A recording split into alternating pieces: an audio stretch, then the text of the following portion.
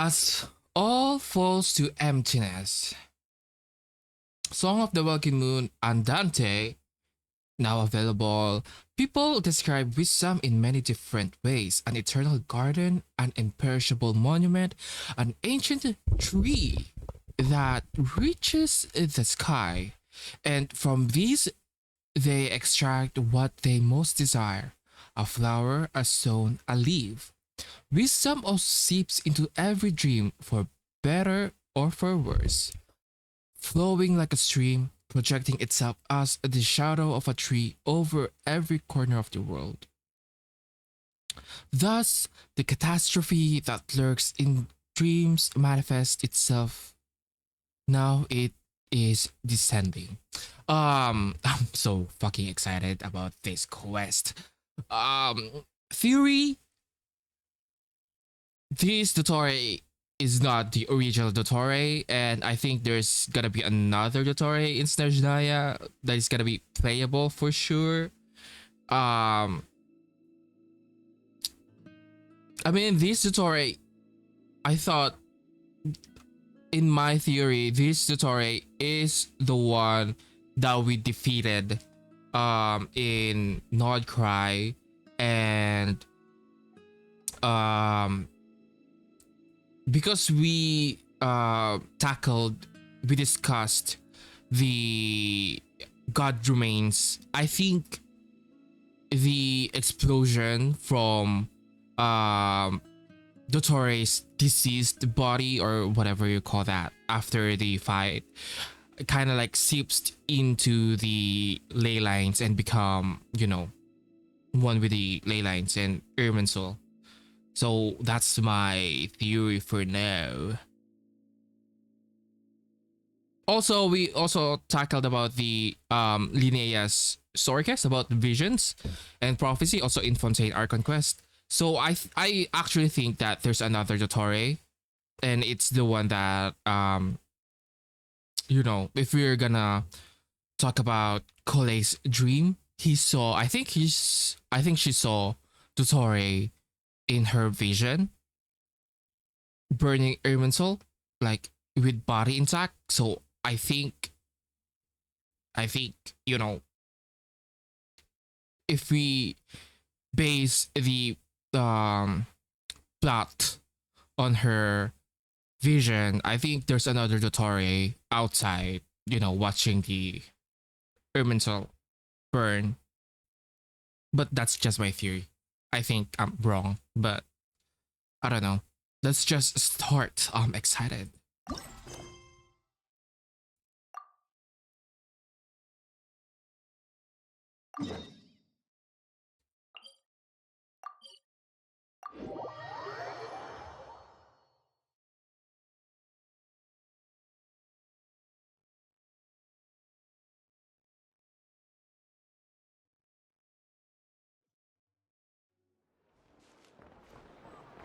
Damn, so you're not gonna trigger it?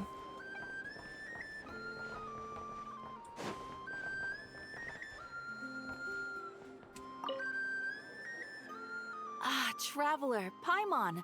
It's been a while. It is, ma'am. As it happens, there is a letter here for you. One moment. Here. A letter? From who? For me. Dear Diary, I'm Kale. I work as a trainee forest ranger Dear under Diary. my master, Tainari. I'm also studying at the academia. Dear Diary, okay. I've been getting better and better at reading lately. Mr. Al-Haytham says that the written word is a crucial medium for exploring the world and understanding oneself. That's why I decided to start this diary. That said, what should I write about? Things are pretty quiet in Sumeru these days. Life is good. Every day is a fulfilling and happy one. Oh, sweet summer child. You're so innocent. When I think back to the days when I suffered from Elazar, or way back to when I was injected with God remains, God remains. Oh. I'm in a much better place now. I hope it stays that way forever. Oh my god, you sweet child. Okay. I'll leave it there for now. Master said he'll take me shopping in Sumeru City today, which is great. because I've been meaning to visit the toy seller at the Grand Bazaar for a while now. Imagine, after all this, she reread her diary. She looked back into this moment and got traumatized. Bruh. Kale, time to go. Seros? Yes, Master! Huh?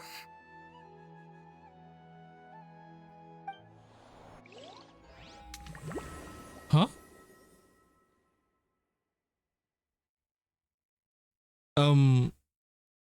What?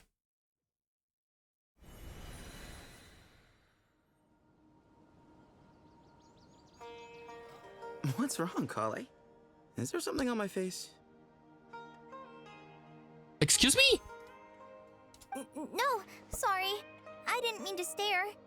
Did Master Tainari send you to pick me up? Master Tainari? What are you talking about? Tainari is the General Mahamatra. He's probably Wait. busy arresting criminals in Sumeru City. I mean, if that's what floats your boat, I can introduce you, but... Sir? Wait, Master Tainari is the General Mahamatra? But what about Mr. Sino? Sorry? Oh, you mean that guy who just joined the Vahumana Darshan? Rumor Bahumana? has it he's the leader of the Temple of Silence. If that's true, it's pretty impressive. Oh, they switched positions. Sounds like you've been getting to know more and more people since you joined the academia. That's great, but don't let your forest ranger duties fall by the wayside, okay? What's going on? Sethos is acting like he's my master, and Master Tainari has taken over Mr. Sino's job. Is this some kind of prank? If so, it's a weird choice of prank. But anyway, Sethos doesn't look like he's joking. Oh no. What is this all about? Oh no. Not again, Samsara? Hey, you're zoning out again. I'm gonna buy some tools for the rangers. Why don't you stretch your legs a bit? It's been a while since you last visited the city, right?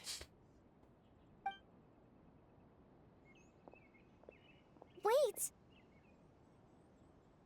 He's right. It has been a while since I last visited Sumeru City. Was it always like this? I mean, it feels familiar, yet somehow... something seems different. Is this really Sumeru City?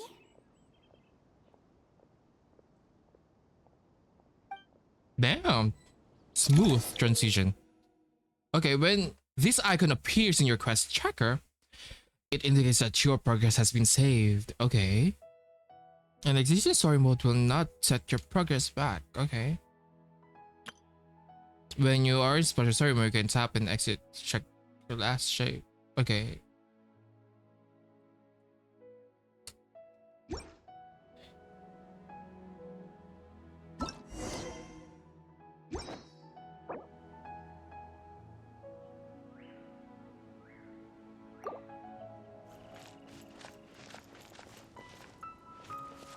Call it, you sweet sober child.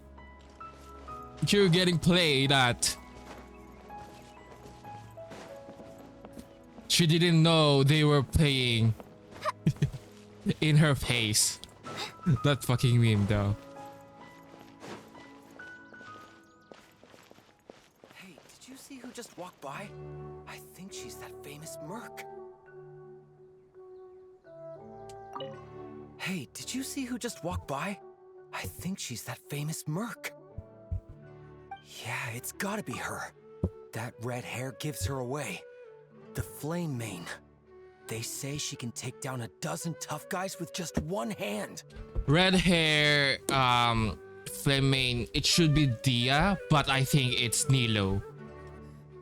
Hey, did you see who just walked by? I think she's that famous merc. It takes courage to maintain a peaceful life, too. It takes courage to maintain a peaceful life, too. Hello, my name is Hussein. Hussein. I'm responsible for managing administrative affairs in the Grand Bazaar and Treasure Street on behalf of the Academia. It's always one thing after another. If only everyone was as good-natured as the great merchant Kave Bay. Oh my god. It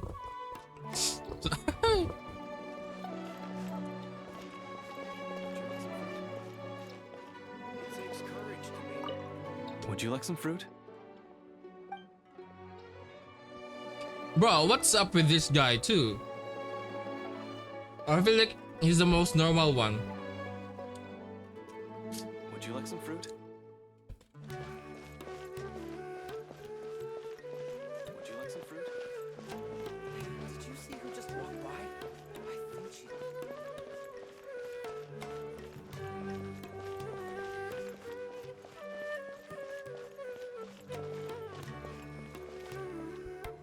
What if we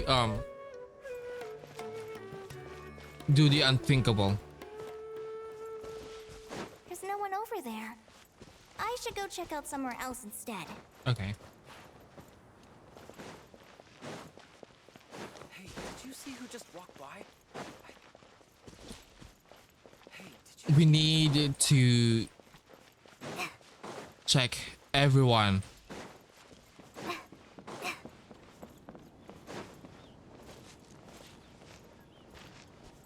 There's no one over there. I should go check out somewhere else instead.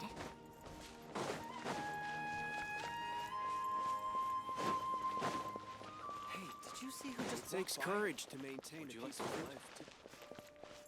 How will I ever save enough money to buy that custom-made axe with floral carvings from the blacksmith? How will I ever save enough money to buy that custom-made axe with floral carvings from the blacksmith? What do you need that for, ma'am? To use as a weapon, of course. As Hussein's secretary, I must ensure his safety. Don't underestimate me just because I'm a homemaker. I used to be a mercenary in the Corps of 30. Peace is precious, but you must always be prepared for the worst.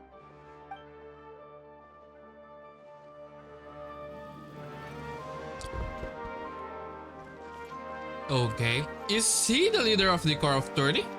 How will I ever save enough money to buy that custom- Like in real life? It takes courage to maintain a peaceful life, too. Hmm.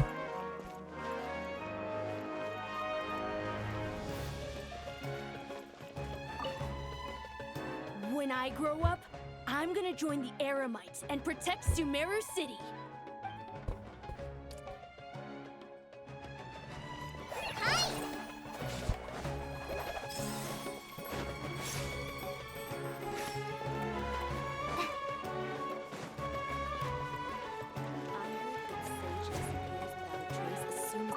I heard that Sage disappears without a trace as soon as he gets off work. It's a little mysterious if you ask me. I think the sage is Al-Haytham. I heard that Sage disappears without a trace as soon as... Oh my god. Lord Kabe Bay, did you get a chance to review this month's accounts?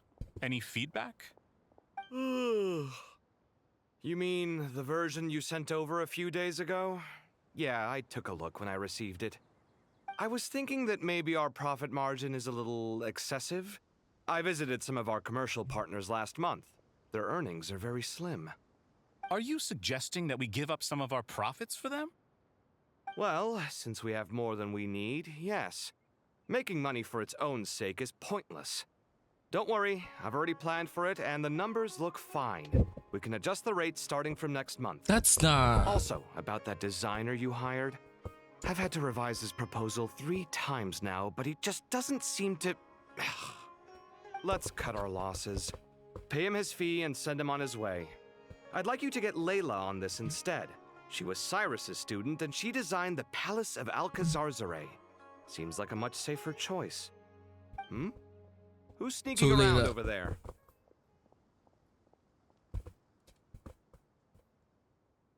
Mr. Kave?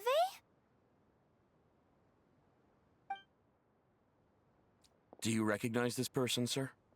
No. Yes, it's all right. We've met. This is Kale, Sethos' trainee. He brought her along the last time I went for drinks with him. What brings you to the city, Kale? Is your master here too? No, this is all wrong! Why is Mr. Kave saying that too? Tainari is my master, not Sethos. This can't be real. I have to ask someone else. There's gotta be someone else out there who still remembers the truth. Hey, wait! Don't run off! How strange. What's gotten into her today? It's like everyone switched places. I guess I'll keep looking around. Sage disappears without a trace as soon as he gets off work. Remember a while back when I was working on a renovation plan for the House of Dana? Well, I submitted a report to the Grand Sage and he rejected it.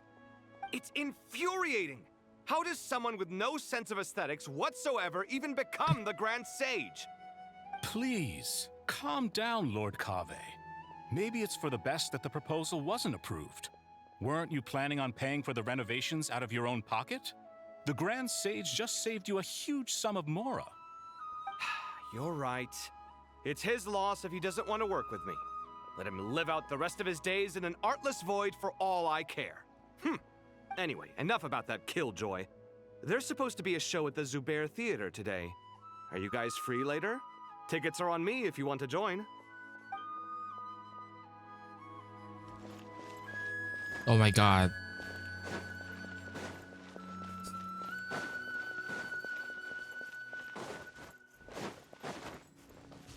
I heard that Sage disappears without a trace as soon as...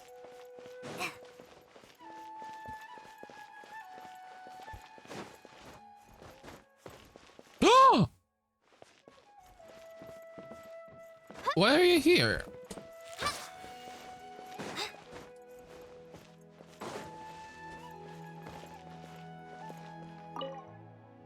The Grand Sage always used to disappear the moment he got off work, but recently, for whatever reason, he's been seen sifting through records in the House of Dana late into the night. We asked him if there was anything unusual going on, but he answered us with a question of his own. Don't you find it strange that someone with my personality would willingly accept the position of Sage? Oh. I think they are implying that Hytham is also awoken of this dream or something.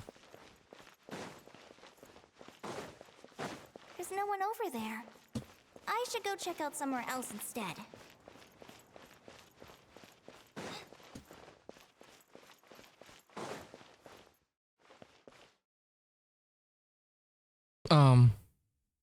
The fuck are you doing, man? That is not blacksmithing. Excuse me?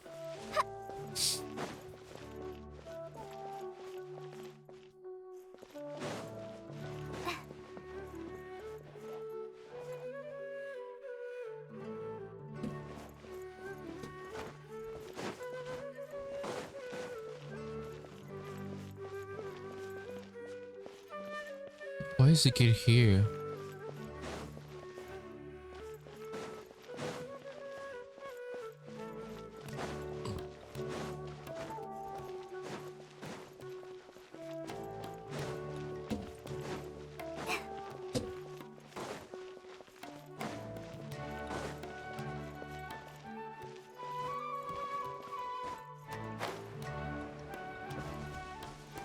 I might trigger the quest.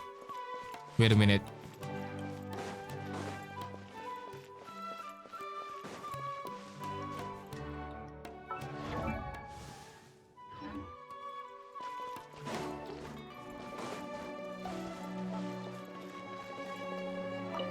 Hey, bud, can I ask you a favor? Is it alright if I borrow your thesis? Don't worry, I'm not gonna copy your work. I just need it as a reference. I guess that's okay. But if our theses end up sounding too similar, it's gonna be easy for them to spot. Yeah, trust me, plagiarism's the last thing on my mind. The only reason I ask is it's been really hard to get my hands on any reference material lately. why don't you go ask the Grand Conservator? Candace should be able to find you what you need. She's super friendly. I'm sure she'll be happy to help. Really? I always assumed she'd be tough to negotiate with. Fair enough. I'll try my luck at the House of Dana later then. Conservator. Dunyarsa? Would you like a cup of coffee? Would you like a cup of coffee? The store's been pretty busy lately. Lots of customers have been feeding Ashru, who watches over the shop, and now Ashru's put on quite a lot of weight. Maybe I should put up a sign saying, please don't feed the cat. Acting manager Pushpa Cafe? Would you like a cup of coffee? Oh my god, what's happening? Students are under so much pressure these days. Sometimes I just want to write their papers for them. Students are under so much pressure these days. Sometimes I just want to write their papers for them. Peculiar papers come to me for review every day. I really wish they were able to relax once in a while and not be constantly plagued by academic conundrums. It doesn't do a person any good to spend too long down the rabbit hole. Ma'am, your event says otherwise, I think. I think she is part of that one event. Alrani?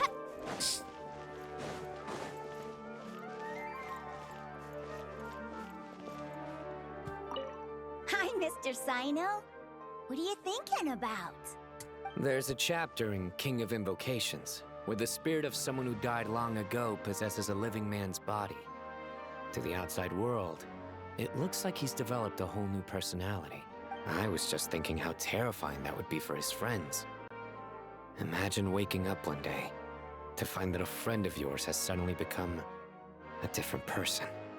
So what got you thinking about that? I don't know, but something feels off. Everything looks fine on the surface, but can human perception really be trusted? Oh, I feel like Sino is also awake, I think.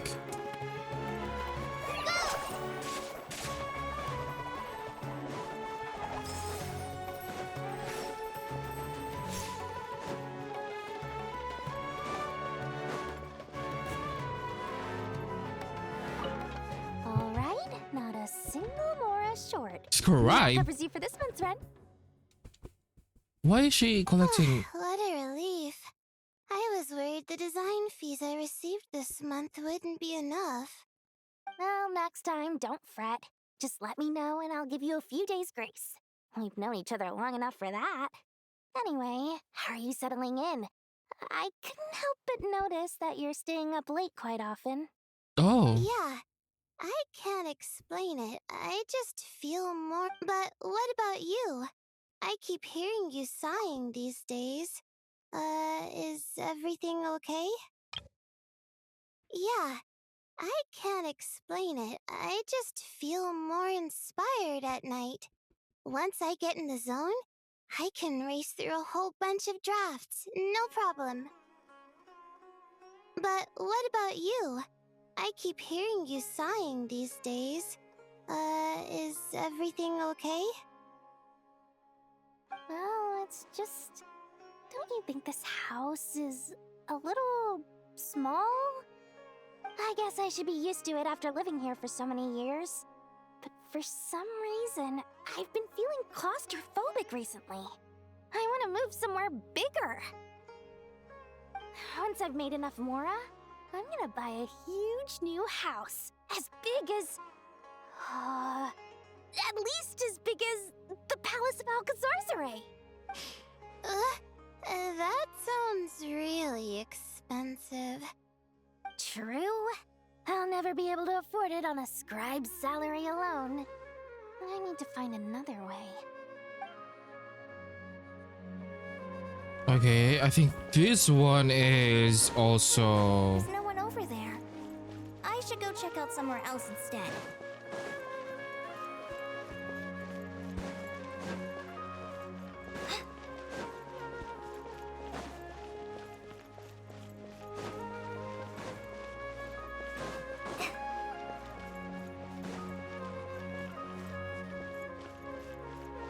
Okay.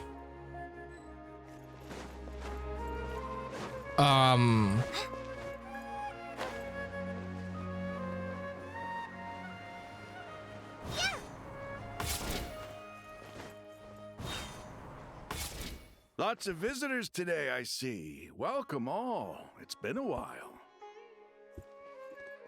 Hey, Rahman. You know that guy who sells face powder on Treasure Street? I haven't seen him around in a while. Any idea what happened to him? Oh, you mean a Hongar? Yeah, he got into a brawl with Shavirme on Treasure Street. He's been banned from setting up shop there for now. Seriously? Oh, well, that's a shame. I was planning to pick out some makeup for you. Oh, don't worry about it. The legendary Flame Mane discussing makeup with the Zubair Theater star dancer. Now there's something you don't see every day. Flame Mane? You know, I'm not actually sure when people started calling me that. Maybe the other Eremites thought I needed a fiercer title to scare people off? To be completely honest, I think the title would fit you better than me, Dia. You think? Can't say I've never imagined myself as a merc. If I ever give up the dancing, maybe I'll head to the desert and give the Eremite life a try. I don't know why, but like I feel like Nilo's voice is different. I don't know.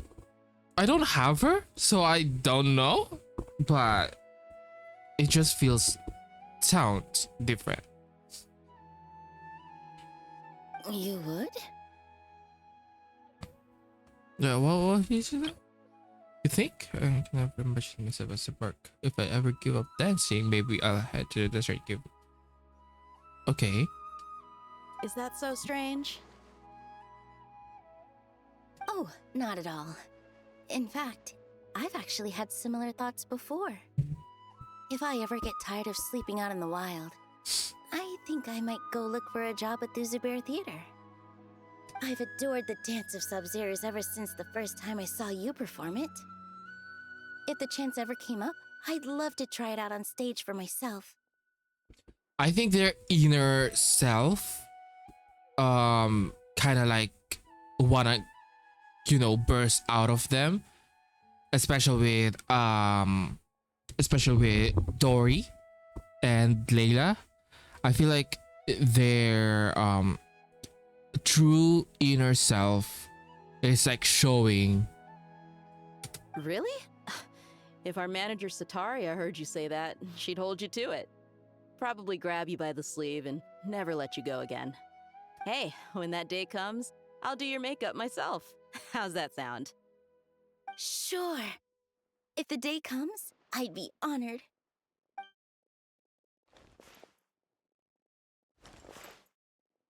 I like these Everything I've ever known. Suddenly it's all a jumbled mess. The question is, who's right? Them or me? My head feels so heavy. Oh my god. I can't think straight. Cole, hang in there, man.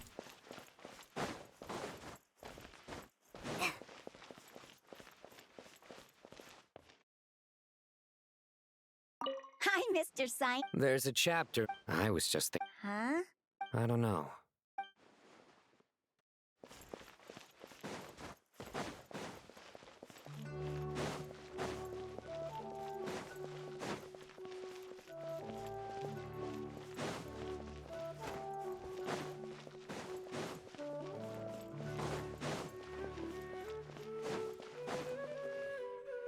Mahamatra Tainari, we've apprehended the suspect. They say that the fool is prone to blind faith, but the wise man is not immune to it either. Siraj, do you have anything to say in your defense? Tainari, you were the one who turned the sages against me. Just a few words of caution from you was all it took to destroy my research. And now you're trying to stop me again? Isn't this the guy? Know that mechanical life is the future. We must cast aside our useless flesh and... That's enough. I'm not in the mood to listen to your lunacy. anyone could tell you how amateur your work is. Karina, Ilias, put him somewhere safely out of the way. Yes, sir. Next on the agenda is... Master? What is it? Wait, did Professor Zahahati send you? She's been encouraging me to take on an apprentice. Might be getting a bit ahead of herself there, though. No, Master! It's me! Kale! Listen to me. Something really weird is going on in Sumeru City. It's like everyone's identities have switched around. You're not the General Mahamatra. You're a Forest Watcher. Just yesterday, we agreed to come to Sumeru City today to go shopping together, and... All right, there's no rush. Let's back up a little. Your name is Kale, correct? Although this is our first meeting... First meeting? You seem strangely familiar somehow. Is there anything I can help you with? No.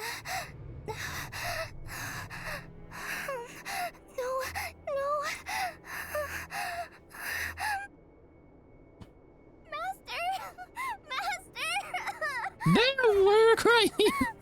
You're gonna make me cry, man. Stop. What is it?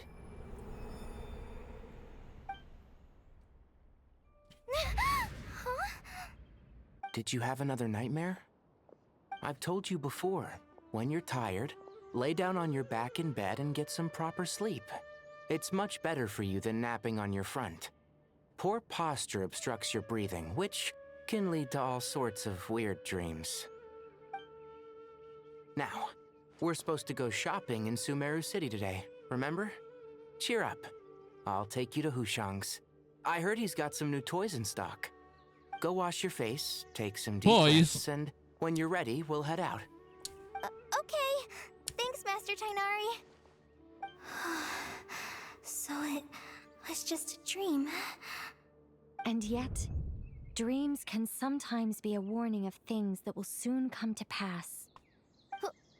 Who said that? Ma'am, you're gonna scare the kid.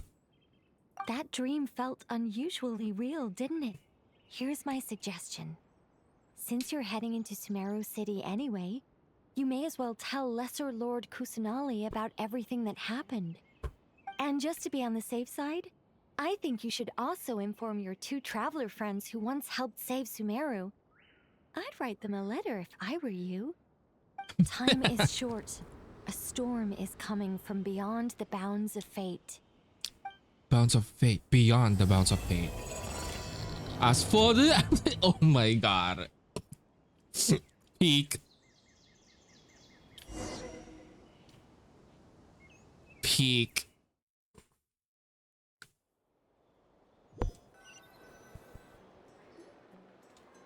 What a strange situation.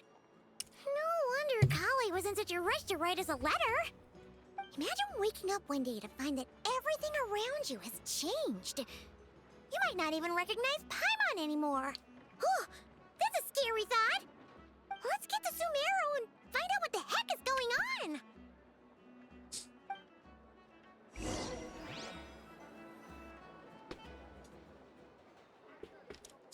I love this quest.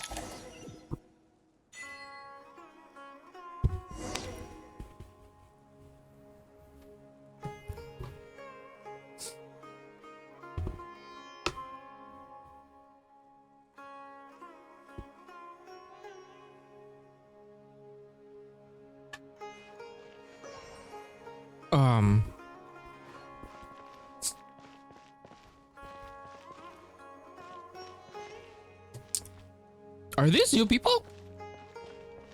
I feel like there's something new about all of this. I can't believe I have to move so far away on such short notice. I made an automatic watering device so that my flowers won't wither and die while I'm away from home. Hey, do you think renovation works is the real reason they're moving us to Caravan Rebot? All of them? There's a rumor going around that Sumeru City's buildings aren't earthquake resistant enough. Maybe that's it? All we know for sure is that the order came down from the Dendro Archon herself. Oh my god. All of them? Heek. Baladhuri Vahumana Sage. Damn, that beard though. This is the first time I've seen this guy. Bro, not even... Oh, okay. Thank you, Sage Baladuri. You really didn't have to stay with us to the end. Don't mention it. I'm your teacher. It's my job to look after my students. Sir... Is Panya doing okay? I think so. She just left the city with her mother. This will be her first trip away from home. She's handling it much better than I imagined. As her father, it's quite a relief. I just hope they have a smooth trip. Pack up your things. It's time we got going too. The voice of this sage sounds young. Everyone hold hands. Oh?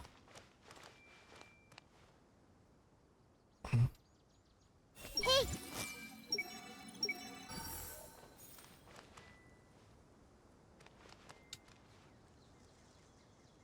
I see everything.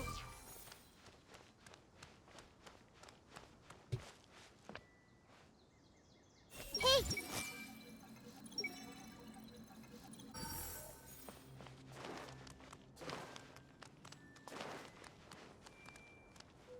I see everything. Oh my god. Why are there no... Hey. There's no thingy. What do you mean you can't read their minds? Everyone hold hands. As if work and family aren't enough to deal with already. Now they're telling us to move to Caravan Rebot because of renovations? Huh. I bet it's just some vanity project. I bet don't not. trust the Dendro Archon, nor any of the sages. Especially not that new Grand Sage, what's his name, Nephis? If you ask me, he's the worst of the bunch. Nephis is the new Grand Sage? Is this real? Oh my god. Nephis? It's Tainari's teacher, right? Nephis? The bob-haired guy?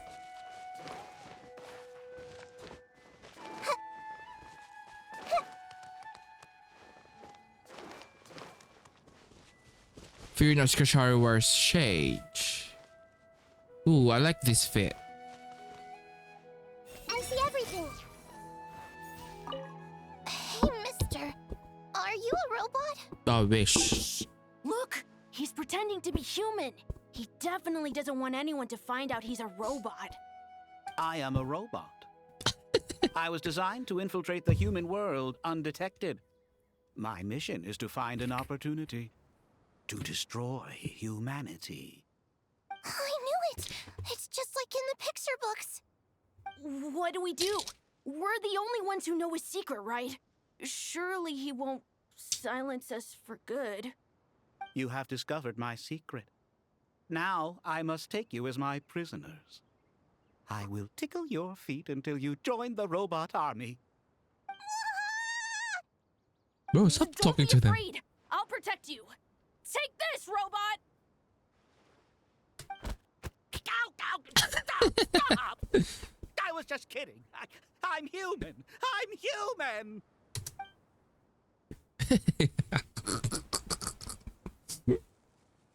Bruh.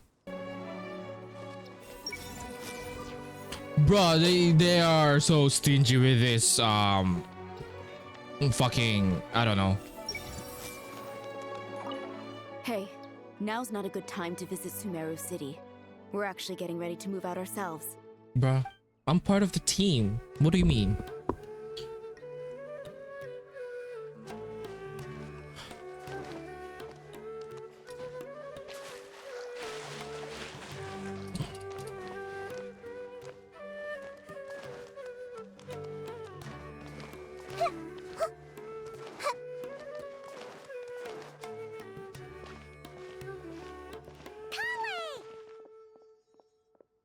traveler, Paimon!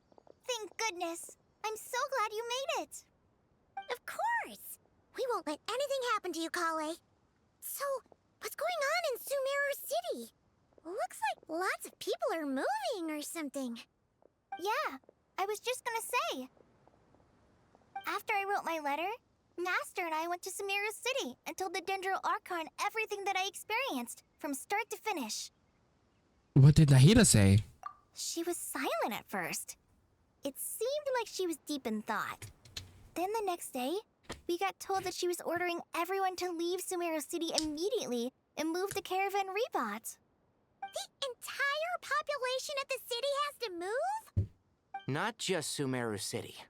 The evacuation also includes Lokapala Jungle, Avidia Forest, Ashavan Realm, and Ardravi Valley. Basically, everyone living in the rainforest must temporarily relocate to Caravan Rebot. Holy smokes! It's crazy! Yes, it's quite an operation. Even if people only bring the bare essentials, the scale is simply enormous. They've requisitioned almost all the Sumpter Beasts in Sumeru for the task, including the entirety of Dori's Sumpter Beast Park. All on account of that dream Kale had? Why did Nahida give any indication as to why?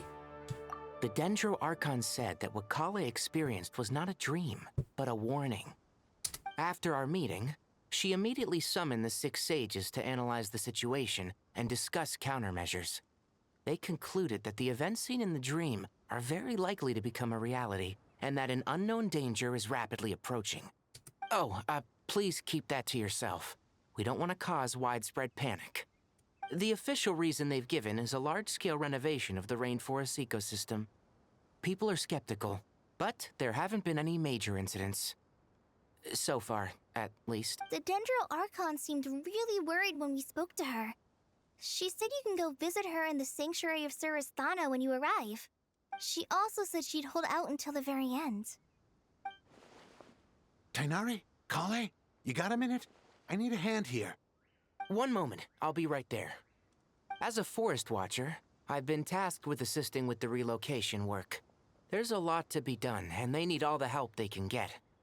This will be the final group of evacuees from Sumeru City. While they're away from home, they'll be heavily reliant on outside help. Thank you for coming in our time of need. As you can see, another crisis is upon us. Excuse me, sorry to trouble you, but could you help an old man find his medicine? It's buried somewhere in my luggage. Where's my mom? Where did she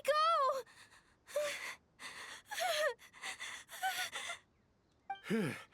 Don't worry, it'll be okay. Girl, this man is items stressed. are worth a small fortune. Make sure you store them somewhere safe. You understand? I bet you thought you'd get away with this in the chaos, huh? Guess again. No petty thief gets past me.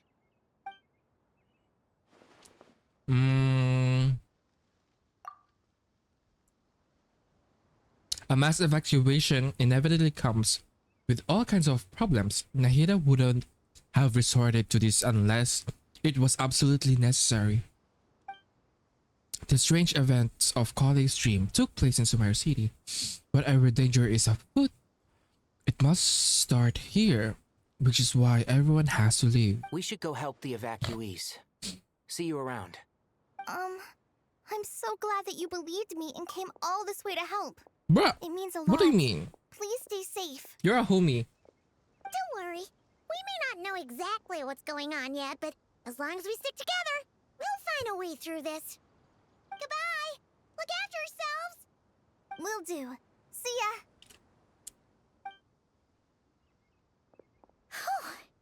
Paimon's not sure how she found the words to comfort Kale because, honestly, she's kind of nervous herself.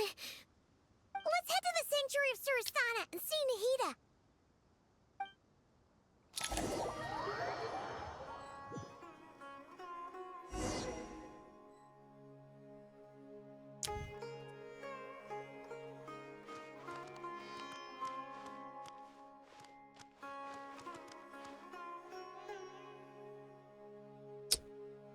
You know what I wanna do? is to change Ether's outfit to his original one, because I want to know, because for immersion purpose, but I want to know if it changes in cutscenes, but I don't think it would. But like, I really like his original I like this more. What the fuck? Never mind. Never mind. Oh. Who goes there? No unauthorized access to this place. By order of Mahamatra Sino. Arav. Are you blind? It's the Traveler and Paimon. Surely you've seen them before. Are you blind? Huh? Oh, so it is. I'm sorry, I haven't been sleeping well lately. My nerves are a little frayed. That's sleeping regulars, eh? What's troubling you? The Dendro Archon is in a very vulnerable state at the moment. Mahamatra Sino is concerned that our enemies might choose this moment to strike, so he's ordered us to strengthen our defenses. Just seeing you two again already puts our minds at ease. Please, enter. I'm sure everyone's expecting you. Bruh.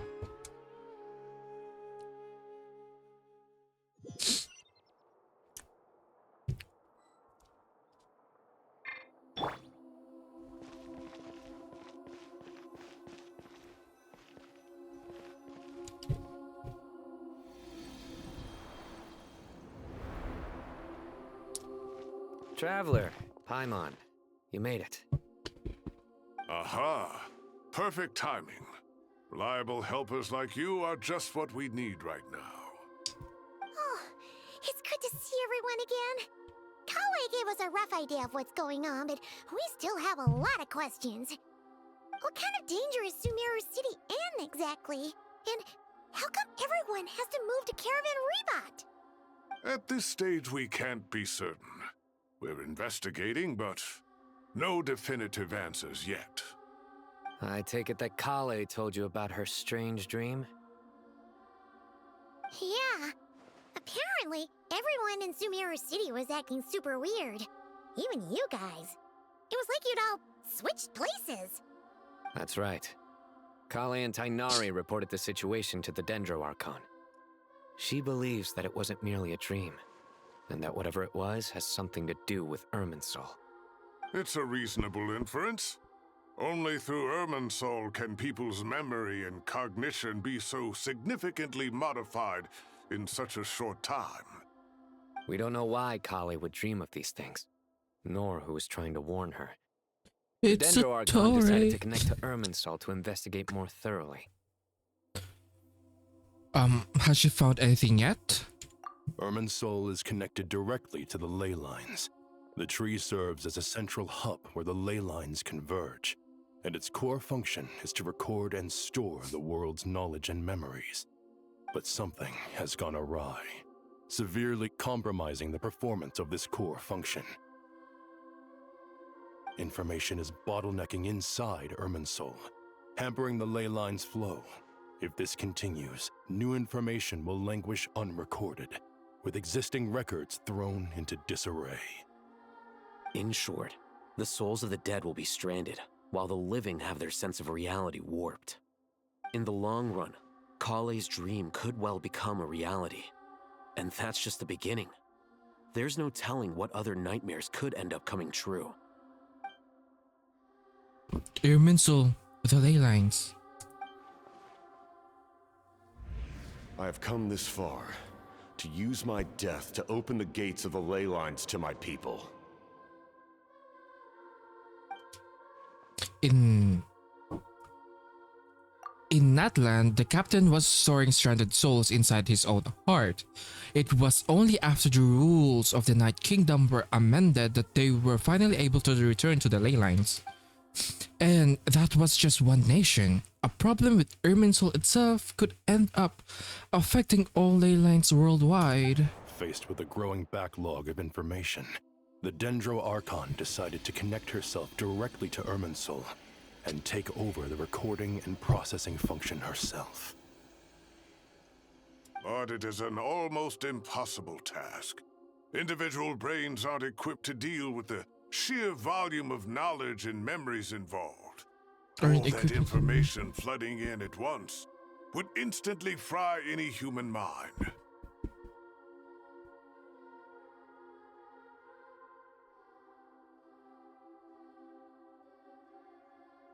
And for a god, even for a god, the suffering must be unimaginable. The Dendro Archon's power originates from Irminsul. Any issue with the tree itself takes a toll on her to begin with. On top of that, she's subjecting herself to the grueling task of processing all that data. It must be torture for her. And despite all of this, she is somehow finding the strength to investigate the Irminsul situation from within and send us her findings. I finished analyzing the latest data. Looks like our working theory was wrong. There's no signs of Irminsul having been attacked from the outside. So it's internal then? Some sort of disease, perhaps? No. I've spent half my life studying the ley lines.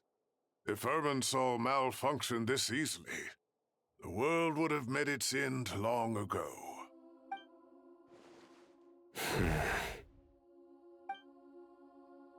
Sino? What is it?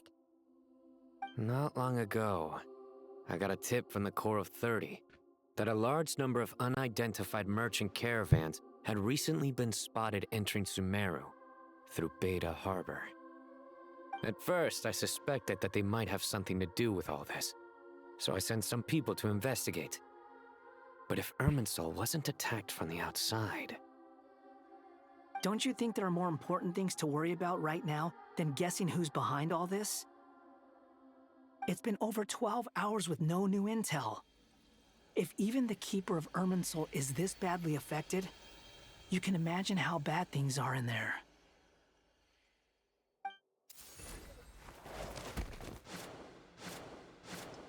Dendro Archon.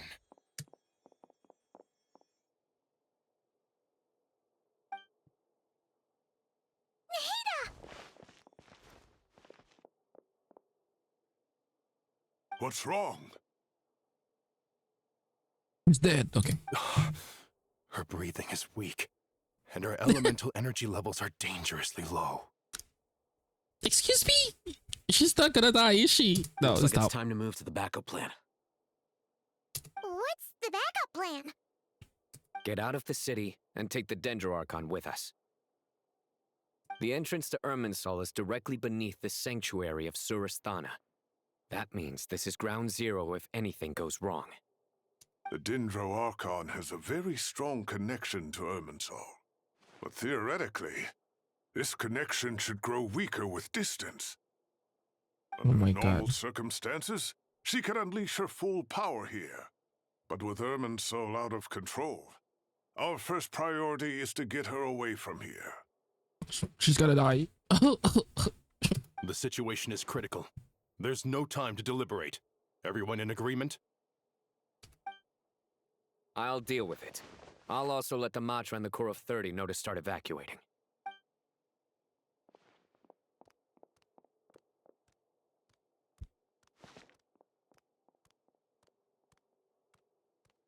Aww. Let's go. No sense grieving when there's nothing more we can do. She's gonna die. Bro, I'm gonna cry. Agreed. We'll be back as soon as this is over. Sir, the Bob is so cunty. I'm sorry.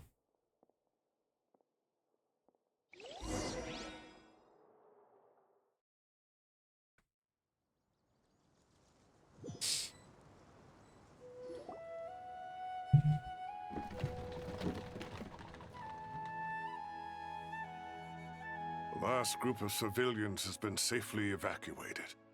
Dendro Archon's carriage will travel with them. Sino and Hat Guy will protect the convoy.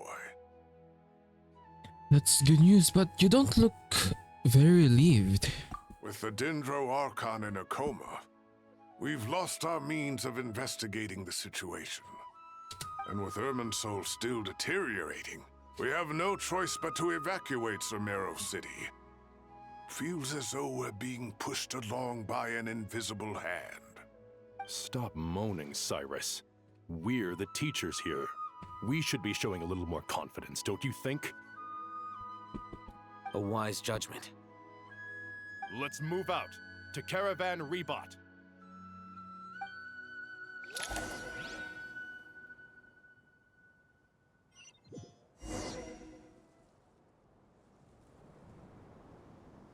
Sir, all units are in position.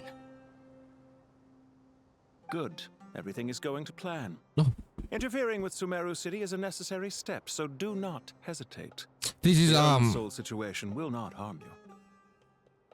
This is Pantalone, right? We all agreed to that. We need to speed things up here too. We don't want to keep our client waiting, do we? No, sir. You have my word. Everything will be completed on schedule. Okay.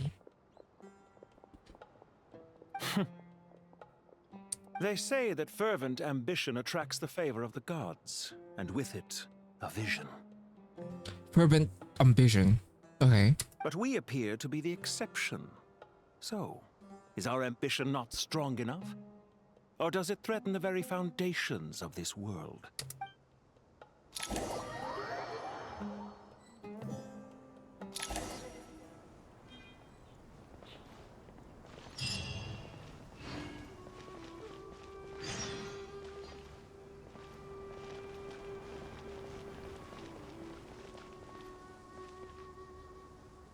What's this? Oh, it's the Rebot. Okay. It's a caravan.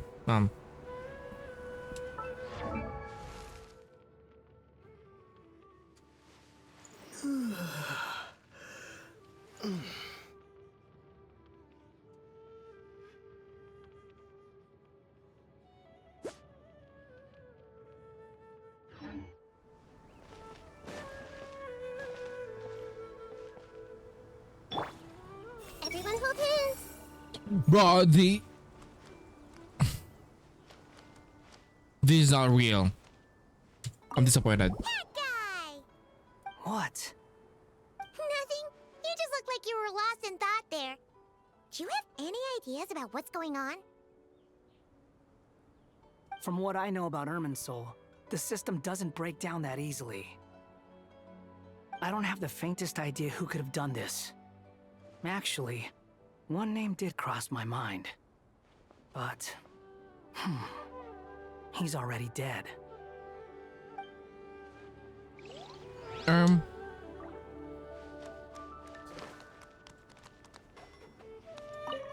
So, can I assume that this period of time away won't count as part of the rental period? Maybe we should deduct it from next month's payment. Sure. Great! Wait, why are you suddenly being so reasonable? What's the catch? I'm always reasonable with rental payments. Like the time I refused to let you use that wine you brought home as collateral. That was a perfectly fair request, and you know it! Everyone runs low on funds now and then, don't they? And that bottle of wine wasn't cheap. You ought to be thanking me. Anyway, Sumeru City should be empty by now, right? With no one at home, I've been worried about security. I'm worried about burglars. What would they steal? That new scroll you bought? Ah! I'd almost forgotten about that. Oh, I only went and hung it up in the most conspicuous spot in the house. If anyone breaks in, it'll be the first thing they see. Well, no one but you gave it a second look while it was on display in the shop. I doubt anyone would go out of their way to steal it. You say that, but what if there's a thief out there who shares my aesthetic tastes? Then you can only hope he shares your taste in expensive wine as well. Always worth having some collateral. You! Okay.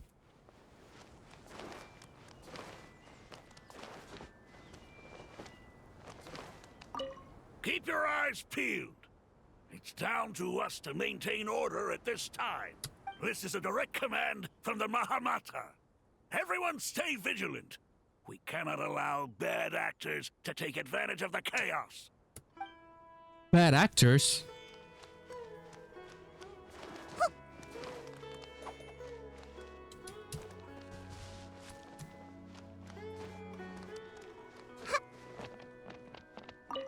Take this medicine and get some rest. Long journeys are fatiguing at the best of times, and it's taken a toll on your health. Please focus on recovering for the next couple of days. Got it. Thank you. Oh! You know what? This outfit reminds... No, not the outfit. These... What do you call these? These twig branches on the head. Reminds me of that... ancient civilization in... Nicole's teaser. And Historia and Josephus in Temple of Space.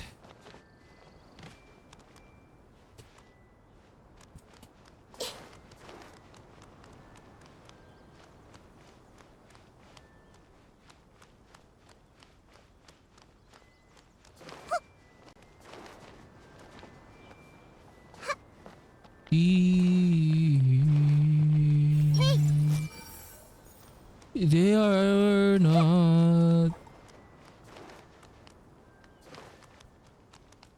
Oh, isn't this Soteria? Soteria, is that the name? Oh my god, I forgot the name. But that girly pop.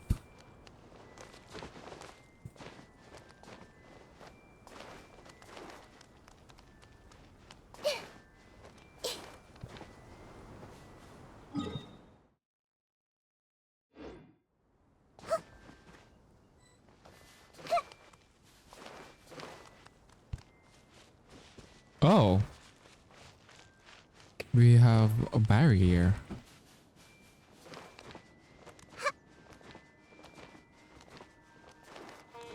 Can I go back to... Oh, we can't. There's no... Oh my god. Okay. Never mind, I guess.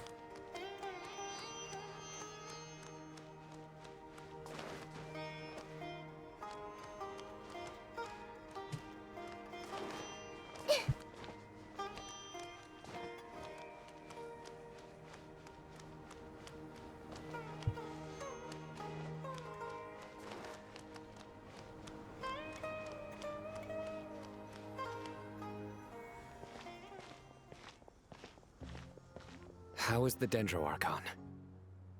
Her breathing is steady.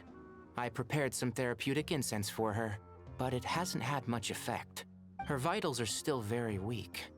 Based on the information you've provided, I have a working hypothesis.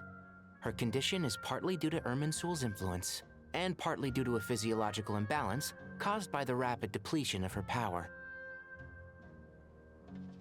Okay. Elemental energy usually flows through the body at a relatively constant rate. The body grows accustomed to this rhythm, so when it's thrown out of balance, physical symptoms will appear. Okay. Is this similar to the ley lines? Overloading and withering both directly affect their vitality, potentially causing irreversible damage. Electro and Pyro? Correct. From a biological perspective, if you overexert yourself, you pay the price with your life. The Dendro Archon is not only drained of power, but her life force is at a critically low level. Is there any way to restore her health? I know the ley lines have strong self-healing abilities. As long as any blockages or pollutions are dealt with, they can quickly regain their vitality. But what about people? Well, gods. What's their capacity for self-healing? Before we think about that, there's a bigger predicament to resolve. Restoring the Dendro Archon's power requires us to heal Irminsul first. But that will be extremely difficult without the Dendro Archon's power. we getting lost here? Oh my god. Tighnari and Sino are discussing the current situation at pace. I have to concentrate hard to keep up. Master Tighnari and Sino look so serious. I've not heard Master speak in this tone for a long time. Tighnari. Power Rangers, okay.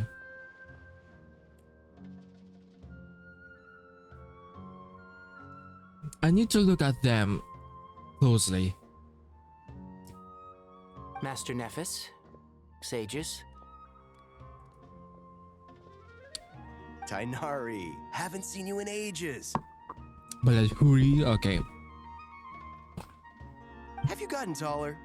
Or did your ears get longer? Why is your voice so young? Well, you look like that. Hopefully the former, Uncle Baladuri. Sino, where's Professor Cyrus? I thought he'd be with you.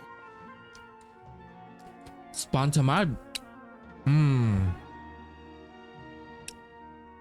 I like him. He went out into the wild to investigate the situation. He said that the Irminsul anomaly will likely start to affect the real world soon. He shouldn't be trotting around alone at his age. Which way did he go? I'll look for him later.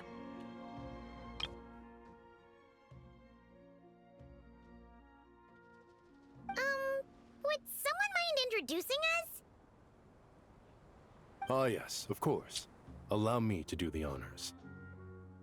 I'm sure we're all familiar with the Traveler and Paimon. They're the heroes who helped foil Azar's conspiracy and save Sumeru. These gentlemen and I are the 6 current sages of the Academia.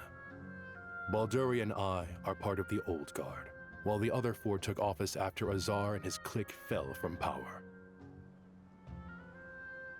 We have Sage Alkindi of the Spontamad Darshan, Sage Farnas of Kasharawar, Rataoist Sage Shakir, and finally Haravatat Sage I like that. Rusht. I like him. Nice to meet you all. It's an honor. We'll be working together closely to resolve the crisis. I've heard much about you. Delighted to finally meet you in person. You're younger than I imagined for someone with the power to stand up to fate itself. Thank you for lending your aid to Sumeru once more. Once we're on the other side of this, could we get a photo together? My daughter has a friend named Isak. He's always talking about you two. Isak. That name is so familiar. Isak. Oh, it's Isak. Familiar name. Of course! No true hero would deny a child their wish. Back to business. So with the Dendro Archon currently in a coma, the people have taken temporary refuge at Caravan Rebot, but they cannot stay here forever. We need to come up with a plan as soon as possible. Farnas, any thoughts? Well, firstly, having reviewed the data, I'm inclined to agree with your assessment. This doesn't look like an attack on Irminsul from the outside. Rather, it resembles a malfunctioning machine. Calculations going haywire and sparks flying. That being said, before we consider how to fix it, we need to understand precisely what has gone wrong.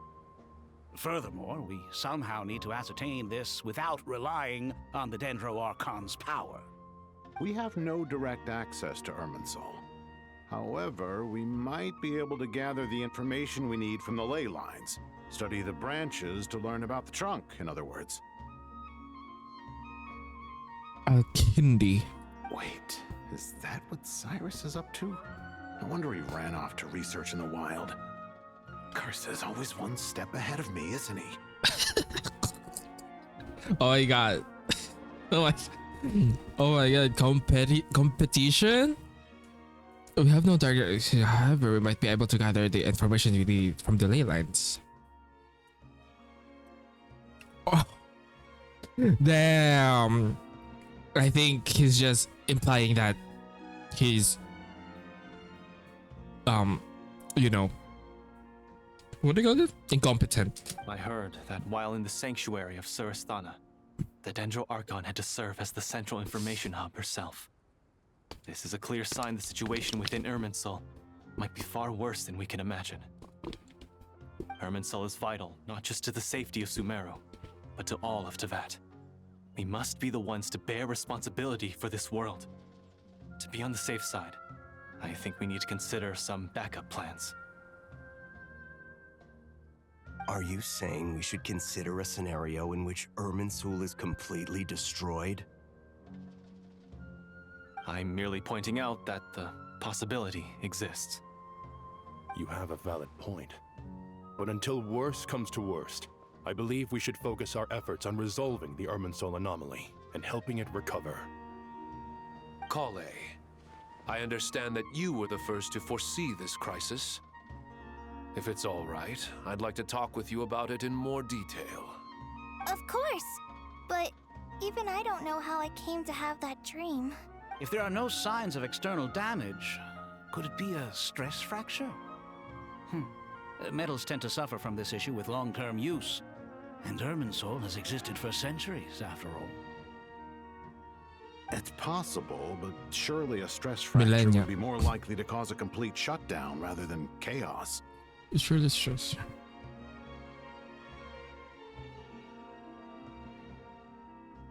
Sages, General Mahamatra, sorry to interrupt, but something has come up. What happened? Some citizens didn't believe that Sumeru City was really in any danger. They slipped away and hid during the relocation, intending to return home. How many people are we talking?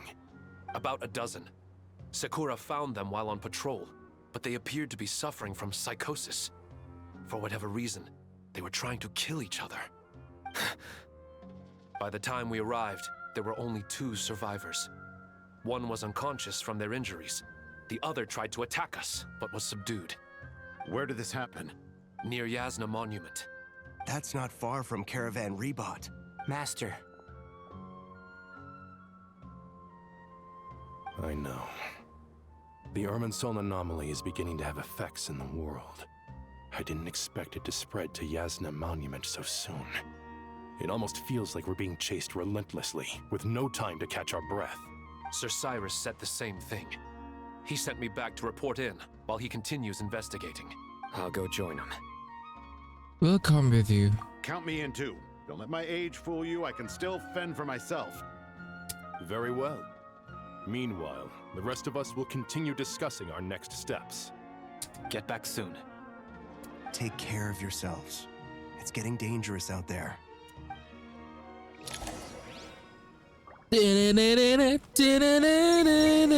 Bro, this is so... Hira, you're disappointing, man. You're not doing your job.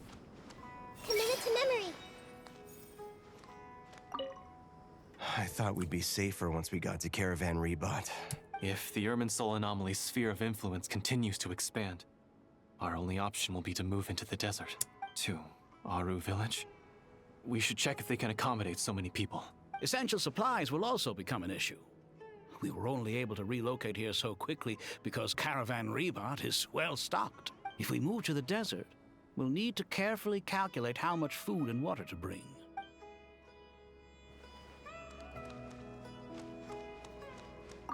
Don't be nervous, Kale. I just wanted to ask, have you ever had similar dreams to this one before? Similar how? Dreams so vivid, they seem real. Filled with strange or dangerous things that you cannot explain. Let me think. There was one time, I don't remember it very clearly, but I saw fire. Fire? Yeah. I wish I could give you more details, but all I remember is fire everywhere. From the sky to the ground, everything was burning. The heat was unbearable, and ashes were blowing in the wind. I doubt this dream was a mere coincidence. Perhaps it was some kind of prophecy? And yet, you've never studied astrology. I'm at a loss to explain it.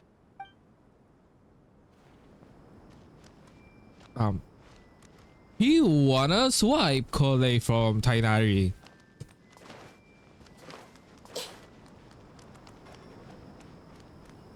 A face. Thank you for everything, Tainari. Don't worry about me. I'm fine. But if you don't mind me saying so, Master, you're looking a little nervous yourself. I only just got appointed as Grand Sage, and now this happens. It's quite overwhelming. Looking back now, I don't think I handled the situation with Azar very well at all. Yes, I protested, but I went about it the wrong way. Instead of helping, I just ended up getting locked away. Now that I'm the Grand Sage, I have to be responsible for everyone's lives, including the dozen or so who fled to Yasna Monument. I can't help but blame myself for their deaths. I mean, it's not your fault. It's only natural that you want to do the best job you can. But, Master, we both know perfection is impossible. You're right. We may well be heading into the desert before long. Feeling up to it? Ew. We left in such a hurry that I didn't bring any sun lotion, but I'm sure I can make some from local ingredients here. That was a big part of my graduation thesis, after all. Still remember? Of course, like it was yesterday. I remember asking you if you'd like to stay and teach, but you turned me down without a moment's consideration. Anyone else would fight tooth and nail for the chance to research by my side, but you couldn't get out the door fast enough. Weren't you afraid I'd hold up your thesis and stop you from graduating? If you'd pulled a move like that, I would have reported you to the Matra right away. You wouldn't give me a second chance? What about the bond between mentor and student? I don't care. No, Master. I would not sit by and watch you go astray. Very good. Then I taught you well. Damn. I bet he's gonna kill Nayface if things happens.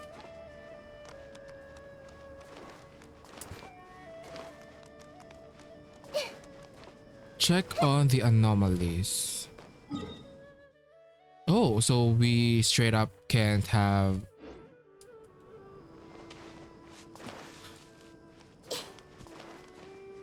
Oh.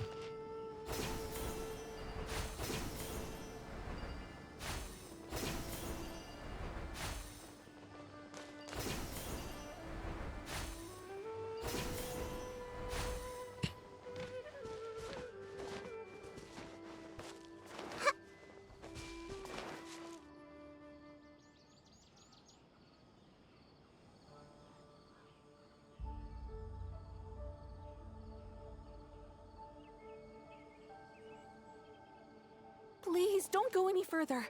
As you get closer to Sumeru City, there's no knowing what dangers you might encounter. So this is our mentally disturbed man? I'm going to gut you all!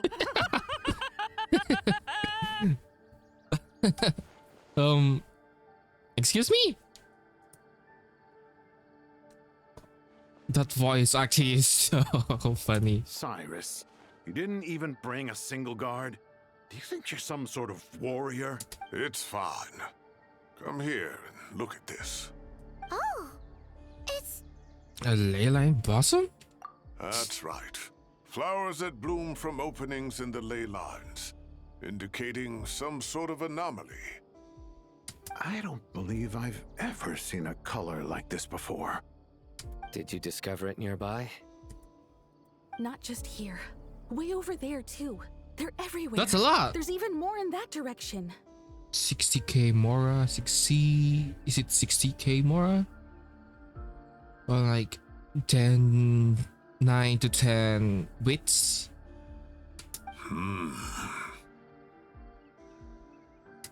How did you ascertain the situation further ahead?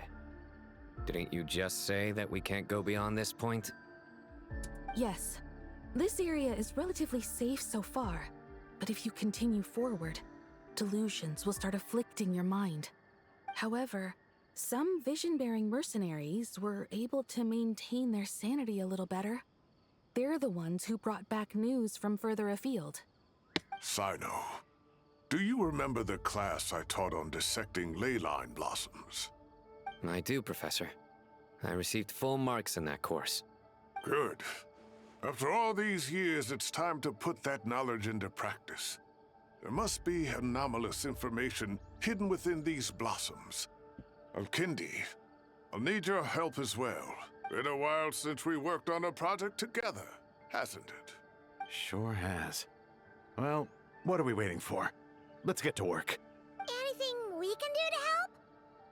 Die. Okay, Nahida once said that Irminsul doesn't contain any information about me, so theoretically I shouldn't be affected by such anomalies. We'll head a little further out. We'll see what else we can find. Will you need my help? I should be fine. All right, well, don't go too far. There's too many unknowns at this stage. Let's regroup at Caravan Rebot later. Don't worry if you don't show up. I'll come and find you.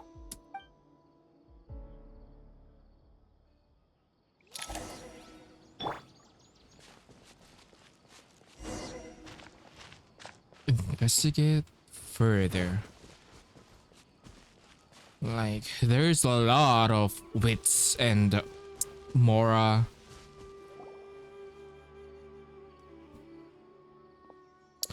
Dark clouds gather in the sky, a sure sign of that a storm is approaching. Girl, that's a literal storm. Slowly but surely, the strange weather is spreading. The rainforest creatures must have sensed that something is wrong, because they're beginning to flee too. We don't have much time left. Talinari said that to help the Dendra Archon regain her power, we need to heal Irminsul, but healing Irminsul requires the Dendra Archon's power. Is there any way to solve this puzzle? That should be the heart of Oasis. All we need to do is light it with the fire seed, and it'll restore a pep with elemental power. That should, all we need to do is light it with the fire seed. The damage it suffered internally will also slowly begin to heal. That's it. If I use Apep's Heart of Oasis, I might be able to help Nahida replenish her lost Dendra power without any need to rely on Irminsul. What is it? You thought of something? I know a way to save Nahida. Really? Then let's get back and tell the others! Girl, we didn't even do anything in this, the Dendro Dragon? Whew. Glad to see you've returned safe and sound. Any longer and we would have gone out looking for you. Well, this is a nice surprise. Paimon sure feels better with everyone we know here. It's great to see you all. We've made some progress, so let's start by giving you and Paimon a quick update.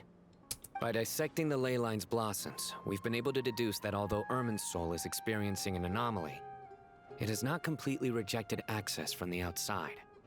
The Dendro Archon has the power to connect to Irminsul, but there's also another way. I assume you recall the devices everyone was wearing when you first arrived in Sumeru? The Akasha? Devices? Oh, wait. You mean... The Akasha terminals?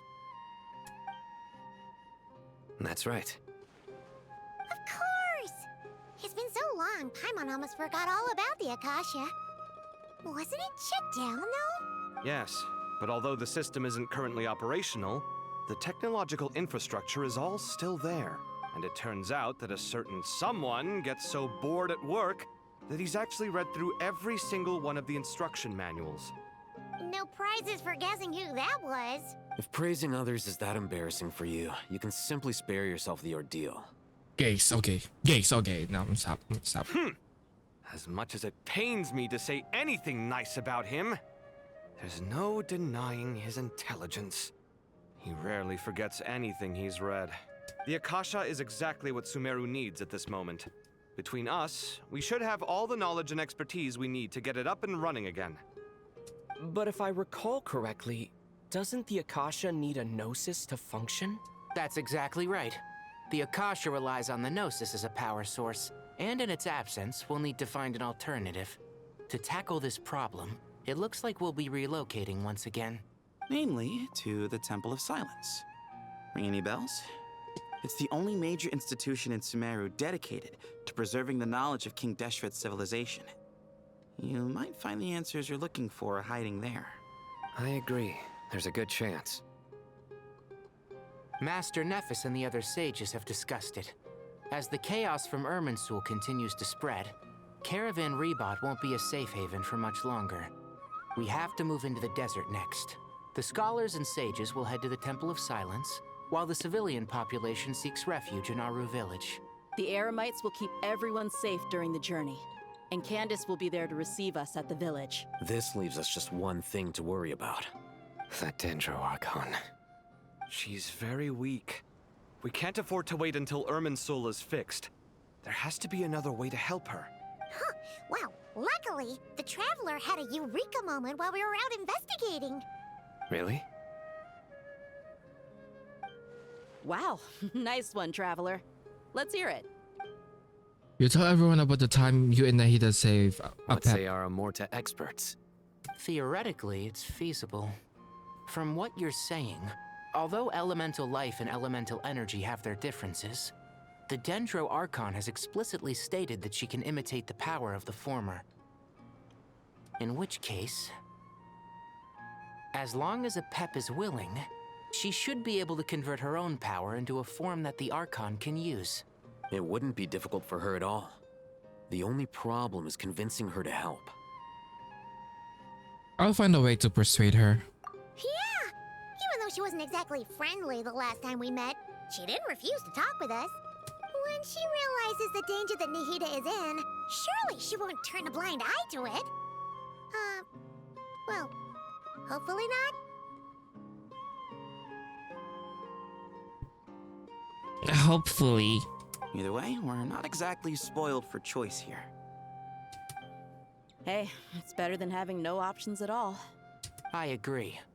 Without Irminsul's aid, the legendary Dendro Dragon Apep may well be the only living thing in Sumeru who can help our Archon recover her power. There's no time to lose. I'll bring this proposal to Master right away. If he and the other sages agree, we'll split into 3 teams. The academics will go to the Temple of Silence to look for a solution to the Akasha problem. The Eremites will escort the civilians safely to Aru village, and the Traveler and Paimon will take the Dendro Archon to see Apep. There's still a long road ahead, and no knowing if we'll make it. But at least we have a direction now. I'll take it over floundering around in confusion. If there are no objections, then let's proceed. But before we adjourn, I would like to leave you all with some parting words. No matter the distance between us, there will always be an invisible force tying us together. Okay. May the bonds forged in the past shine bright like stars and Shine open a new bright like a path diamond. before Okay. our feet. Huh. Is that from King of Invocations? No. This one's from King of Invocations, the sequel. What's the difference? The sequel's much cooler. Couldn't agree more. Well, it was very apropos. Once this is all over, I'll give everyone a copy of King of Invocations and the sequel to show my gratitude. Come on, let's get moving.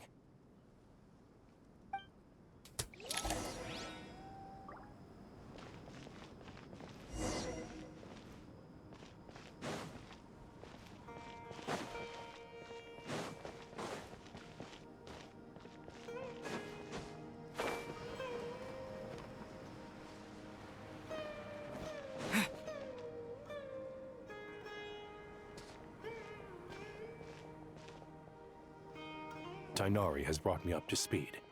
I approve of your plan of action. But we can't proceed with everything right away. The people need to rest.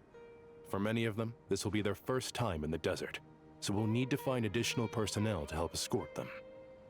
You two, please go on ahead with the Dendro Archon. Let's rendezvous at the Temple of Silence later. No problem. We got this.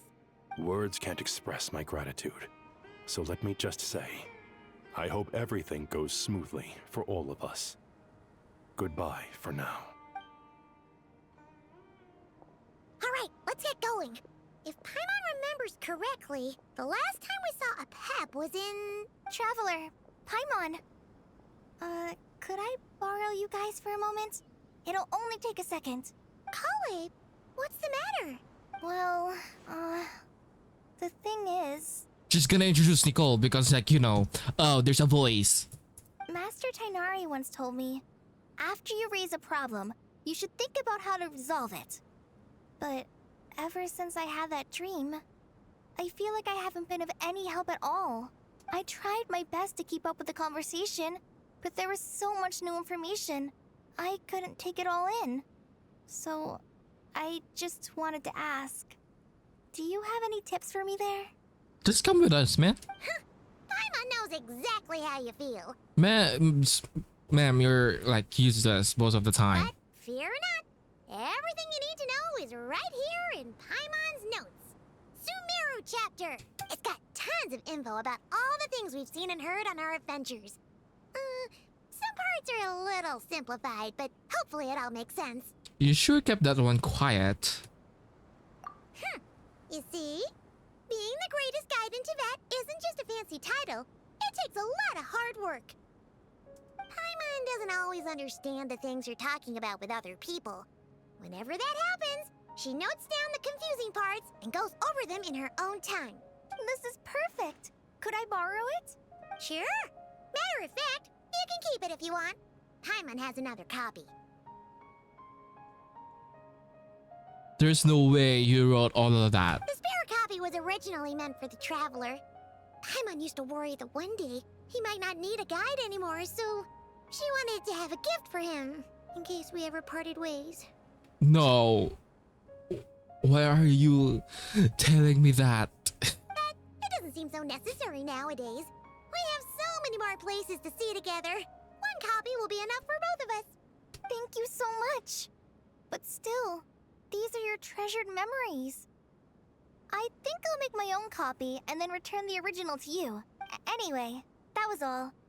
I won't keep you any longer. Have a safe trip. See you again soon. See ya! Alright, time to bring the Hida to see a Pep. Let's hope that old Grouch is in a negotiating mood. Grouch? You can view get in also, okay.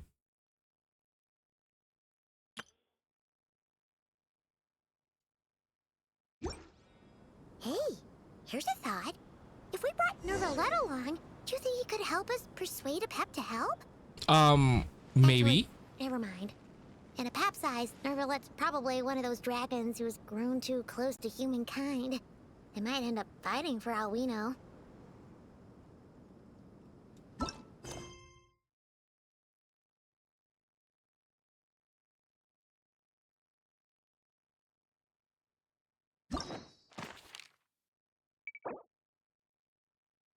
Oh! Oh, this is nice. I know a Pep though. Bro, this is just too...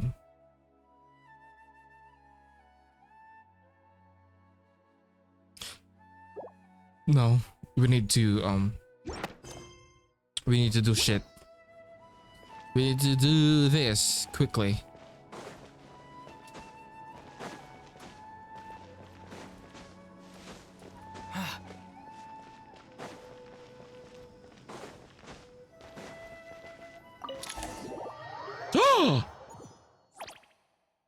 Okay, I like this.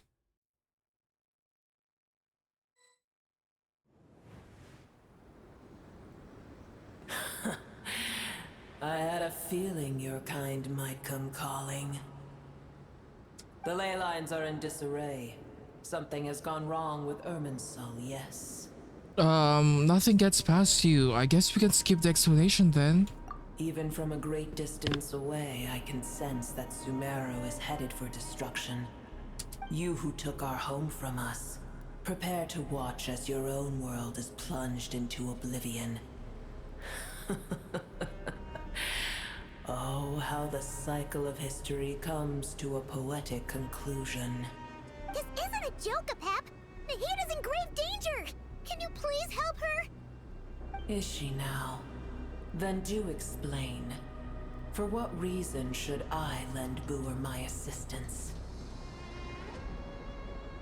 The very survival of the because you owe a debt of gratitude and this is the way you can repay it.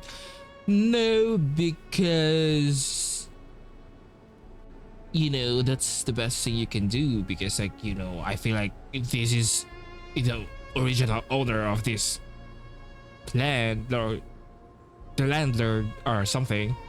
The very survival of the world could be at stake. The age of the dragons ended long ago, and the world that replaced it is under the dominion of the heavenly principles. But like, you're gonna die with it. I In don't know. choosing not to side with your enemies when the heavenly principles' rules began to relax, I have been merciful enough. Do not forget that I have no love for this world you hold so dear. But like, you're here though. The safety of Sumeru depends on it. Be not mistaken. The fate of Sumeru is of no concern to me. I am neither the god of this land nor its guardian. I may have given my tacit agreement as your kind built homes here and multiplied for generation upon generation. But that does not mean that I bear any responsibility for Sumeru.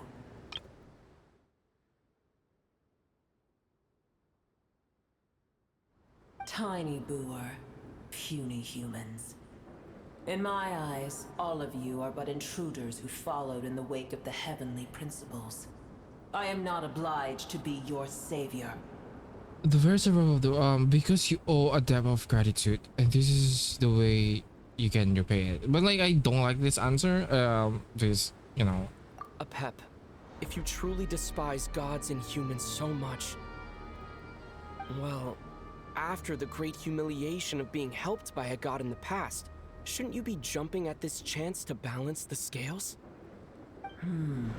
Okay, I think that's kind of better, because like, you know, she's a prideful being, so I feel like he's the traveler is just tricking her. Now that is a compelling reason. When El Ahmar plotted against me and I was tortured by forbidden knowledge, it was Boer who saved me from agony.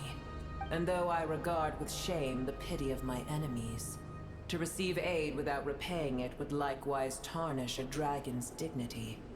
Oh, tiny Boer, puny humans. Just this once I shall deign to show you the true power of dragonkind. Whoa! It's happening again! We're gonna get sucked in! Hold on to me. We don't have the protection of the fire seed this time.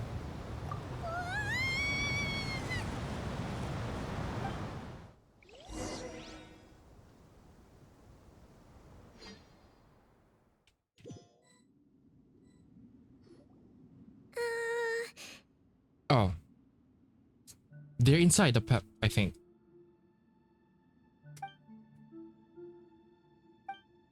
Did you know awkward silence is a silence, a mandatory part of an audience with a dragon?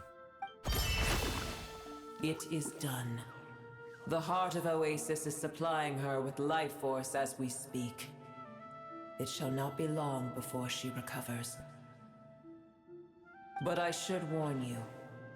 Boer's existence is closely intertwined with Irminsul. Unless the issues plaguing it are resolved, she will never completely recover her former strength.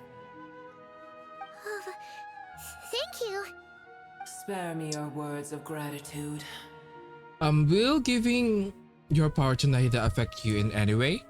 You may also spare me your feigned concern. Excuse me, we're, you know, asking you for some, like, you know, we're just worried about you.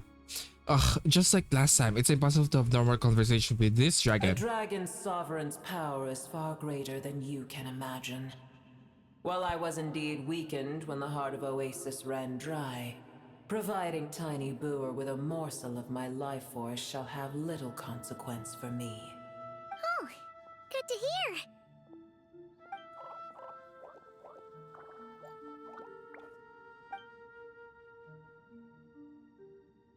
Floating animal fungus. Just like Apap once says, the elemental life forms who merged with her have now been reborn. The knowledge, memories, and emotions they once had are gone. They're brand new individuals now, and yet, for some reason, They seem drawn to Paimon and me. Ever held in high favor, I see. Oh, well, you know. The compliment was sincere. Simply accept it. Come to think of it, I'm curious how Apep sensed the leyline anomaly from so far away, and immediately guessed that something was wrong with Irminsul. Could she know something that we don't know? That we don't? Do you know much about Irminsul? I did once. Once, okay. That tree was not planted by the heavenly principles. Irminsul existed before they ever arrived in Tavad. Oh, so it's draconic. What? There was a time when it belonged to Tavad, to dragonkind. Its appearance and function then differed greatly from today. The ley lines flowed with an abundance of a familiar, primitive form of elemental energy. You may know it as the power of the light realm. Okay. Lore. Oh my god. Fucking lore. Its appearance and functions then differed greatly from today. The ley lines flowed with abundance of familiar, primitive form of element. Okay. Okay, we know that.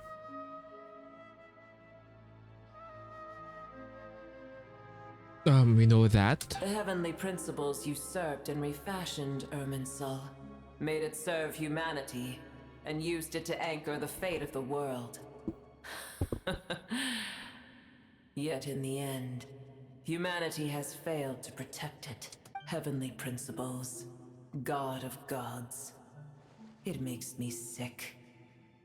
The enmity between your kind and mine can never be bridged. Even so, you still agreed to help us. As things stand today, holding a grudge against you would serve no purpose. Thank you.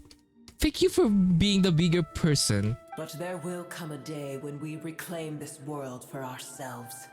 The opportunity will arise no matter how long we must wait. Is this a foreshadowing? If it's a foreshadowing, then I'm sad. I can already sense that far away from here, the Hydro Dragon has wrested his authority from the hands of the usurpers. About that. Though we have yet to meet, I know that we are both preparing for our revenge day and night. Your fucking colleague is dating a fucking man underwater or something, and your colleague has like a lot of child. It's probably best if you don't tell him that we're on such good terms with the Hydro Dragon. I hear a great disturbance out there. Huh? What is it? Sandstorms come. The Jinn. I see. What happened? Another calamity approaches. You both seem restless. Let us part ways here. Boer is safe with me. Once she has recovered, I shall return her to your side. Oh, thanks again. Take care, alright? I told you already I have no need of your feigned concern.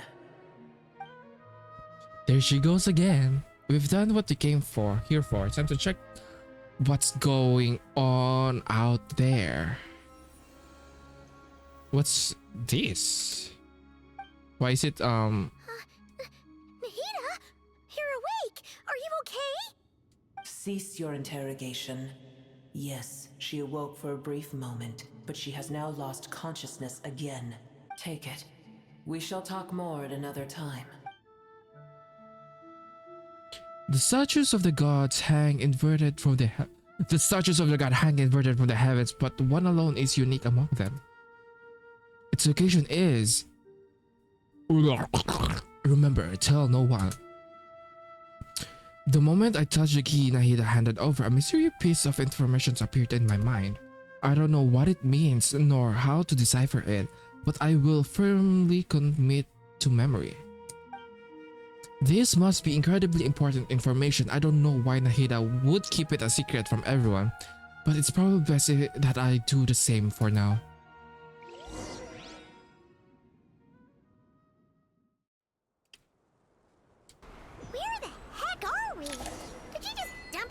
of nowhere? Wait. No. Paimon remembers now. The Temple of Silence is over that way. Come on, let's go find the others.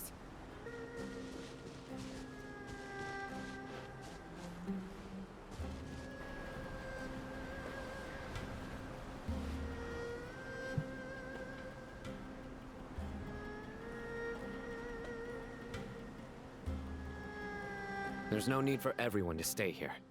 I'll protect the sages. The rest of you, return to Aru village.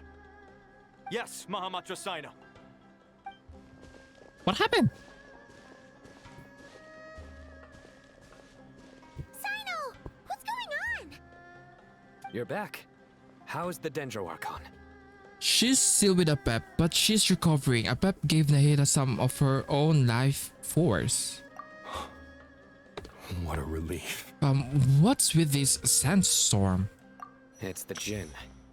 Countless Jinn have stirred up violent sandstorms across the desert, blocking our path to the Temple of Silence. Why though? Tighnari and Kale have returned to Aru village to help. The Jinn are being highly aggressive, so both the village and the merchant caravans require protection. It's just one thing after another. Where did all of them come from anyway? In all my trips to the desert, I've never seen anything like this before. As I see it, the only possible candidate is Gurabad. I just added to the chronicles.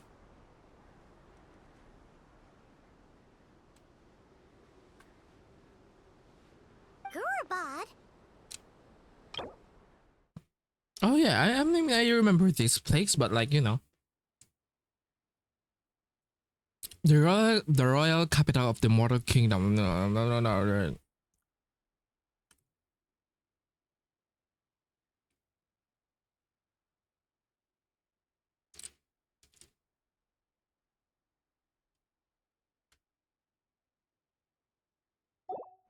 Baladuri could explain in more detail if he were here. All I know is a rumor I've heard about from previous trips to the desert. Supposedly, a great number of dormant Jinn lie sealed beneath that city. Jinn from Gurabad, huh? A familiar figure comes to mind. Oh, this racist motherfucker. Gurabad is, for me, a fated land. I must therefore return back to this city, where my destiny awaits me still. Can I just say that voice is kind of like, it's good for a fucking racist being? My master, I am sorry that I couldn't stay by your side for long, and that I could not have more time to get familiar with you. Lilupar. Paimon and I should take a trip to Gurabad. Yeah. We once said goodbye to a friend there. Well, maybe not a friend exactly, but someone we met on the road anyway. She was a strange bottle. If we can find a way to wake her up, maybe she can help solve the situation in Gurabad. Well, be careful. You may find there's more than just the Jinn to worry about. Yeah.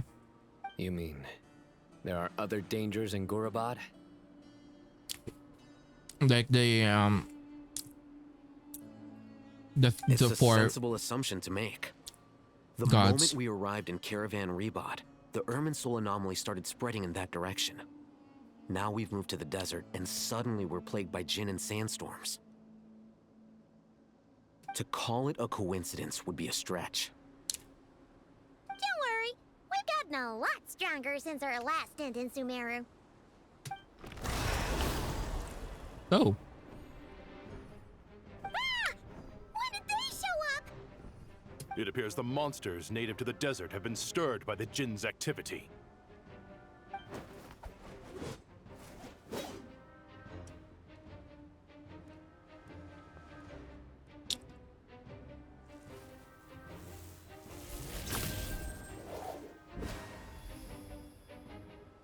You should get going. We'll take care of things here.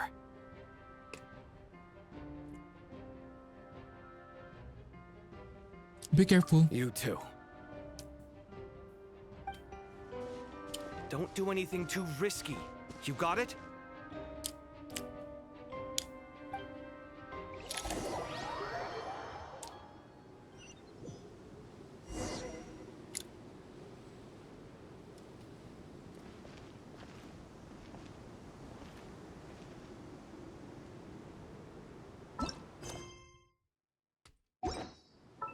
There's a party setup. Can I change? No! God damn it.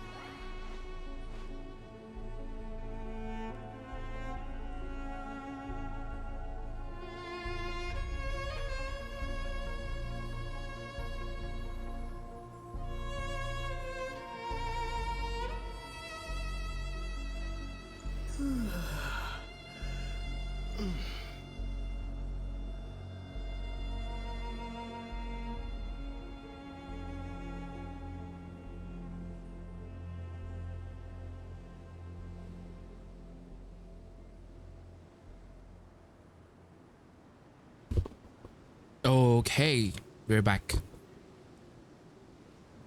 I don't know if but like Nahira is not here, so what's the point? You know? But like I'm gonna go with this one. I don't care. The Gent are swarming out of Caravan! Looks like Alhita was right! Let's get inside and see what's going on!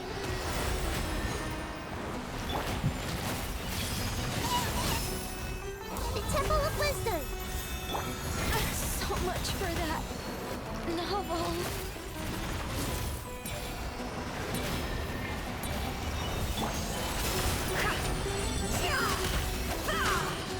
Can't hide the truth. The sands of time guide me. This is too much. This is too much. I'm sorry. I'm sorry. I'm sorry. I'm sorry. I'm sorry. I'm sorry. I'm sorry.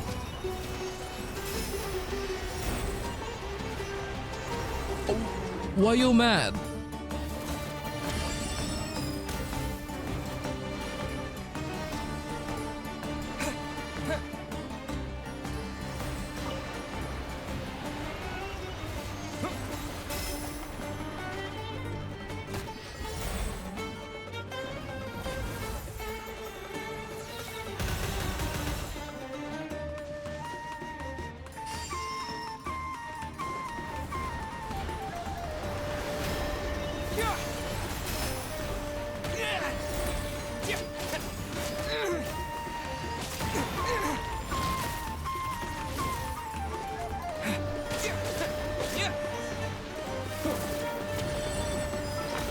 I'm gonna die.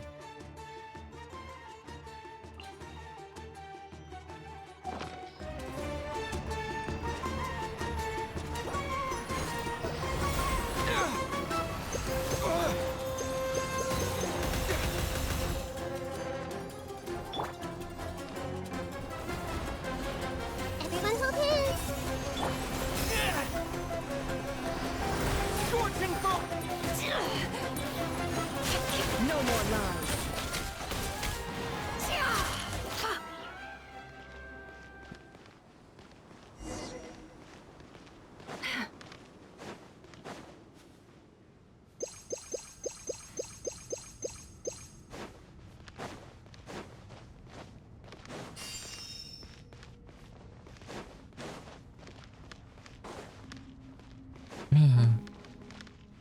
Zafhe Satraj.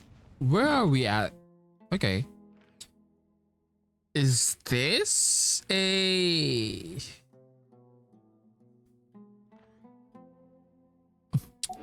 Don't remember this area.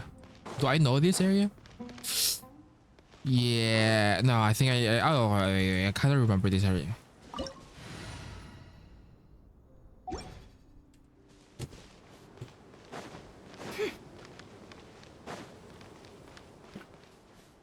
Plus, why is the stamina is like depleted so fast? They just keep coming! How many of these things are there? We'll never take them all out! Let's just head further inside for now!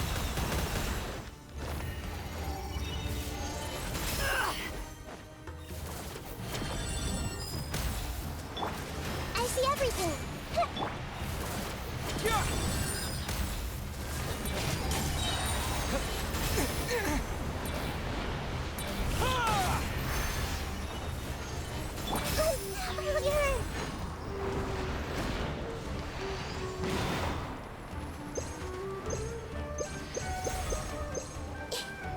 Target spotted!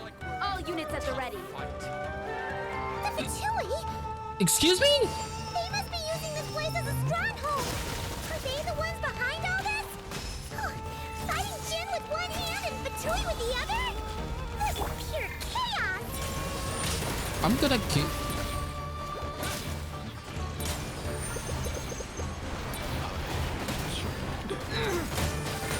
Maybe I wasn't meant for this world.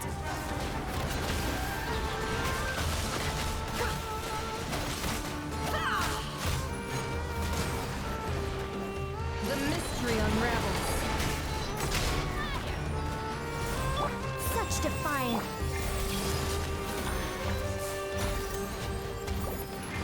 It seems not. Can't hide the truth. I better wrap this up. Sharing my knowledge. I think they are killing themselves. I think not.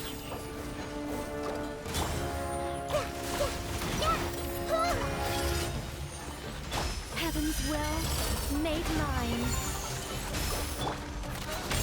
I saw this coming.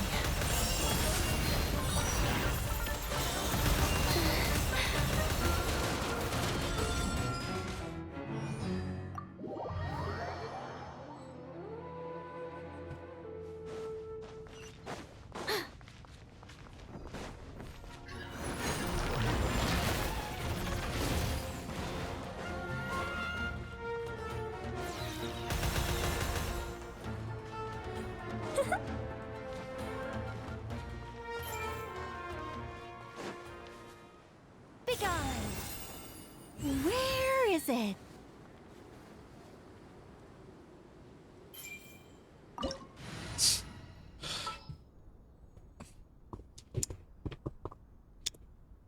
Apparently, I'm bad at this. We're gonna use... Let's get down to business. Nicole, you're still not here, so I might, I'm sorry. But... Ready to do my utmost. Mahida? I don't know what to do with you, man. All is accounted for. Let's move out.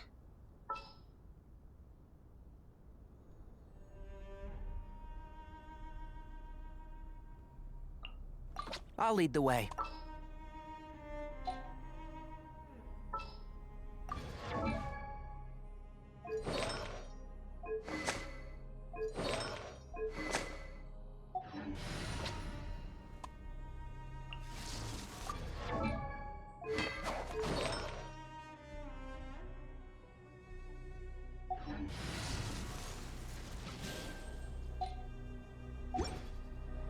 Okay, I'm set.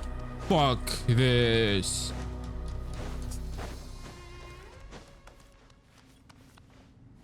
Wait, do we have Sumeru any Sumeru.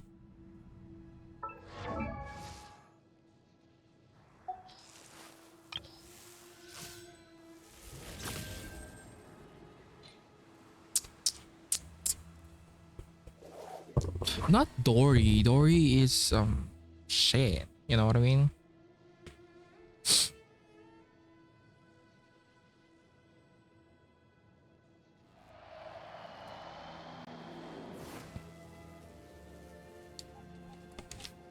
I guess you don't have one, huh?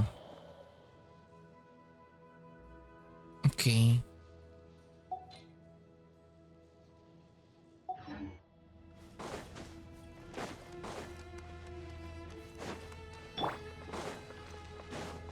Let's move out. Hold the line!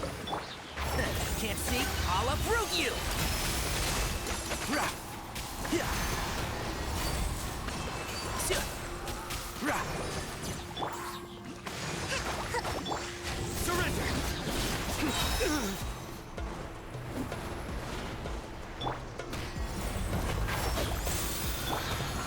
I'm helping. Allow me! Judgment is upon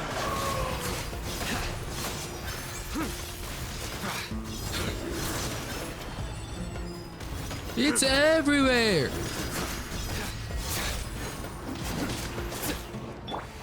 And Shroud, I hear everything.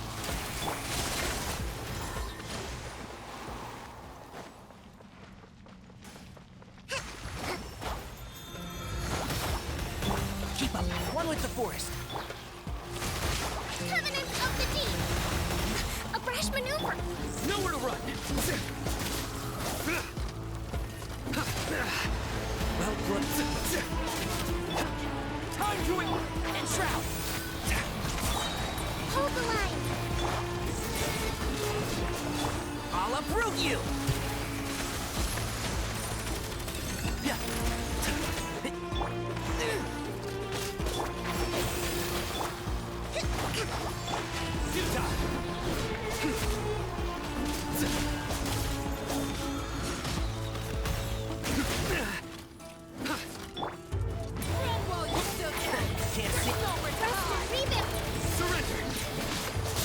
Through me, justice is served.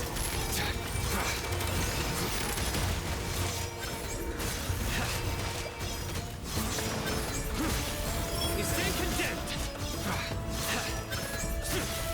Guilty. Take too long.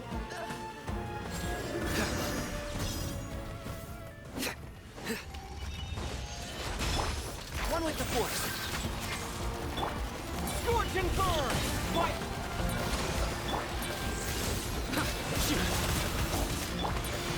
Let's nip that in the bud. Yeah. Right. Yeah.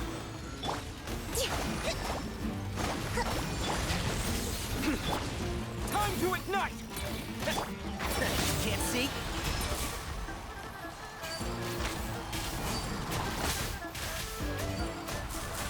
Keep up. Allow me!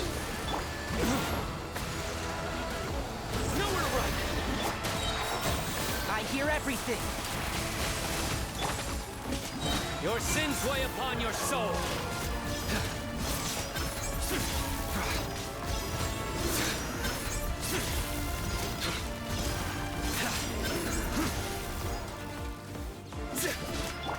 One with the force! Scorching burn!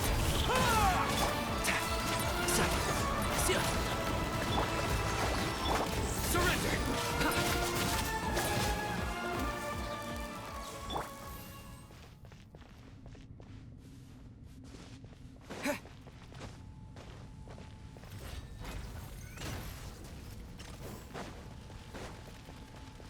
Where am I going again?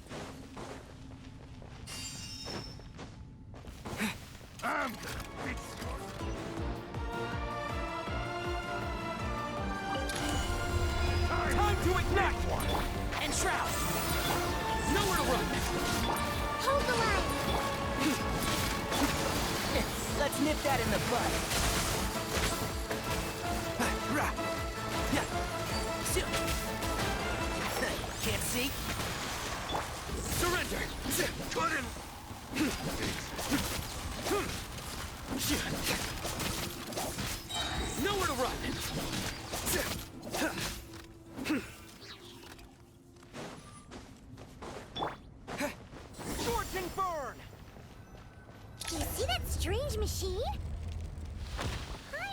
has a sneaking suspicion that that's the thing wrecking Gurabad and setting all those dangerous Jinn free! The target has reached the core zone. Requesting backup. Repeat, requesting backup. Backup en route! Stop him at all costs!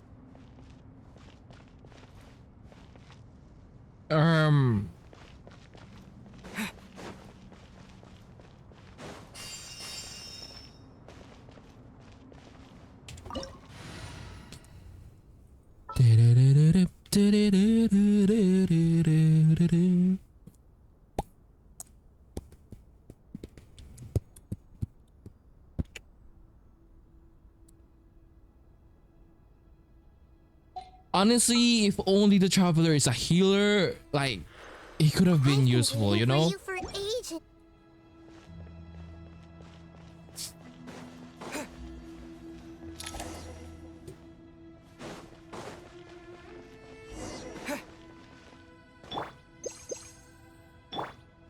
Heal yourself, Tahira. Back this time. And shroud! This ought to do it. Surrender! Judgment is upon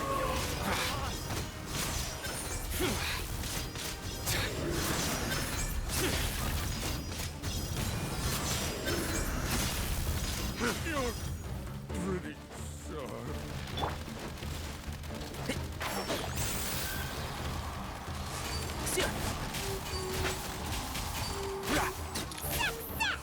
Nice one, Traveler! Let's keep going!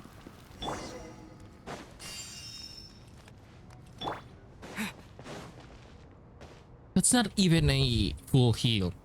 It's pissing me off. time to ignite! My everlasting... I see everything! Can't see? I'll uproot you! Keep up! Back of it here!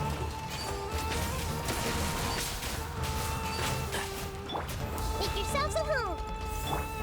Nowhere to run! Stronger than I anticipated.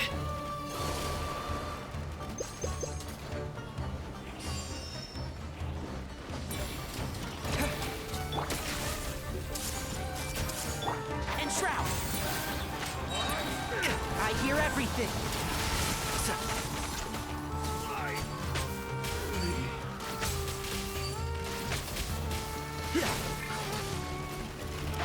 Can't see?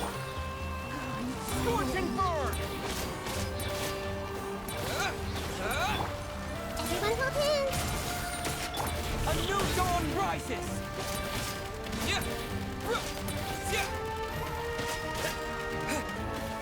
Keep up!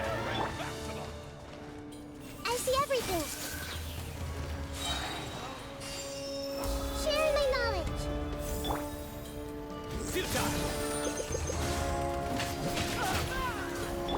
I'll uproot you!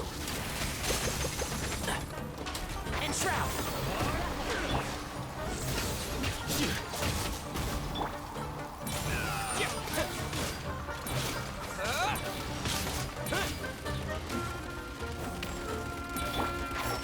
What a drag!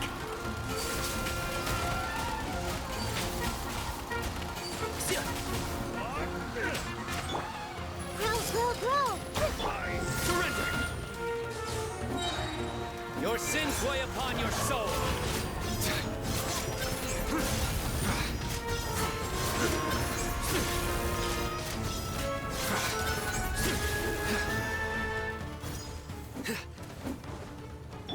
Time to ignite!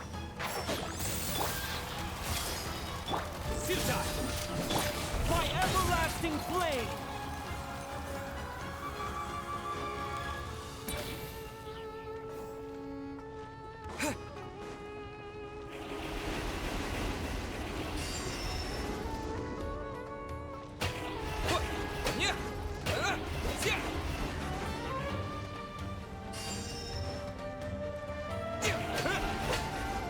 This Hunka Gen's gone kaput! Now we can finally...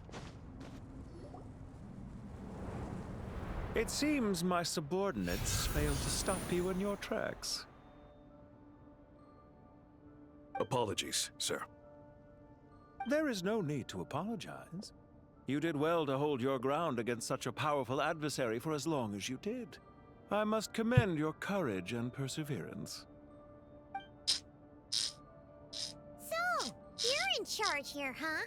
First the problems with Irminsul, now this mess in Gurabad? Are you the ones responsible for all this? I'm afraid I cannot answer that. I assume you aren't naive enough to expect answers from an enemy. I mean, you could. This guy is so snooty! However you want to spin it, you're clearly involved in this somehow. So you can either start talking, or we'll have to make you talk.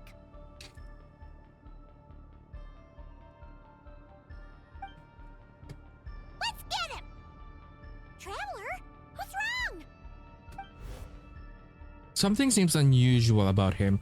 Is he trying to provoke us? This feels like a trap. Judging by the tents and supplies, there must be many more Fatui stationed here than a few we saw on the way in, so where's the rest? You're remarkably calm. Some would act more rashly upon finding the ringleader all alone. But you keep your cool. All alone. Even as your enemy, I must applaud you. Did you show yourself just to say that? Is this you trying to take back control of the conversation? Unfortunately, I really don't have anything to say to you. I am here merely to indulge my own curiosity. Your names are well known among the Fatui. Naturally, I wanted to observe you up close while I had the chance. Can you just say this fold is so good? It's just so realistic. Hey! Don't treat us like we're some kind of exotic animals in a zoo! Oh, I wouldn't dream of it. You seem rather predisposed to misunderstand me. I'm quite aware that you are both heroes of great renown. You have resolved crises in many nations and won countless allies along the way. I've been following your adventures with great admiration. My only regret is that the trajectory of your journey conflicts with our goals. Are you sure about that? What do you mean, admiration? Sorry, but that sounds pretty weird coming from you. I don't see why. We may happen to occupy opposing sides, but there is no cause for deep-seated enmity between us. To respect one's enemy is to respect oneself. Well, now that you're observing us up close, what do you see? I've observed as keenly as I can. Yet, while I endeavor to understand, your true strength remains a mystery to me. Violence is not my area of expertise either, so, you see, I would much rather converse with you like this than determine a victor with the edge of a blade. Besides, I've heard that even 3 moons in the sky fail to eclipse your brilliance. I know better than to bite off more than I can chew. 3 moons? So you have a connection with the Harbinger, the Doctor. Oh, I like that. There's something keynotes. Il Dottore. Okay, the second of the heretic scholar. Okay.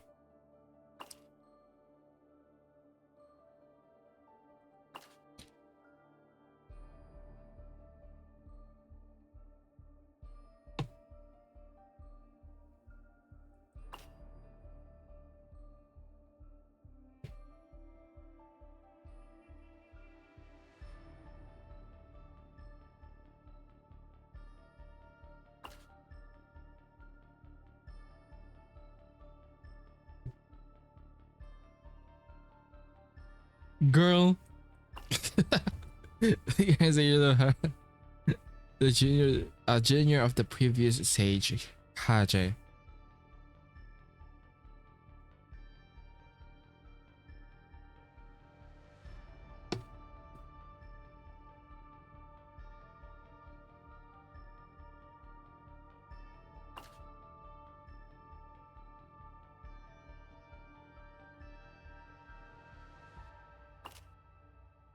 Once the daughter of the water lily, other goddess of flowers, say it again. You say you born.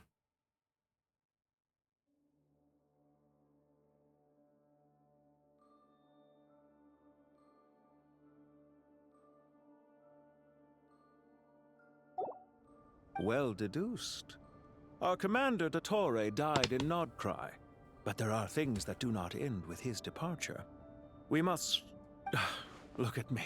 I almost divulged more than I should have. What are you after? Revenge for Dottore? Or are you plotting something else? I've said quite enough, I believe. There's no point in continuing this conversation, except to say, I've noticed that you seem to know your way around here quite well. A repeated visitor to Gurabad, are we? I mean, we completed the exploration. Ugh. I'll take that as a yes. Then I'm sure you'll have heard the story of this place. The mother of the Jinn, Lilupar, and the tragic tale of her vengeance that spanned 3 generations. It was right here that Lilupar once helped the wise to ascend to the throne. But from that moment on, every king who sat upon it was corrupted by power. These degenerate rulers lost control over their nation, and with it, the right to occupy that exalted seat. No, this is part of the live stream. What are you trying to say? I once admired you for your adventures. That is the earnest truth. But it appears to me that your journey serves ultimately to uphold the rules of this world. Are these rules truly just? Does the heavenly principles rule with wisdom or folly? And how can we be sure that the 7 who wield authority over the world will not be corrupted? Do you seriously think you're gonna convince us of anything? Convince you? I'm sure my commander already tried that. Why would I waste my breath doing the same? If a few words from a stranger were enough to make someone completely change their stance, it would only prove that they never had a firm will to begin with. I am merely stating my position, so that we might understand each other better. One's enemy in the present may not necessarily be an enemy for life. As for what game I'm playing here, I'm simply buying some time. But now I must bid you farewell. It was a wise decision not to attack me immediately. Since you did not fall for my ambush, I will now have to ask those in hiding to reveal themselves. Leave this to us, sir. Very well. I trust you to do what is necessary. Stall him while I execute the next step of the plan. Sumeru City, Irminsul.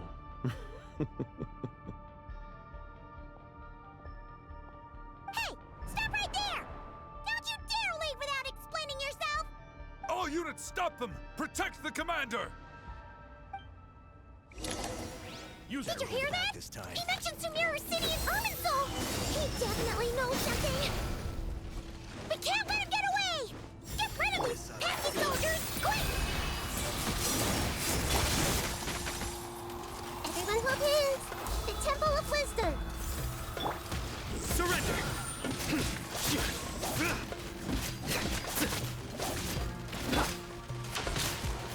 Time to ignite! Rear guard to the front! Don't let them through! I'll uproot you! Our flowers haven't bloomed yet.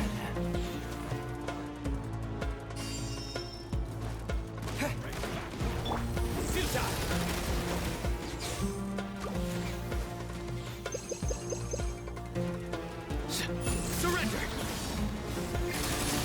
Pointless. Hey! I've not finished my Bruh. research.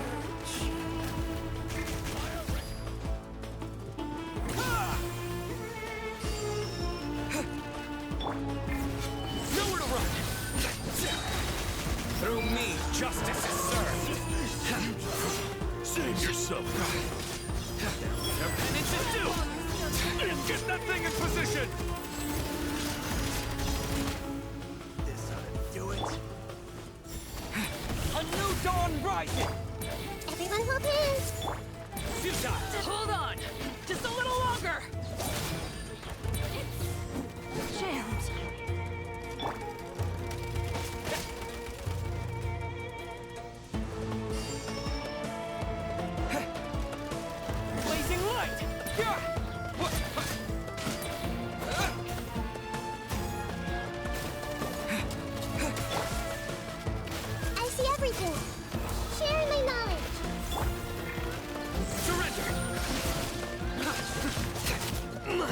judgment has failed.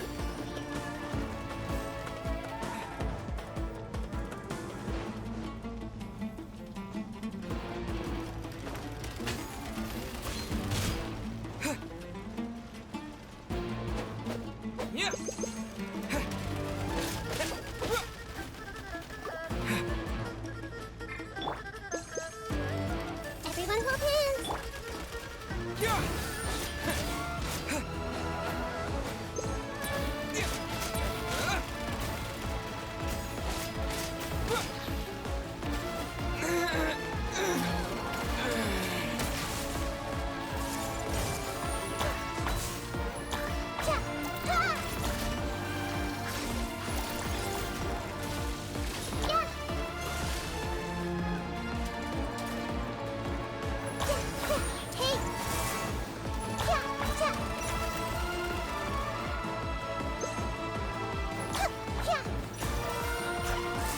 hands!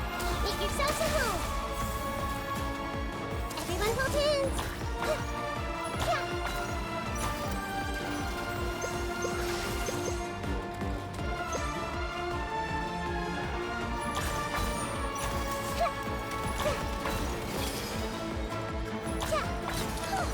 We finally beat them! That mysterious guy can't have gotten far! Let's catch up with him! I died.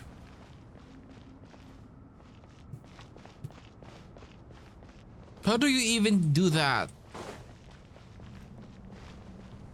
How do you oh.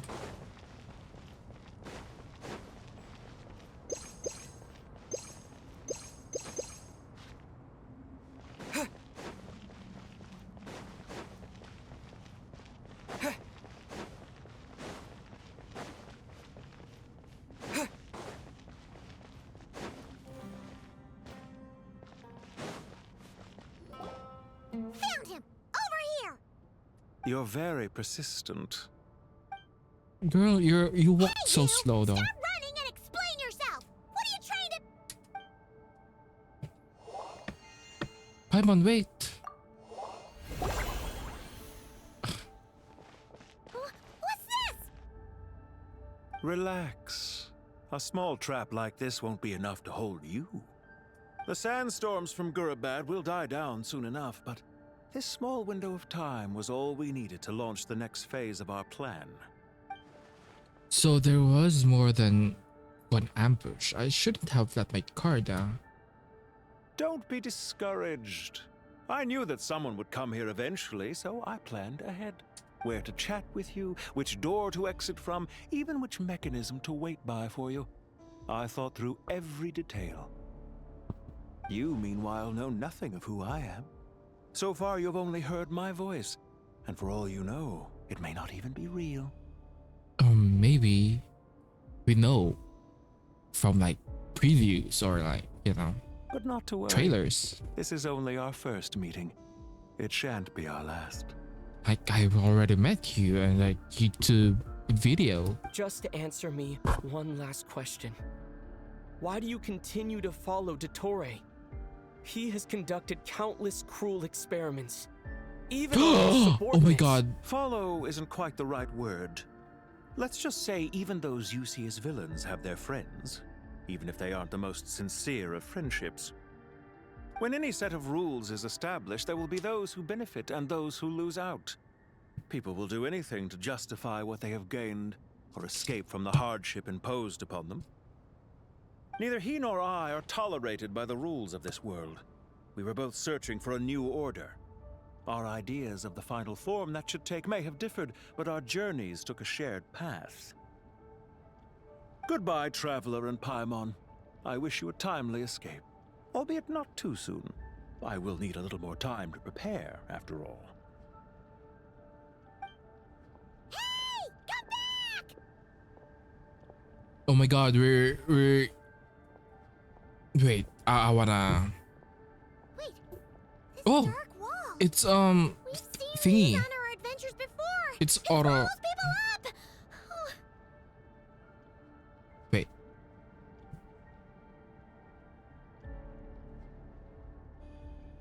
Wait, it's coming at us, I think.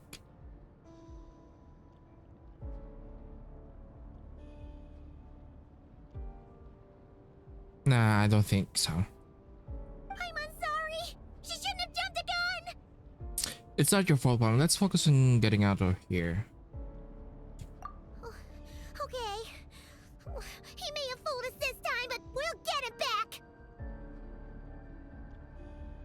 Girl, what are you gonna do?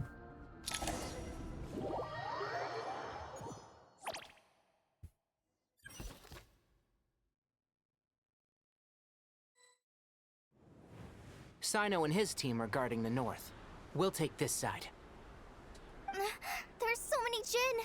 We can't let them get into Aru Village. Don't fret. I am well prepared for this situation. Huh. So you have a solution? Perhaps you're unaware that I have a trusty genie partner of my own, Plumpy. If I send her to negotiate with the others, this whole thing will be resolved before you can say Mora. Off you go, Plumpy.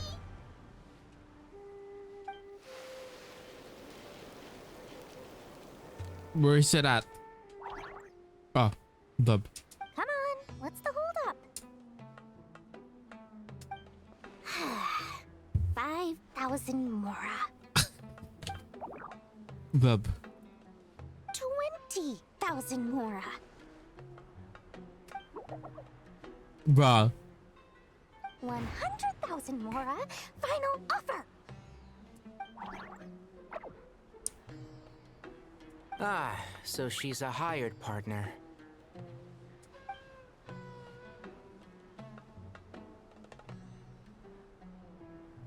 Hired partners are reliable too. Plumpy here is a highly skilled negotiator.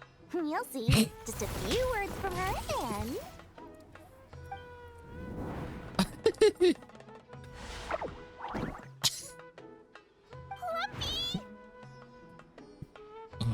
Don't you Jin have any respect for the rules? This was supposed to be a negotiation! How dare you treat my messenger like this? You wanna play rough? You can play at that game!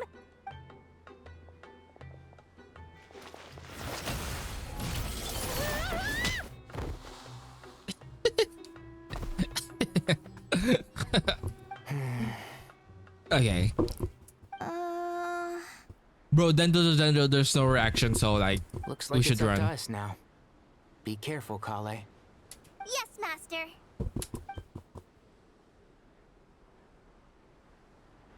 What happened?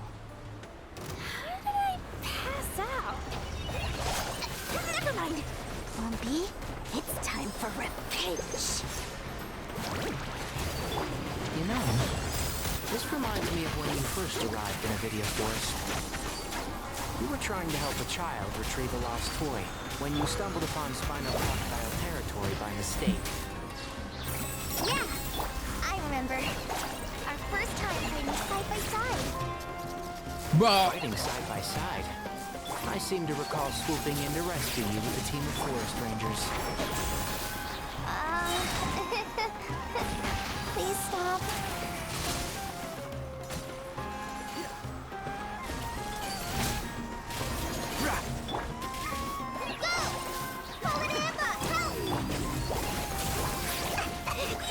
You fear the good! How the...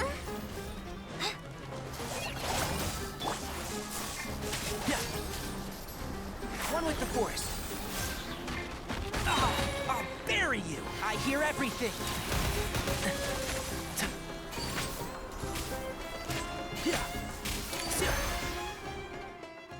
There's too many of them.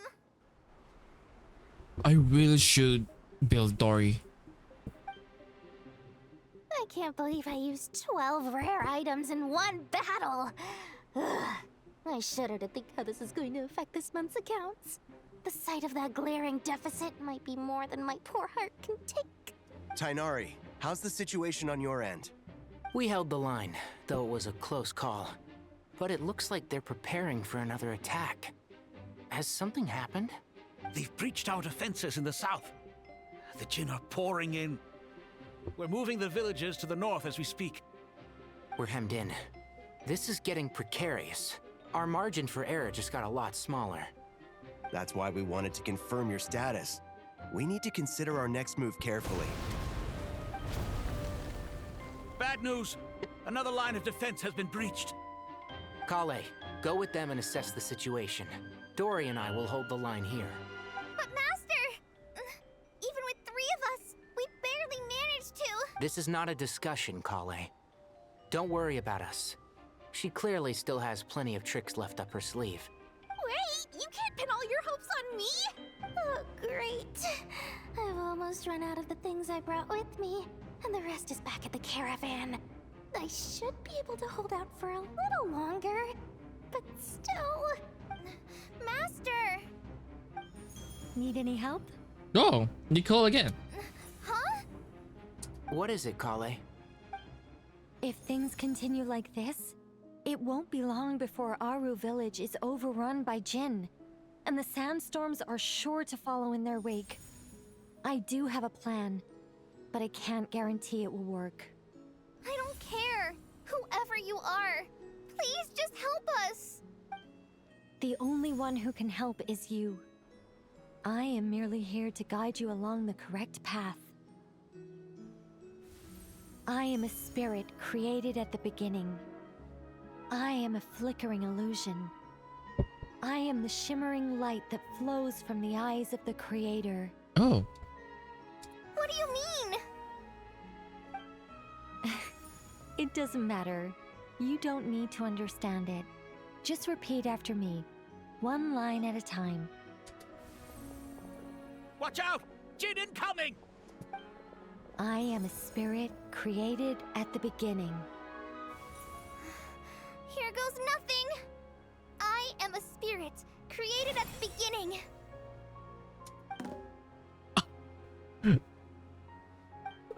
I am a flickering illusion. I am a flickering illusion. 5-star Kale? What's wrong, Plumpy? I've never seen you so agitated before. That's... But how do you... Do you know what Kale is reciting? I am the shimmering light that flows from the eyes of the Creator.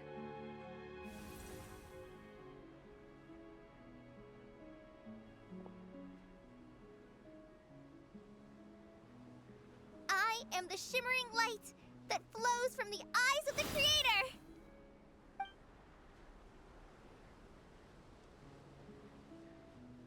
What's happened? It's a song composed by the goddess of flowers, but very few records of it remain, even in historical texts. All we have is a few fragments. Is Kale an avid historian? Not to my knowledge. The Jinn have actually quieted down. Although... No, it's more than that. It looks like they're showing... submission. Clearly the songs left by the goddess of flowers have a soothing effect on them. At the very Goddess of least, flower? they're much calmer now. Really? Let me try. I am a spirit created at the beginning. Bro. Don't stay away. I'll stop. I'll stop. Bro, I love him. It seems like the song only works when Kale recites it. But why? Kale.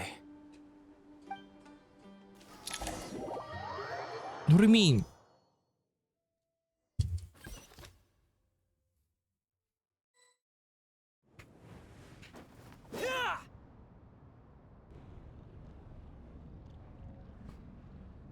Bro, you're gonna eat up. You're gonna become Jet's father. Any luck?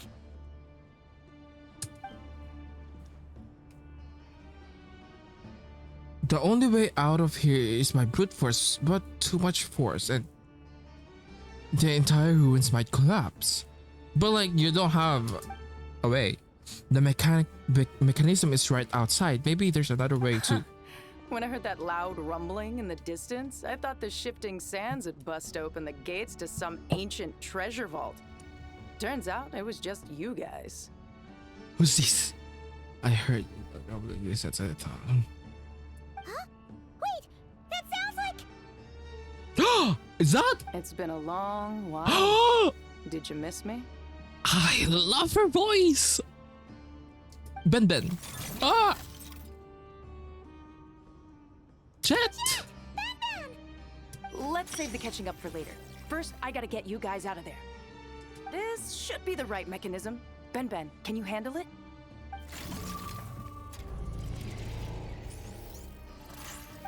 There we go. Oh. Come on, let's leave this place. I miss her. We're your father. I wanna see your father. I miss your father. And he's a friend.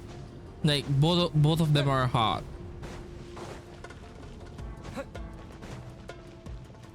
Damn.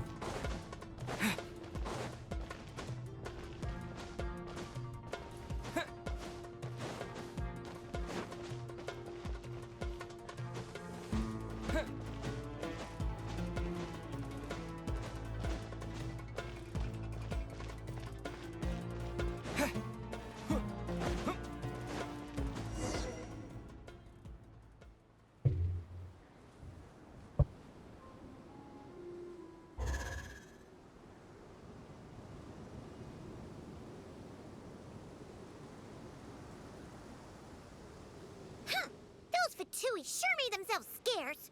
It's like they were never here. The Fatui? They came to the desert again? Yep. No idea what they're planning this time. They were being very coy about it. How have you been, Jet? Well, since we last met, I've started my own band of mercs. We've actually made quite a name for ourselves. Oh, yeah. On a slightly different note, I have some good news. I finally took care of Masira.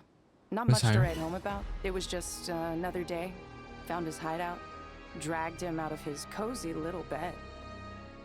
Masira. I don't know who the guy. Maybe the buff guy. Wait, I wanna know who Masira is.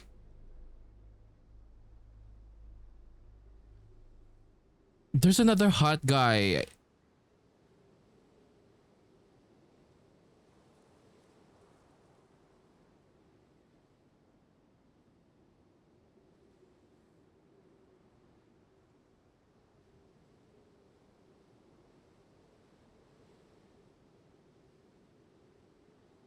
Oh. This one is different. He tried to talk me into seeing his point of view, as usual. But I'm way past that by now. There was nothing he could say to save his life. So Masira chapter has finally come to a close. Remember to wipe the blood off your hands. What about you guys? Bet you'd forgotten all about me and Ben, huh? Of course not! We're super duper best friends! You briefly recount the events of your recent travel to Jet. Wow. Sounds like I should make time to visit some other nations too. Anyway, what brings you to Gurabad? Oh, right. Paimon almost forgot. We're here to look for Lilupar. Yeah, that, you know, her. Oh, that bottle? Yeah! We need her power to calm the Jinn and stop the sandstorms. Here's hoping we actually managed to find her, after all the trouble we've been through. Surely, with everything's been going on in Gurabad, she must have woken up, right? Only one way to find out.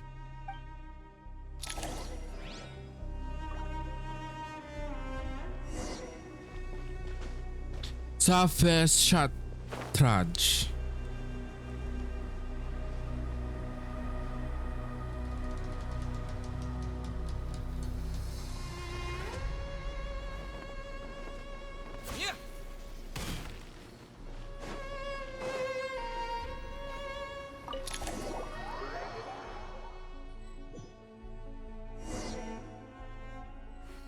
Oh, we're back here. I remember this place. This is good bad. Let's see. She should be around here somewhere. Oh, that's her. Aha! Found her!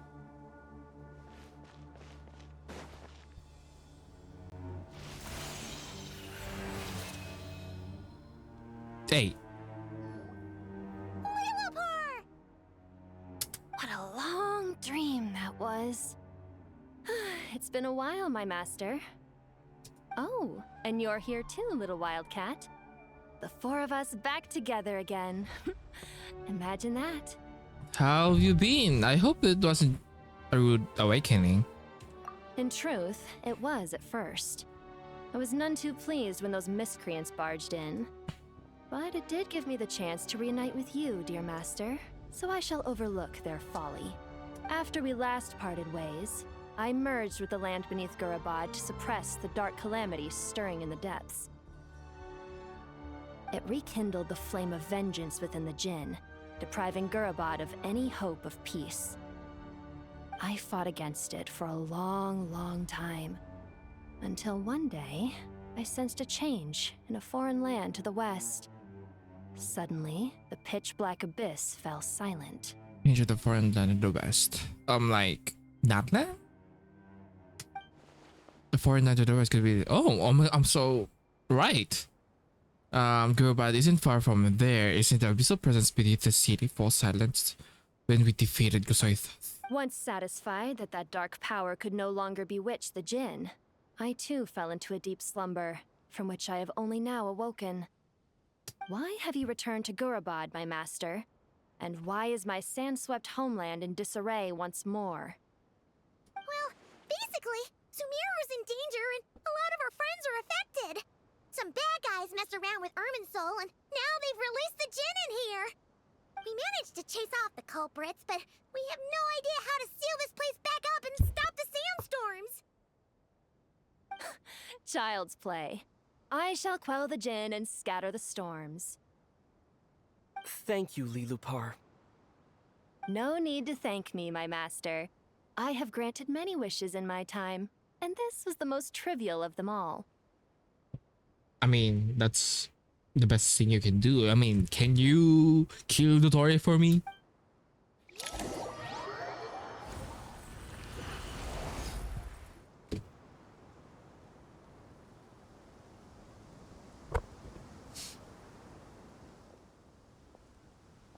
The sandstorm's gone. The sun shines bright again. When I said that we'd meet again under a lovelier sun, this was exactly how I imagined it. Ma'am, we're in a crisis. And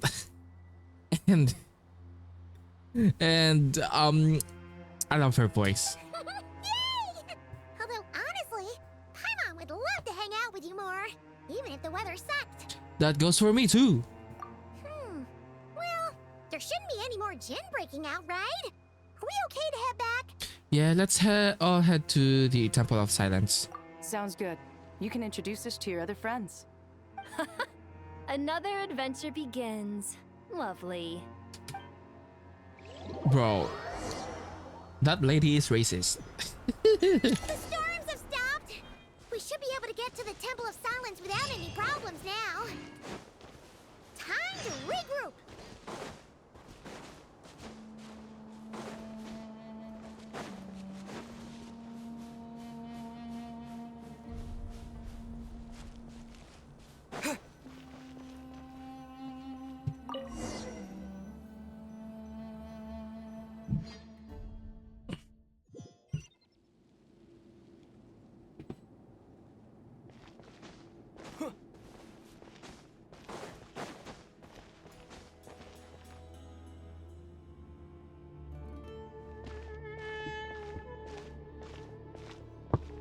So, this is the Temple of Silence.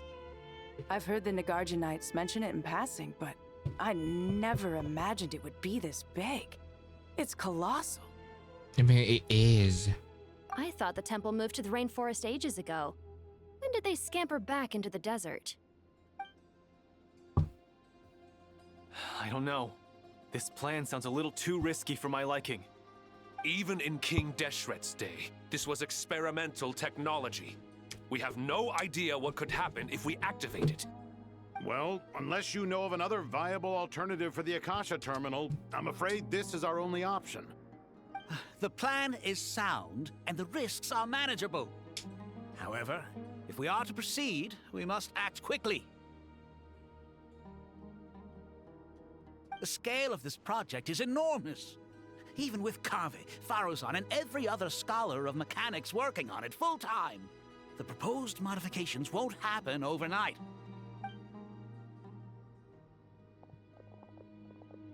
You're back. Everything all right? And who are they? Friends of yours? Pretty much everyone in the Temple of Silence is. This guy's Kave, and the one next to him is Alhaitham. Hello, I'm Jet, and this is Lilupar. Oh, a famous name from the history books. Pleased to meet you.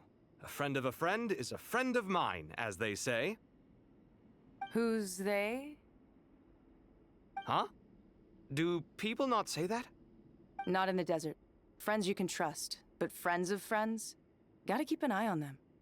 Still, I do trust the Traveler's judgment. I'm sure you're good people. The sandstorms have calmed down. I take it the Gurabad problem is resolved? What did you find? I thought everyone was happy in Gurabad. And after getting all smarmy with us, he trapped us there. Luckily, Jet used the mechanism outside to free us, and then we got Lilupar to put a stop to the chaos. Wow. Thanks for being there to help them. So, this mystery man openly admitted that he was merely a Harbinger subordinate. Yeah? Is there something weird about that? Now that he mentions it, it is a little strange.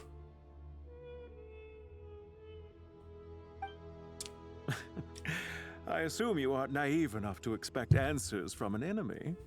Well deduced. Our commander, Dottore, died in Nordcry. He was clearly unwilling to answer our questions when we first met, so why would he admit of being Dottore's subordinate later? Are you wondering about his true identity? Or do you think there's a big conspiracy behind all this? I wouldn't go as far as to call it a conspiracy. Just the simple fact that having someone to shift the blame on tends to prove useful should trouble come knocking later. The most important thing for now is to solve the immediate problem. Perhaps that man knew you wouldn't have the resources to investigate his background and so didn't put much effort into disguising himself. This is all getting a little cryptic for me. I'll let you guys talk while I take a walk with Lilupar. Jet? Aren't you with the Blazing Beasts? What a coincidence. Didn't expect to run into you here.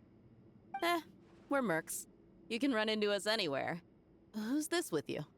So, did you find the solution you were looking for in the Temple of Silence? You bet we did. This place is incredible. It has everything. So far, we've discussed a plan and verified its feasibility. Building a new system from scratch is out of the question. So our only option is to modify the Akasha using certain resources we hope to find in the mausoleum of King Deshret.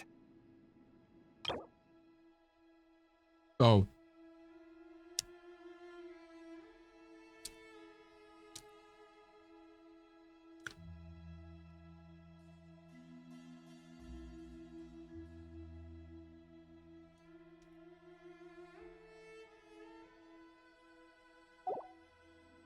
Modified how? According to certain sources in the Temple of Silence, there is a core device in King Deshret's mausoleum known as Aru. Little is known about this device in academic circles, which suggests it was hidden quite effectively. An ideal realm fashioned by imitation. Using the logic is good as a flower of the celestial, though it King Deshret sought to forge a golden slumber that. Oh, okay.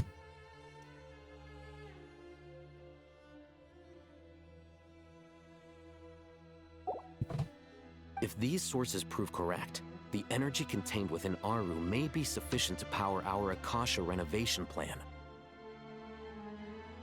However, this raises difficult questions regarding technological integration. The sages are still debating it. Yeah, but I'm sure they'll reach a compromise once they've argued it out.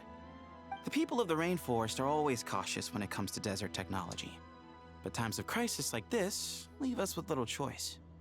Wait, Paimon has a question. Is this the same Aru we've heard of before? It's sealed off, right? Some sort of prison where the Goat King, Ibis King, and Crocodile King are locked up. Well remembered. Yes, that's exactly right. According to our records, Aru was the most brilliant creation King Deshret ever conceived of. Built by divine and mortal artisans working together. It was a miraculous accomplishment, and it lies hidden deep within the king's mausoleum to this day. That being said, what Aru actually does and why it was built, those are deep secrets we are not privy to. Until recently, I wouldn't have been optimistic that the place even exists. The only reason I'm inclined to believe it now is because we heard it from the Ibis King Thoth himself at his temple. The tale of how the 3 retainers of Al-Akhmar were imprisoned in Aru. Paimon totally gets that. When Paimon first heard about it, she thought it sounded pretty unbelievable too. Do you guys still remember that? The Ibis King told us they were trapped in Aru and that they had to answer 3 questions to get out. I think I remember. What causes our rise and fall? What obliterates love and hate? And what determines truth and falsehood? Those were the 3 questions, right? Yeah. Wait. If only Nefer were here.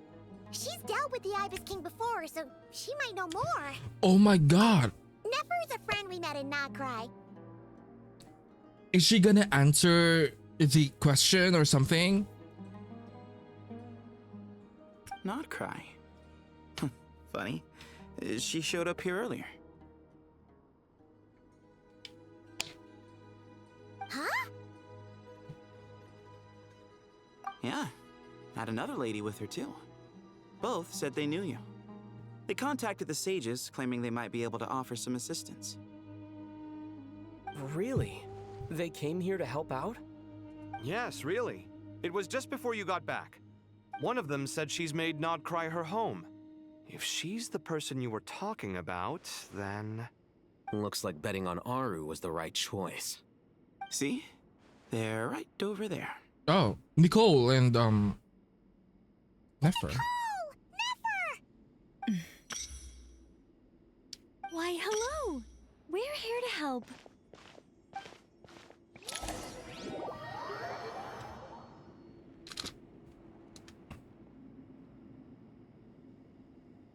It's a good thing we left early. We almost got locked out. Locked out? What do you mean? Yeah, what do you mean? Oh, you haven't heard? An invisible barrier has appeared around Sumeru's borders, cutting off all travel in and out. No one can leave and no one can enter. Sumeru has become a lonely island. Are the Fatui behind this too? Actually, no. This has nothing to do with them. I suspect it's a defense mechanism within Irminsul itself. Irminsul is the source of Tevat's ley lines after all, and Sumeru is the nation closest to it. I imagine this function was put in place to seal the entire region off in the event of serious damage, preventing the disaster from spreading to the rest of Tevat. It may have been implemented long ago. But doesn't that mean that the people here won't be able to escape to other nations if the anomaly keeps spreading? Currently, that does appear to be the case, which is precisely why I am here. This is a critical moment for the world, and Sumeru is the eye of the storm. So you brought Nefer here. Paimon's surprised you managed to convince her to come back to Sumeru. Indeed. Even for someone of my wisdom and eloquence, this tested my skills to the limit. And why should it concern me that Sumeru's in trouble? Surely you don't think I still have feelings for that place? Judging by your tone, I suppose you don't. Sounds like you don't know much about my past. And here I thought you knew everything. Oh. She was lying. She said, you don't. Oh, you don't know me. All I know is that the Ibis King is the source of your power. He was quite a prominent moon envoy once upon a time, so I do know a thing or two about him. As for your past, I have ways to learn the full story if I wish to. But everyone has secrets they'd rather keep to themselves, wouldn't you say? I'm glad you see it that way, Miss Nicole. Lesbians. I've chosen to call Nodcry home, which is why I did my part in its hour of need. That doesn't mean world savings become a habit with me. I have no particular desire to play hero in Sumeru, thank you. I understand. Human emotions do not appear and disappear without cause. There is always a reason to be found behind both salvation and destruction. Still, if time has taught me anything, it's that human emotions are often complex and in conflict. That's why people change their minds about things all the time. But that's where we angels come in. Our duty ultimately is to guide people towards their deepest, truest desires and help bring them to fruition. So I wish to hear about your past, because I do not believe you are motivated by hatred alone. And if we still arrive at different conclusions in the end, that's okay. I refuse. Wait, what? But I set the atmosphere and everything. Isn't this supposed to be the moment when we finally open up to one another?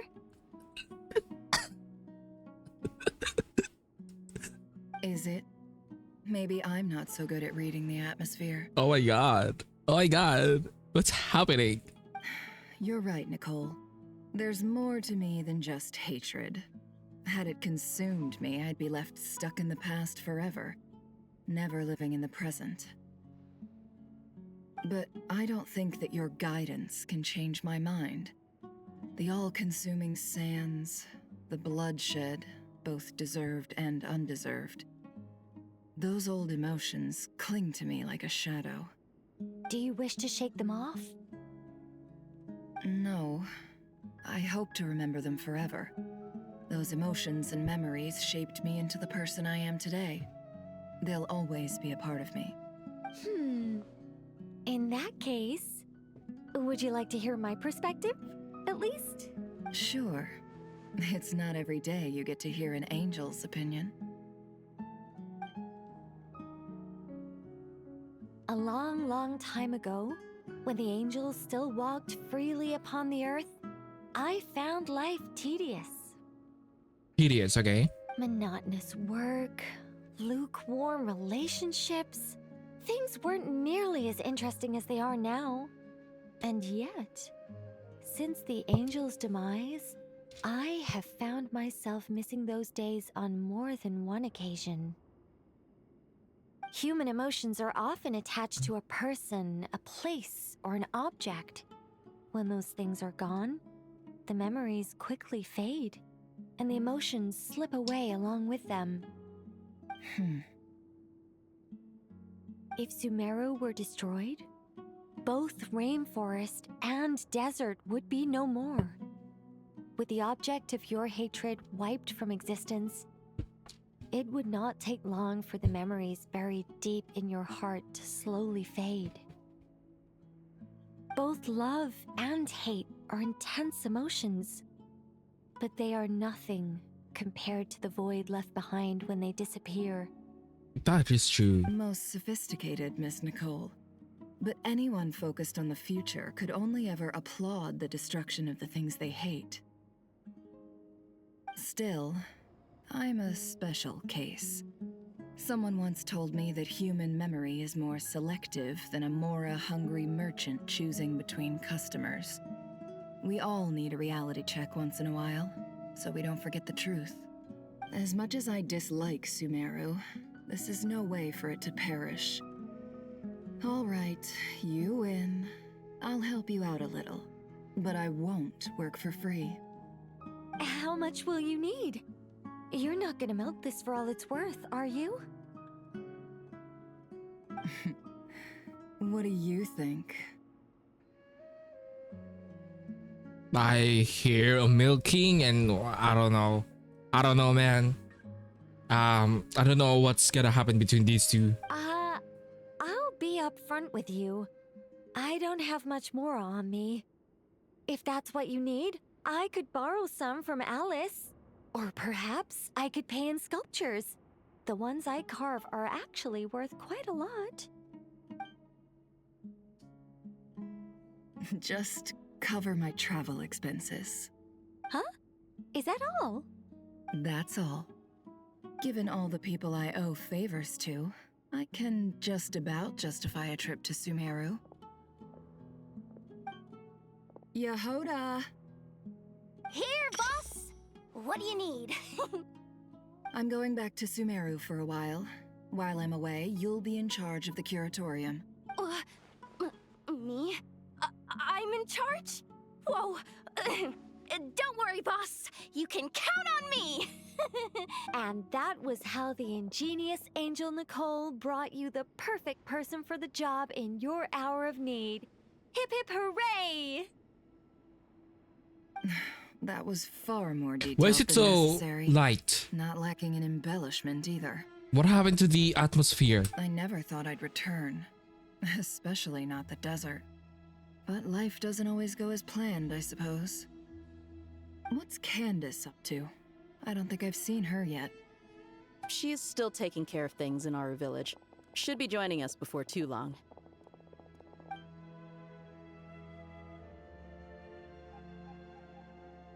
Oh, and sorry. Hope we're not interrupting anything. We have some good news, though. We're planning to go to the mausoleum of King Deshret to look for the legendary Aru, then use it to try and restore the Akasha system. According to records in the Temple of Silence, the mausoleum houses something called Aru's Chute, which can be used to establish connection with Aru. We still have some time before we leave, so there's no rush. By the way, who are these two new faces? Just call me Nefer. I'm based in Nogcry. Did I hear you mention Aru? Correct. Well, I happen to have a connection with one of the 3 retainers imprisoned inside, the Ibis King.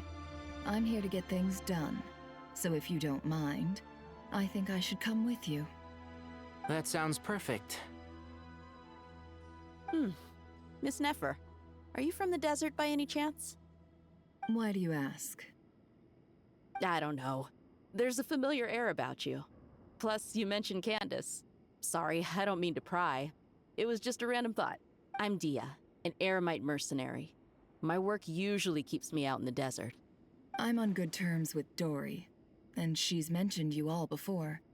It's nice to finally put faces to the names. However, my associate here is probably less well acquainted with you. Why don't you all introduce yourselves? Actually, I'm a little better acquainted than you might think. Huh. Are my eyes playing tricks on me? It looked like you spoke without moving your mouth. Ventriloquism. I have heard tell of it before. Ventriloquism. What is it, Kale? It's you! You're the voice who's been speaking in my head, aren't you? You encouraged me to report my dreams to the Dendro Archon, and got me to recite that magic prayer. Mm-hmm. I have many titles, but let's go with the most pertinent one. I am Nicole Rain, an angel who has lived since ancient times. An angel? Sounds like a big deal, but, what exactly is an angel? Oh, Well, we're a rather long-living race of beings. Not gods, technically, but we can still tell you a lot of stories from ancient history. Yep!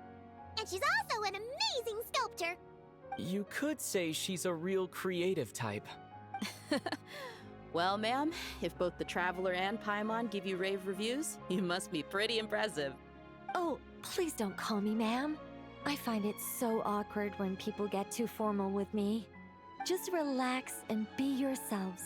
No need to be nervous. Miss Nicole, if it's okay, could I ask you a few questions? Yes, you may. I can see your heart is filled with confusion, and you are desperate for answers. I also know which questions you want to ask me. Why did you dream of Sumeru City in disarray? Why did those verses soothe the Jinn only when recited by you? I can guide you to the truth, but it involves a personal secret of yours. I'd prefer to speak with you alone, if possible.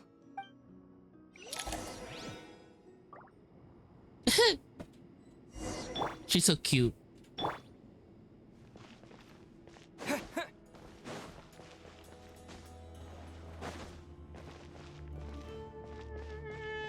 Bro, where you at, man?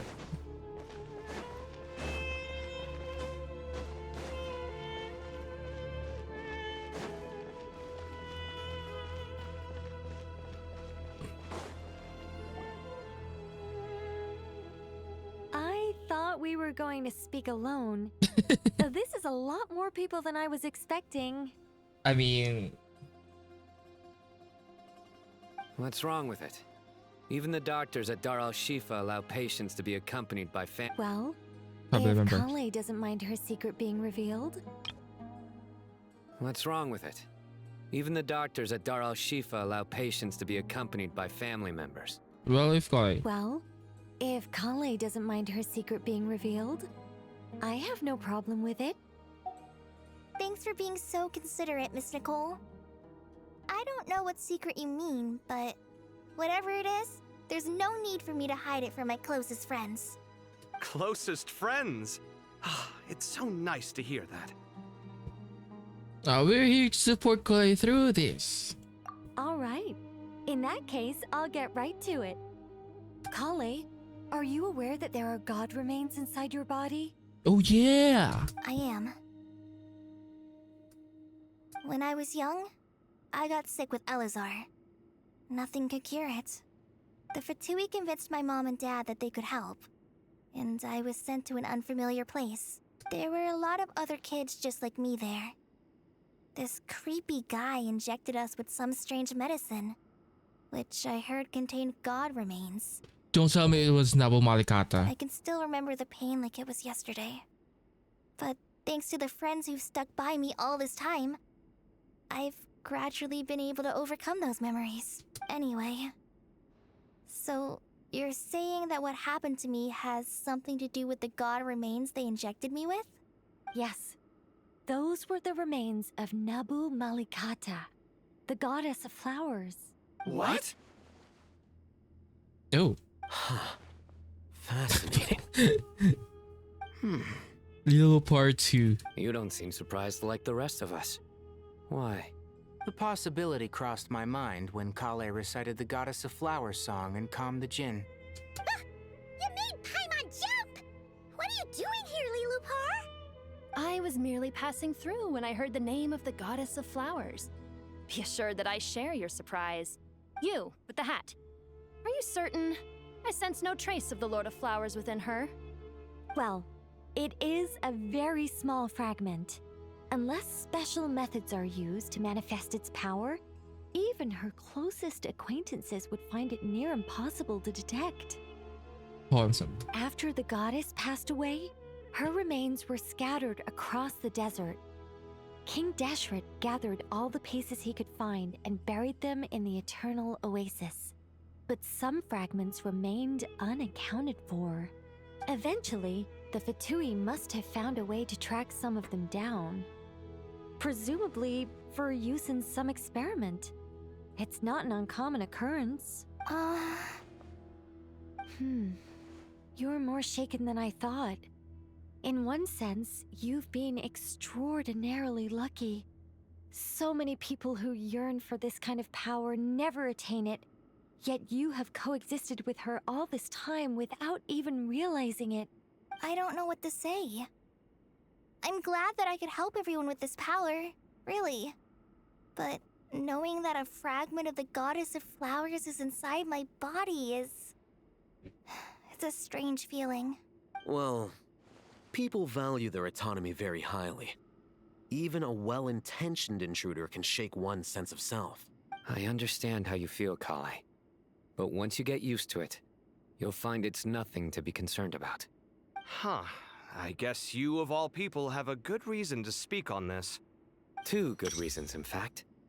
Incidentally, 3 is the maximum number of Hermanubis's Ba fragments that I could bear. Let me guess. Because 2's company, but 3's a crowd? Thanks for helping to explain the joke, Tainari. Not my intention. Goddess preserve me. I should take my leave. This boy in his wolf's head hat speaks much too differently from the Hermanubis I remember. Kale, all I'm trying to say is, no matter how many Hermanubis fragments there are within me, you wouldn't think of me as Hermanubis. In the same way, you are simply you. Yeah, I know what you mean. So about that dream I had, was it a warning from the Goddess of Flowers? Yes. Just like me, she was an angel created by the primordial humans, born with the instinct to guide living beings. Primordial humans. So like, who? I don't know. Primordial humans. Though her body and soul have perished, her essence retains its natural instincts. Even her smallest remaining fragments would do their utmost to send you that warning. The Mother of Dreams? Lord of Flowers and Oases? She must have had a premonition. That is why she gave that dream to you. We won't let our efforts go to waste. But I still don't understand. Why me? I mean, the Torre, you know. Yes. Why indeed? You weren't the only one injected with Oh, God remains, okay. but only in you have her fragments persisted. Because she's the main character, I guess. suspect it may be because of the firm will you showed in the face of suffering. She was likely assimilated by that will. Of course, this doesn't mean you have to shoulder any extra responsibility. As this young man said, you are who you are, and that will not change. All right. Any further questions from the family members of the patient? If not, we should head to the mausoleum of King Deshret. Let's move out. Time to put our plan into action. We all hope it'll work. But will we really be able to open Aru? And I even if mean- all 7 pillars of King Deshret agree to let us proceed, the scale of the work to follow is daunting to say the least. Haven't you handled other big projects before? I mean, the biggest project I've worked on to date is probably the Palace of Alcazarzaray, I guess?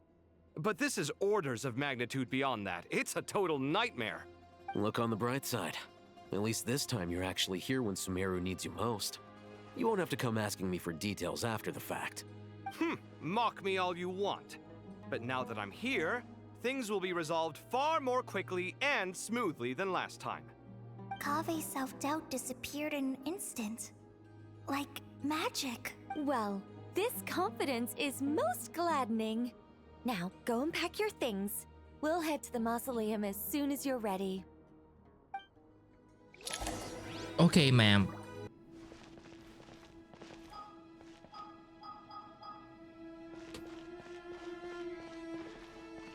Where are we?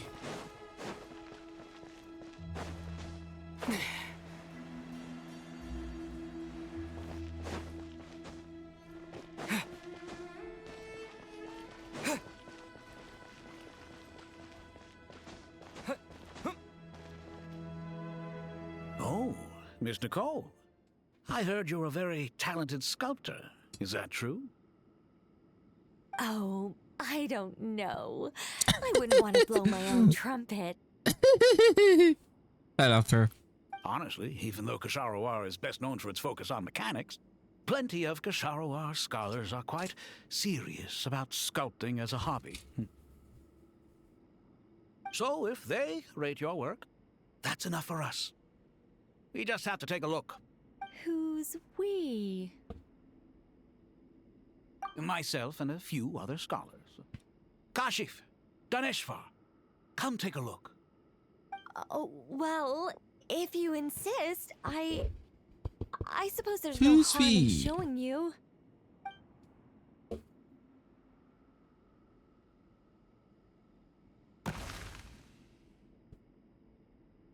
Whoa. Where did that come from? Look at the level of detail. It's so lifelike. That's not even a sculpture if just popped in like that.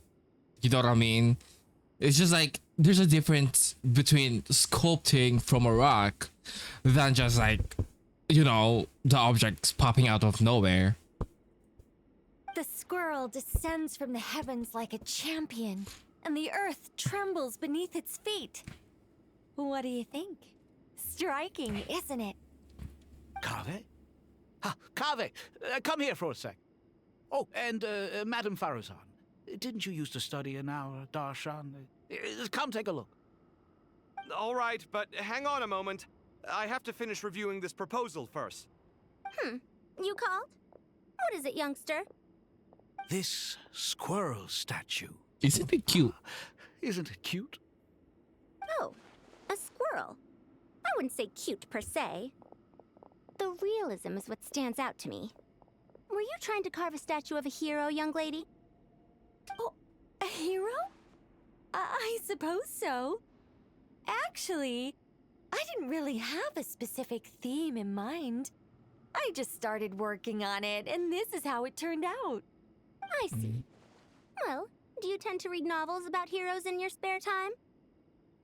She's reading her like a book. As a matter of fact, I do quite enjoy those. Everyone loves a good tale of daring do, right? She read her like a book. Then perhaps this statue represents the heroic tale you long to see deep down inside. Also on the subject of heroism, I feel that if the subject posed with a finger raised towards the heavens, it would lend a greater gravitas to the overall image. Bro, that's your stereotypical pose, ma'am. I'm sure some would call it cliché or old-fashioned, but not me. I think it would be a perfect fit. It has a certain classical beauty about it. Kave! Sorry, Madame Faruzan, I'm a little busy right now. Don't wait up for me. What a pity. That young man has excellent aesthetic tastes. I was hoping to ask him for his opinion. What a genius idea! Why didn't I think of that? Classical beauty is a great direction to explore. That's it. Once I get back, I'm going to sculpt a heroic squirrel pointing its finger towards the sky. Precisely. A declaration of victory. You understand my vision. Bro, Kave wouldn't want that. I feel like that's too cliche and that's too cringe. And like, I feel like being a hero is not about the pose, man. Then place the two statues face to face. Yes! That's exactly what I was thinking. It'll be a masterpiece. Miss... I'm sorry. I didn't catch your name. Just call me Nicole. Madame Faruzan? Was it? What? No. That wouldn't be right. Why ever not? Madam is a state of mind cultivated from within. Anyone may call me Madam if they so desire. Oh my god. Chip, okay. My dear Miss Nicole, once we make it through these trying times, should we have the pleasure of meeting again, I shall look forward to seeing your new work. Oh my god. Ship. In this day of age, it's rare to find people with an appreciation for classical aesthetics. Meeting you was truly a pleasant surprise. Honestly, I feel the same way. It's been a long time since I met anyone interested in this style of statue. Clearly, they don't call you Madam for nothing. Also, I have to say, you're a very good judge of character. Because when I think about it, I really am someone who likes stories about heroes. That must be why I've quietly kept watch over generation after generation of them. Sorry, keeping watch over heroes? What exactly do you do for a living? Oh, never mind that. Let's not tell Madame Farrozon about Miss Nicole's true identity for now. Good idea. Let's limit the conversation to aesthetics.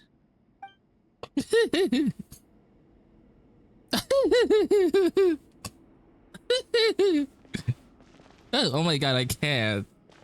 I see everything. You can't even fucking. Oh. Ma'am, I know you're recovering, but like, come on.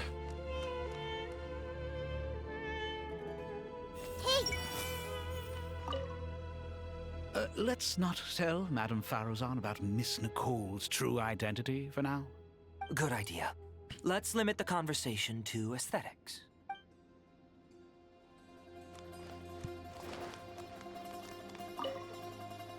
What's wrong? You look a little depressed. Kale got a fragment of the Goddess of Flowers, and all I got was one of the 7 pillars who served under King Deshret. I lost out, didn't I? That's what you're upset about? You're such a child.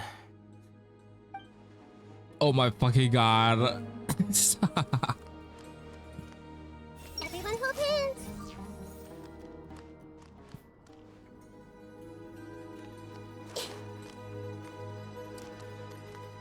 Good to finally meet you in the flesh. It's a little surreal seeing you here after exchanging letters for so long. In my head, the boss of the Curatorium of Secrets didn't look so young. Sounds like you have some history then? Any budding mercenary group needs a steady supply of intel. They, in turn, can prove an exceptional source of the same. The Curatorium of Secrets is happy to cooperate with friends from all over the world. If you're interested, you'd be very welcome to join our network too, Miss Dia. Can't say no to a solid partnership, especially out here in the desert. Having intel can mean the difference between life and death. But cooperation's built on mutual trust, and there isn't much contact between the desert and Nodcry. So, I'm guessing you reached out to Jet first, Miss Nefer? What's behind your interest in the desert? Nostalgia? Or is there someone you're looking to take care of? Let's put all our cards on the table first. Things will go more smoothly that way. I like your style, Flame Mane. Actually, I had this same discussion with Jet before we started working together. To be clear, I have no intention of using you for any ulterior motives. And I have no enemies in the desert as things stand now. Were that to change, I wouldn't drag outsiders into a conflict that doesn't concern them.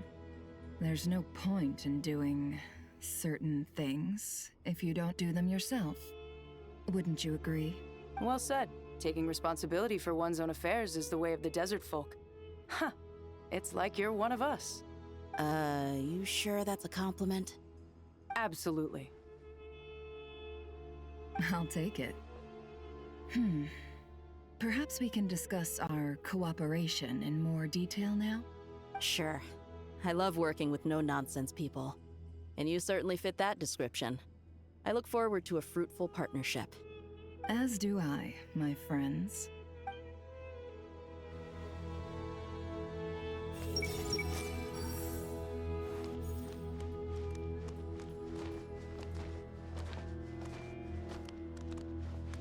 I see everything. Oh, golly. Paimon!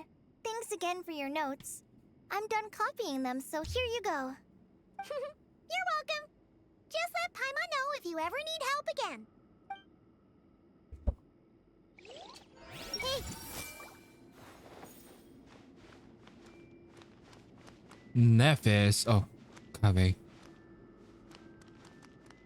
I see everything. You can't even.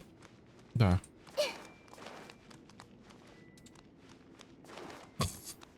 I love this you.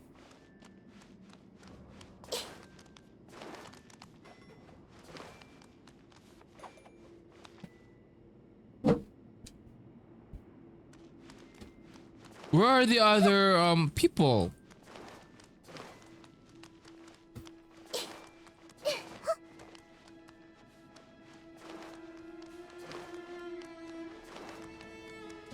Anyway, I think we're done here, I guess.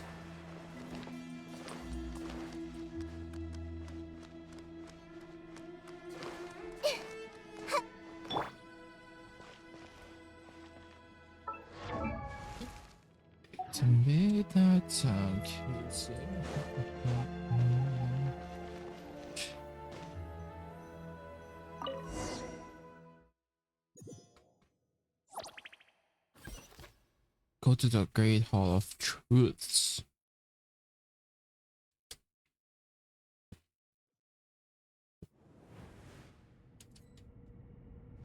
I hope everyone's ready. We'll be arriving at our destination very shortly. Ah, I miss this place.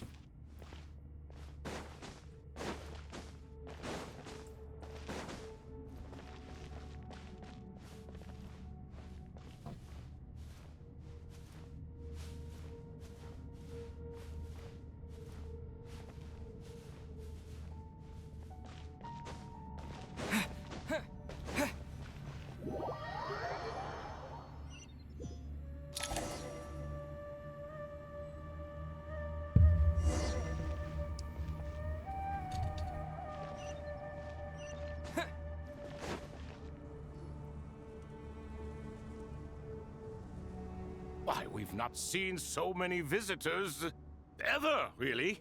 What is this place now, a tourist attraction? Ah, closer inspection reveals many familiar faces. To what do we dusty old fellows owe the honor? Surely you're not just here to chat. You surmise correctly. We are here to carry out a rather enormous project. Ho, enormous, you say? How large, then? Larger than the gaping void in our lives? Why, you've even put a smile on Goatee and Crocco's faces. All this activity is making for quite a special day. I know that laugh. Lilipar? What on earth are you doing here? Oh, this is hilarious. Turns out good things really do come to those who wait. As long as you stay alive long enough. When did you three get locked up in here? And still you act all high and mighty, putting on a show for the younglings. Truly hysterical. Why, you... Yes, I know. No need to shout. You're right, Lilipar. Goatee, Crocco, and I all have the same problem. But didn't King Deshret seal you away? How did you break free, and how did you get in here? Who knows? Perhaps you can ask my master one day, should you ever get the chance. Behold, the executioners of old.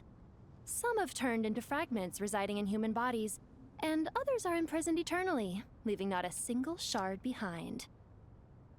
It's almost tragic, watching lowly prisoners like you act all self-important.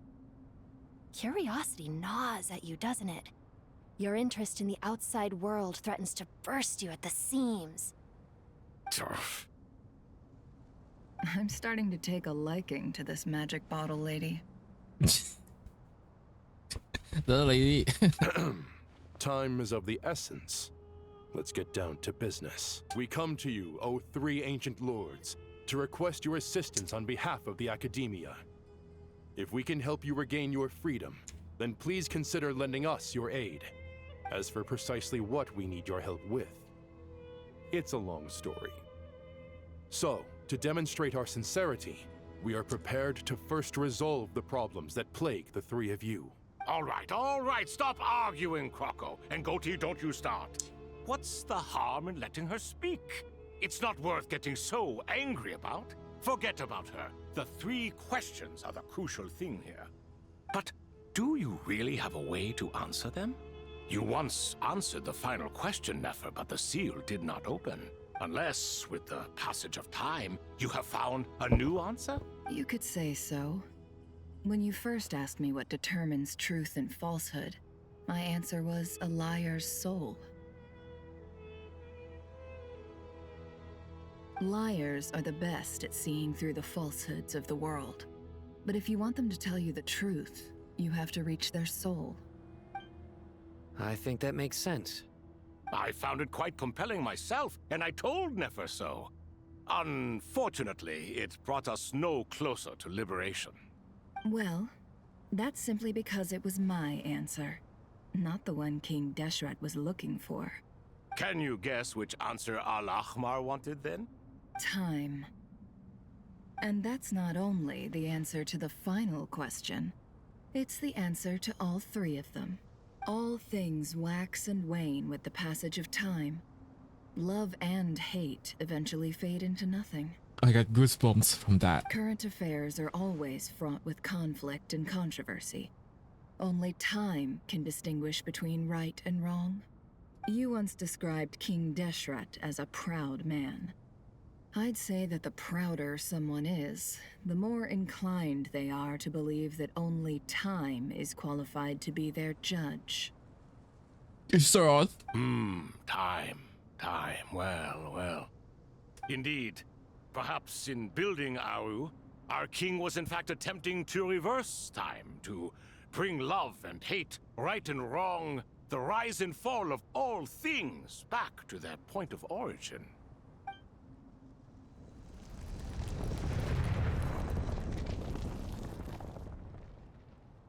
Wait, are they free?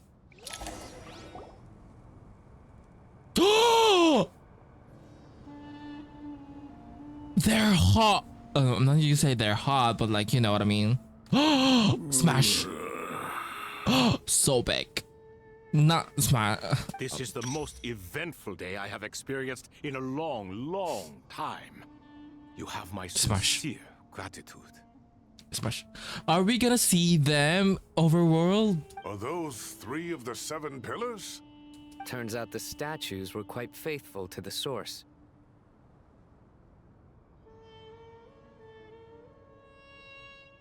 You three seem to be in good spirits.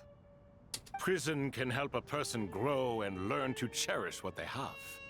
Nevertheless, after everything you've done for me, I sincerely hope you never have to experience it for yourself. Hello, Nefer. It's good to see you, Thoth, the Ibis King. Nice. Definitely puts my mind at ease, seeing you two getting along so well. Should we maybe introduce ourselves, or... Sure. I'm Sethos, the current leader of the Temple of Silence. Sure. This is General Mahamatra Sino. And this is the former Spantamot sage, Cyrus. But I'm guessing none of that means a whole lot to you. Everything is equally new to us, in truth. We've been gone from this mortal world for longer than you can imagine. Let's hold off on the introductions for now. We can always ask Nefer about you later. It'll give me something to talk about with my chosen disciple. Ugh, their design. Bruh, oh my god. I love their design so much. Ugh, hair chef though.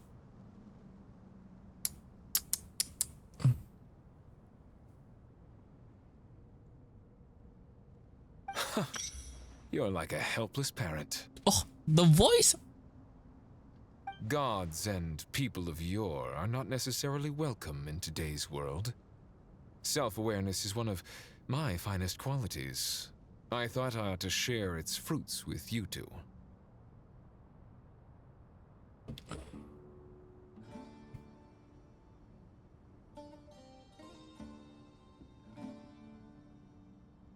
Is that so? Well, I think we'll take it in stride, just as we did with the 3 questions. Let's not forget, it was my persistence that won you both your freedom. Fair point. I have to applaud your persistence. And I must praise you for your wisdom. Now, state your wishes, young ones. I'm sorry? Why, your tremendous accomplishments deserve a reward, do they not? You must let us do something for you in return. General Mahamatra, what do you think? I won't beat around the bush. Sumeru is facing a crisis the likes of which have never been seen before, and we need your help. Shion after she got to the various incidents that transpired in Sumeru recently. Every calamity throughout the ages has been connected to us in one way or another, whether we were its cause or consequence. Whatever is wrong with Ermin's soul, it severely affected the Dendro Archon. She fell into a coma and is currently receiving treatment from the Dendro Dragon. The Dendro Dragon? I'm sorry, the Dendro Dragon is helping to heal the Dendro Archon? Not a pep, surely. Not vicious, cruel a pep who possesses no virtues aside from her basic instincts. Ah, good heavens. Oh, I shudder to think what could have caused Lesser Lord Kusanali to suffer such a plight. Still, why would the Dendro Dragon lend you her aid? She has always held nothing but contempt for the Archons. I suppose she and Kusanali must have some history. Smash. Smash. Oh, I'm sorry. You can help us make history too. A smooth talker. Well said, lad. Currently, no one can connect to Ermin's soul. We hope that by opening up Aru and making some modifications to it, we can use its technology to our advantage. Unfortunately, Aru is an imperfect creation. King Deshret never managed to realize his full vision before his death. Much remains to be done if it is to be pitted against Irminsul itself. Besides, I hear your reasons, but to give Aru up over such would be... The archaeological records clearly indicate that although Aru's construction took a long time, it was not beyond human means to achieve. Modern technology should solve the efficiency issues. We have no choice but to go all in on this. This is by no means a threat. But the only reason we helped you escape from Aru was to gain the necessary leverage to negotiate with you. You asked us to state our wishes, and we have. Each one of us here needs your help, as do all the thousands of people living in Sumeru. They need you, and they need Aru. What do we think, my fellow old fogies? Shall we lend our support or not? Since you ask so nicely, naturally. Naturally what? Are you for or against? I simply mean we shall do what comes naturally. You claim that you wish to open Aru. Know you then that the golden slumber created by King Deshret is preserved within? We do. We understand the risks involved. In all likelihood, the mortal world will never again be able to replicate King Deshret's work. Never will there be another chance to come so close to creating a utopia. Knowing this, are you sure of your decision? We are sure. Before people can dream, they must first live. If your minds are made up, very well. We shall summon our erstwhile colleagues to discuss this further. Erstwhile? Saint Shezepank, Saint Benu. Once you surrendered to silence and were buried with King Deshret. But now, we invoke the right to awaken you with our voices.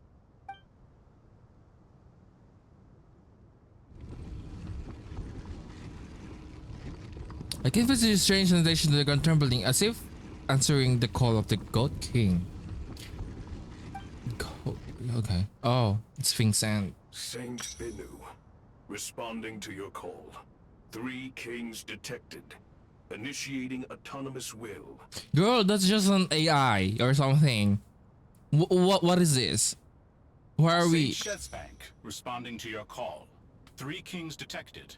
Initiating autonomous will. Shezepank, one of the most holy, intelligent construct. Don't trust him with detail of seeing the gene, all the gene of the world. Following the passing of the condition, you see his own function and fell into stillness. Though Shezepank and Beno. Their presence are worlds apart. When Beno is severe, Shezepank is leisurely. In the past, he would often wonder the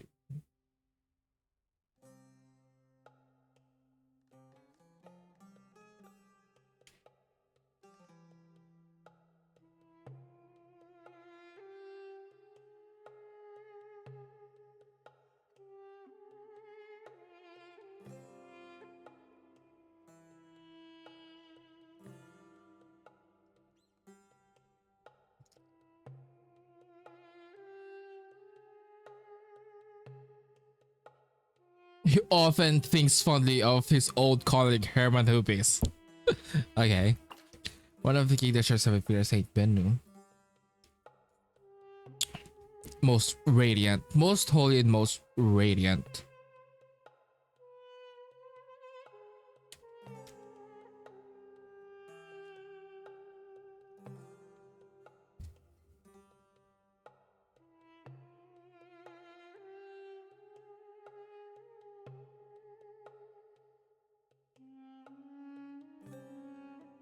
See the mundo he called Herman Hubis and say, you love say.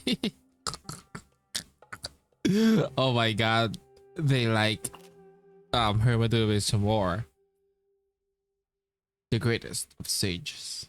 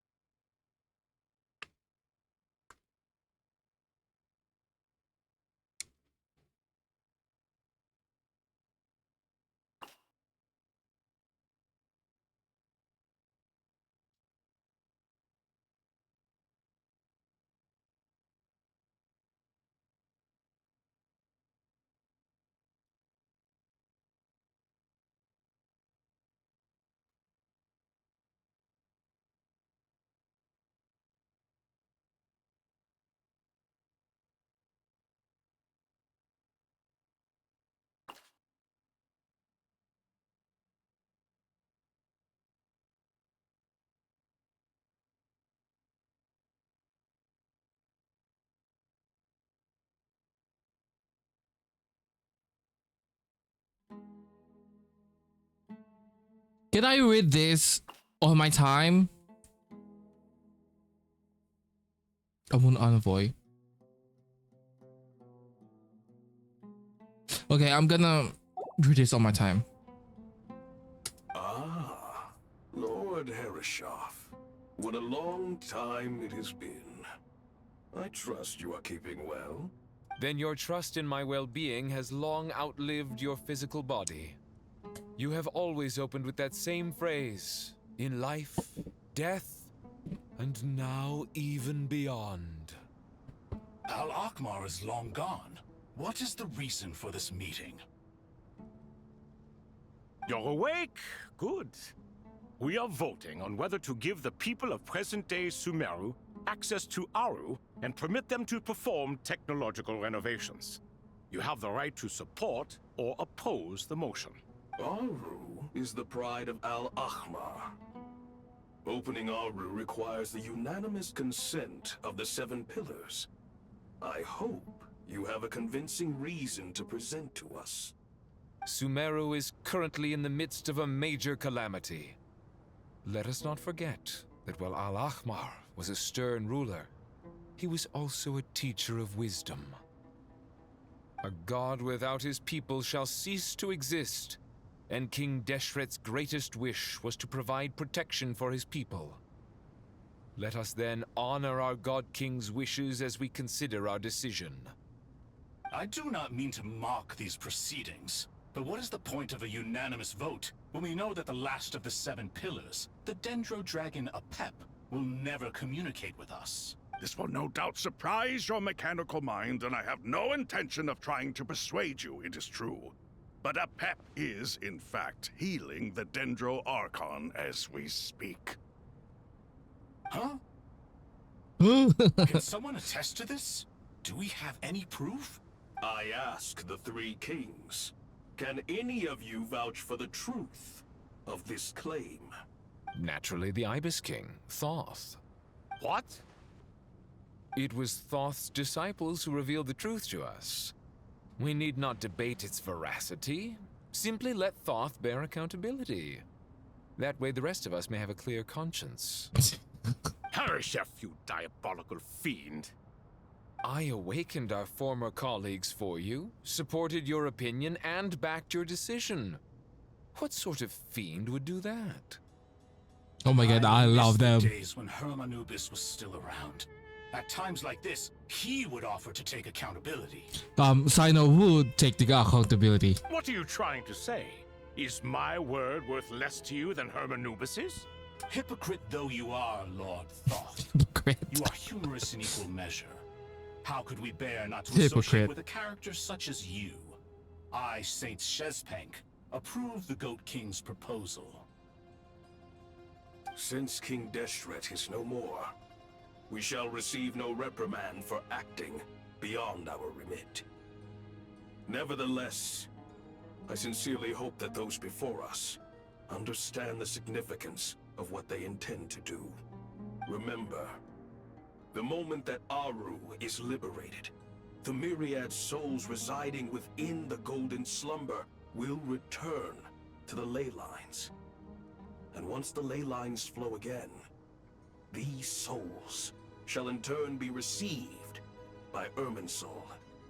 Oh, so I think so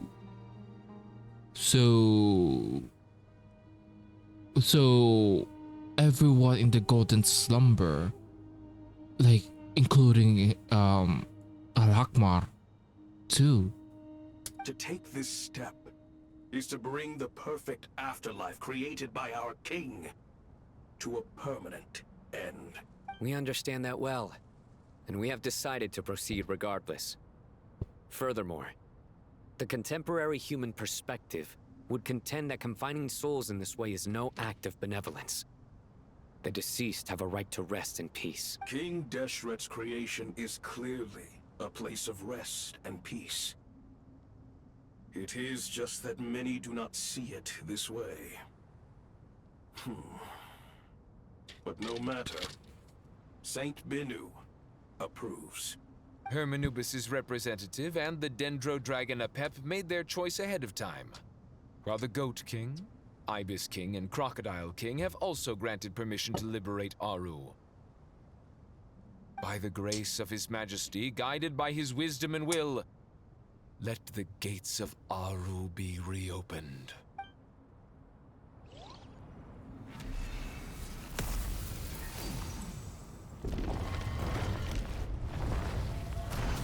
Damn, they can just do that.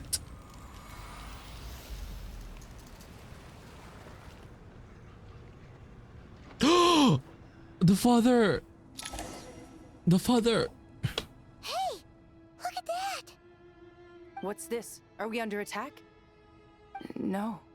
Wait, She's gonna have a closure. Look, this looks like soul silhouettes approaches from within the light, then pass through our bodies like window through a veil. Here you are, through the sands of time. I see you. Father. Father, is it really you? It's Chet's father, Jibriel! That's right! He entered the Golden Slumber, didn't he? Oh my god. I smell blood and sand on you. You've grown, strong as a wild beast, and without shedding a tear. You have to leave, don't you? Please, just answer me this. What should I do for you? This meeting is a blessing from the gods. My soul, once imprisoned along with that of Semayu, is finally free. I am truly grateful for the chance to see you again. That the dead should meet the living is itself a miracle. One brief, precious moment is enough. Enough to set my heart at ease. You're so hot, don't die. Do not weep for me, Jet. I know you will accomplish many great things in your life. You will go further and climb higher than I ever did. All I ask is that you take good care of yourself.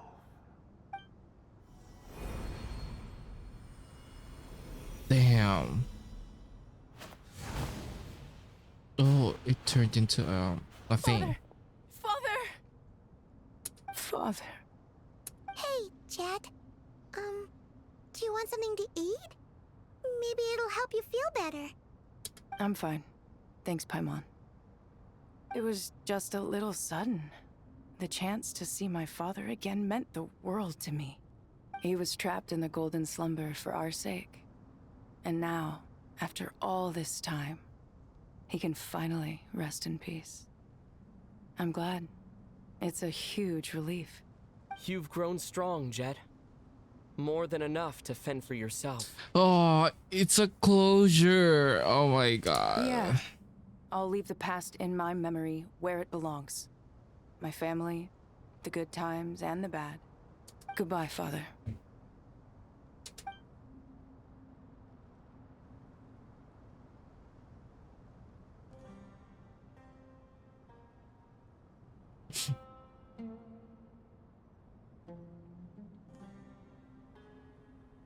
Ah, me, what a touching reunion that was. It seems we did a good deed today.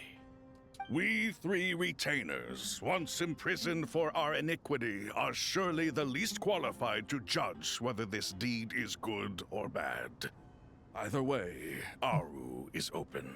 Now you have your opportunity, and with it, whatever trouble may ensue. Although Aru was created by a god, human craftsmanship was nevertheless required to build the gate that connects it to this world. Perhaps the relationship between gods and humanity follows a similar principle.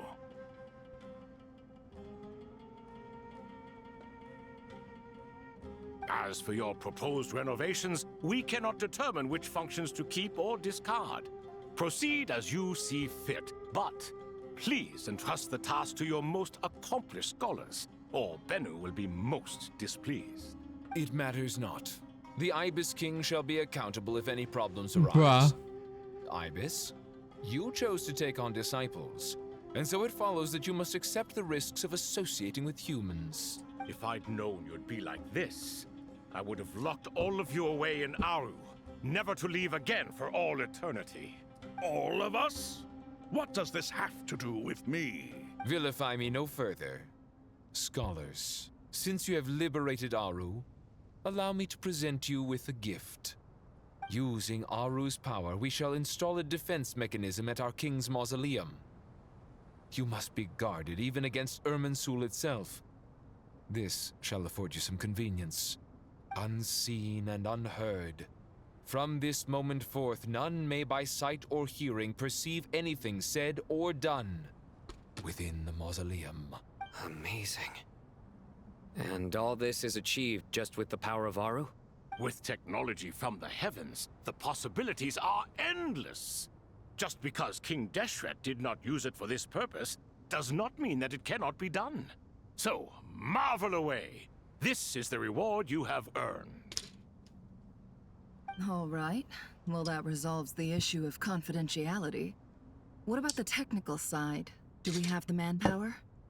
Why, yes. I've already contacted them. They'll be here soon.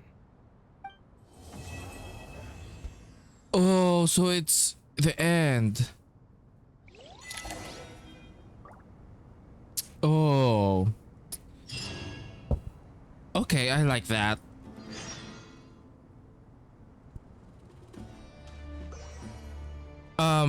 I like this quest. Let's have some, you know, break, honestly. I wish we can see them all. Overworld. These three. Scorch and burn! Ah, fresh air. A wondrous feeling. Naturally. I have a sudden urge to stretch my legs. Can anyone recommend a suitable leisure activity? I might have had some recommendations for you were this the past. But here and now, for someone who has just left prison, there could be no greater joy than simply being outside of it at last. I could not agree more. I wish they use this model more. They're hot.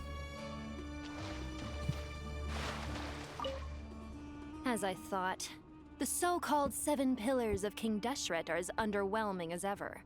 What do you mean? Not a fan of the boys' club? As men, as individuals, and even as gods, they are entirely undeserving of my attention. Al-Akhmar once commanded me to select a king from among the people, so naturally my eyes will open only for one who is worthy. Ugh. Can we talk about something else? It all sounds pretty complicated, and I haven't read that many storybooks. You think this is a mere story? Well, many would also say that the journey you shared with your father is not but a tale. My life, your life, they are nothing but stories. Little girl, it appears that you really have grown. In the past, you would have flown into a blind rage at my words, but now you are unperturbed. Oh, it's nothing. I just feel like you're right. Getting all pissed at someone for telling the truth is pointless. It only makes me look petty. This alone is proof enough of your growth. You're doing well, my dear girl. You're becoming ever stronger. Strong enough to defend the people and things you hold dear. You think so? I hope you're right. You know what? I hate you, little part, but like at the same time, you're saying the right stuff. So like, I don't know. I don't know what to say about you.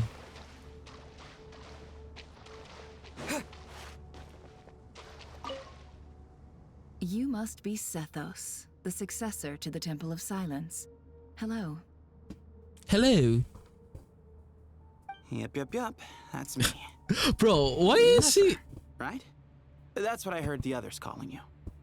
Judging by your outfit, I'm guessing you come from the desert too?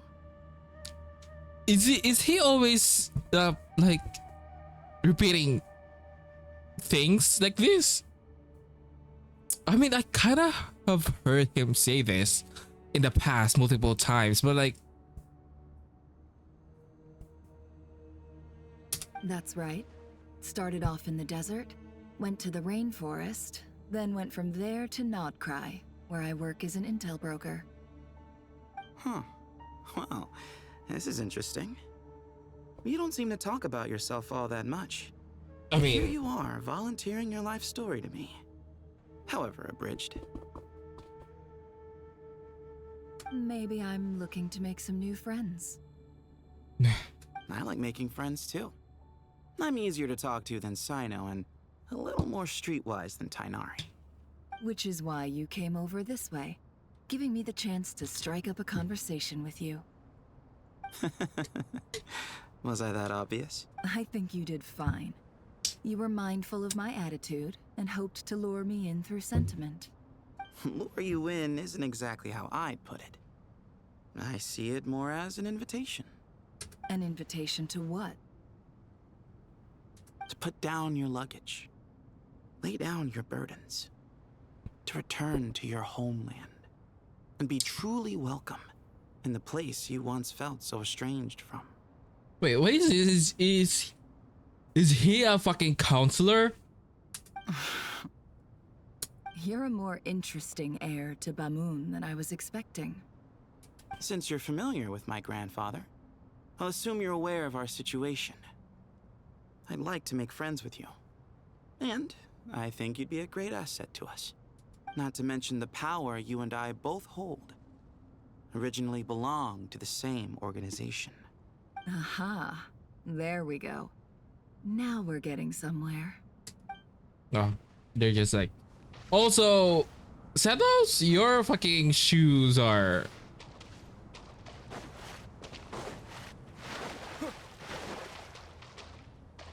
Yeah, you guys' shoes are all. Oh wait, I think these are like boots or something.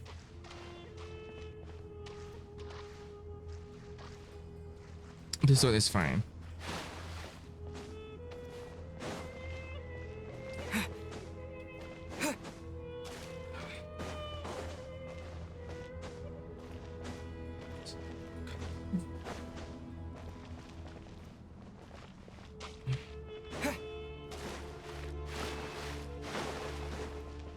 Nephis. Oh, is this not voiced? And what's your prize student doing? What else would he be doing, whatever yours is, eh? And college with them, I suppose. These kids are rarely apart, are they? Our elders always said that your school days stays with you forever. This goes doubly so for Sumeru, where school days can be long indeed, wouldn't you say? Well, does it look like I'm immune, saddled as I am with you and Zahadi? Oh, what's that? Tired of us already? And speaking of Zahadi, she mentioned out of the blue how you'd doodle your books while studying. That's hardly all I used to do while hitting the books.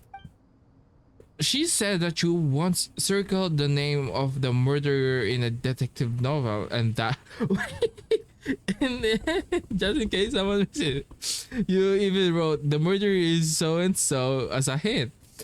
So on the title page,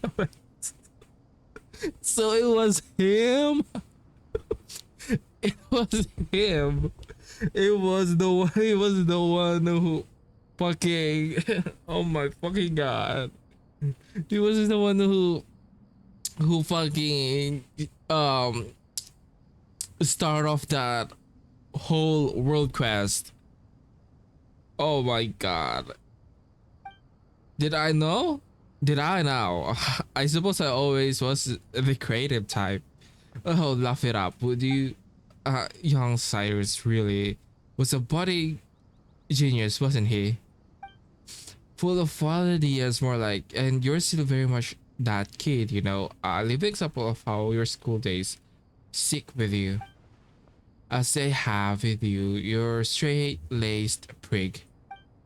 You know what? Let's leave it at that. Might as well bear the ones another rather than expect us to turn our lives around or something. Truth be told, you should probably keep an eye on Sino and his friends. We'll all need to tread more carefully than we used to. I will. Take care of yourself as well, alright? Don't let the pressure get to you. Aw, but like, he's the one. Oh my fucking god. Do you hear that? Sounds like your teacher is scolding mine. Huh. Classic. Did you see her? She's a former Vahumana student who dropped out of the academia and went to Nodcry to work as an intel broker. There's more to her than meets the eye. How can you tell? Do the Matra have information on her? Some, but nothing telling. I'm basing it on the fact that she seems to be an expert liar. She can fool many with her words. A sixth sense for liars after investigating so many of them, I take it? Yep. What about you? What do you make of her? A little earlier, in the corner, I noticed she gave some supplies to Jet and had her deliver them to the main group. She's meticulous and highly observant. Besides, what was it you said? Making it to the top is no easy feat in any profession. Anyone who's at the top of their game has to have some sort of edge over others. It's true, but she's not the only one at the top of her game. I also am, and so are you. Sure, but what's to guarantee she won't overhear us talking about her? Don't worry, I have my methods. Sethos is distracting her. Ah, I see. Okay. We just finished the first act of this whole Archon quest. I think, I mean, it's not like your typical story with the plot and whatnot. I think it's just like a setup for this next quest, but I like the closures and the things that we are also tackling about. The jet closure, the world quest. Oh my god, that's been so long. Also Nefer being able to answer the riddle. Like there's a lot of things that that being discussed again, and I think I like that. Also those NPCs, these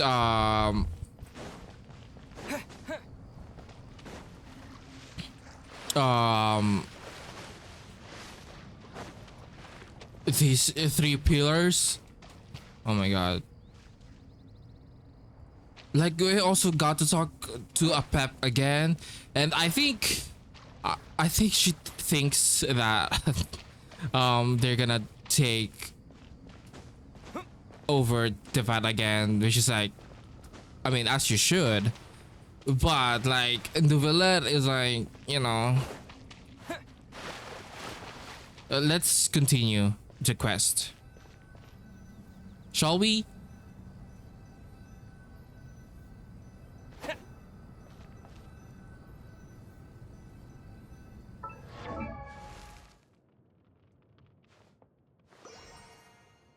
Yeah, let's continue the quest.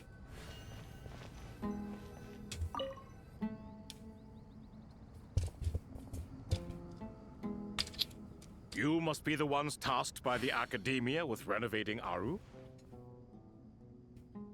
That's right. Good afternoon. I'm Kaveh, and these two are Termezi and Naisaburi. Hey, I'll hate them. Come and introduce yourself. We've met before. This is Thoth, the Ibis King, and everyone knows these two. Afternoon, gentlemen. I've only ever seen these two in murals. Ah, the paintings in the temple. They show us chatting, playing cards, playing chess. Precisely the activities we most enjoy, funnily enough. No, only you enjoy playing chess. We were just humoring you. I wouldn't go that far. Back to the matter at hand. A preliminary assessment by the Academia indicates that this project requires expertise in various disciplines, including the deciphering of ancient texts, mechanical engineering, the restoration of ancient ruins, and elemental theory.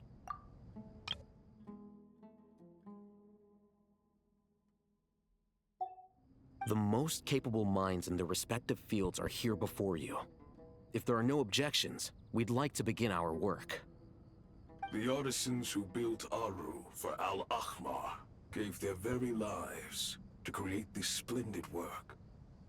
Follow their example by giving your utmost devotion to this project. I didn't know that. We'll do our best, of course, but we certainly won't be sacrificing our lives. Oh, yeah. Such brazen words. Humans these days are a far cry from their ancestors. What little respect you show for King Deshret. I mean, just that.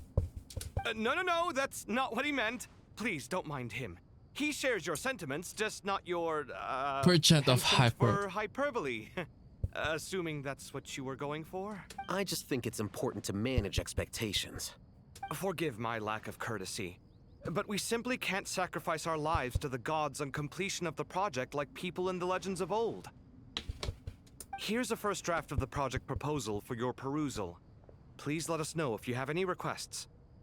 Normally, I'd have made it look a lot more visually appealing, but we were really pressed for time on this occasion. I hope you'll forgive me if it's a little rough around the edges. Naturally. I love him. If my fellow ministers deem this meager display of respect sufficient, I suppose I can consider agreeing to their proposal. Why are you so preoccupied with the ostentatious displays of respect to Al-Ahmar? We should be trying to make things easy for them. You never know. We might have to rely on these young people to look after us in our old age. Exactly. This is Aru's mainframe. Be reminded to use it with great caution. We certainly will. Thank you for your assistance. You may attempt to lay out punishment should you so desire, though I'm afraid it would be futile. You and I both know that certain components of Aru can only be operated by humans. Oh, really? Okay. King Deshret always I mean, believed in yeah. humanity. Still, the reason that Aru's modules are designed that way is not so much because he trusted them, but more because he was wary of you. So Beck? Is that true? No wonder human artisans helped to build Aru then. He actually required human assistance to create his greatest work. Oh my god, he's learning here. Naturally. Naturally. Have you noticed that the Goat King keeps giving superficial responses? Naturally. It's like he's just going through the motions and leaving the real debate to his colleagues. Naturally. He understands the art of perfunctory speech. That's what earned him his position as the Minister of Ministers. It seems the rumors about King Deshret being a poor judge of character are baseless after all. Excuse me for being blunt, but it sounds suspiciously like you're putting yourself on a pedestal and mocking me. You're mistaken. And while there's nothing strictly wrong with making every conversation about yourself, it's not exactly a positive tendency either. What's happening? Well, there's nothing to do with making Erica. You? Whatever. I knew it'd be like this working with you. All right, let me past. I need to look at this console. It's your job to activate it after all. Let's begin. Everyone, please proceed with the external checks and preparations as per the procedures outlined in the engineering plan.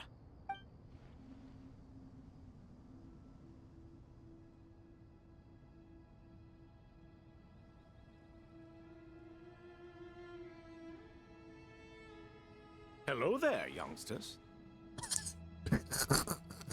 Whoa, the Ibis King came to life. What do you mean, came to life? I've been alive the whole time. You did say we could start our research, right? Are you having second thoughts now? I've reviewed the proposal. The work you're planning to carry out on this grand device is ambitious in its scope.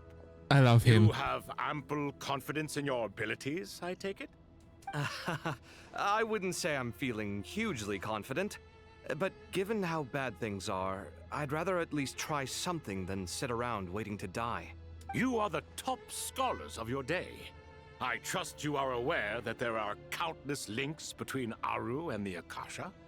Aru and the Akasha?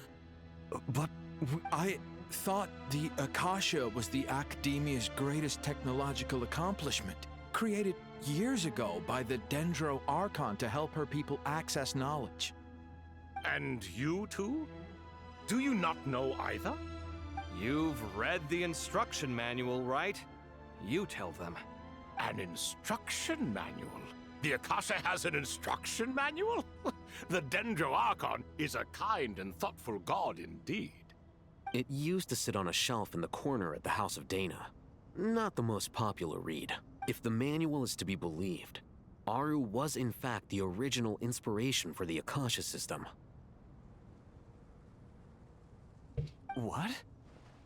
But there are so few records about Aru anywhere. And practically none of the scientific expeditions into the desert had anything to do with it. Ah, but this is something you could not possibly have known. You may have heard many stories about the desert, but what is the most important aspect of history? Consider this a quiz. Anyone from Vahumana present? I'm from Vahumana. It's, well, veracity. Precisely. And a large part of veracity is the chronological order in which events occur. I may as well tell you.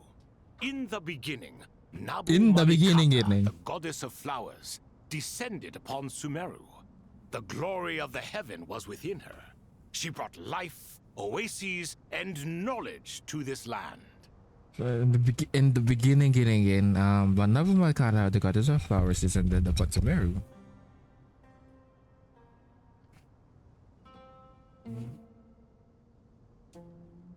Then she created the Jinn, enlightened them, and ordered them to serve her.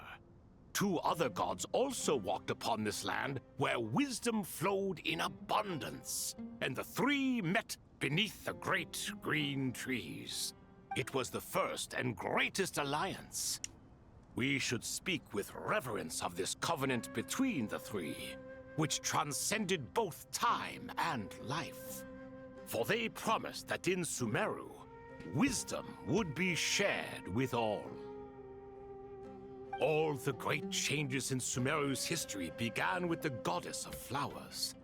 For King Deshret's sake, she pried into the secrets of Celestia, and for this was burned to ashes by the flames of wrath.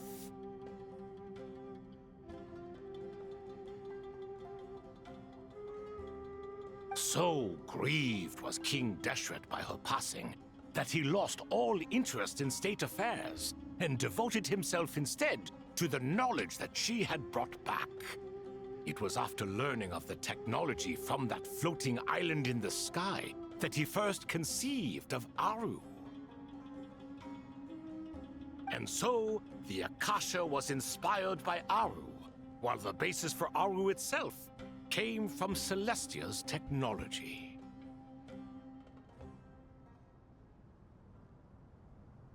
Okay. Well, if the 2 share a common technological origin, then connecting one system to the other is an entirely feasible idea. Unbelievable. Have you no reverence at all for celestial technology? No, I do, but there's no time for that. The schedule is too tight. Blame it on the deadline. Perhaps you could try coming up with our cutoff dates. You know what it's like having to turn around 5 different drafts in one day? I wouldn't wish it on my worst enemy. Yeah, also, Sir Ibis, King, you don't plan on getting directly involved at all, do you? Yes, well, you strike us more as having come to give a popular science lecture. Or, wait, does this count as more of a first-hand witness statement?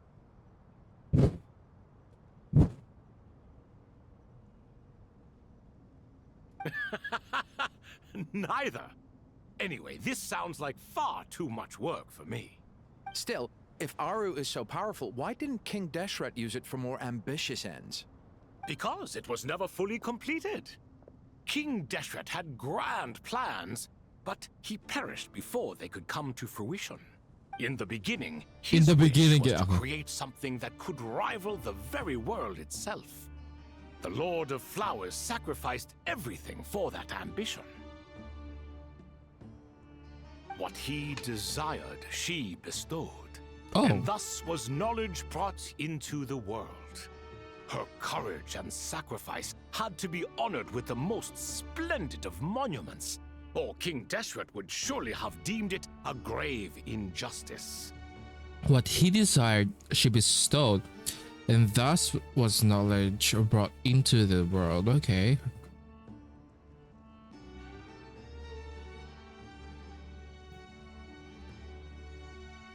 And that monument, built from knowledge and technology, etched with a sacrificial and courageous love, even in its unfinished form, it deserves to be treasured. At that time, King Deshret said the following to the Lord of Dendro. Since we share an eternal covenant, I shall never be your enemy. Hence, the fruit of wisdom from the heavens is not to be devoured. Remember, it is not that I lack the power to become the enemy of wisdom. Yet you and she have taught me much and shown me kindness. For this, I cherish you both. In the end, Aru was only used to store a portion of the souls. It was but a primitive form of the masterwork the king had envisaged. His final hope for Aru was to return to the past, when she yet lived.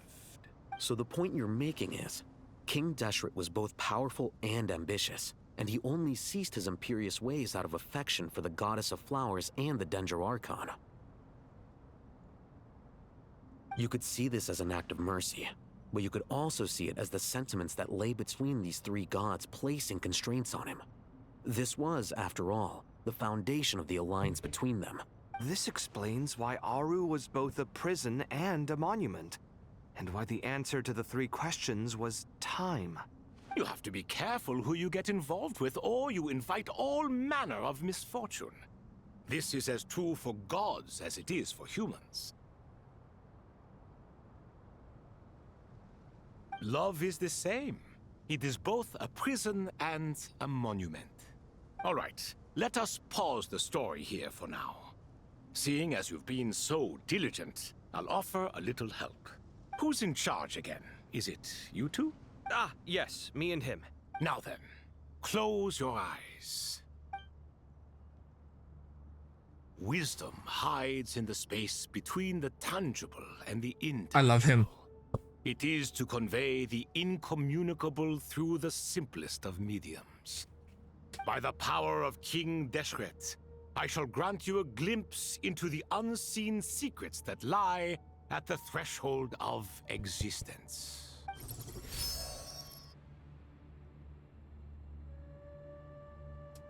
Where did this come from? Is it a new mechanism? It looks more like some form of externalized information. You've rendered it visible? Just as the Akasha allows you to access a greater range of knowledge, the power of our king permits one to perceive ingenuities that do not belong to this world. This is no ordinary mechanism. It reflects the internal structure of Aru. Whether you choose to increase or decrease, keep or discard. Come, use these to achieve the outcome you desire. Looks mechanical to me. Better let me handle it, just in case. But wait, how do I get up there? Turn around. So that's where the elevator is. Of myriad path of flux and dissolution. Act 10! Also, I'm cosplaying the Torre, by the way. Blue.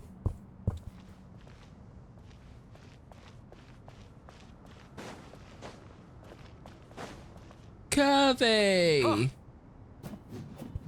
Ha!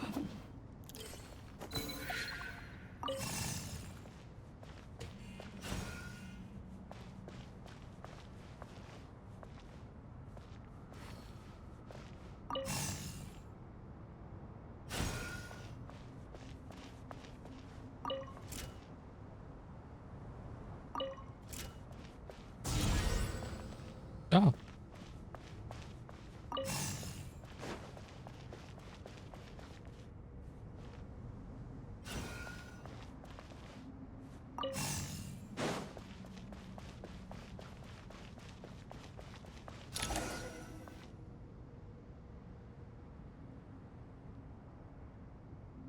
Obelisks were used to record important information in the ancient desert civilization.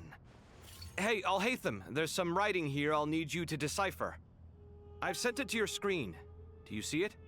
Oh my god, this is so sci-fi-y. Got it. It's a little blurry, but I should manage. Take a look and tell me what it says. Oh, and I'll send any other similar text directly to you from now on.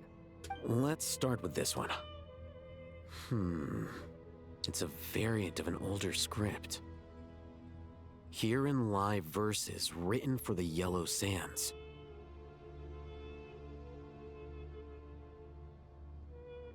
Looks like cultural information from the age of King Deshret. If so, I suggest you delete it.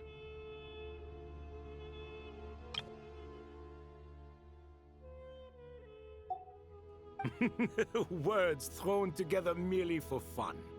I had no idea Aru kept a record of this. Well, as long as you're certain that this is strictly private information, that's fine. It is unimportant. All right, well, I guess I'll start now.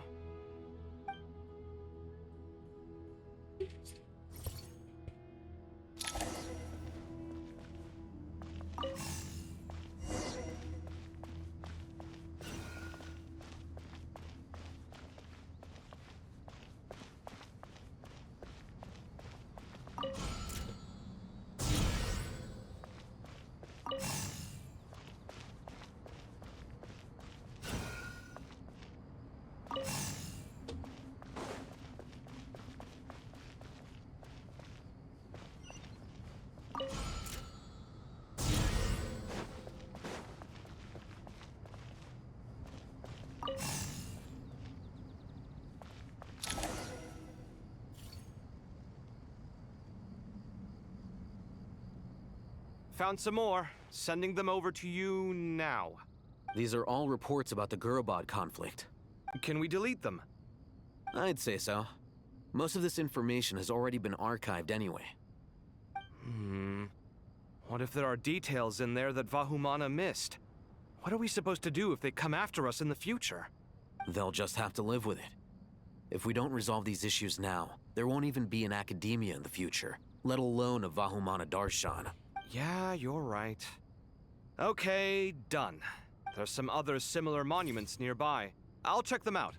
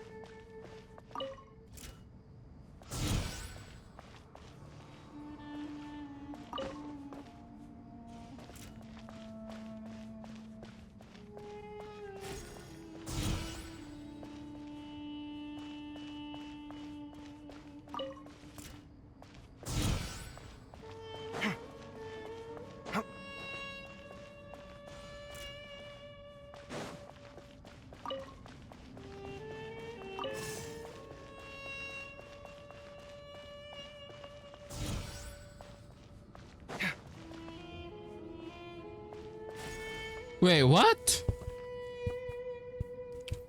Okay.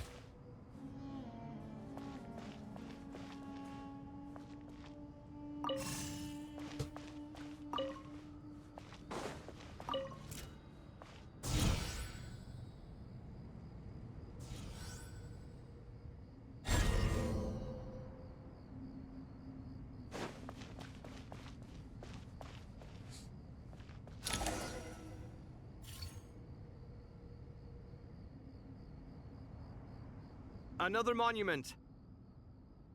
Hold on.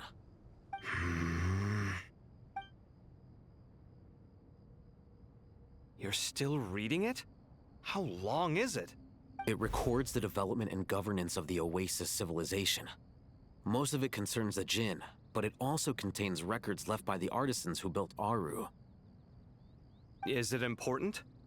Some of it. There was no way for me to read the whole thing in its entirety, so I had to rely on my intuition to pick the parts worth keeping. What about the artisans' records? What do they mention? They're speculations, mostly.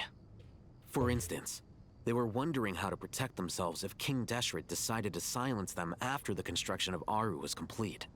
Sounds like pure mythology to me. Surely that kind of thing didn't really happen. The records do emphasize that this was merely their conjecture based on various myths.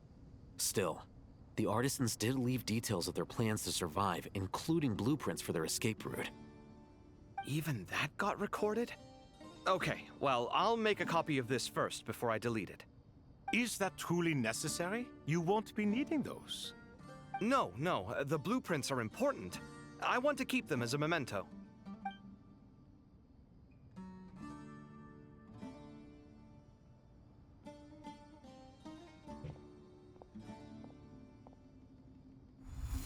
I think that should just about do it. It meets the requirements of the contingency plans, so we should be good. I gotta say, it's the strangest feeling. This cross between reality and the intangible. It's like drifting between life and death. Or in and out of a dream. Using my own hands to manipulate illusions that are forever out of reach. Chasing dreams in the most literal sense. Definitely a novel experience. What happens if my spirit just floats away? You die. That probably. won't happen. Anyway, I wouldn't celebrate just yet if I were you. There's likely to be a phase 2 of this project. All right. I'd better keep my wits about me then.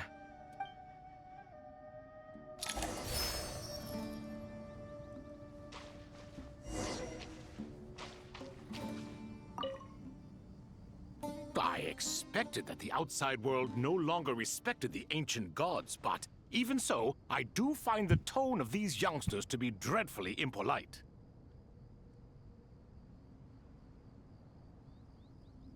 Wait, I thought you like us. It should hardly come as a surprise to you. I remember you saying the same thing last time. I assumed that was just a one-off.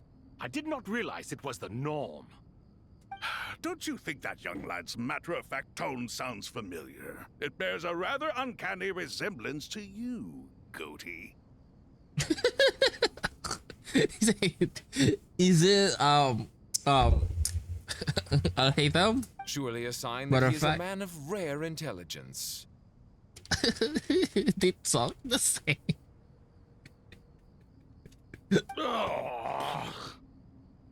The rest of them, though, much better. The blonde-haired one, for instance. So sincere. That's the kind of kid I can respect. Which one? I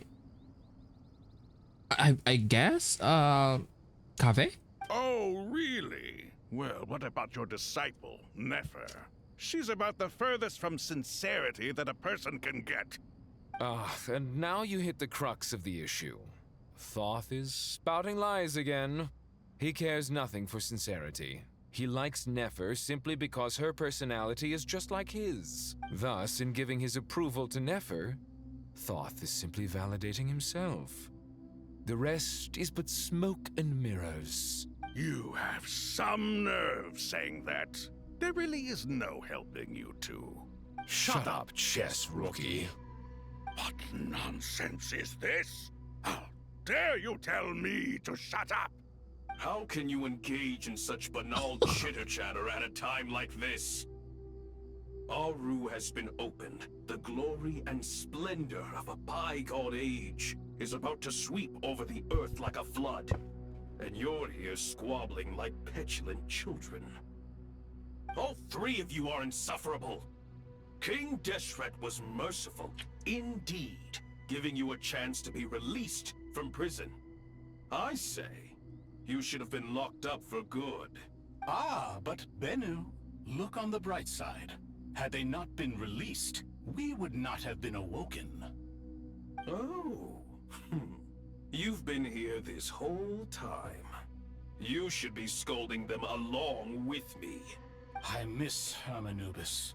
Aww. It's not a real reunion without him here. Cute, I know. Now you're avoiding the topic and talking to yourself.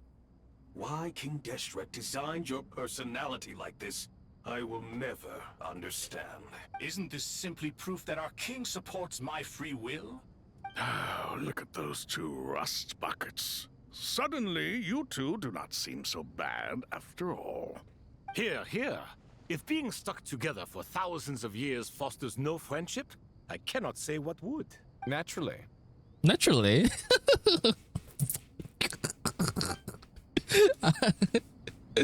Bro, Harry Shab is so fucking funny. Naturally. Oh my fucking god. This tree. Make them playable, please. Oh my god. Oh, at least 4 stars?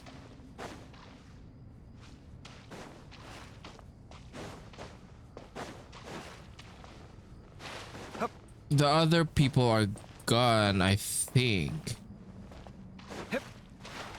Naturally.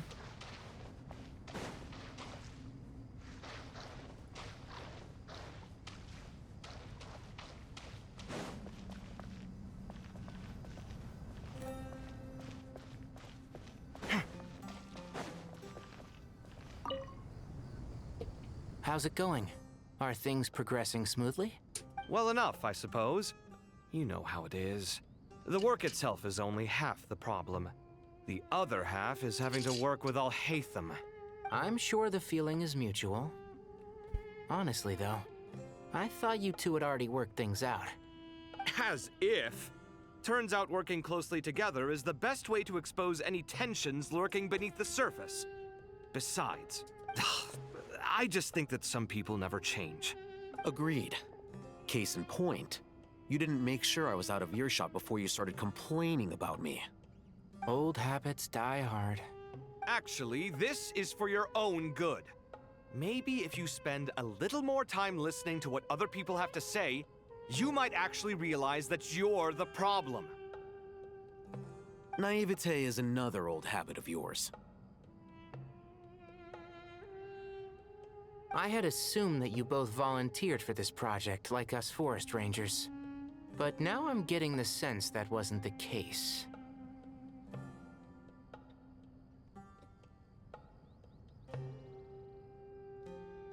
Definitely not. We were assigned to it by Lesser Lord Kusanali and Nephis. As much as I'd love to be doing normal work for normal clients, these Titan projects are all that's on offer right now. Though I'm sure they wouldn't be roping us in if they had any better options. Just goes to show how short-staffed the academia really is. I'm sure you've prepared yourself mentally, but I still feel the need to advise you to lower your expectations. It might make the process of working together a little less intolerable. I know! Same to you! But if you already understood that, you should also know not to say the quiet part out loud.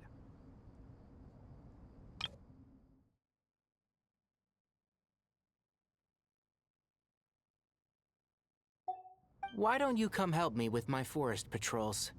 Might help you avoid any further disagreements. Are they? No, I thought. Wait, are they paralleling the three? Good suggestion, but unfortunately, differences of opinion will always exist. Changing the nature of the work won't get rid of them. For once, I actually agree. There is zero chance of us ever resolving our differences. Zero! But even so, the work must be done. Care for some coffee? I'm glad to see you making progress. Don't act so smug! It'd be nice if you made some too! I feel like even I've made some progress today. In the past, I never would have dared to try and mediate a conflict between you two while you're both right there in front of me. Apologizing probably makes it sound like I'm in the wrong, but... I'm sorry. I was just kidding. Truth be told, I don't have any work to do at the moment, so I'm just here to kill some time. How's Kale? She's studying with Nicole. I'm not sure how she's getting along, but she seems to be in good spirits at least. I wouldn't worry. Angelic affairs are probably above your pay grade anyway. I know what you mean, but Sino and I are still a little concerned for her. He said he'd go keep Kale company after he's finished training the mercenaries. I'm planning to join them myself shortly. Kale will be okay. Have faith in her. Even we can see how much more confident and outgoing she's become in these past few years. Thanks to you and Sino being there for her and providing guidance every step of the way, she can finally stand on her own 2 feet. On her own 2 feet. Does it feel bittersweet? Watching the younger generation grow up and move on? No, not yet, at least. I was just thinking, I wish there was more I could do for everyone. She'll be fine. Yeah, she will. Just try to relax. Aww. Aww. I like them. Also, again, they're hot.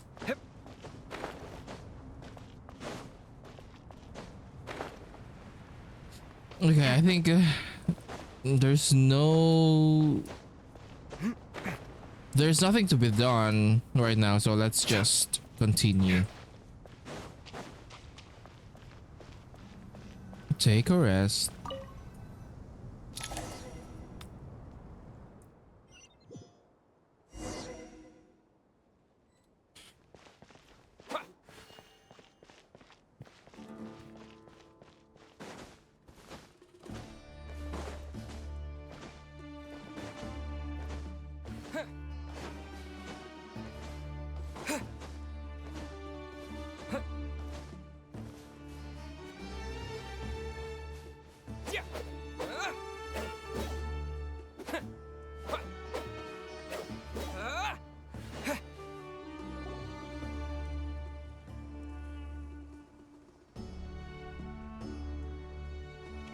Traveler from afar, do you worry for the fate of Sumeru as well? Whoa! It's Sobek the Crocodile King! Hi. Greetings, Crocodile King. Please be at ease. I'm just here to chat with you about Lesser Lord Kusanali. Sounds like you really care about her. Yes, although to be exact, it is a mixture of both concern and curiosity that I feel. Speaking of Nahida, Paimon was wondering how she's doing. Wait a moment. What is it? I tried calling out to a pep, but there was no response. This can only mean that she is focusing all her energy on taking care of Lesser Lord Kusanali. All the gods who served King Deshret seemed super surprised to hear that a pep agreed to help Nahida. Guessing she made a bad impression on you or something. Are you aware of the history between her and our king? I'm aware that you know, they have agreement, something, and then she ate him, something, then she got, like, you know. So, but like, I'm gonna say I'm not. The story begins a long time ago. Al-Ahmar was always a wishful thinker where the Dendro dragon was concerned. Without consulting her, he decided to list her among the 7 pillars and declared his own power to be far superior to hers. That was when our king was at the height of his power. Ibis Goti and I were no match for him. And so we chose to submit and serve as his ministers. But not a pep. No, she never thought much of him. I mean, to a pep, Al-Ahmar's pride and sense of superiority were nothing but ignorance and hubris. In fact, they fought numerous times, but usually the battle ended in a draw. So is Deshret way more powerful? In the end, King Deshret coveted the power of Celestia, only to end up corrupted by knowledge. His final act was to trick the dragon into swallowing him whole, leaving her to bear the torment of his sins. That's actually... The Dendro dragon stands for the glory of a bygone era. She hated Al-Ahmar and what he represented. All the gods, all the power they wielded. And so, her willingness to help the Dendro Archon through this crisis comes as a great surprise indeed. It makes one wonder whether, perhaps, the Dendro Archon assisted her in the past. Well, kinda, yeah. Yep, Nahida did her a huge favor. You told Sobek about the Hida help free her from her suffering. So Lesser Lord Kusanali put an end to the Dendro Dragon's many long years of torment. As much as she loathes the 7, a pep knows kindness when she sees it. No wonder she was willing to make an exception. Yeah, that's the sense we got from dealing with her too. She is not incapable of coexisting with other living things. Rather, she actively chooses to avoid coexistence. And this despite the fact that she symbolizes life itself. All of this being said, I wouldn't expect too much from her if I were you. Nothing will change her hatred towards humanity and gods. I mean, We'll keep that in mind. Anyway, how much longer do you think Nahida needs to stay with the Pep? maybe we should go and pick her up. For all we know, the Fatui might still be in the desert. Just to be on the safe side, why don't we grab anyone who isn't busy right now and go look for her? I'm alright, Paimon. Oh! Huh? Was that Nahida's voice? Is that the same thing Nicole do? It seems the treatment was effective. Since when do my deeds require your evaluation? Ooh.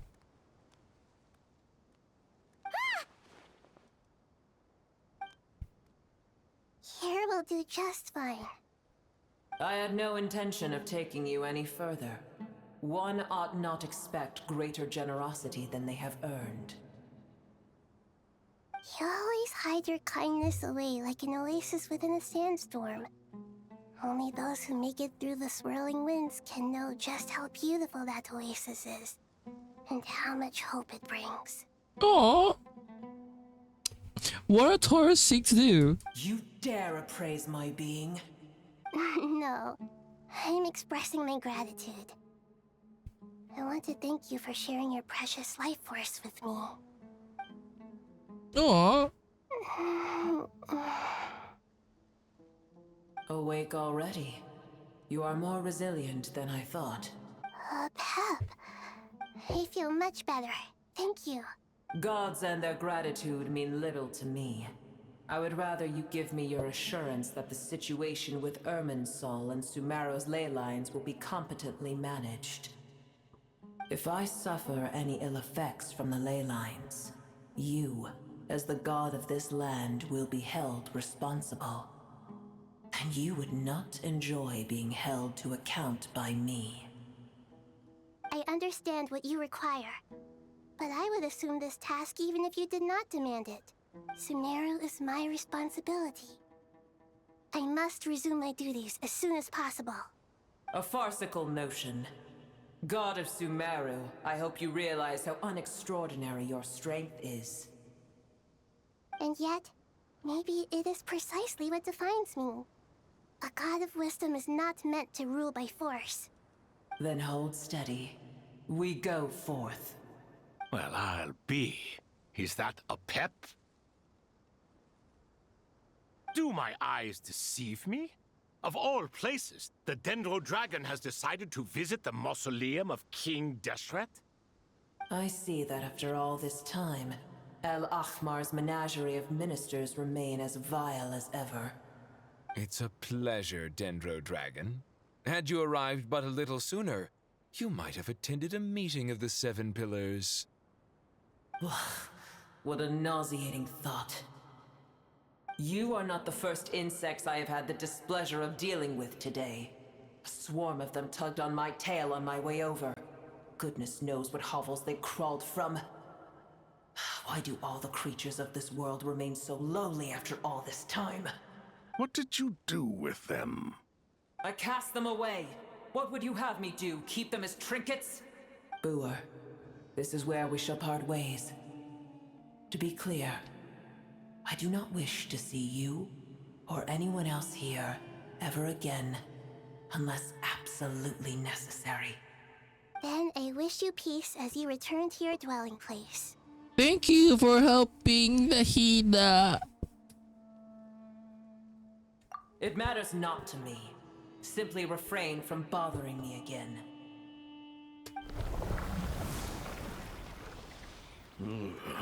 A force to be reckoned with. At times like this, I feel glad that she has no interest in any of this. Hold on, just hold on, okay? We're almost there. Aww. Oh, that's so fucking cute.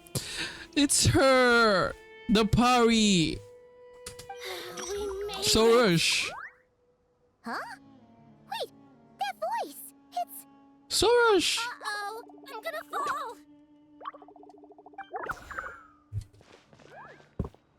Damn, the Aranara is so cute. Oh, I've got you. Well, that's a relief. A pair of safe hands indeed. The Dendro Archon's familiars. They are the last thing I expected to see here. Huh? Wait, what are the Aranara doing here? Don't you guys hate the desert? Obviously I was worried about the Dendro Archon. I've been supporting them with my Pari powers the whole way here. Oh, you seem pretty nervous. Is it because there are too many people around? Not just people. It's all these non-human beings, too. It's hard on them. I can't believe you made such a long and dangerous journey just for my sake. I appreciate your support so much. Thank you all. I'll have to ask everyone to wait while I help our new arrival settle in.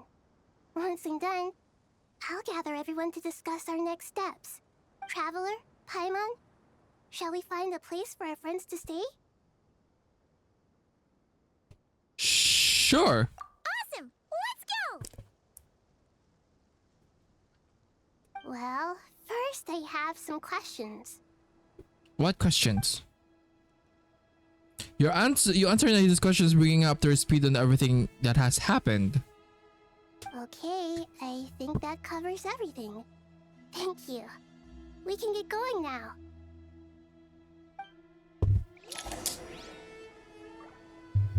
Arabalika, Aradashan, Arasata, Shorosh, Arayuta, Araraikan, Arasha. Aww, they're all here. Kids.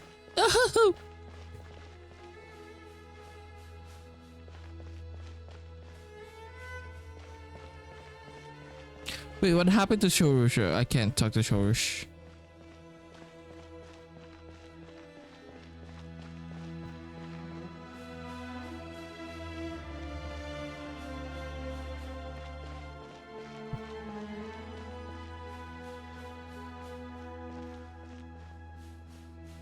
Bro, she can't. Okay.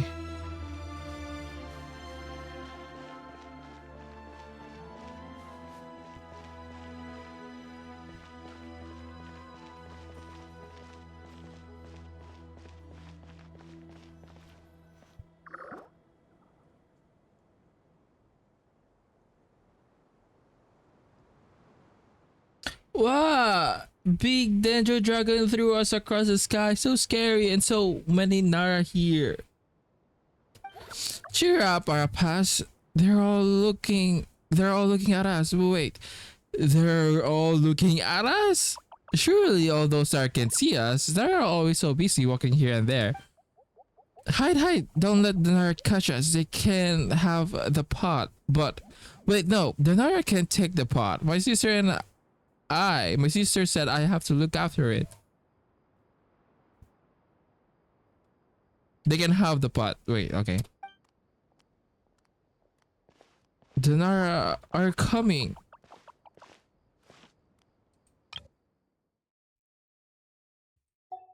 Hello, everyone.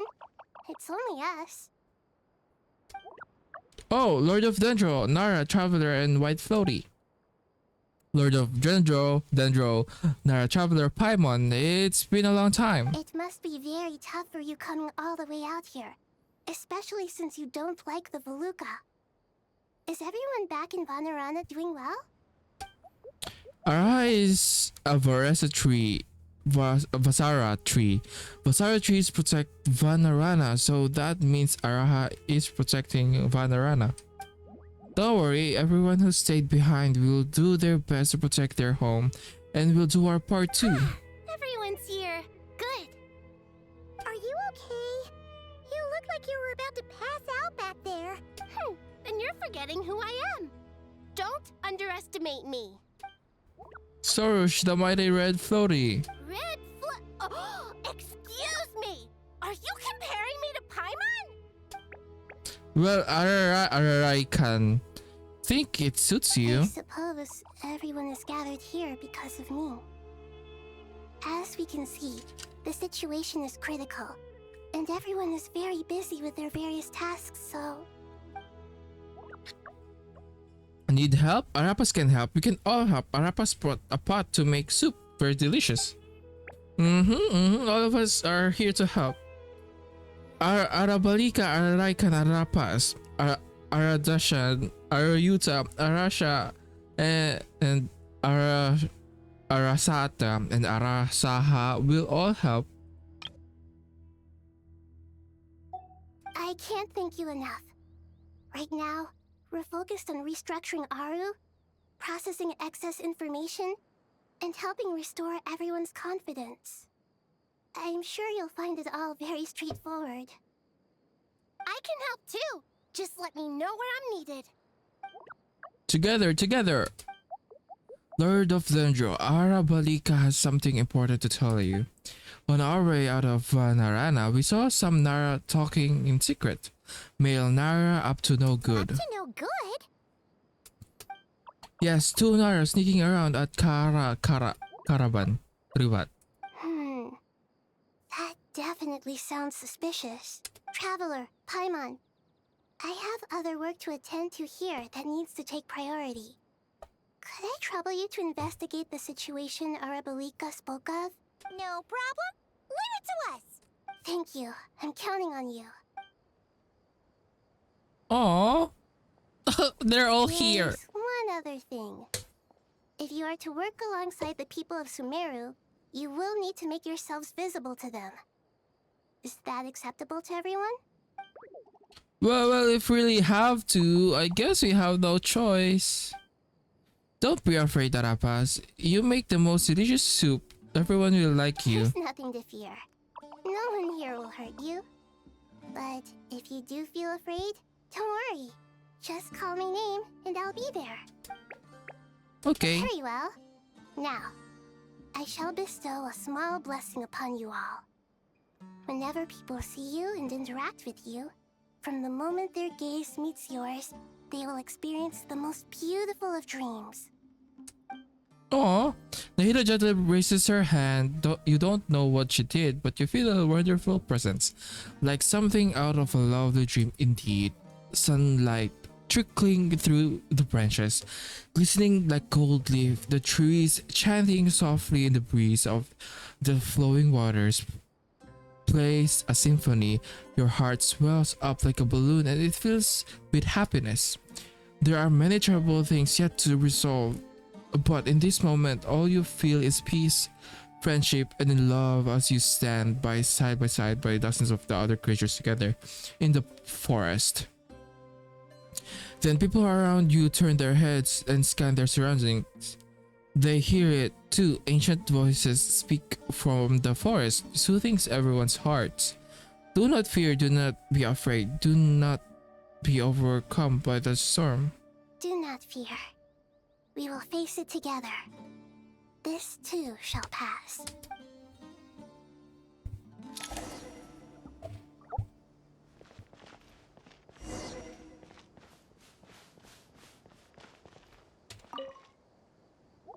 Wow, the Nara are looking this way.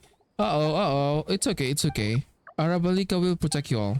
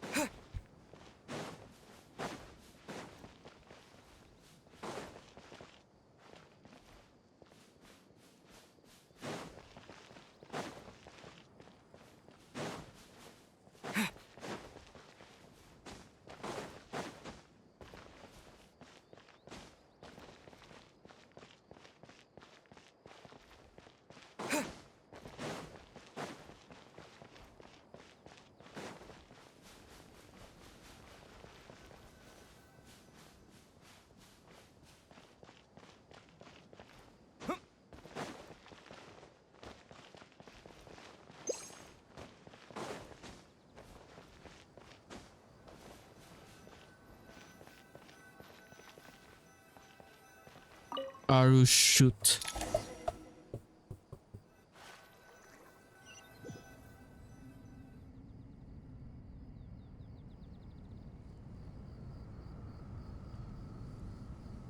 Ah, everyone's here. Wonderful. Dendro Archon, you're back. Are you recovering all right? You mustn't push yourself too hard. I'm doing very well. Thank you for your concern. The scholars updated on the progress of Aru's renovation. I see. Using the power of Aru to reboot the Akasha and gain access to Irminsul. It's a sound plan, although I regret to be the bearer of bad news. But with the state that Irminsul is currently in, it's impossible to access via traditional means. Even the Akasha won't change that. Alas, we had feared this may be the case. And what about non-traditional means? Non-traditional means? Are you saying... Desperate times call for new measures. What do you mean?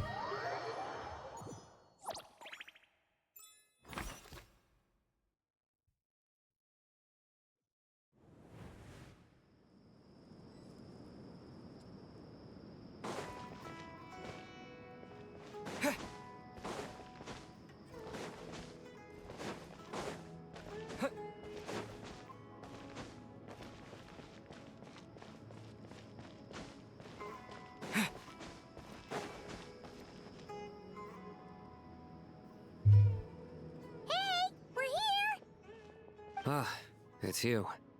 Is there a situation?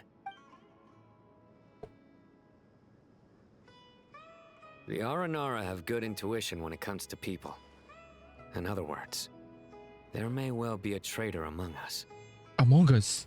Given everything that's going on, I'd be more surprised if there wasn't. Miss Nefer, as a professional intelligence broker, I trust you have a solution? Not one that I'm willing to volunteer.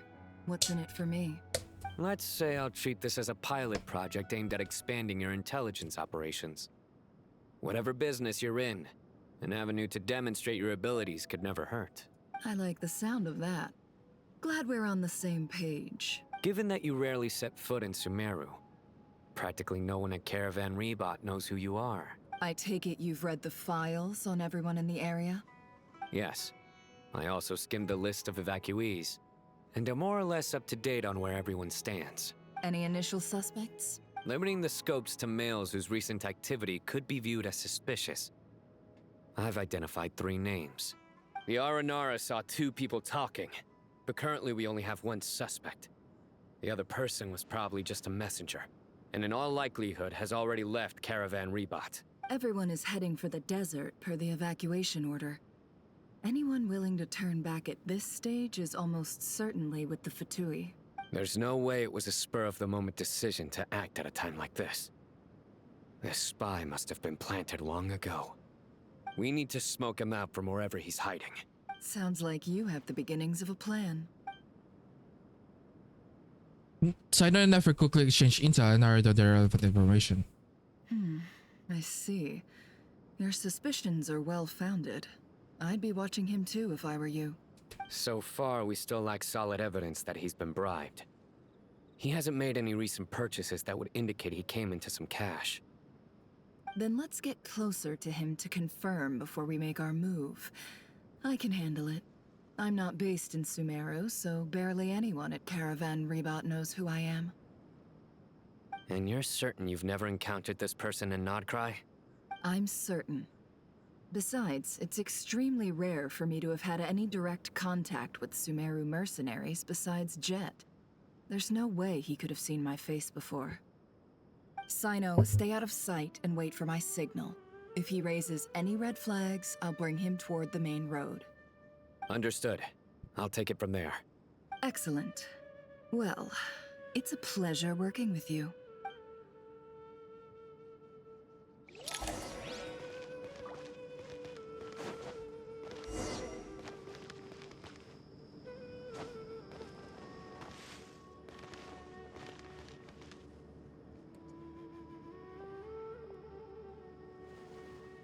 Darker skin, scars, frequents the desert and has ample combat experience. Nothing unusual about how he dresses or acts. What's that he's looking at? A coin. Interesting. Could that be how his contact paid him? Conveniently discreet for someone trying to hide any unexplained income. And yet it could be highly valuable. Sorry to bother you. Has everyone here already left? I don't suppose you happen to see a lady wearing a hat? Ma'am, what are you doing in Caravan Rebat all by yourself? The main group evacuated some time ago. Didn't you pass them on the road? My friend and I lost some of our cargo along the way. I didn't want to miss out on potential business, so I told her to go on ahead and meet the client while I retraced our steps. I didn't think it would be so late by the time I found it. And then there was a terrible sandstorm. I guess I must have taken a wrong turn, because I didn't see any large groups on my way here. Forgive me for asking, but just to be on the safe side, could you describe this friend of yours? Sure. She has blonde hair, and she was wearing a hat and a white dress. You'd definitely know if you'd seen her. Yes, I think that does ring a bell. Ah, my apologies.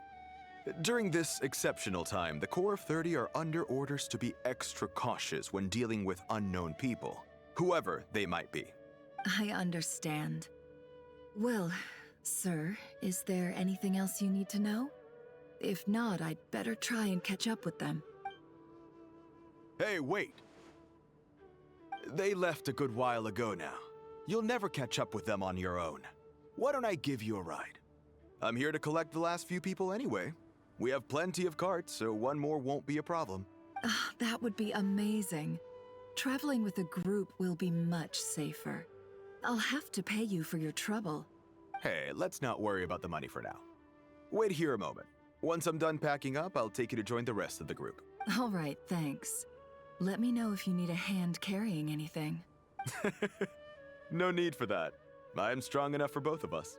Okay. Well, I wish there was some way I could repay you. Guess it's my lucky day, running into someone who knows what they're doing here.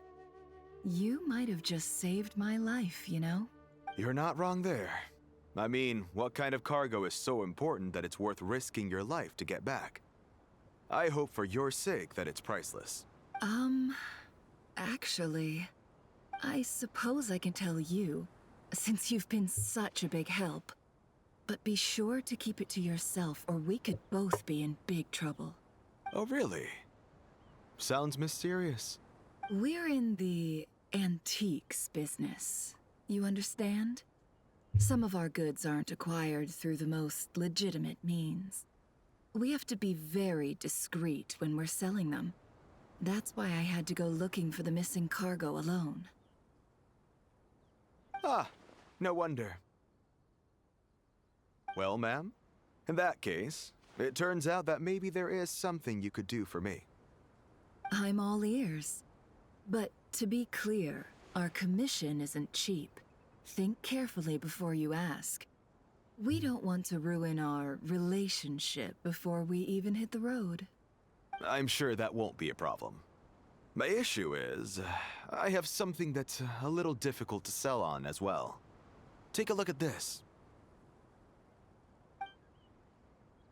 The mercenary reveals an old coin and thanks to her dealings in Nordcry, Nefer has seen plenty of antiques in her time and recognizes it as a very rare high-value item.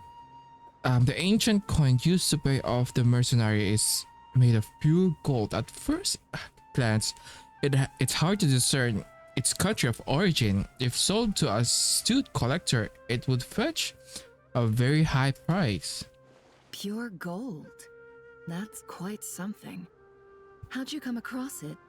Dig it out of some ancient tomb? If you look hard enough, there are many treasures to be found in the mausoleum of King Deshret. It has no distinct Snezhnayan markings. That'll be why he's going with that story. And he clearly doesn't want to arouse suspicion, so he's on the lookout for an opportunity to make a quiet trade. Surely you have an existing business partner. Won't they take it off your hands? I hope I won't be attracting the wrath of my competitors by helping you sell this. The shop I used to work with is having cash flow issues at the moment after losing some money. I'm under enough pressure as it is without having to deal with them. On the off chance anything went wrong, I'd never get my money back. I understand. Gold is the last thing that traders with cash flow problems want to see. Well, in that case, I think we can work something out. As it happens, I'm just about done packing. Shall we make a move? Sure. Let's walk and talk. This evacuation was a huge operation. They needed a few people to stay behind and tie up loose ends. And I ended up being one of them. You're lucky you ran into us in time. I certainly am. I don't know how this happened. One thing led to another, and look how it ended up. I just hope our client doesn't get spooked and cancel their order. Fingers crossed. But either way, life goes on, and we all have to make a living somehow.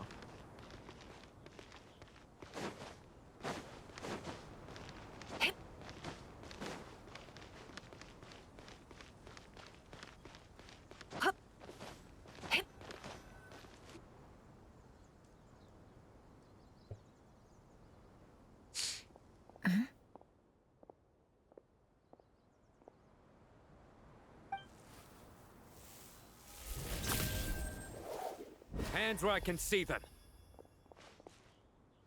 General Mahamatra! No, wait! What are you doing? This is the coin? Good. Sadly, you won't have the chance to spend it. Nicely done. Looks like Sumeru's Matra are a well-oiled machine nowadays. Unmarked gold coins are quite difficult to trace. Thanks to you, we have secured the evidence. Here's what's gonna happen.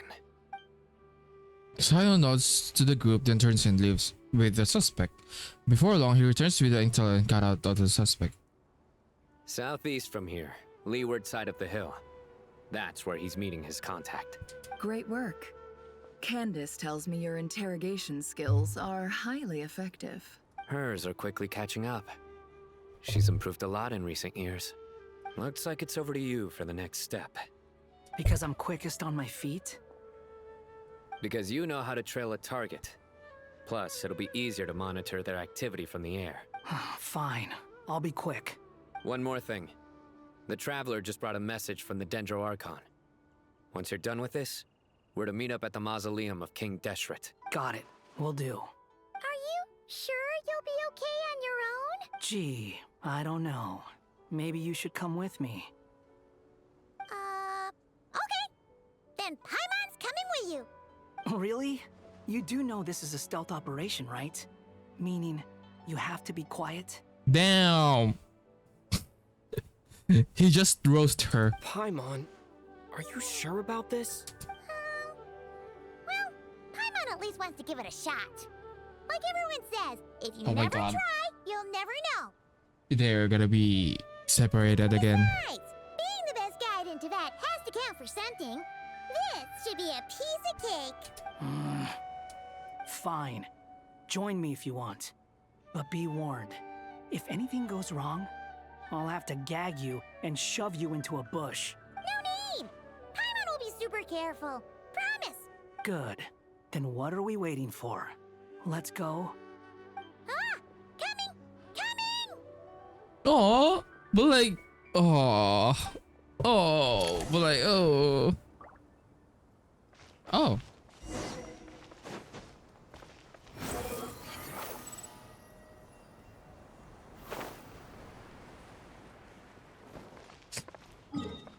I don't think I can. Oh, okay, yeah, you can't. Squall and Fury.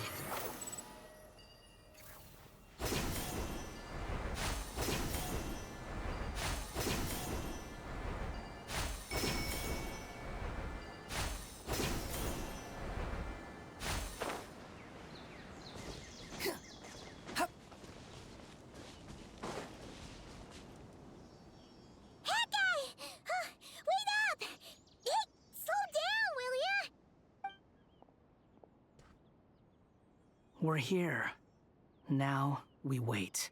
Okay, yeah, cool. Cool. What's on your mind, Paimon? Huh?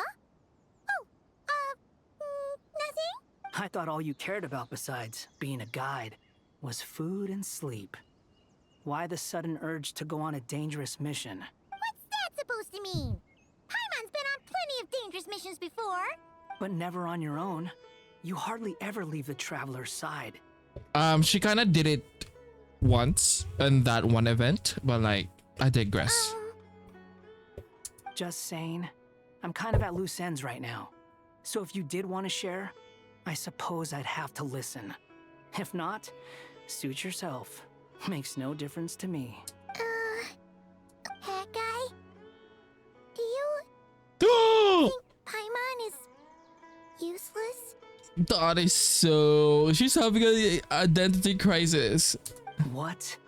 Where's that coming from? When we were in Notcry, Paimon suddenly realized something. Even though Paimon's with a traveler every single day, whenever we face real danger, she can't do anything to help. Paimon doesn't get like this very often. She just got really scared when the traveler got kidnapped that time. What if he never came back? What would Paimon do then? And the more Paimon thought about it, the more useless she felt. But Paimon doesn't want to be a burden.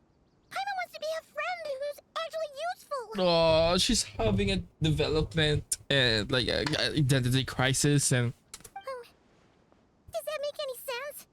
You know, that feeling of just being completely useless and... Oh. Paimon probably sounds so ridiculous right now. You asked the right person. Boy, do I know that feeling. Oh, hat guy. I'm not gonna try and encourage you. What I will say is this. When you start doubting yourself, you have two choices. Give up or change. You have to make the decision to move forward. Otherwise, no amount of consultation from other people is gonna help you. So ask yourself, what do you want? To get stronger? To learn more? Whatever it is, go do it. You won't have any regrets if you can at least say that you tried. All right. Something's not right. Shouldn't they be here by now? it's a setup. Paimon, is it just me? Or is it a little too quiet around here? Should Paimon take a look? We'll give it another hour. If nothing happens, we head back. Okay. Time ticks by, but still nothing happens. How strange. We've been here for ages. Where the heck are they? Have we been stood up? What is it? Did you think of something? Something feels off about this whole situation. But I can't quite explain why. We know for sure that the guy Sinocot had something set up. Yet somehow his contact is a no-show. So, either the handler got caught, or, more likely, they decided to cut our guy loose. But how would they know to do that? Wouldn't they at least send someone here to check things out? That's the problem. They couldn't possibly know what's happening here. Unless... This feels all too familiar. Come on. Let's head What? back. Oh my god, my brain is not that working properly right now. And I don't know what you're implying, man.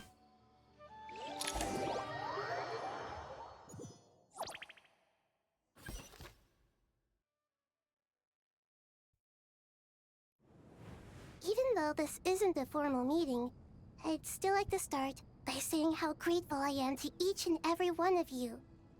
Thank you all for coming here and standing by our side.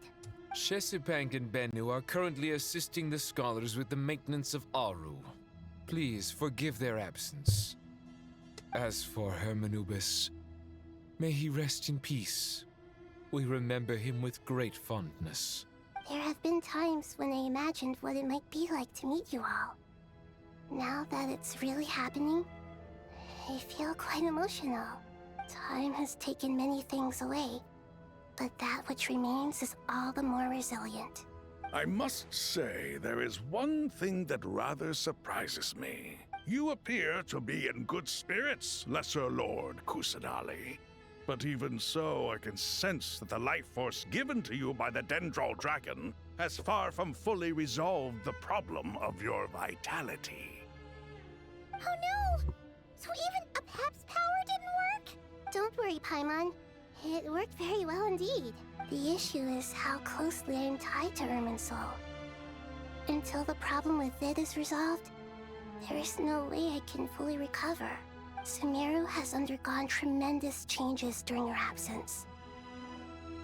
When gods pass away, inevitably, people's faith in them grows weaker.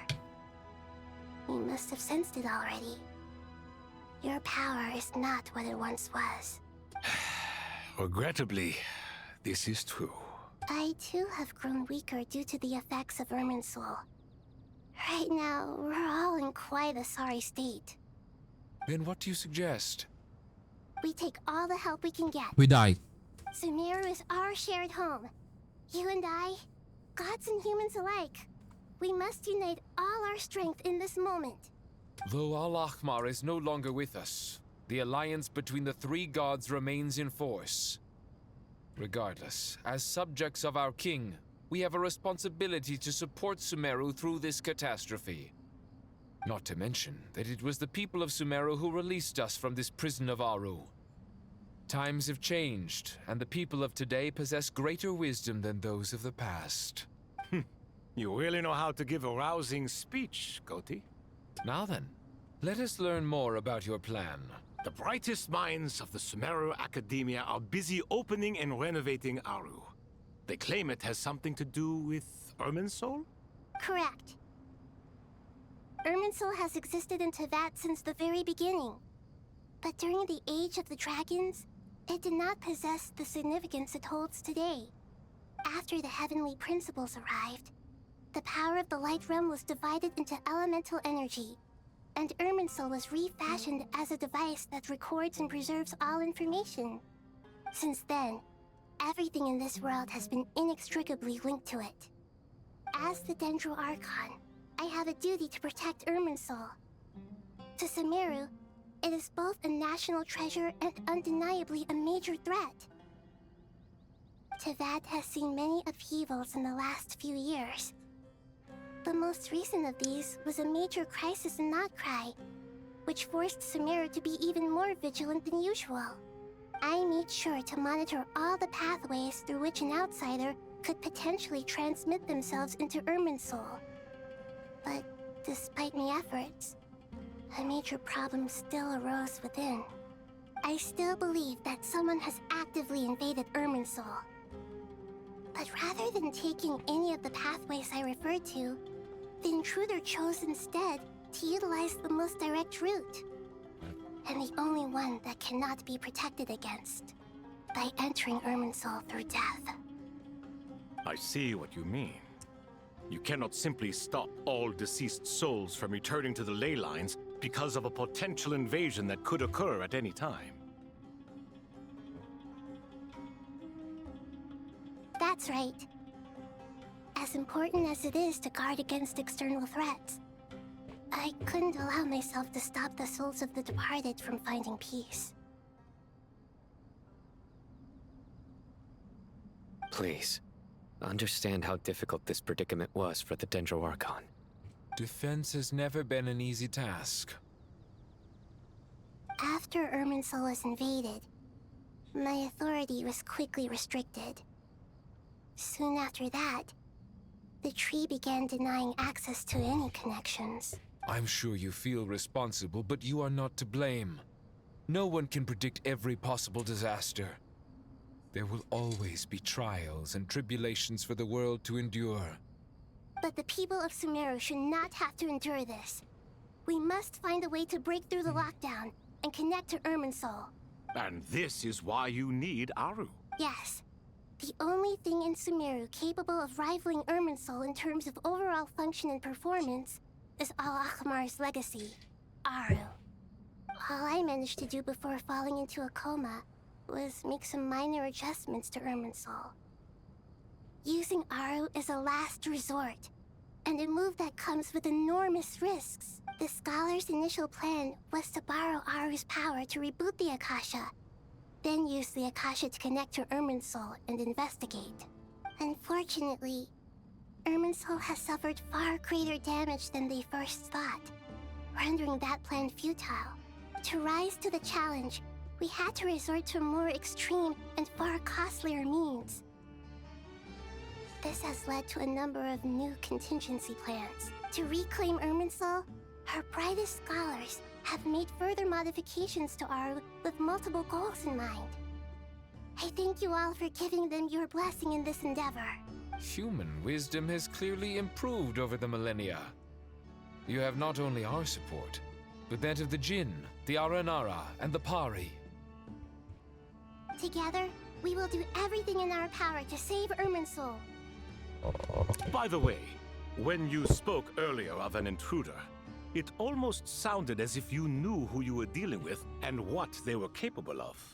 Well, since you ask.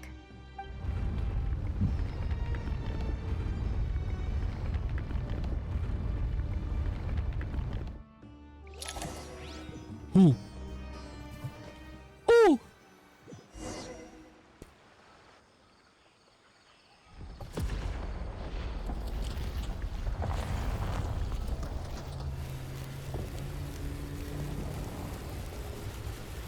What the fuck is that?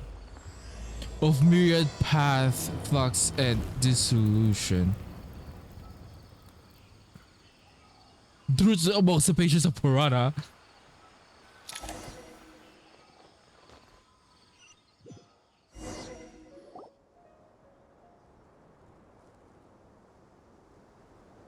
Master Tainari! What is that? Is this Irminsul? How did this happen? What's going on inside? Luckily, we managed to evacuate everyone. What in the world was that? That was terrifying! Neida, so this is the consideration she's been fighting against all this time? Oh my. I understand now, Dendro Archon. You make yourself quite clear indeed. Not once over the millennia has Irminsul been so terribly afflicted as this. Please continue, Dendro Archon. Irminsul's root system is what comprises the ley lines. In the past, it has always been hidden away, going unseen by the general populace. But now, an evil intruder is making it reveal itself. It has become a tree of unbridled greed. A clear sign that a deranged experiment has advanced to a new stage. Blasphemy. From where I stand, an experiment in the name of blasphemy sounds rather improper. But if we are to honor Dottores' will, this is what we must do. The birth of this tree proves to me beyond doubt that this incident is connected to him. But to explain the situation in full, there is someone I need to tell you about. In the most concise and predictive person that explains that she knows about the second of the Fatui Harbingers to the Doctor. She explains what she knows about, okay, concise and precise language. His true name is Zandik, and his crimes are all beyond reckoning, are beyond all reckoning. Zandik. So it was him. I saw him in the desert once. A man of supreme arrogance. So this is where it has taken him. But didn't Dottore die and not cry? How is he still able to do all this? He must still have loyal followers amongst the Fatui. Even so, I'm still unclear as to how he has been able to wield such a profound influence over Irminsul. I can confirm that Fatui forces have arrived in Sumeru City. Furthermore, Irminsul seems to be undergoing some kind of mutation. Evil branches are beginning to grow. Things that do not belong to this world are slowly but surely materializing. Sorry, I couldn't think of any other word to describe it.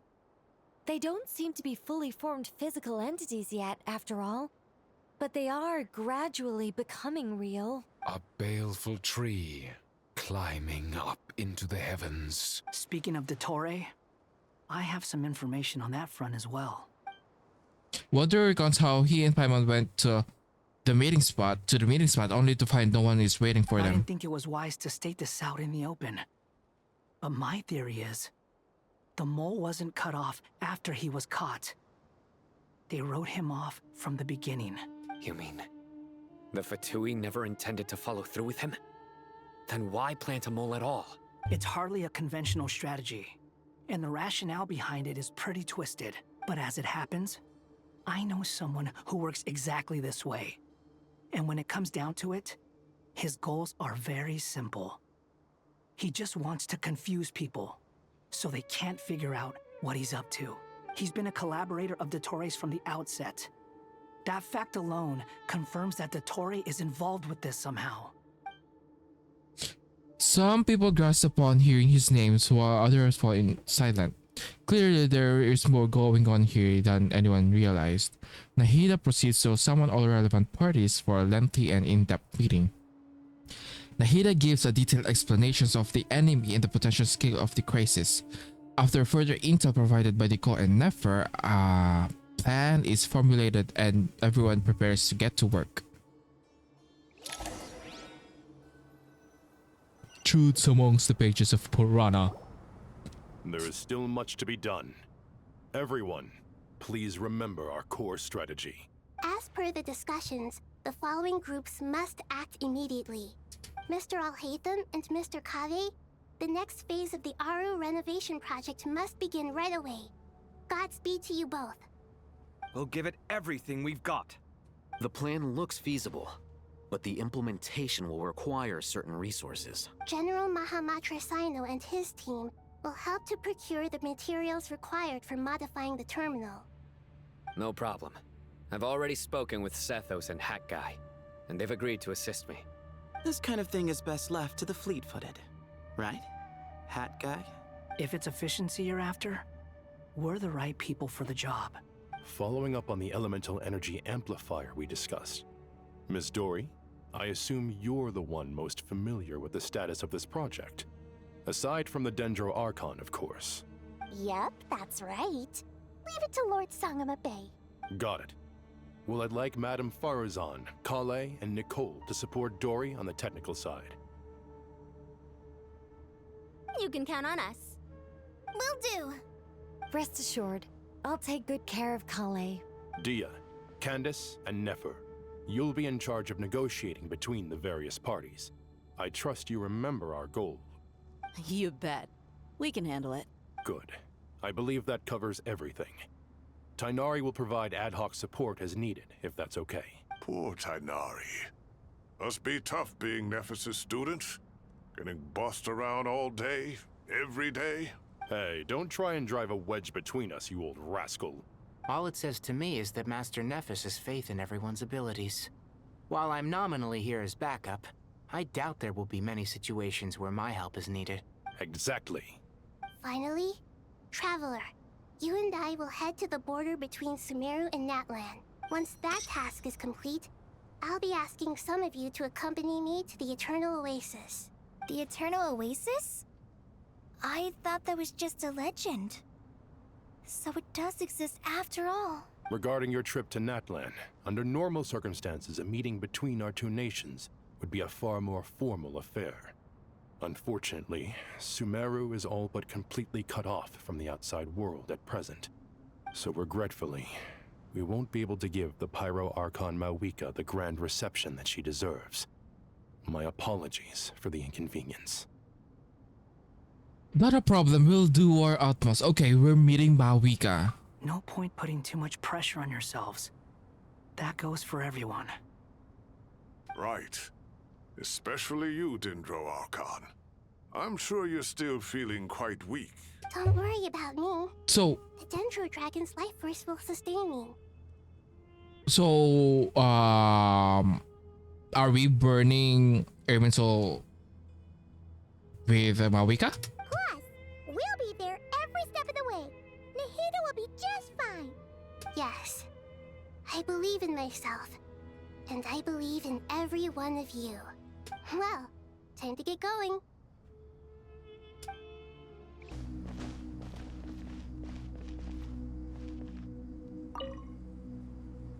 To what extent we can implement the final plan depends on how successfully the Akasha can be modified and configured.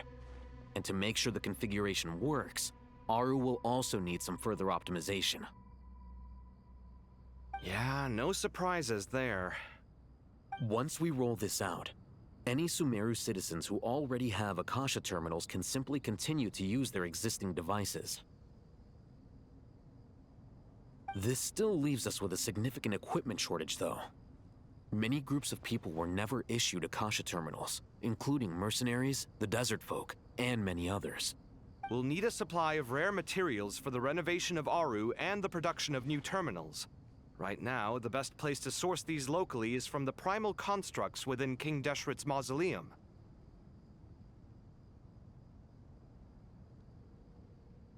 Time is not on our side here. It's gonna be a race against the clock. The Aru merge and renovation project will have to be carried out by you two. Everything's riding on this, so failure is not an option. Best of luck. So it's okay. Okay, they're kind of like they are responsible for the whole thing. Honestly, as discussed, General Mahamatra Sino and Mr. Hat Guy will source the required materials. Mr. Sethos is quite familiar with the layout of King Deshret's mausoleum. With him accompanying them, things should go quite smoothly. I have every confidence. In the meantime, we may as well take a breather. Makes sense. There's not much we can do until the materials arrive.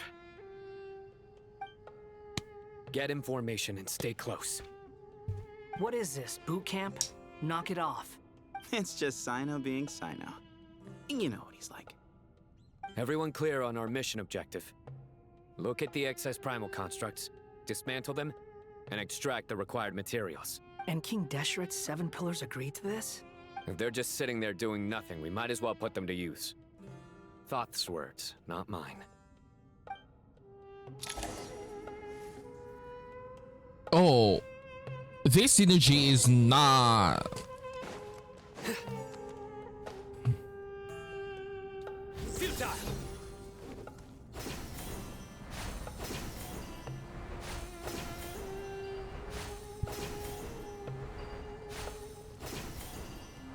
What is Sanos using? Is this a Trisar bow? Oh my god. They say. Oh, okay. I mean, it's the best for him, honestly. See, everyone got 5-star weapon and he has a 3-star. I mean, looks good on him.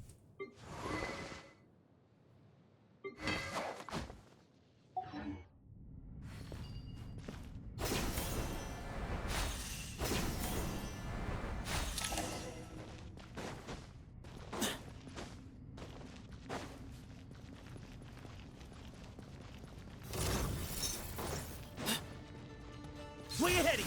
Glory to Al Akbar!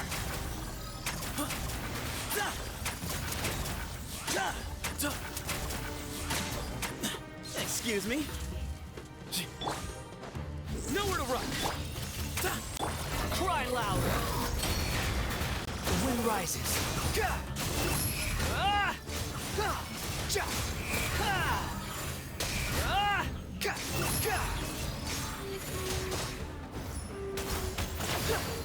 Quit following me. Way ahead of you! Your sins weigh upon your soul.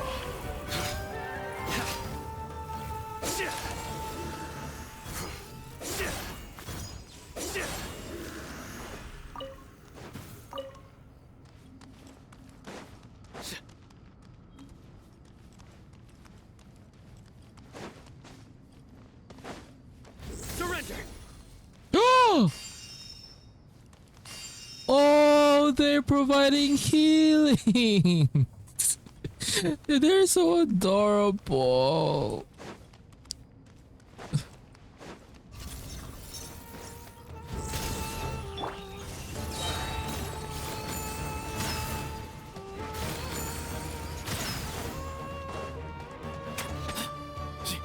Excuse me. Behind you. Squall Fury.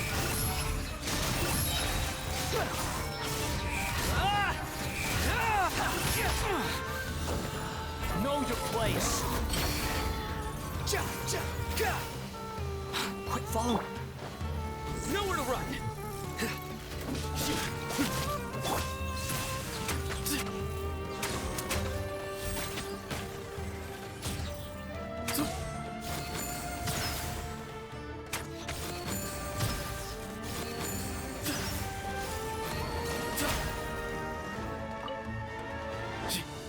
Give me some space.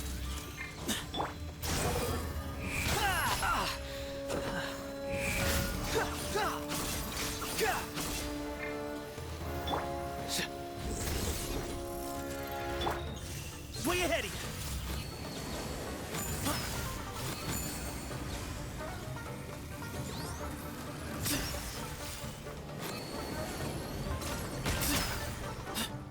Behold.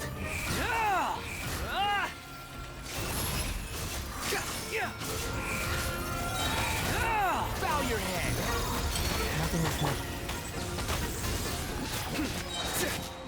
Through me, justice is served.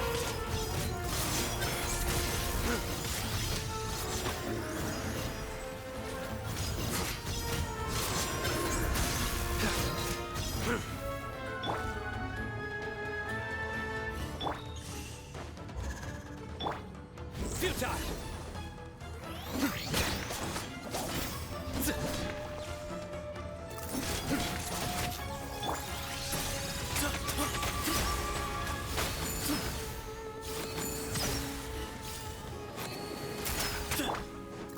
Nowhere to run. Squall Fury. These devices should still be usable even though they're broken down. Let's take them back for the others to review.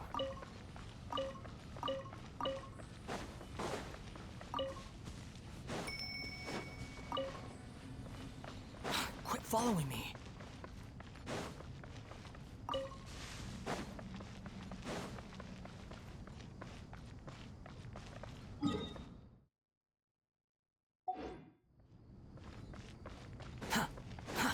Too slow.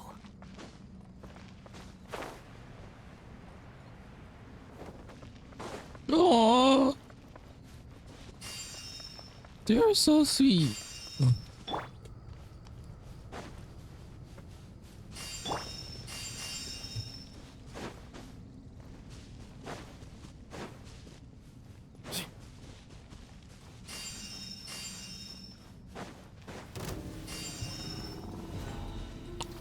Oh, it's the big guy. Surrender. Excuse me.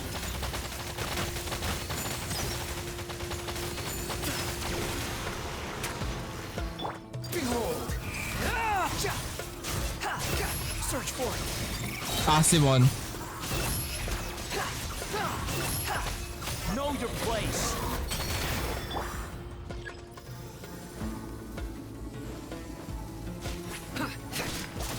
Futile!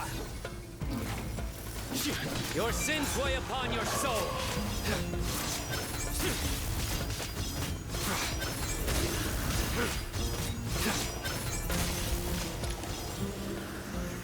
You stay content. How many do we need again? Enough to make an Akasha terminal for everyone who doesn't own one. I remember you telling me how revolutionary these Akasha terminals were. You've used one before, right? The Academia declared the Akasha to be the most powerful and comprehensive wisdom dissemination system in history. That should give you an idea of how powerful it is. Certainly sounds impressive. Neither Hat Guy nor I have ever had an Akasha terminal. Well, if it all goes to plan, that's about to change.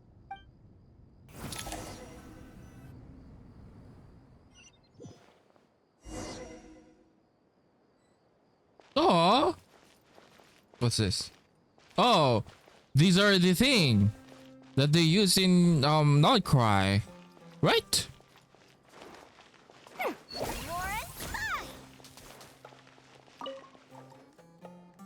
Oh, goody! Thank you so much for handling the delivery. What a long way it was. You've really outdone yourselves. I'm well aware what a bumpy, dangerous journey it must have been. Now, I would have loved to oversee the process myself, but of course, those of us who know the plan can't leave the mausoleum. Oh, trust me, I'm patting myself on the back for my assembly work here. Simply flawless work. But will you really be needing all of this? According to our plan, yes, this is the quantity required. I have no complaints about the quality either. Only the price. So expensive. I heard you covered a lot of the funding out of your own pocket.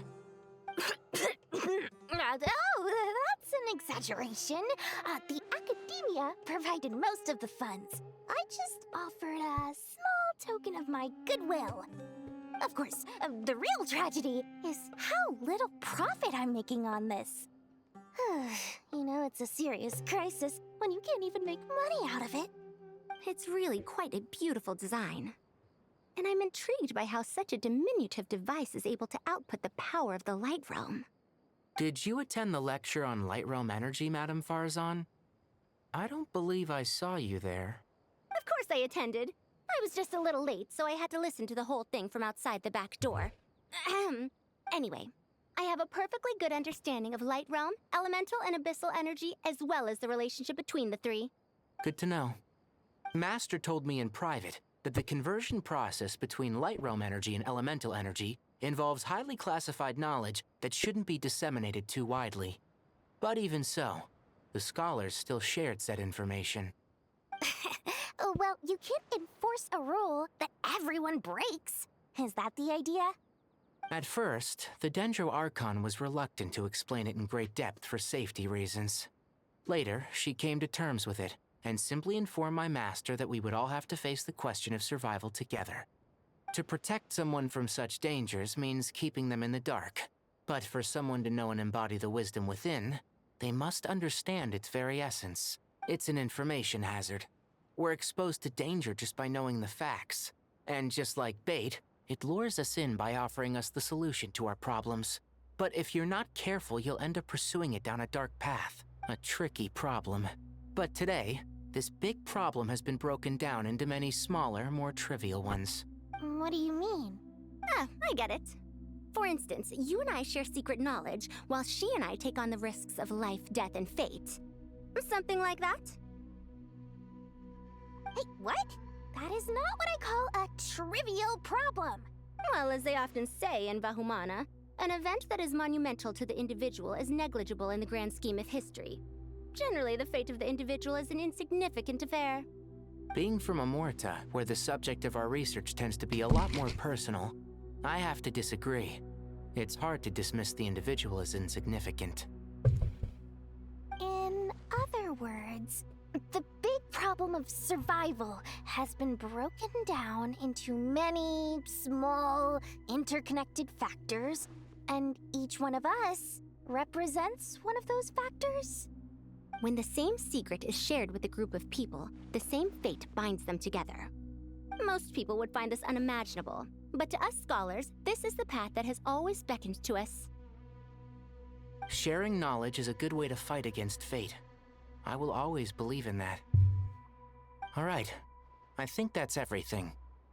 Thanks a lot. But don't go Another anywhere comment. just yet. I'll still be needing you to calibrate the equipment.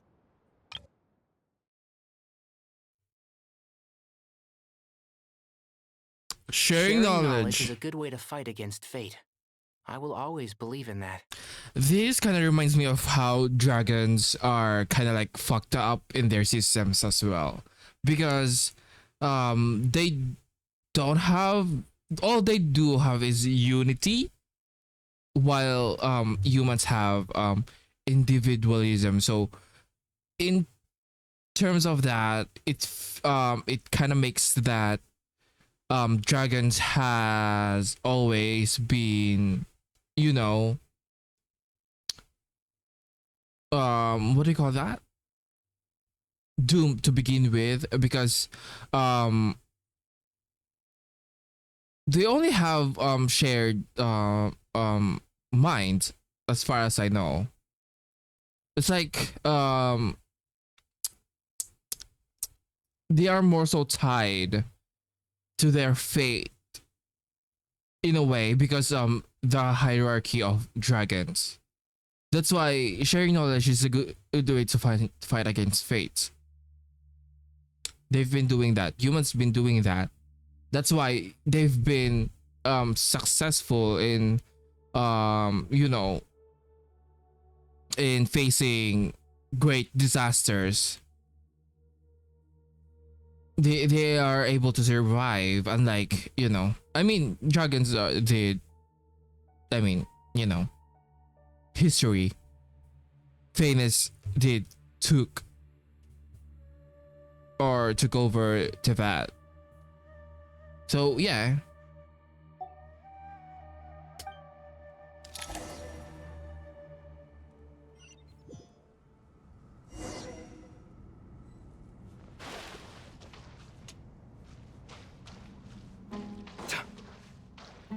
Come at me!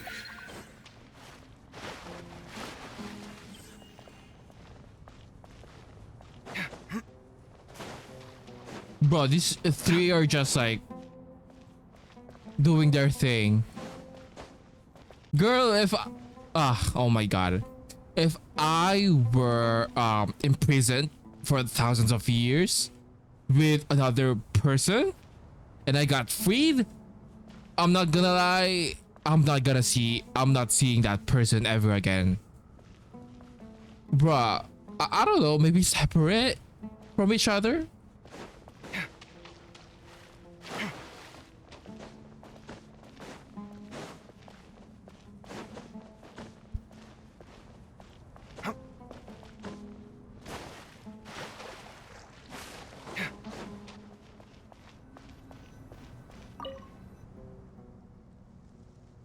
Okay, the materials are ready.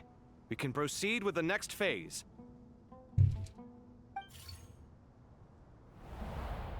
Alhaitham, how are you getting along?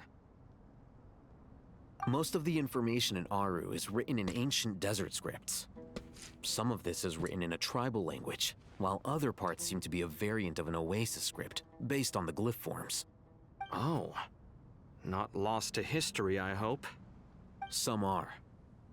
All we can do is infer the meaning based on the rules of related languages. Although, this section actually fills in some of the missing historical record.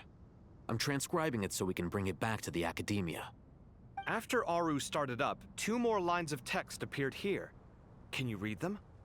Humans may not read what is written by the gods, except by not reading. Victory should not be easy to attain, for it symbolizes divine wisdom. Knowledge must not waver, for it has external borders. Is this a clue to solving a puzzle? Or is it being symbolic? You can't read it unless you don't read it. Victory is wisdom. Knowledge is confined by borders. Wait, I think I've got it. It's a metaphor, isn't it? It's talking about... a chessboard.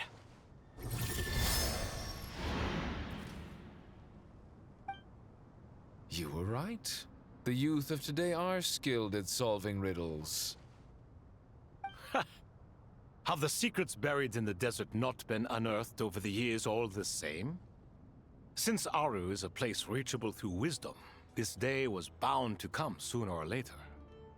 Oh, I've always been against overly cryptic sentences. Don't you get tired of reading and writing all that? Ah, Okay. It's you 3, just in time. We've been delving deep into Aru, and now this board has appeared. I've heard this was how you'd while away your free hours. You must be quite the experts by now in that case. It is true. King Deshret's chess games are some of the most well-loved of all his wonderful creations. If you have ever been to Safhe Shatranj, you may well be Shatranj. familiar with the chess pieces you see here. Is this chessboard supposed to be another visualization of the interior of Aru, then? Naturally. Naturally. Visitors, everything is ready. Only by completing the challenge on the board in accordance with the rules will you be permitted to overwrite Aru. 1 second. It's not dangerous, is it? Dangerous? Why, yes, of course. I should be the one to go then. Wait for me here. Sounds like the self-confidence of our present company has rubbed off on you. Don't be ridiculous. I'm your upperclassman, and that means I have to look out for you. I appreciate the sentiment, but a game of chess typically requires 2 players. Besides, I'm sure they won't let things get out of hand. Keeping things relatively safe is in your best interest too, isn't it? Fair enough. I mean, you guys are controlling the difficulty, so please don't go too hard on us, all right? Ah, but Bennu said he wanted to put some respect into these whippersnappers. All right, all right. Thank you. Obviously, we'll still try to be careful. This doesn't seem like ordinary chess. Is the goal to defeat the opponent? No, you must enter the board and pass the trials we have placed there. Ready? Let's do it.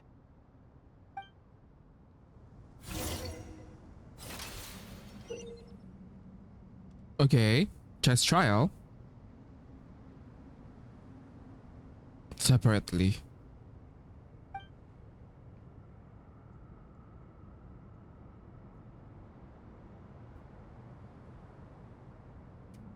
Oh.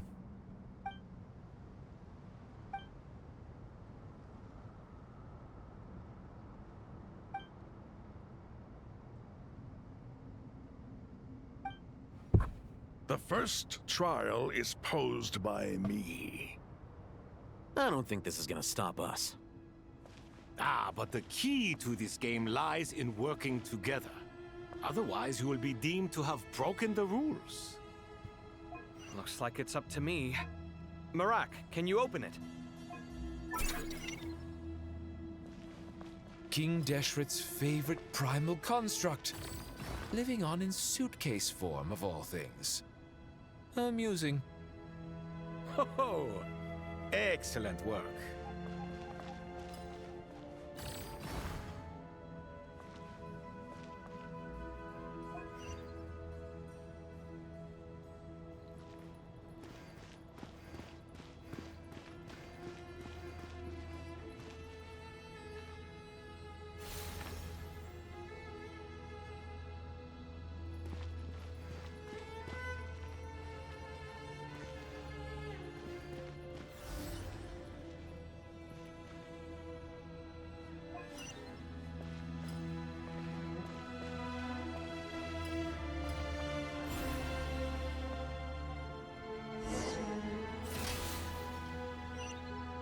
Oh, did I Now solve is the time for my trial. Yeah, I don't even know what I'm Now, doing. Don't be nervous. I'll make it nice and easy for you. Really? Thanks in advance. We appreciate it. So Kavi can only do shit.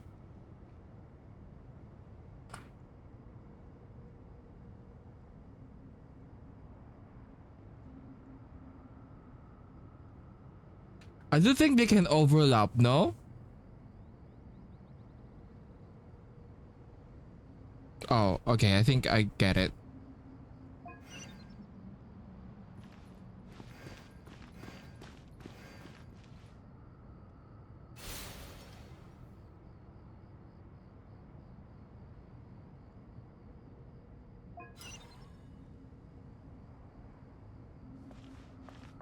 Oh, they can't.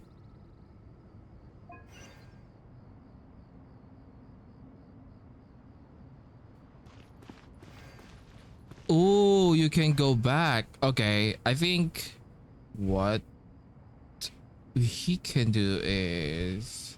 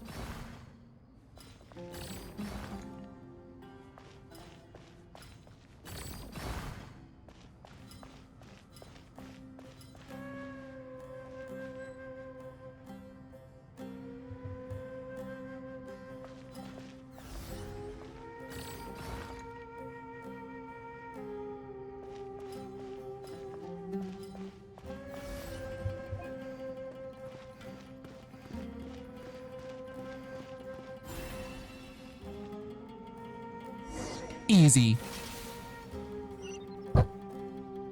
Ibis King, don't you think this all rather inappropriate? You may as well be handing them victory on a silver platter. Girl. Do not expect me to follow your lead. Ha! Suit yourself.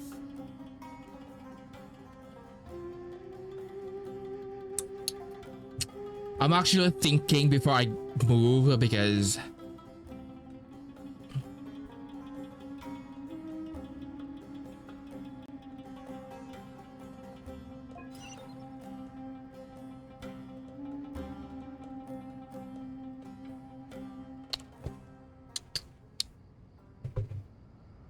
I mean, clearly I am tasked to do this.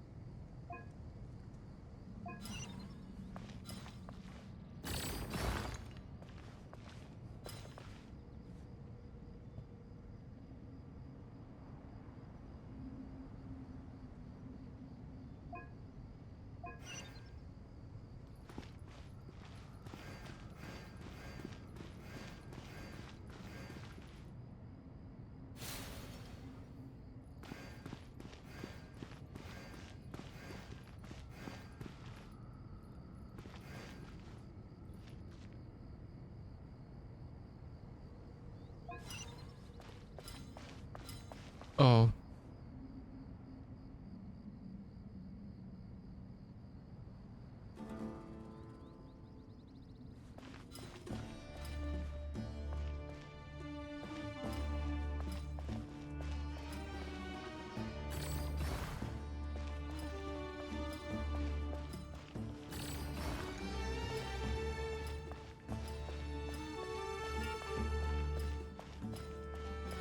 Strange time to catch up on sleep.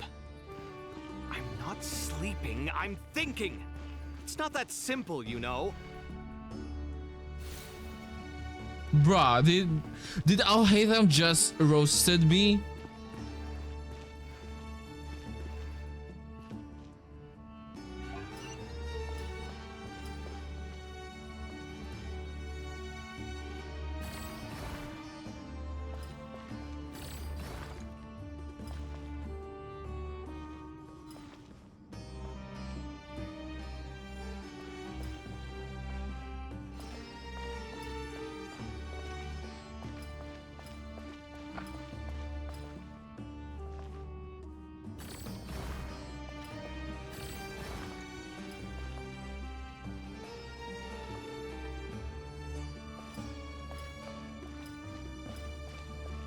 Strange time to catch up on sleep. I'm not sleeping, I'm thinking! It's not that simple, you know. I must say, this is quite hard. Hmm.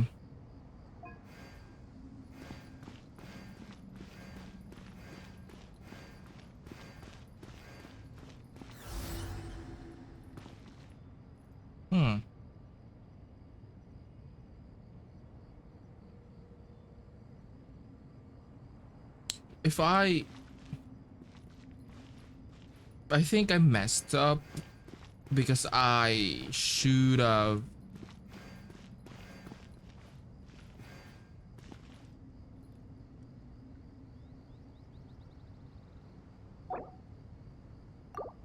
How do I... Alhaitham, what are you thinking? If you don't want to wait, you're free to leave. I never wanted to wait in the first place. Chessboard gave me no choice. If you say so.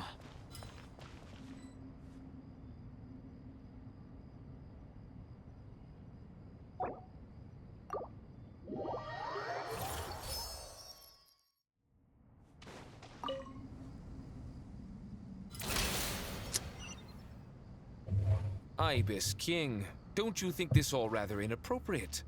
You may as well be handing them victory on a silver platter. I know the answer, Do man. not expect I me just... to follow your lead. Ha! Suit yourself.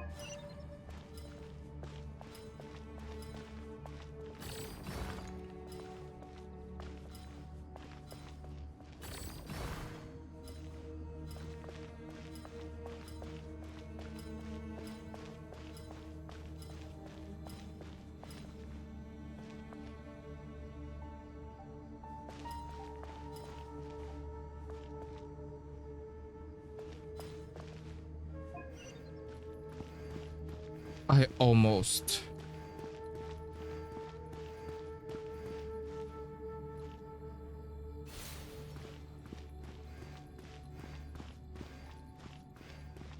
Oh, no, no, no, no, no.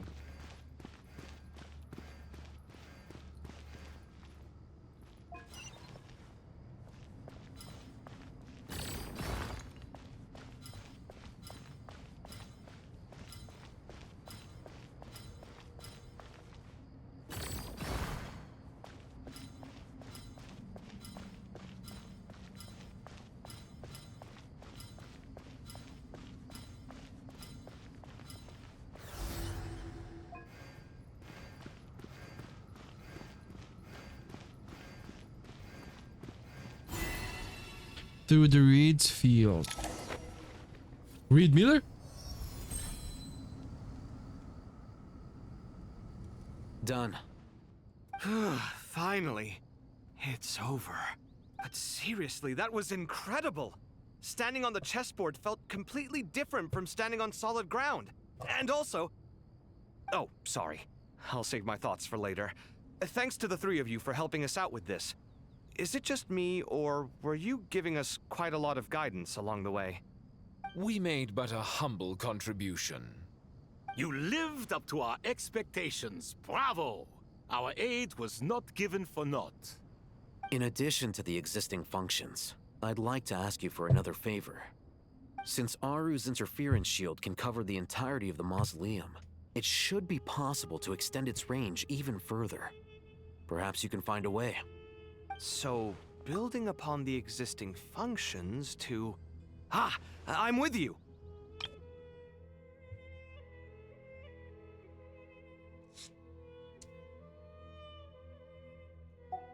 Imagine for a moment. What would the ideal outcome look like if this function were compatible with the devices? I agree. This is the best solution possible. Please, everyone, we beg you to help us. Me, oh my! Well, since you ask so very nicely, I suppose... Goti? Kroko? What do you say? Naturally. Naturally. I love Chef so bad. Naturally. Time to go! Let's go find Nahida! Naturally.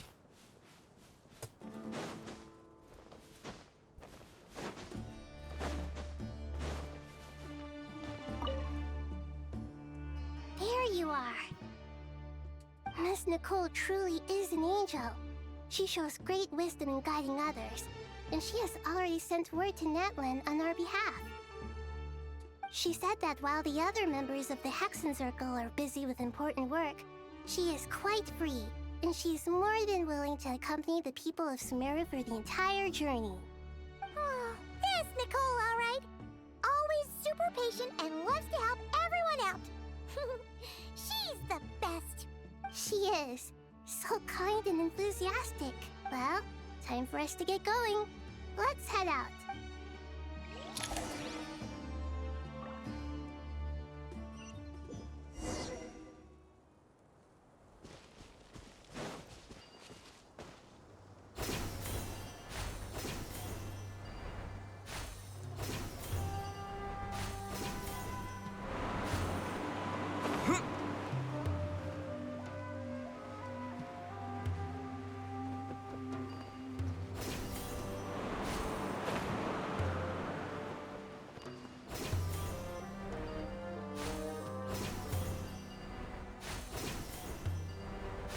What is this? I'm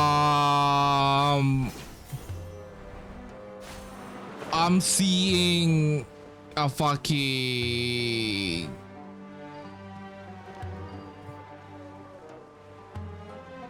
border.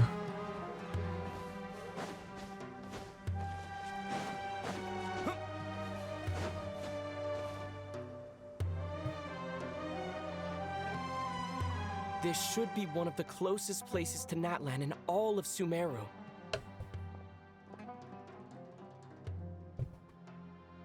There's the barrier Nicole and Nefer mentioned. It completely cuts this nation off from the others. But why? Why separate you from the rest of the world now, specifically? And if I'm not mistaken, Irminsul was polluted once before, wasn't it? I think that's right. The forbidden knowledge was eliminated, but the fact that Emerson was polluted should remain unchanged.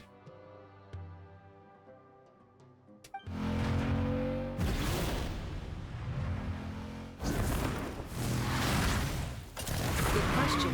I'm wondering the same thing myself. No. Cool entrance. That voice. Mawika! You got here pretty quickly. Hello, traveler. It's been a while. Hello there. Hello, Dendro Archon. Malika, I apologize for asking you to meet at the border on such short notice. I also apologize for not being able to greet you in person. The form in which you see me now is one carried by the traveler.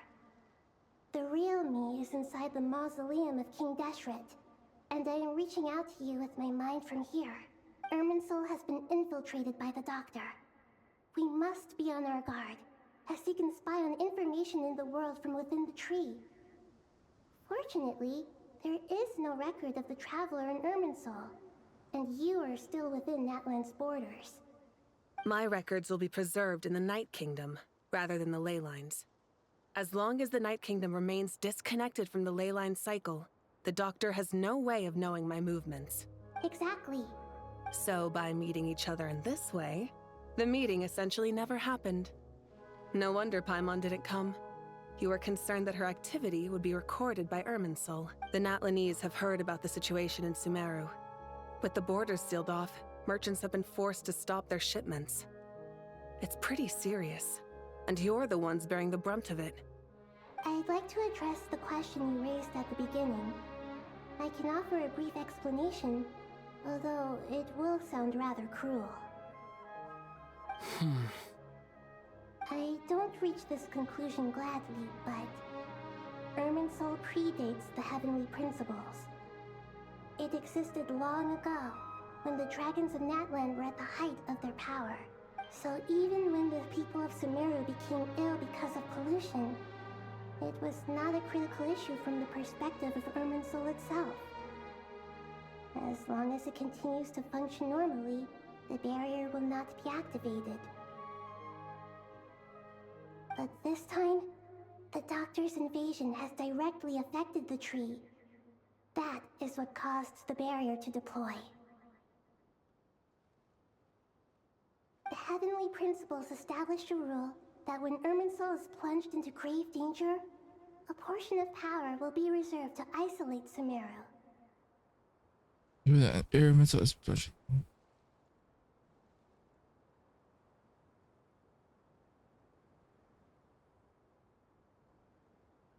That way, even if Sumeru is destroyed, the outside world at least has some time to catch its breath.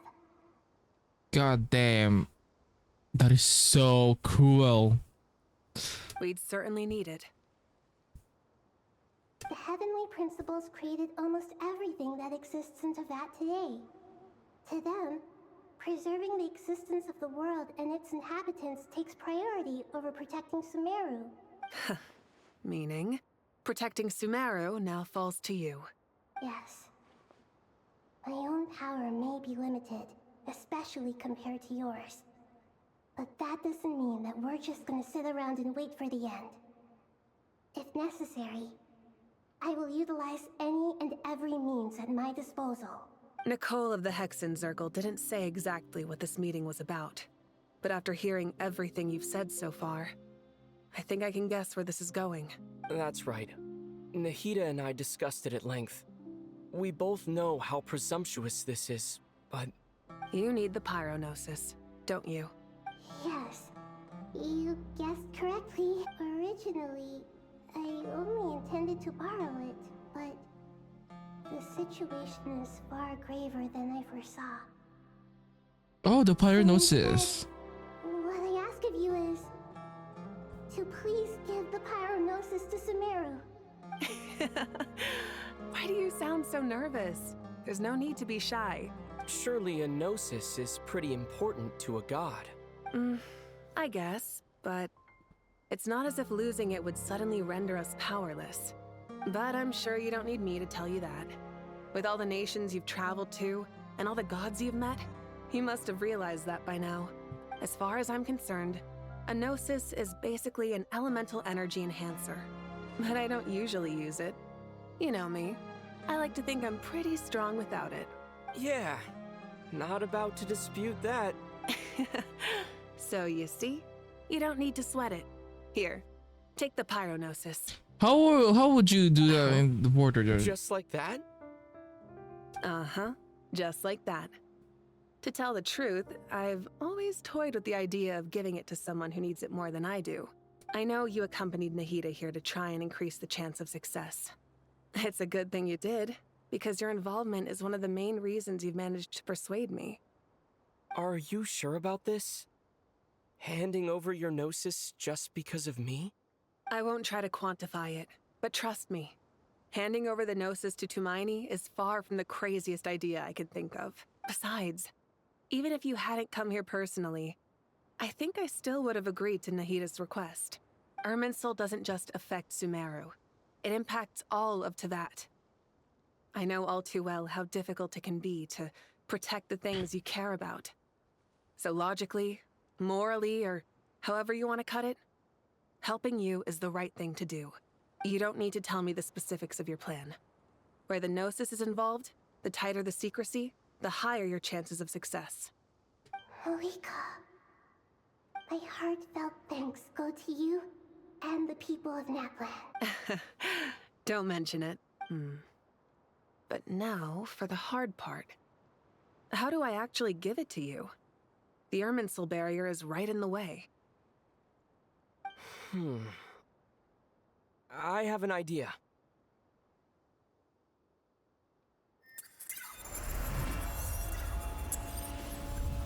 Bro, your idea. That's hardly an idea, man. Just as I thought. Incredible. What did you do? Just made a lucky guess.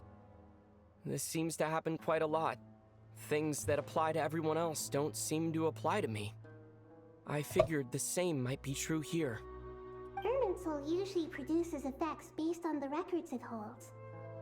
Since the Traveler is a descender, Irminsul contains no records of him, and thus has no way to impede him. Is that right? You really are full of surprises. Catch. Whoa! Thank you, Mauika. Thank you for trusting us with something so important. All right. No need to get so formal. It's not like we're strangers. Besides, there's still one problem. You might be able to pass through the barrier, but I don't know about the Gnosis. Any other surprises for us, Traveler? Let me try something. I have the Pyronosis in my hand. It feels strangely ordinary. Not particularly heavy, and yet, this tiny thing symbolizes the mighty authority of a god. I mean, you can eat it. You know, moon marrow stuff. I need to think hard about my memories of Pyro. My memories of journeying through Natlan. All those important experiences I've had. Oh! The little guy. The Gnosis disappeared. Traveler, are you alright? I'm fine. The Pyronosis disappeared into my body. Just like phlogiston. So you ate it. Maybe it resonates with you because you've mastered the power of phlogiston. You might not be recorded in the ley lines, but you're still our Tumaini. Whew.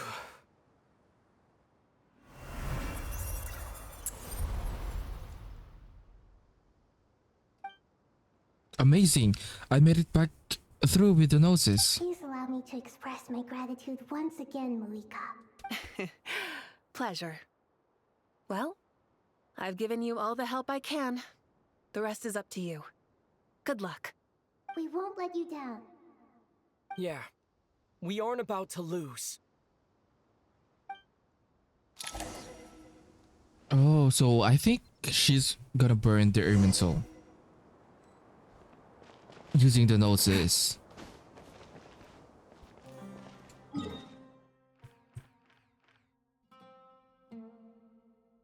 Oh! That fucking tree is huge.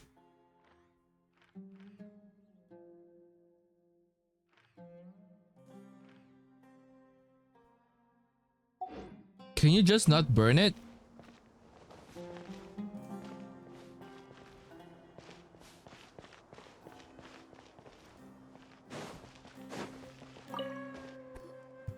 Traveler, Paimon, how are you feeling? Paimon's a teensy bit nervous, but only a teeny tiny bit. Seems like she's gotten way braver over the last few years, huh? Of course. After all the adventures you've had with the Traveler, I'm sure you've gained a lot of experience and grown as a person. I'm doing alright. What about you, Nahida? How are you holding up? With the negative effects of Irminsul, I'm a bit like a piece of fruit that's been burrowed into by hungry insects and left to rot. I'd be lying if I said it was nothing.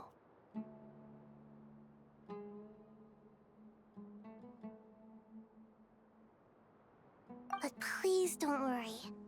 We all know what we're getting into, and we've prepared as well as we can. I believe in everyone. I believe in you. And I believe in myself. Stoking the fire inside oneself is certainly one way to live, but knowing when to rely on one's companions is also a form of great wisdom. I've been quietly learning little things from everyone, like plucking tufts of fur from a sumpter beast. Me too. With the constant traveling, I'm always learning and growing. That's the journey of life. I think there's someone else here who would share that sentiment. Don't worry about what I think. I was just passing by and happened to overhear your conversation. What are you talking about, hat guy? This is the top floor. No one passes by the top floor. Says who? You can fly just like I can. I would have thought it makes sense to you of all people. I don't know why, but I feel a little more relaxed now. It shows that you feel comfortable laying down your burdens in our presence. It means that Sumeru is a place you can trust, where you know we have your back. And we feel exactly the same way around you. That's what it means to be friends.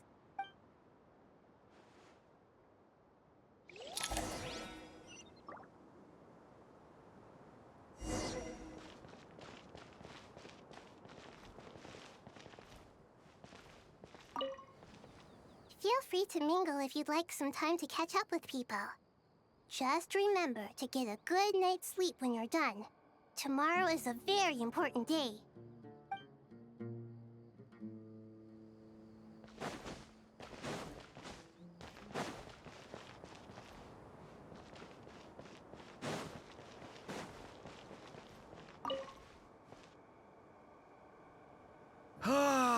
It's finally done.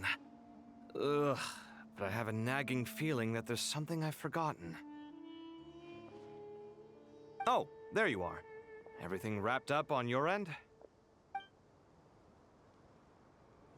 Bruh. Okay, fair enough. That was a pointless question. We were working in tandem, after all. You must really be exhausted. Well, it's been a busy day for both of us. When work ends, you clock out. No looking back. Yeah, we're definitely due a break. Probably a little late to start drinking now, though. I'll stick with water. Here, this one's for you. Thanks. You want a bite to eat? I can grab us something. Or wait, I think there's a stove nearby. Let me take a look.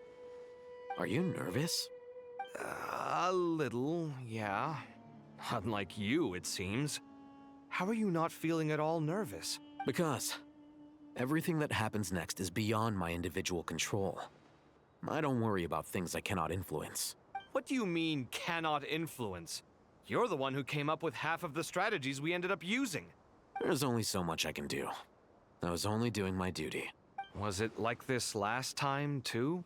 You mean with Azar and his accomplices? Yes and no.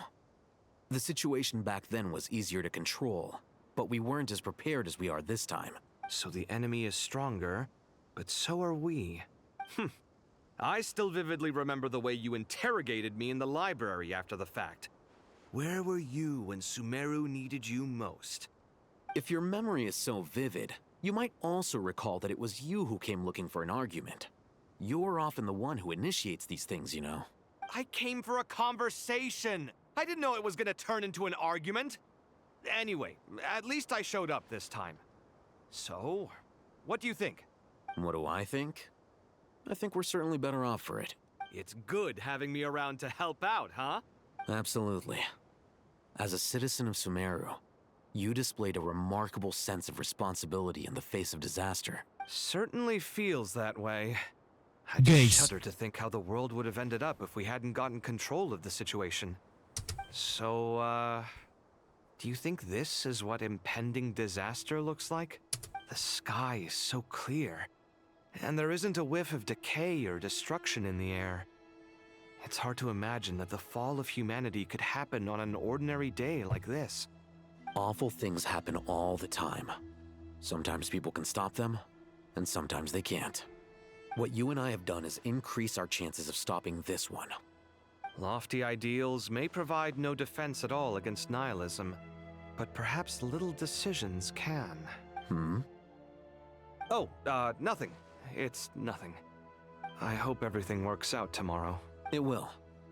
As long as we stick to the plan, our chances of success are good. It's really strange. You're my junior, yet you always seem to act more like an upperclassman than I do. I think it's mostly a matter of temperament. Ugh. Walked right into that one, didn't I?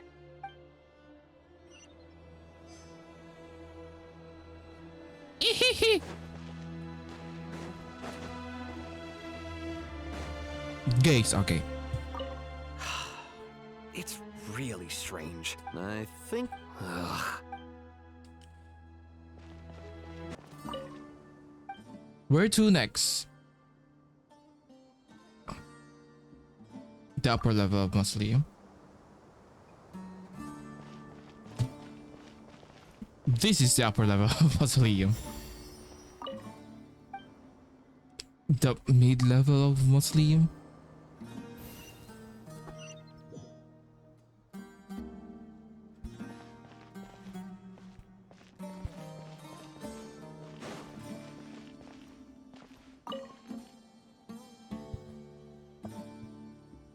We'll make our move after sunrise tomorrow. Good. Is everything ready? As much as possible. That'll be enough. Don't let the pressure get to you. We'll take things one step at a time. That's how we've always done it. Master Tainari! Mr. Sino! So this is where you were. I brought some juice and some water. Would you like some? I know how easily you get dehydrated in the desert, so you should definitely have some water. In which case, I'll have the juice. I gotta ask, though. Who's on juice-making duty at a time like this? Madame Farazan said she was feeling a little nervous, so I told her about the automatic juicer my friend invented. She took it right off me and started making carton after carton of juice. A juicer? Did Sucrose send that to you? Yeah, I hadn't had the chance to try it out before this incident occurred, but I couldn't bear to leave it behind in Gandharvaville. The juice is very sweet. I think so too. Kale, how are you feeling? Physically, I'm okay, but it just still feels strange to me. Why would a great power like this come to someone like me? I know the feeling well. That same question ran through my mind every day as a kid. At least now, you have someone who can relate to you. All the more reason that you should apply for Spontamod. Tainari fiercely opposes the idea, though. Those two things are completely unrelated. What are we all chatting about, Would anyone like any juice? Oh, you have some already. She's I nervous. had some earlier, ma'am. Maybe give the extra to someone else? Very well, very well. I shall be off then. There's this enormous power, and then there's little old you. You feel like there's no connection between the two. And that sense of dissonance is difficult to get used to. Yeah. But after all this time, I can't believe this stuff still gets to me sometimes. Makes me feel a little childish. Kale, just because we normally keep the conversation light doesn't mean we can't discuss deeper issues. I don't think it's childish at all. You were the victim of a terrible crime. It's normal to struggle with the fallout from it. You have absolutely nothing to be ashamed of. My professor once told me that no incident can be considered truly resolved until the victim says it's over. Your rage and your pain are completely justified. Thanks. As you should. Miss Nicole said that. The same god remains which were once used to inflict so much pain upon me have now become a weapon with which I can protect everyone. It's like my own personal kind of evolution. Every innocent person who's been hurt needs time to realize that it wasn't their fault. I was the same. But it's all about to be over. Tomorrow, it ends for good. I don't know if you've noticed, but you rarely stumble over your words anymore, and your outlook has become much more positive. It's a big change from how you used to be. And since this isn't over, we can Oh, settle the matter on our character own development. terms. It's time you seized back control. I believe in you. Yeah, Sumeru is my home, and it's so important to me. I have to protect it. And once you're done, how about you come back and apply for Spontamod? Sir. Stop it with the sales pitch, would you? Hey, excuse me. There are still 3 unclaimed cups of juice here. Why don't you take one each? Ugh, my arms are getting sore from carrying them around everywhere. Madame Farazan, why are you... I think she's Here, nervous. Let me take them off your hands. Thank you, Madame Farazan. Drink up and enjoy my handiwork. I think I'm going to make something else now instead. Please, try to relax, Madame Farazan. Your nerves are starting to get the better of you. I know, I know.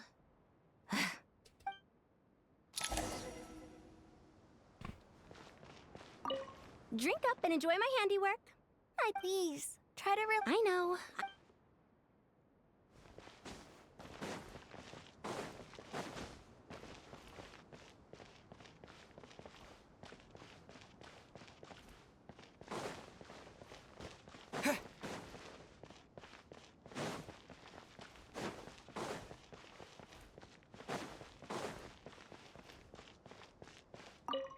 Where to next?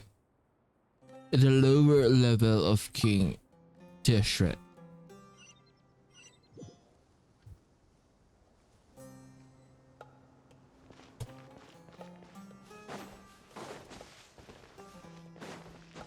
Where are the Aranara though?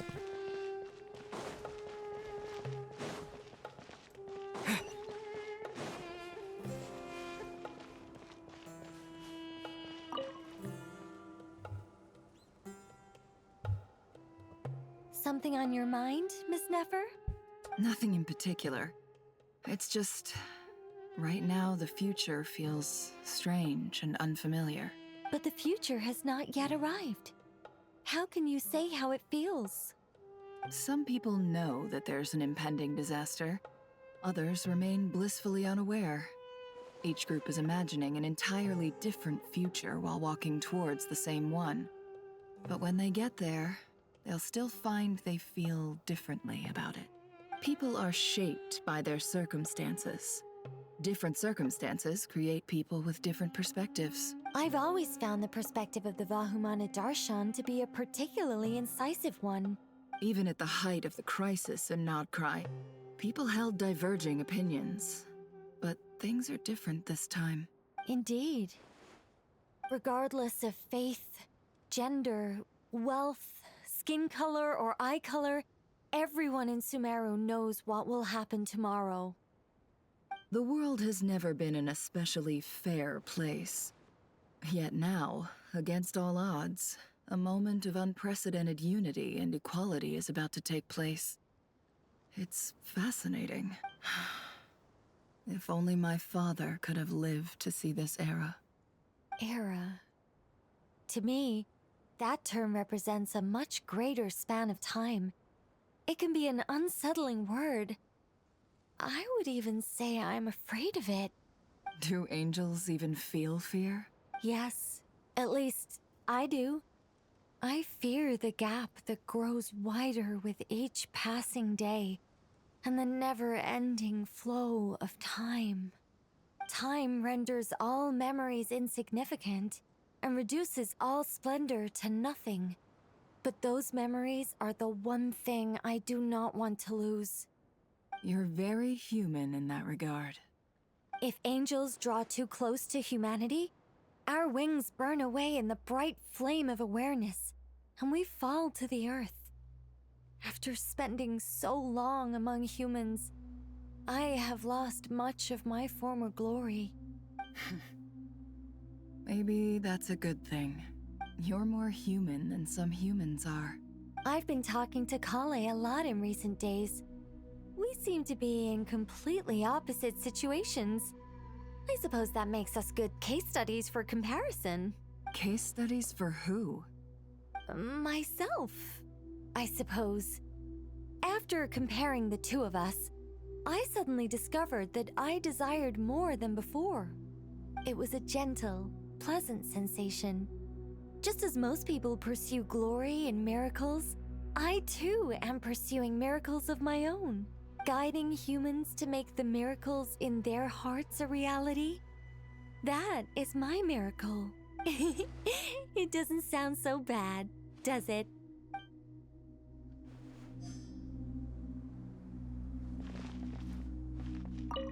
It was a gentle, pleasant sensation. Just as most people pursue glory and miracles, I too am pursuing miracles of my own, guiding humans to make the miracles in their hearts a reality. That is my miracle. It doesn't sound so bad, does it? Ma'am, you're just fueling your own ego. It was a gentle, guiding human. But you do you.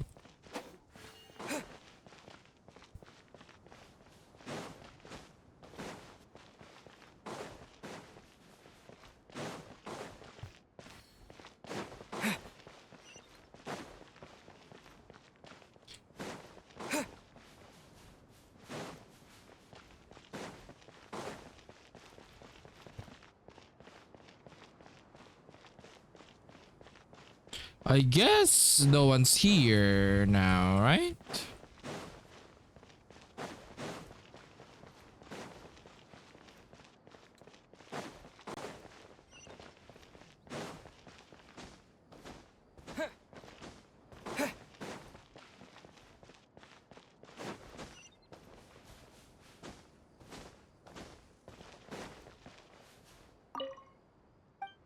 the entrance.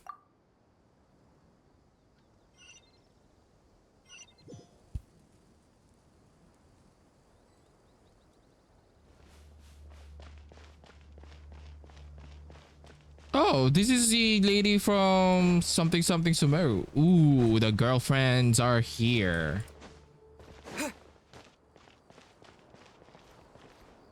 Damn. Too bad we've got a fight tomorrow. I could really do with a stiff drink. Let us pray instead. Right? Prayer. How nostalgic. Lord Sangama Bay. Came to get some fresh air too, did ya? That's right. Actually, I was hoping I might run into you, Dia. I wanted to let you know that I've stocked up on that perfume you said you were so fond of. No, really? I'll take 2. Any chance of a friends and family discount? I knew you'd ask that. And I'm afraid to say that.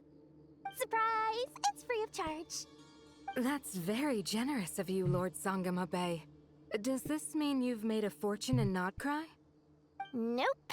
Turns out it's not that easy to turn a profit there. I even ran some assorted losses. But anyway, that has nothing to do with why I wanted to give you and Dia a small gift. Remember that merchant caravan you two rescued in the desert last month? That was transporting my goods! No way! I had no idea that was your shipment. Explains the Okay. eclectic mix of goods, though. Lord Sangama Bay's investment in the desert and generous stockpiling of goods has helped many people over the years. The shelters you funded especially have made life a little easier for the children and the elderly. They are so hot. And then they're just like Dory in the middle. I see. Nefer told you, didn't she? That pesky lady. Aren't intel brokers at least supposed to charge for divulging people's secrets?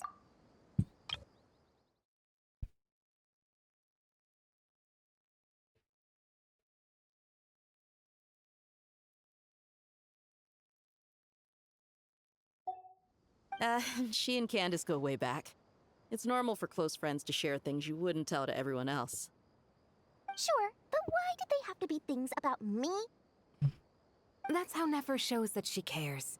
She wishes for all of us to know what a generous person you truly are. It must be hard trying to make a living far away from home. Just because we can tell what kind of person you are doesn't mean everyone else can. Well, maybe her intentions were partly good, but I don't think that's the full story. I'm sure she enjoyed knowing how much it would annoy me. I'm telling you, Nefer's got a mean streak. Definitely with you on that. Does praying help you stay calm? Defending one's home is a just cause. My heart is filled with a mix of anger and hope.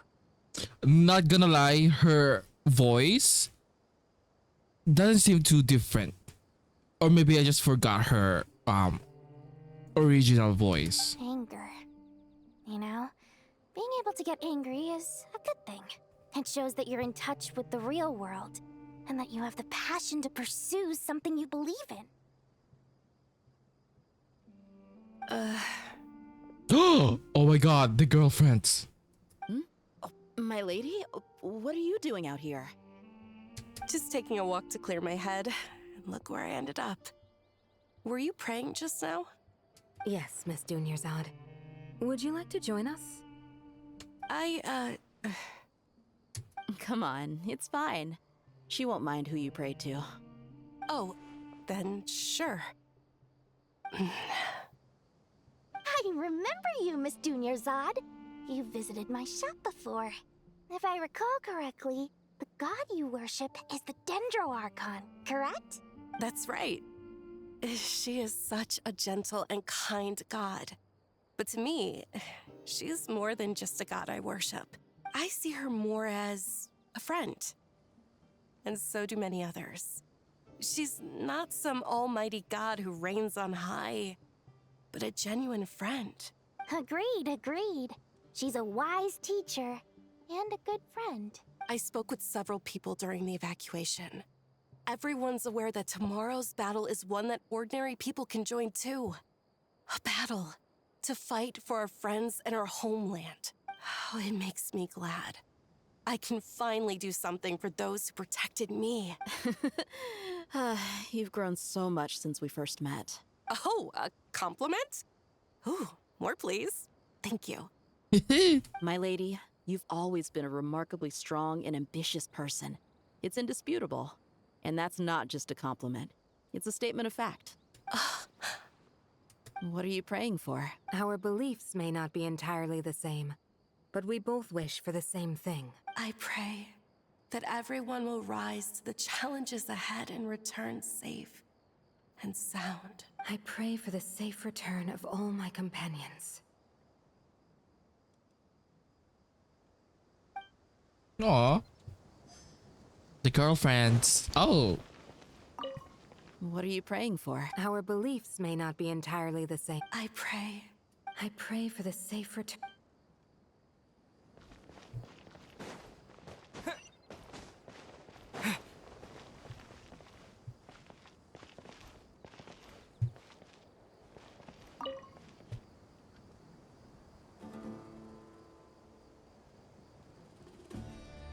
Look at the time. I should head back. I'm so sorry. I was in a hurry and didn't look where I was going.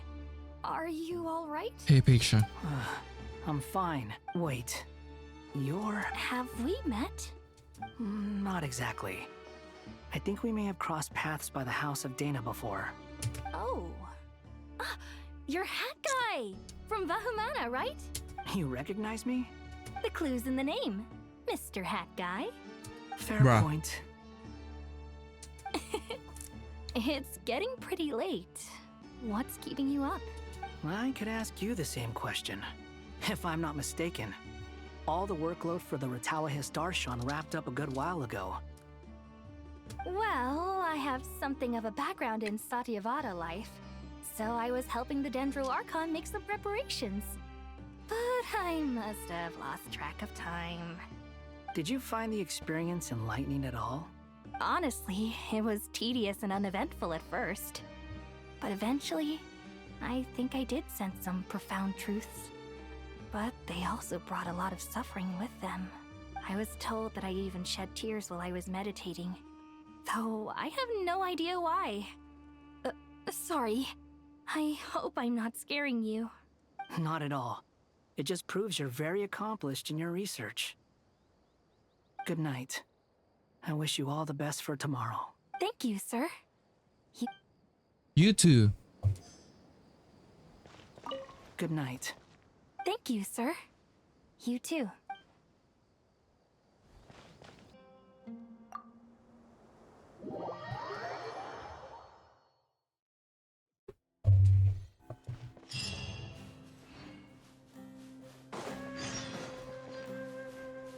Time to go! Let's meet the others at the mausoleum of King Deshret.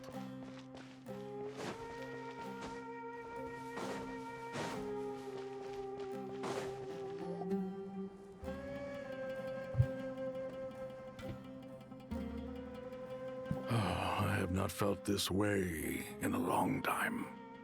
Standing up high, gazing out at the rolling dunes. One cannot know what freedom truly means without first losing it. The golden slumber truly lives up to its name as a dreamland. Though desert sands exist there too, no mirage, no matter how glorious, can compare to true beauty. Dendro Archon, what is on your mind? I was wondering whose counsel I should seek on the questions in my heart. What kind of questions? So many. More than can be put into words. As I once said to a friend, we look, we see, and we comprehend. But the question still troubles us. What are the many disasters that this world faces, but the sum of all irresolvable questions? The biggest question you should be asking is how to seize victory. Yes. Although, I would express it differently. I must not fail. And so the question I am most curious about now is whether the path to victory will be an arduous one. What we declare to be a young sapling, we may, in fact, find to be a towering tree, if we would only cast aside our ignorance and look beyond the veil of time to see her true form. Nahida! We're here! Just in time. The preparations are almost complete. Ready when you are. We're here too. Miss Nicole! Miss Nicole! You run so fast! I thought I'd get a lot of exercise as a forest ranger, but I can barely keep up with you.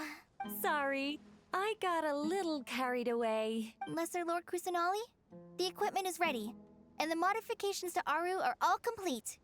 As discussed during our meeting, Accessing Irminsul via the Akasha is no longer feasible at this stage. There are other options, it's just... they're a little more extreme, and more technologically demanding to implement. Maybe you should take it from here. The architecture and functionality of the Akasha terminals overlap considerably with Aru. There is reasonable evidence to suggest that one was developed based on the other, or that they both utilize technology of the same origin. As long as the transplant and merge operation succeeds, Aru should theoretically work on a scale greater than the Akasha and approximately equal to Irminsul. It will become the largest active computing device in all of Teyvat. A system this powerful is capable of a lot of different things. In the past, the Akasha was primarily used for one-way information transmission, but I suspect it could also serve as a central bridging hub. In the pursuit of greater knowledge, some scholars have attempted to connect their consciousness to Irminsul through the use of terminals, incense, and meditation. Correct. In academic language, scholars who reach that stage are said to have entered Satyavada life. Hypatia has performed this practice many times in the past, and she was once under my care for a period of time. Right. And this at least proves that there is a zone within Irminsul that can be connected to. that's right. Providing wisdom to the people is one of the very reasons for Irminsul's existence. I think I understand where you're going. In that case, I'll skip to the conclusion then. We need to further modify Aru, merge it with the Akasha, manufacture terminals, and distribute them to every single person we can reach. Every person? Even the desert folk? Yes, everyone. I've already calculated the amount of raw materials we need. So you mean we're going to get new Akasha terminals? Yes, but this time the people of Sumeru won't be using them to acquire knowledge, just to connect to Irminsul. That's the key. When we evacuated the city, we brought all the important assets from the House of Dana, in case we ended up needing them. Fortunately, this included the Akasha system's main terminal. We've checked all the relevant records, and one thing is certain. Nothing like this has ever been done on this scale before. Everyone in Sumeru is part of the plan. Whoever controls the people controls the situation. Since this function of Irminsul was introduced, it has only ever been made available to scholars, who don't constitute a particularly large group of people. Wait.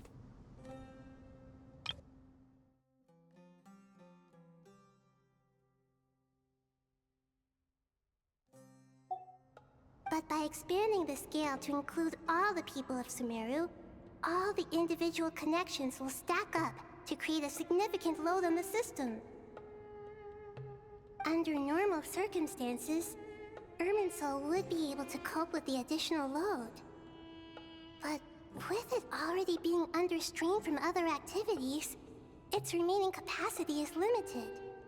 Thus, it might be possible to shut it down completely by overloading it. Oh, they kind of tackled this in oh. They tackled that in Natlan with Capitano. 3, 2, 1. Are you ready? Ready!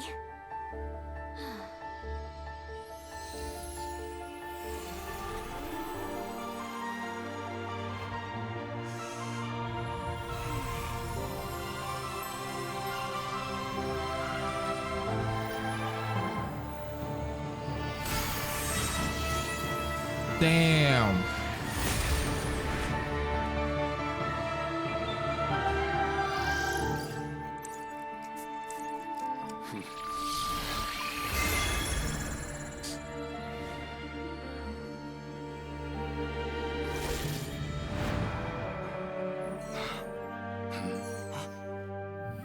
In the past, when people sought knowledge, they turned to the Tree of Wisdom.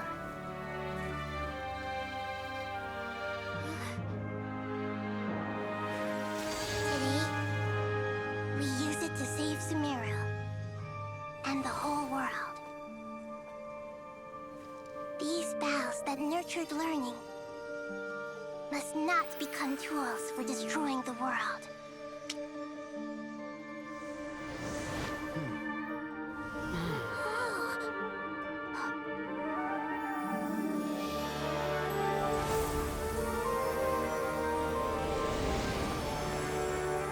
Inverted. Wait. Stop. Please stop. End this transformation.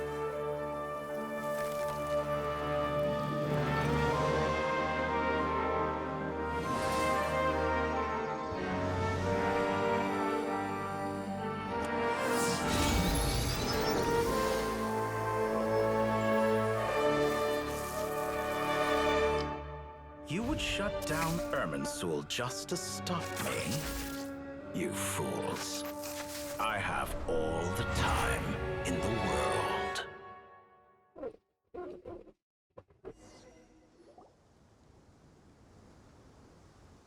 Man. The evil Irminsul tree has stopped growing! Man. Great.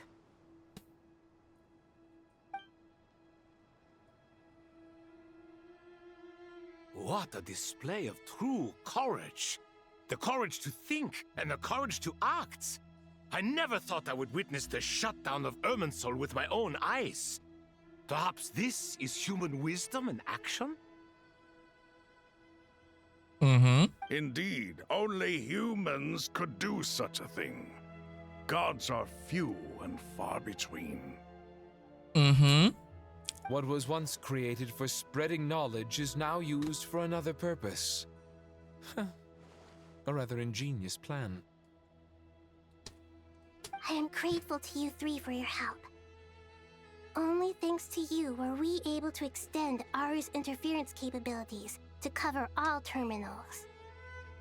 Now, nobody who wears a terminal will have their activity accurately tracked by Irminsul. No matter how many eyes Dottore possesses, he will not be able to see us clearly. Now for the next step. I will need the help of your supreme powers once again. How might we be of service, Lord of Dendro? I need to reach the Eternal Oasis immediately. Right now? In that case, Ibis King, would you agree that this is a fine opportunity to dust off our old tricks? Never. I assume you have that chess set with you? You mean the one you gave to me as a gift? Asking for it back, are you? How could I? You misjudge me. I just wanted to show you another way you can use it. Connect to Safei Shatranj.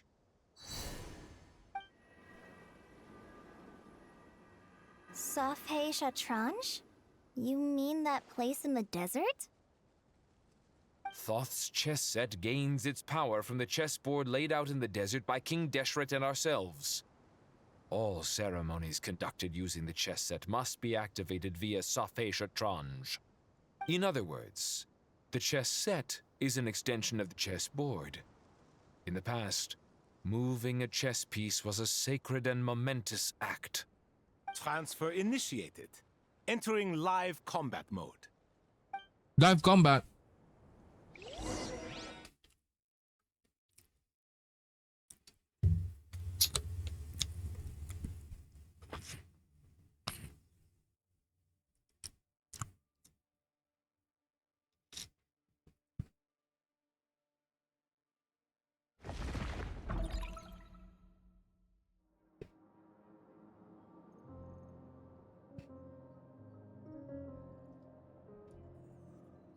We haven't heard a single word from our spy in the desert.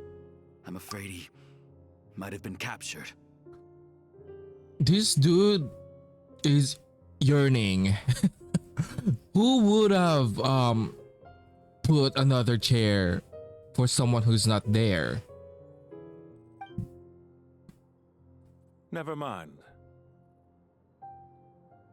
But we spent years turning him. And a lot of Mora.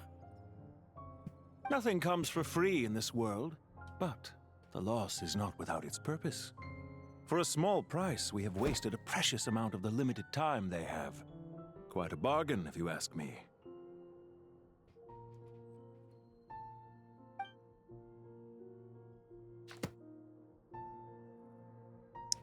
Understood. Weighing profit against loss is a necessary part of life. But to tell the truth, I have been operating at a loss since this all began. Since many centuries ago, in fact.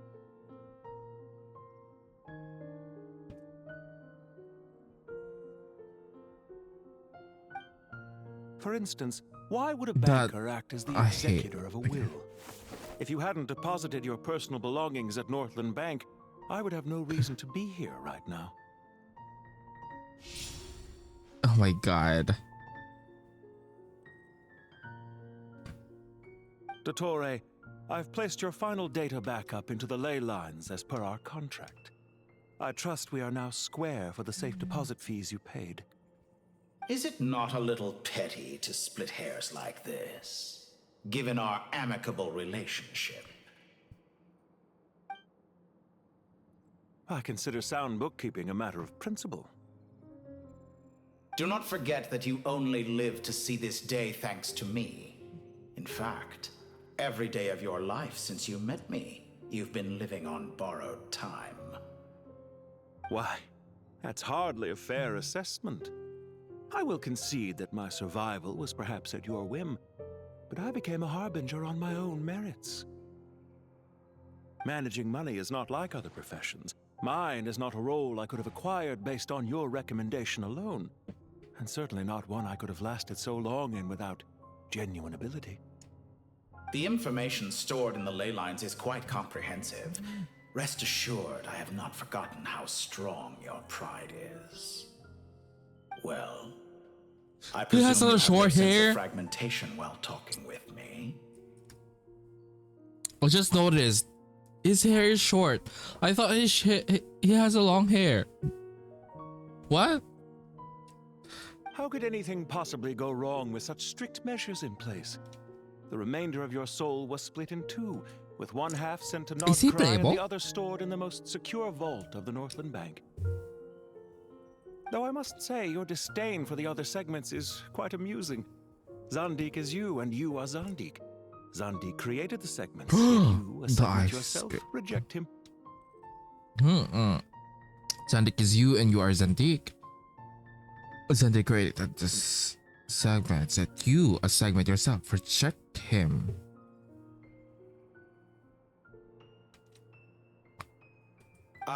That is, Zandik, created segments of various ages in his later years.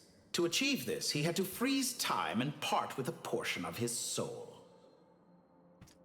But as constructive as it sounds, it erases my uniqueness. If each segment is equally me, then by the same token, none of them are truly me.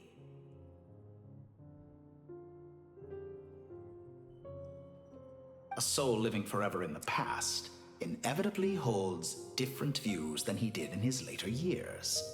The same thing that completes me also restricts me. You too might ask yourself which stage of your life you want to be preserved at. The day your business failed? Or the day you were framed by a gang and sold off to a medical lab as a test subject? We needn't dredge up the past. This undesirable plan was eventually scrapped. Lesser Lord Kusanali was quite right. I needed an opportunity to eliminate myself. Undesirable plan was in. And after that, I concluded that there was no more effective plan than directly splitting the soul. Once the soul is transferred out, you will find that creating a physical body is far simpler than creating a puppet. The other half of your soul suffered a crushing defeat in Nodcry, you know. And yet in the process, I obtained the information I always wanted, did I not? Because now we finally know where the best testing ground truly lies. I once thought your ultimate goal was to ascend to godhood. But as it turns out, that was merely one of your experiments. Experiments take many forms. Most people are too eager for success, too fixated on the end goal. They forget that the experimental process itself is a suspiciously vacant seat, a new face. I trust you can put two and two together. The reason it doesn't exist is because someone tampered with the record. We can see a new face. Experiments take many forms. Most people are too eager for success, too fixated on the end goal. They forget that the experimental process itself is just as important. A suspiciously vacant seat. I'm thinking 10th Harbinger. A new face. I'm thinking Skirmush. Wonder. What can I say? After all your efforts, you really did uncover the world's secrets. So, is the new world you promised a lie?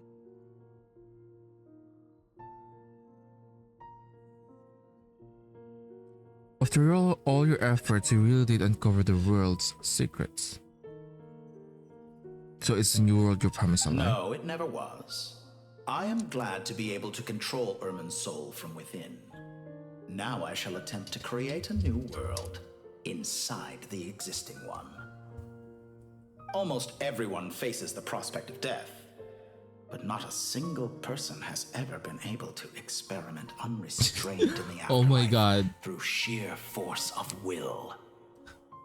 She's doing that, he's doing that, the Grinch pose. Also, didn't that just like the twins, goal? I'm noticing that the patterns of these goals are like the same. Creating new world, creating new nation. I don't know, man. I am the only one to have overcome this enormous challenge. Would I not be letting the world down if I didn't make the most of the opportunity to experiment? Clearly, the dividing of your soul did not affect the magnitude of your ego. Out of all the versions of you that have ever existed, this you is the most insane and the most radical. Damn. Damn. He looks dapper. Is that why you chose to work with me? Which was it then? My insanity? Or my radicalism? Could I call myself a venture capitalist without a suitably ambitious plan to invest in? Yours happened to fit the bill quite perfectly. Well then, I must say, while I am surprised enough that you showed up at all, what surprises me more is that you chose to present yourself as my former subordinate and not as the banker Pantalone. Why make things harder than they need to be? Exposing my true identity in a situation like this would only serve to destroy diplomatic relations between Snezhnaya and Sumeru. I daren't imagine the consequences. Showing up in the name of the original antagonist gives you the recognition you rightly deserve, while also being sensitive to Snezhnaya's predicament. It was an easy win. As for why I'm here, if you're suggesting that your credit is in the negative, I won't argue with that. Many people say that about you. I'd argue that a significant factor in your willingness to cooperate is the fact that you have but a few years of life left after my death. Living and dying together has a way of binding two parties together rather closely. Is it not true that a relationship should be judged by both the positive and negative returns it yields? So some of what I said actually made it into your head after all. It's true that I hope you don't die too soon, but don't you find that a strange thing for me to say? After all, you've already had quite a long life, especially for a human being. Let's not pretend that you're any more innocent than I am. Are we not the same in this regard? We both despise the existing laws of this world, and neither of us enjoy being under anyone else's control. Is it really so greedy to want the world to operate by a new set of rules? Of course not, my dear friend. And as I've said before, mutual interest is the foundation for the most reliable of relationships. You can attest to that. I just hope there never comes a day when I have to work too hard to prove that.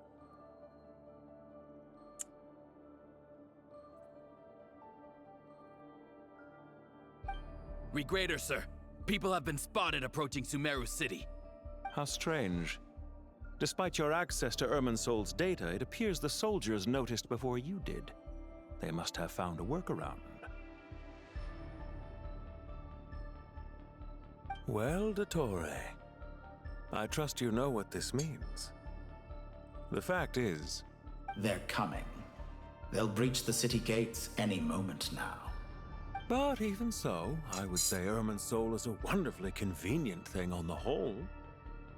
If you do manage to create a new world, perhaps you could plant one outside my office, too. I'll consider it. What do you need me to do? Stall them? The experiment will take time. Stall them for as long as possible. Very well. But you're really asking for the moon here. What is this thingy that's hovering over him? Have you heard beside this him? story? There was once a guilty man, kneeling in the center of a church while an angry mob outside waited to bring him to justice. He pleaded with the gods, begging them to grant him one final request, the chance to finish confessing his sins before he was sentenced. Many suns and moons passed, seasons changed, and still his confession continued, as if he intended to speak until the end of time. Are you suggesting I worship you as a god? Or were you hoping that I might confess my sins to you? Certainly not the latter. That would make my life miserable indeed. Wait, what is this? It's a lot. And speaking of gods, also about your recent situation. Now then, about your plans for the future. Now then, see you. For someone who despises them so, you never seem to have any objections to me creating or becoming one. Never seem to have any objection. At first, I thought you'd be furious. Concerned I would terminate our partnership, were you? Not at all. You had reasons why our partnership must continue. Don't you find people's attitudes toward gods amusing? A god descends from the heavens and people worship it unreservedly, blindly following whatever rules are given to them. And yet, when they see an ordinary person gain godlike levels of power by virtue of their own hard work, they treat him with nothing but suspicion, even if he is a compatriot. Is that supposed to be a compliment? No, I was just thinking. I pity the man who would call you a compatriot. There's no need to be so self-critical. Also about your recent situation. I know it's a little late in the day to be asking this, but how have you been keeping? I'm flattered that you would take the time out of your busy schedule to consider my well-being, Doctor. The part of your soul that went to Nodcry caused quite a stir, sending our organization back to the drawing board on numerous fronts.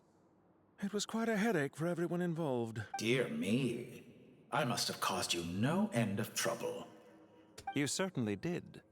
I had the rare honor of being summoned before the Tsaritsa with Pulcinella to answer for myself. A terrifying ordeal. Don't worry, I pulled through.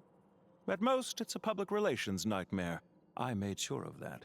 Now I'm curious. How did you explain yourself? Oh, it was quite simple.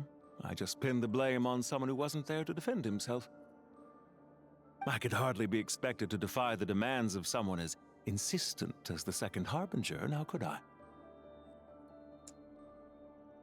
How you slander me.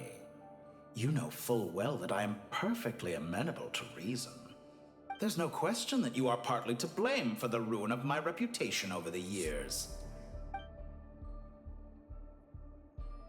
Now then, about your plans for the future. Do you have anything lined up for when this is all over?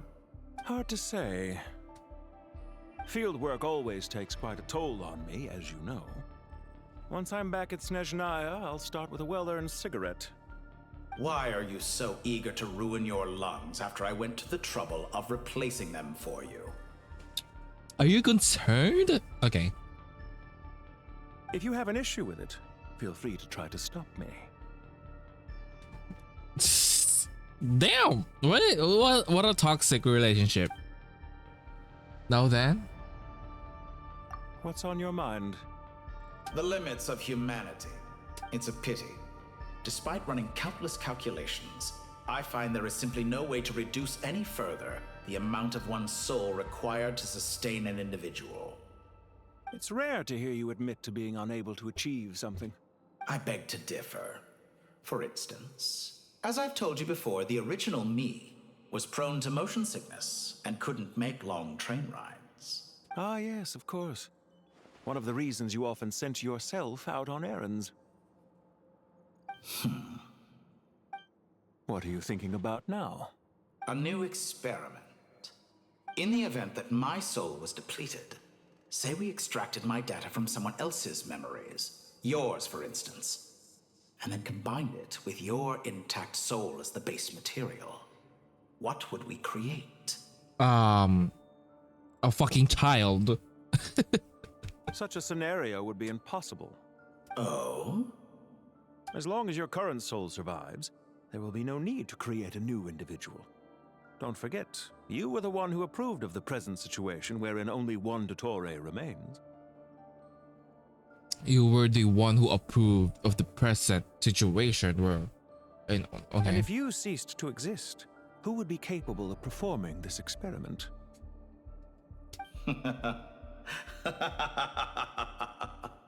Since the day I met you, you've always excelled at talking your way out of a quandary.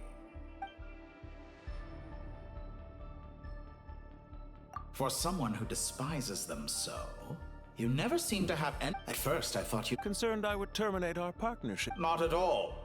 You had... Don't you find people's attitudes toward gods amusing?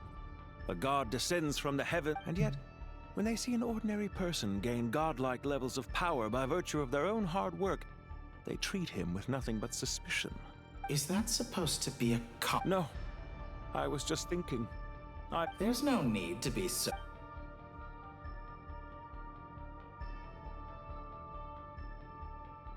I know it's a little late in the day to be asking this. I'm flattered that you would take the part of your soul that went to Nodcry caused... Dear me. You certainly did. Don't worry, Now I'm curious. Oh, it was quite simple. I could hardly be expected to defy the demands of... How you slander me. There's no question. See you. Isn't it a little too early to be saying goodbye? Not that I wish to keep you from your business, of course. Very well. Let's leave the conversation there for now.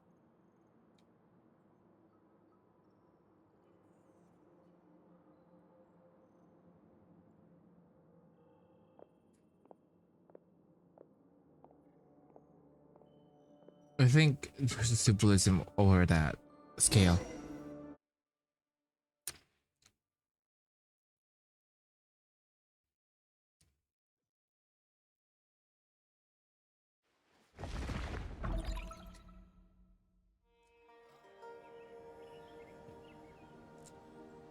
The power of King Deshret's 7 pillars is truly remarkable. With just a chessboard, you can move an entire unit across the material plane. Oh, is this what they called space-time shenanigans? I think this is what they talk about when you can move in great distance if you just flip the space in half and then, you know, move through there. Yeah, sets us up for a much easier fight. Really makes my day. The last time we stormed the city, it involved a lot more running around. I wonder how many people can say they stormed a city twice in their lifetime. I was just thinking that. I've definitely had more than my fair share of unusual experiences in my life. This is my first time here, actually. We never usually leave Gandharvaville. She's the thing. She's the one that we saw at the very beginning of Aranara World Quest. I hope this will be my last time. Right?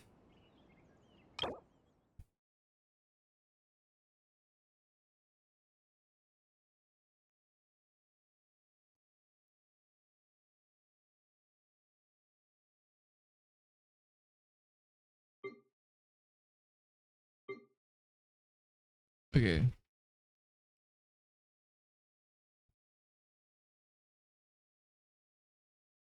See?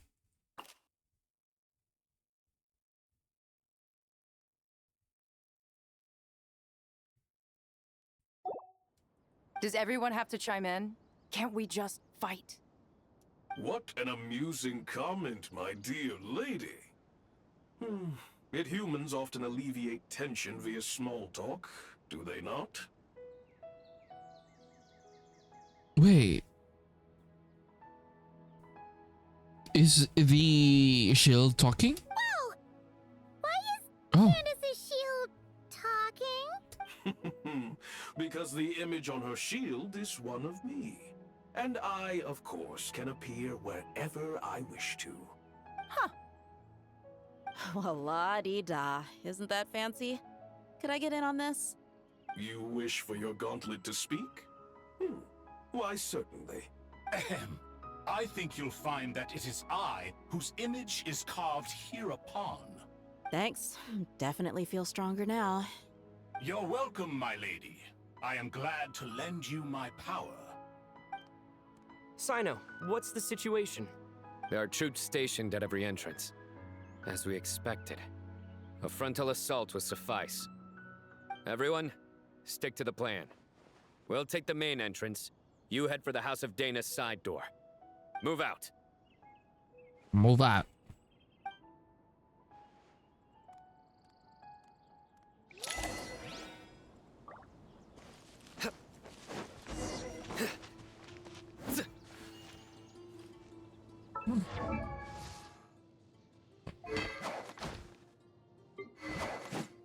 Oh.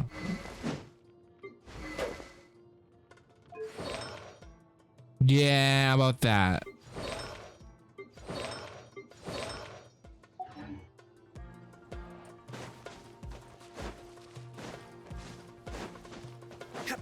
Out of my way!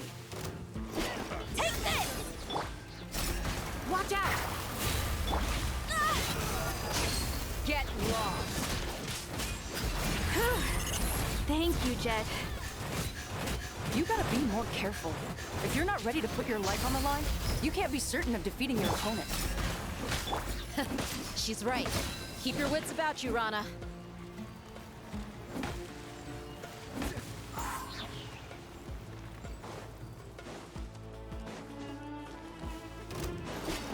Pay your dues. Judgment is upon you.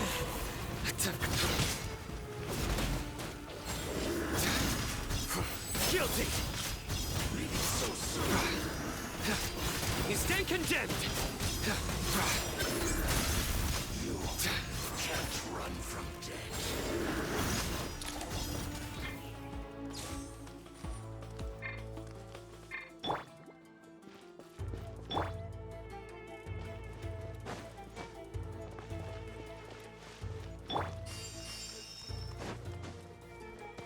Take them out and secure the harbor. Reinforcements will arrive by water. Consider it done. Show no mercy.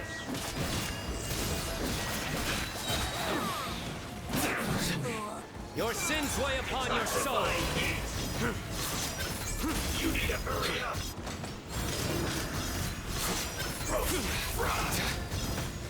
Guilty! Do your worst! get it on! You asked for it.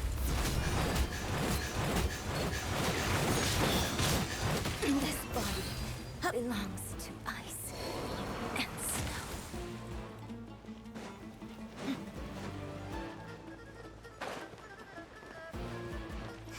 Pay your due.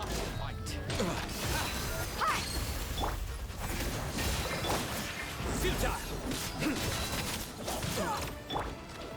Hear my prayer. Prepare yourself. Nowhere to run! Judgment is upon you!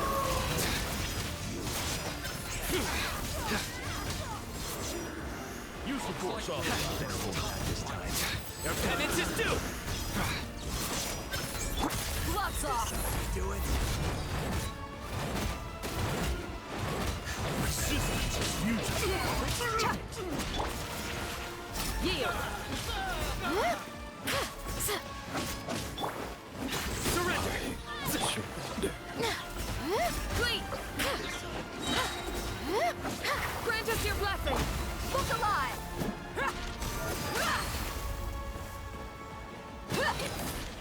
Shit!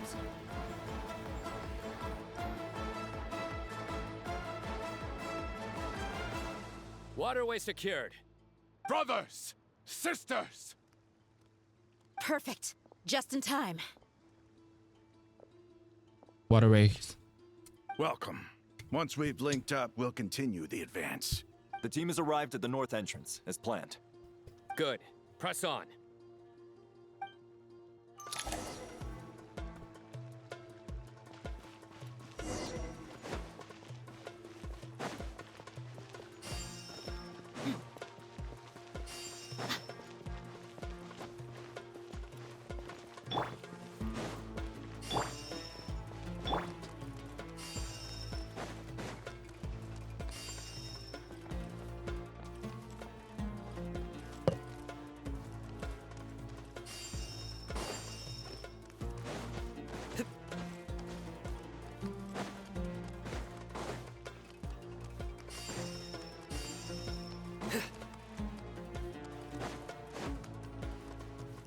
There you are. Nowhere to run. The more, the merrier. Blink. Let's get it on.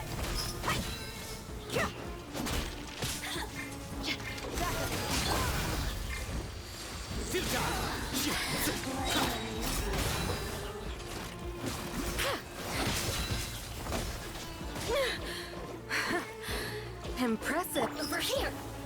Blink.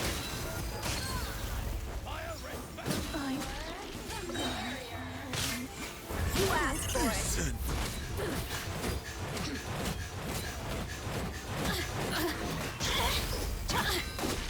Over here. What a waste of time. Your skull! Hi. Flee. We shall prevail. Your sins weigh upon your soul.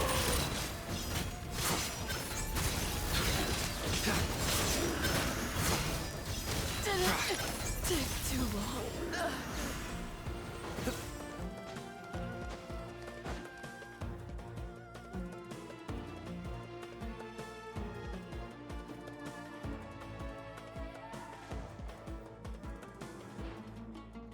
Look out! It's an ambush! Finally. We need to hurry. Take the middle road now. Mahamacha Sino, area clear. Don't relax just yet. More Fatui approaching from the right.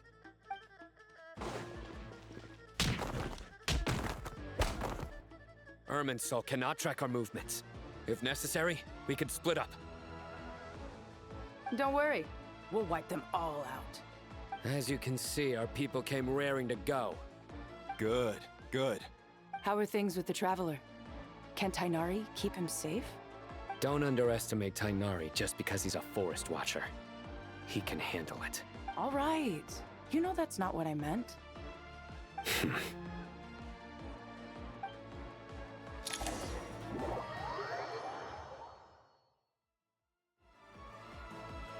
Sino and the reinforcements have drawn the Fatui's fire away.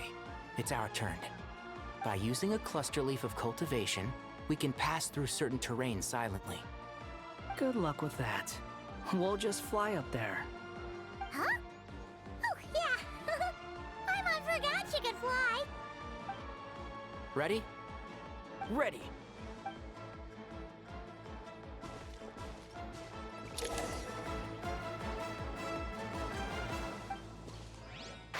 Can't see?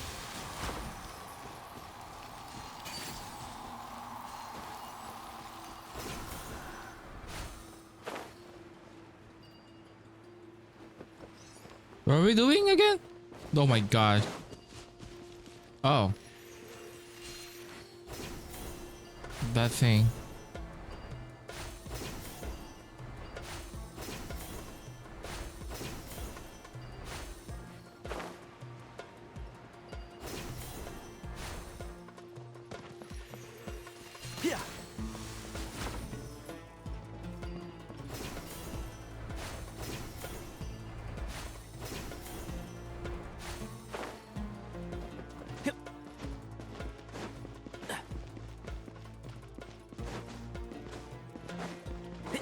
Yeah.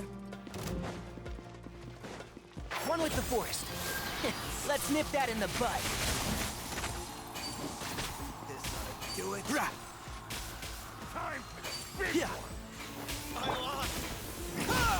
My everlasting flame!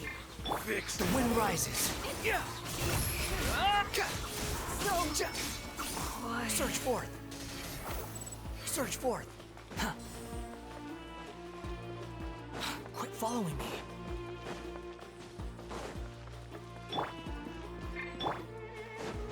Oh! It's... My thingy changed. My outfit changed. Fatui soldiers up ahead.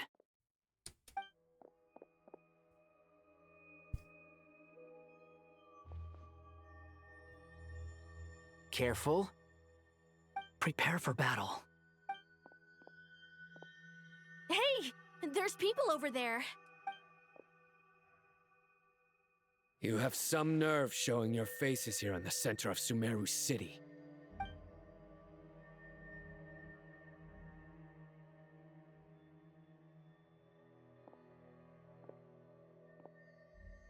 You're right on schedule. Well, this guy sure as heck isn't your average Fatui sergeant. They've stationed quite a few people nearby. It definitely looks like they were waiting for us. Girl, they're not that. Something feels off. Everything about this guy feels too deliberate. I highly doubt he's just a subordinate of Dottores. And he's no mere sergeant. Whatever his rank is, it's high. Much higher than we thought. So you've been waiting for us. But it looks like you're geared up for a conversation, rather than a battle. Very clever, General Mahamatra Sino. I know you're the one in charge of this siege, and I look forward to making a deal with you. A siege? Sumeru City belongs to us! Historically, yes. But things can always change. We have quite a sizable force with us, you know. For instance... There's a Fatui ambush at the north gate. Can you handle him? We can for now.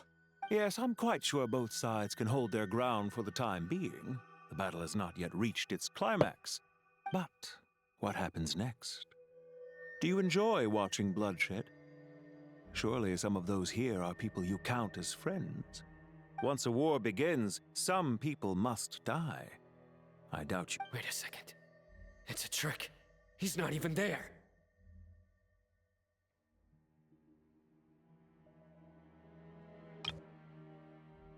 Once a war begins, some people must die. I doubt you wish that fate upon anyone you know. Silence!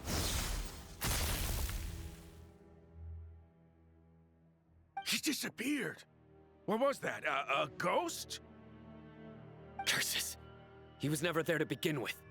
That was just a shadow projected there to lure us in. Enough talk. Attack! I apologize for being unable to accompany you at this crucial moment, but What's I am happening? compelled to leave for reasons beyond my control. Please excuse me. Sumeru's General Mahamatra is quite ruthless. It's a good thing I wasn't there in person. Your illusion held them up for a time just fine. But now that they have seen through it, they will realize you were just a decoy. Decoy or not, what matters now is that they will be heading your way imminently. Not imminently. They are already here.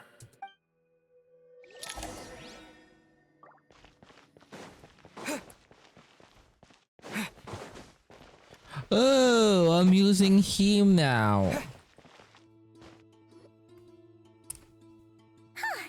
We made it! This is far enough. Tainari, you go help Sino. Don't worry about us. We'll manage from here. Are you sure you don't need me to stand guard? No need. Once the connection is established, we'll disappear from the Sanctuary of Surasthana. Go help the others. All right. Goodbye for now, then. Please tread carefully.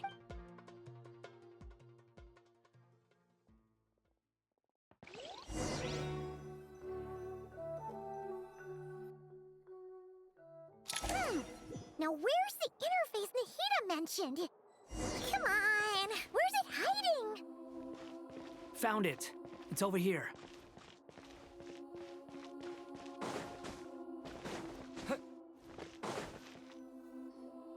We can connect to the inside of Irminsul through the Sanctuary of Surasthana's built-in security system. You should be pretty familiar with the process. Is it the same route as last time? For the most part. We don't need to adjust any of the parameters. Then I should be fine. And Paimon? Once you're both ready, we'll set off. Wait! The stakes are way higher this time, right? Maybe Paimon should stay outside and help the others. Then, you can focus on the fight without having to worry about Paimon! Huh? Why are you staring at me like that? It's nothing. I just suddenly realized how much you've grown. They're all growing.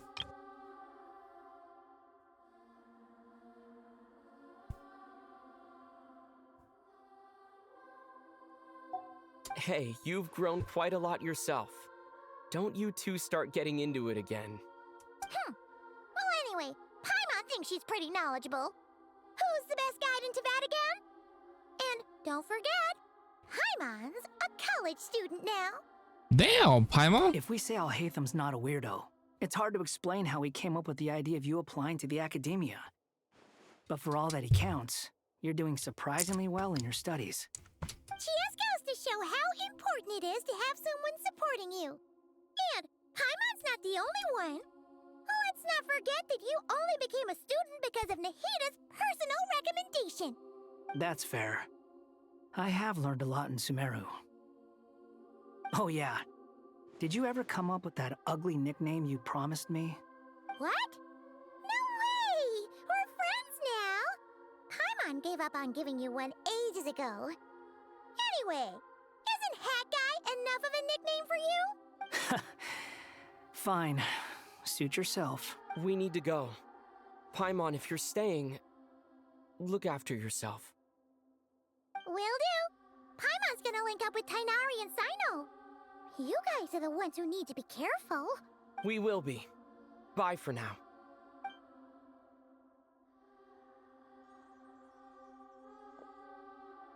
Initiating connection.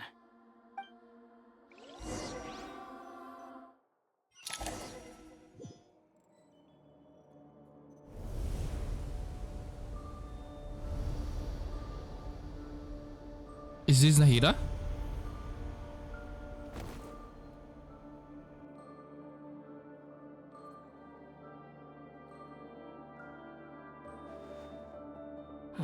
Well, here we are again. Come to think of it, I still don't even know where we're going. Thanks to our terminals, it should be impossible for Irminsul to read. I can... Bruh, they stripped me off of my clothes. Don't tell me. Only you need to know. That way, whatever happens to me next, it won't affect your progress. Listen to me. Your safety is just as important as mine. Don't even think about sacrificing yourself for the greater good. We came here together, and we're leaving together. All right, if you insist. I won't argue with you.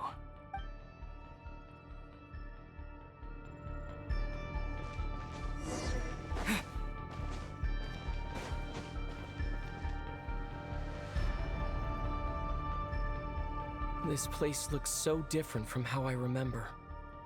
It's unrecognizable. It's a complete mess. Like someone's turned the place upside down. Must be Dottoro's doing. Either he's searching for some information he needs, or... It's still changing.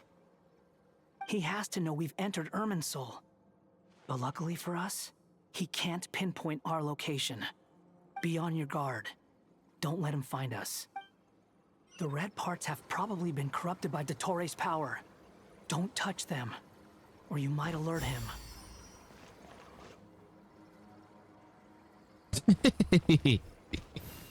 I'm sorry.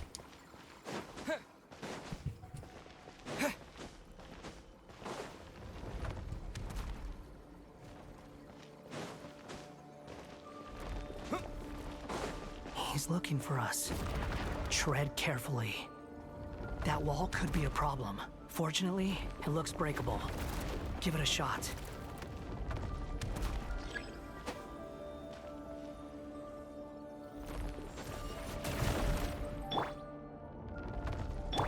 But I wanna...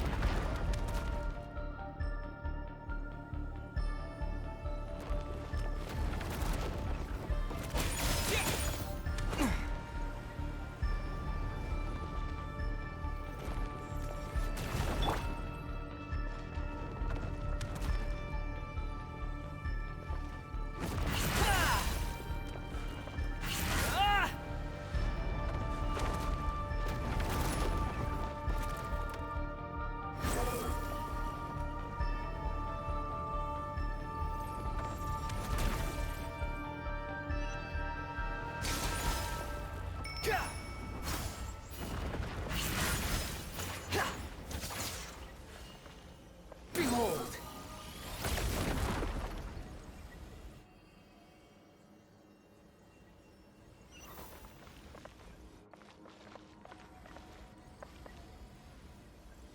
The wind rises.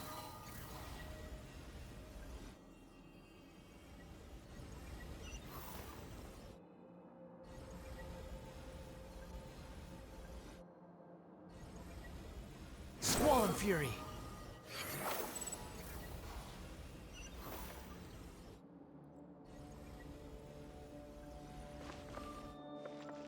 Behold!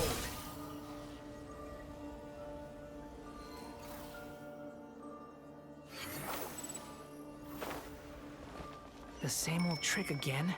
Are you kidding me? Let's handle it just like we did before. This cheap trick isn't gonna stop us.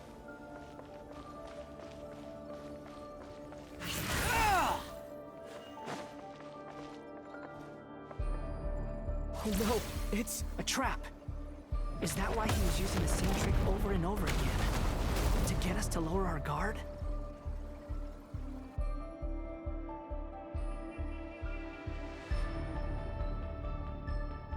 I would have... I'm trapped! You're trapped. We're trapped. I would have avoided that. Why won't this thing budge? Hello? Hello?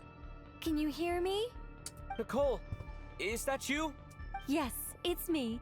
I'm monitoring your progress from inside the Eternal Oasis, and I have to say, this terminal is simply marvelous. It makes tracking you so much easier. I couldn't see anything at first, but now that you two are inside, I can use your location with support from the terminals to get a partial view of the situation inside Irminsul. It's not the clearest image, but it's better than not being able to help at all. So, here I am. I can't intervene directly, but I can help to guide you out of the jam you're currently in. So please, just follow my lead. Dottore in his current form is a blight upon both Irminsul and the ley lines. Pay attention to your surroundings. There must be sources of his contamination nearby. Is that one of them? Precisely. Take it out. Good work. But we're not done yet. Stay close. And let's see if we can find any others like it nearby.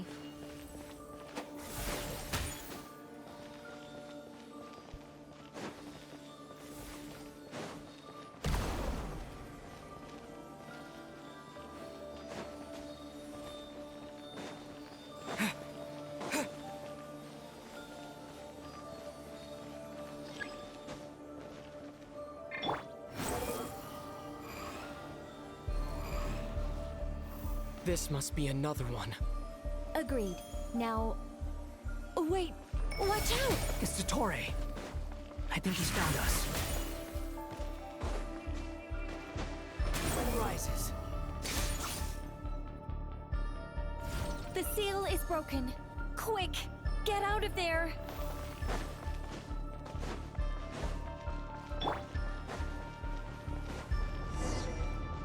And where exactly do you think you can run to? Wait, what is that? Pursuers! That's gotta be it! Run! Don't let that thing touch you.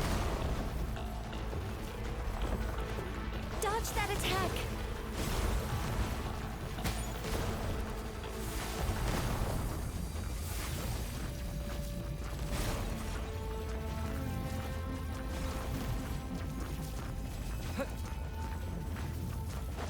There's more than one path. Which way do we go? To the left! Trust me! Excuse me? Fleeing like vermin. What a pathetic sight. Hey! Watch yourselves! Stay focused! There's a cliff ahead. Jump! More of those corruption sources. Destroy them as you did before, and open the exit as quickly as possible.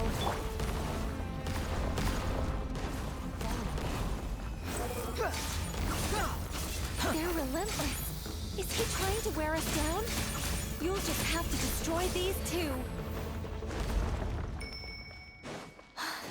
I think the pursuit is over. Hard to say. Stay alert. I need food. Scorch and burn!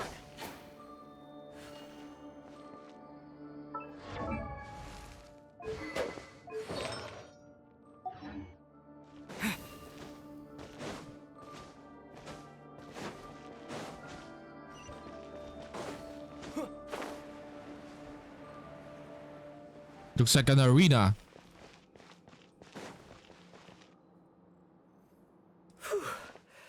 I think we've made it to relative safety. He's not a safety man. Goodness. That looks like an arena. That was tough. You doing okay? I'll be fine. Don't worry. Take a short rest, and then... Nicole? Nicole! The connection's been cut. But that means... Look at you supporting one another. How very touching.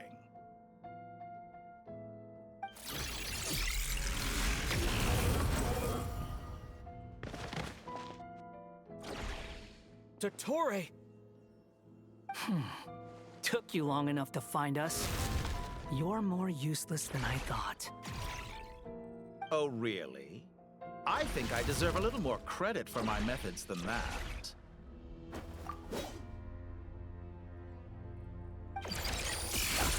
Rather than hunting you down, I chose to let you roam free. Accepted myself I heretic. indulged your presumption that I was unable to track your movements. Played along with your clever little plan. Fleeing is for animals, but I rather enjoy watching you flee. Some things lose the will to run altogether as soon as you put them in a cage. If that's true, then why did you come looking for us? Because I wanted to observe you up close, of course. Don't misunderstand me, I'm not here for a fight. Is it so unusual that I wish to greet my old acquaintances in person? After all, it's been a while. Scaramouche. I mean, what do you expect, man? You members know that can't be. It's impossible. Why are you so afraid? I have done nothing unprecedented in discovering the truth. Nor did I go to any great lengths to uncover your story. You made a bold series of moves in deciding to erase yourself.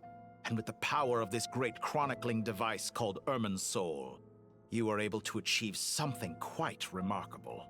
Once most people form an opinion about someone, it tends to imprison their mind. Yet you managed to erase every trace of your existence. Damn, he's doing novel take on death indeed. That pose. However, this meant that you stood out to me all the more when I saw you in Notcry. I didn't even have to go looking for you. Just the sight of you was enough for me to intuit the truth. For someone in my position, connecting the dots was a trivial affair. It would have been more surprising if I hadn't managed to piece it together. Yeah, I think... Yeah, I think he got pissed because I think he kind of like recognized Wanderer, but he can't pinpoint it. So he was just like, fuck it. You seem very pleased with yourself for figuring it out. I'm sure you'd even be more delighted to learn the full extent of your crimes. That would hardly be necessary. Besides, isn't there something that concerns you more right now? Something that fills you with dread? Let me put your mind at ease. I have no intention whatsoever of restoring any of the records you deleted. For one thing, it would be exceptionally difficult. But more to the point, I doubt that the prospect of losing your current life is all that frightening to you. Because in your case, the cruelest twist of fate is that you'll never again have the chance to make up for any of your mistakes. Isn't it? Dottore?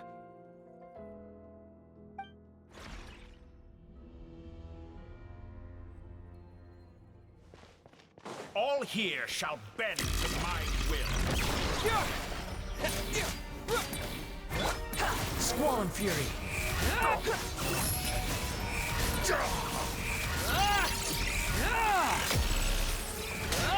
That's far enough!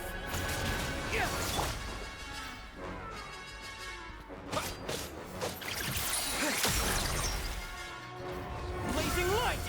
The wind rises. I'm afraid you'll need to do better than that to take me down. I expected you to have grown stronger. Ah, how foolish of me. I forgot that you lack any means to increase your power. You will pay for everything you've done! Oh, will I now? Dead!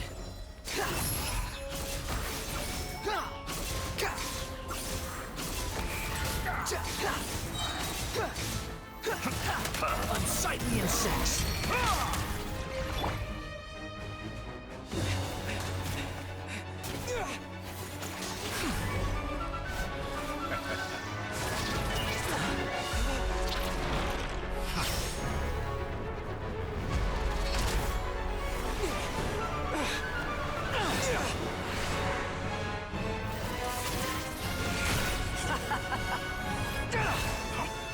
Does the prospect of death amuse you?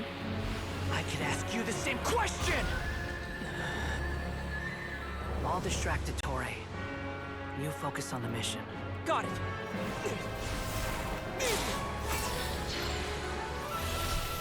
What's happening? For the hopes and dreams of the masses. Open the secret door on this enchanting night. Angel. May wisdom's light eradicate ignorance and darkness, and hereby fulfill our ancient vow. Commence data extraction.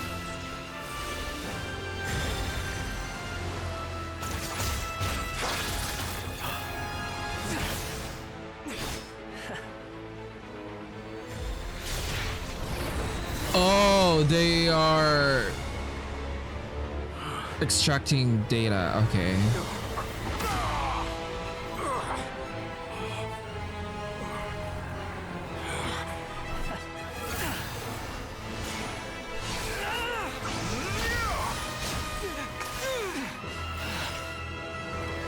You cling to outdated ideals and stand in the way of progress. You will pay for Isn't that interfering with the grandest Treasure of the experiment Void? of all time. But box.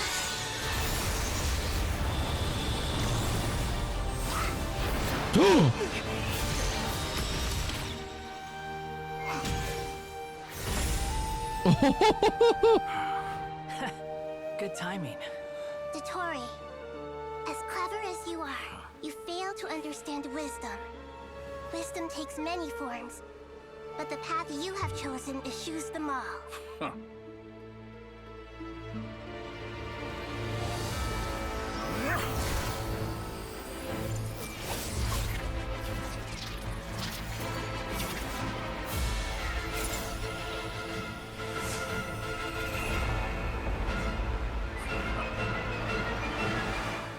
He's mad. He's so mad. I think Nahida is his greatest enemy. My strength is fading. Since you are within Irmin's Soul, it stands to reason that any power you wield comes from it. Extracting the information from Irmin's Soul, just to strip me of my power. I will find his weakness.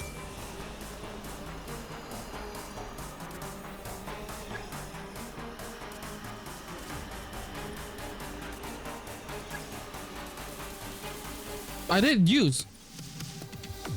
Oh. Wait. This is no.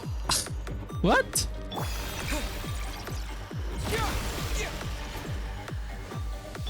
Behold.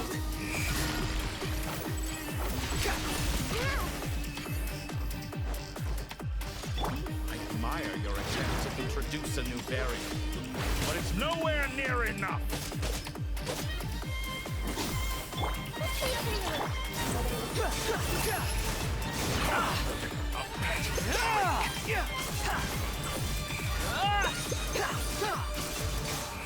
I'm gonna die. Wait, I like this. Committed to memory. The wind rises. I think I'm gonna die soon though. Let's try this. Muso no Hitotaki!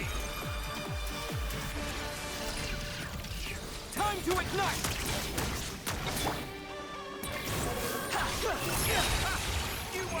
You're so close. Just hold on a little longer. I'll hold him up. Traveler, Hat Guy, the rest is up to you.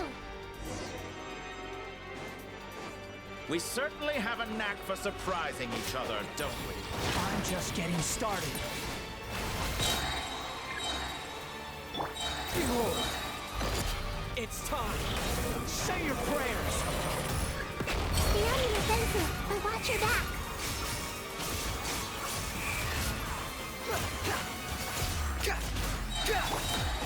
Honed in flame. The wind rises. It's time. Say your prayers.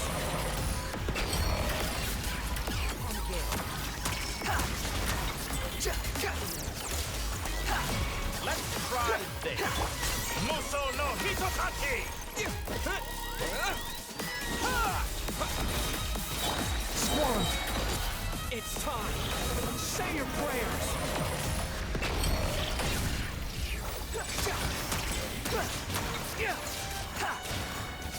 Burn all before you!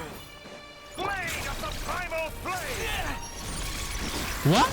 Why are you doing that? Behold.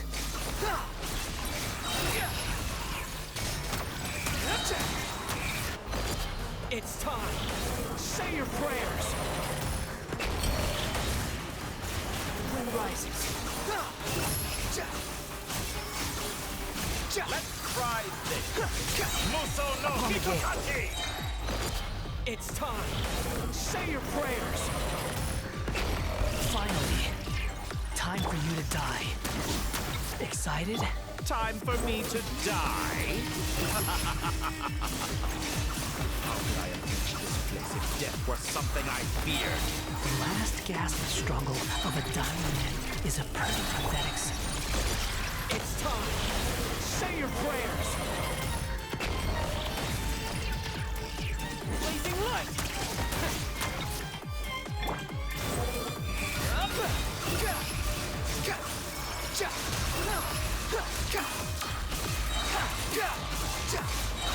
Let's try this. It's time. Say your prayers.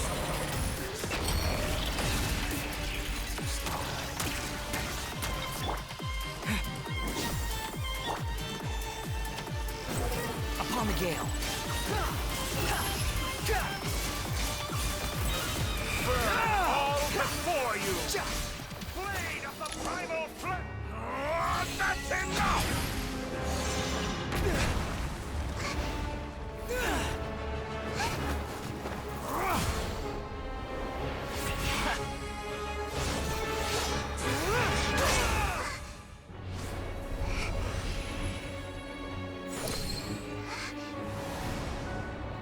It's all yours. Do with it as you see fit.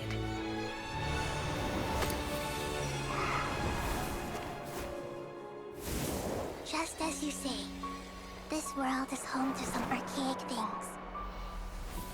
And as you suppose, you are a formidable opponent. You have long coveted the secrets of wisdom. So now, I will demonstrate true wisdom in action. I invoke my supreme authority as the keeper of Irminsul. Commend me or condemn me. But give your verdict now!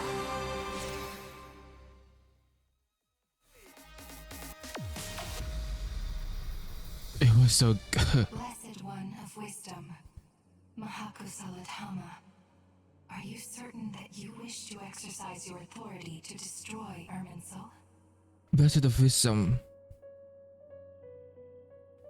It represents both your roots and your finest accomplishments. You truly intend to abandon the very thing you have always fought for? This is my decision. Irminsul has been corrupted beyond redemption. Irminsul is the original tree of Tevat. It is the means by which the heavenly principles maintains fate itself. The 7 Archons should honor and revere it, for their authority was bestowed upon them by the heavenly principles. It is precisely because I honor and revere it that I fight for the humanity it exists to protect. Wisdom is knowing how to weigh the options and make the right decision. If you truly care about the fortunes of this world, then it is me you should seek to preserve. Okay. Planting a seed begins the chain of cause and effect. Since you have become a great tree yourself, why should the loss of another tree be anything to fear? Till we meet again, Lord of Dendro.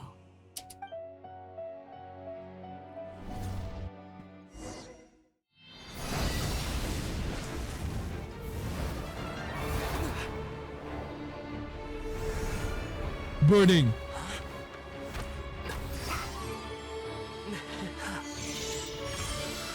The first flame. The pure, cleansing fire.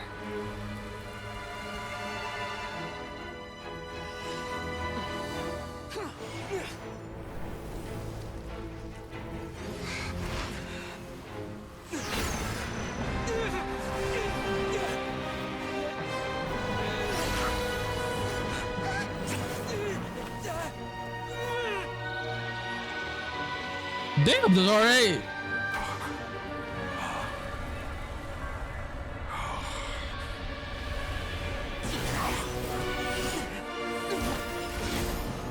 Oh my god. We got saved again.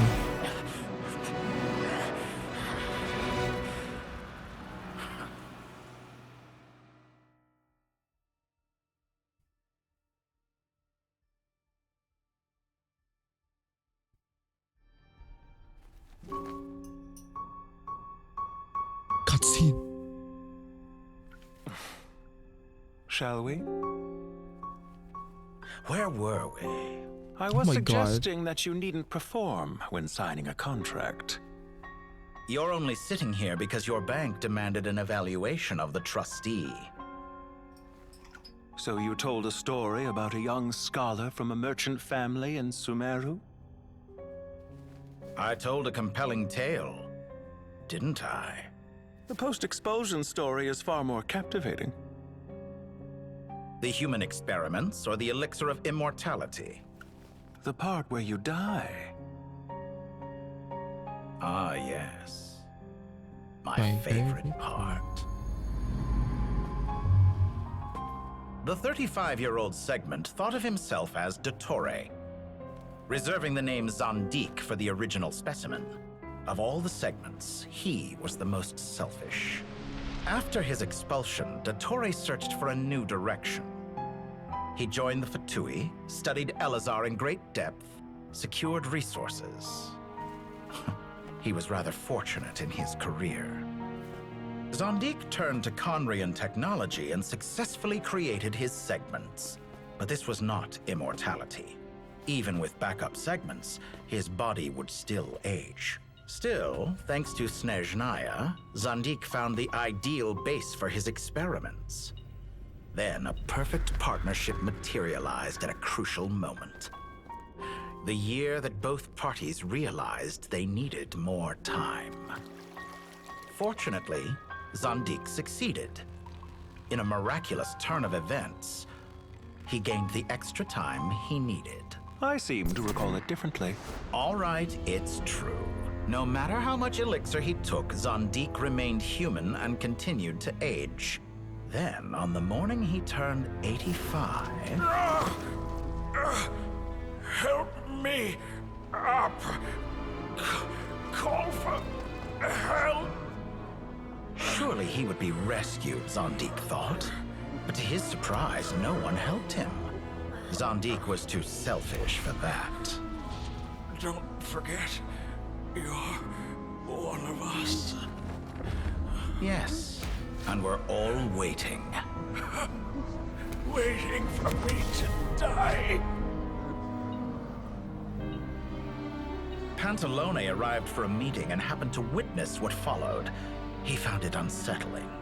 I never said that. But the Zandiks were unfazed. It was a rare opportunity for self-dissection.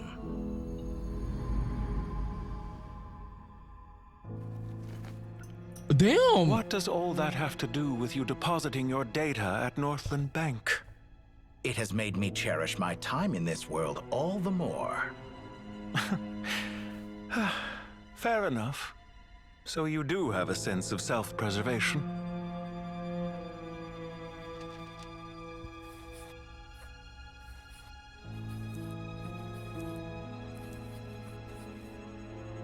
What do you mean? You're hardly normal, and you don't cherish life. You just don't want to admit defeat in the limited time you have. Even so, don't I deserve an interesting ending? I'm counting on it.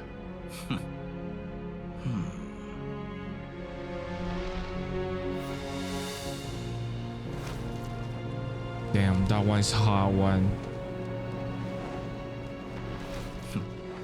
If nothing else, I expect my funeral will be a grand affair indeed.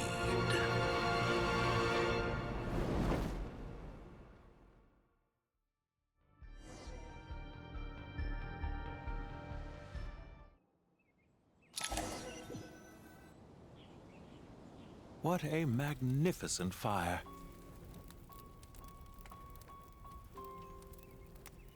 In Snezhnaya, we light fires to ward off the cold. Fire, it seems, is antithetical to ideas such as cold, frozen, and unchanging. Then who is this one? Perhaps it has always been that way. From the beginning, fire has been used to drive away wild beasts and warm the body and mind. You could say it's a form of treatment. One that cures the human heart of mortal fear. Is this? another story, or is it just like, bro, I don't know. I don't wanna speculate. Mortal fear. Something you haven't been acquainted with in a long time, by the sounds of it. Whereas you, I'm sure, must know the feeling quite well indeed. I remember when we first discussed the elixir of immortality, you claimed that extending your lifespan was about buying more time. But was that really the truth? You fear the prospect of dying a wretched end in this world, don't you? Of course I do. I'm only human after all. And while you may have forgotten it, you cannot deny that you too were once human, Dottore. I do not believe that there is no such fear in your heart. Perhaps you are right. But I abandoned it long ago and devoted myself to my experiments. I have felt no fear since. From the very beginning, I never thought you could win this game. But still you came, contract in hand, to honor our agreement. Because I am a reputable partner. And as we have discussed, experiments are about more than results alone. The process is equally important. I have come here and completed my creation, and I do not regret my decision. I'm afraid your journey ends here. After I die, there will be no one to make the elixir of immortality, and your remaining stock will only last a few more years. How then will you prove that you didn't perish in this incident alongside everyone else? When I feel optimistic about market environments, I never forcibly adjust them. They have their own direction, and I myself am one such environment.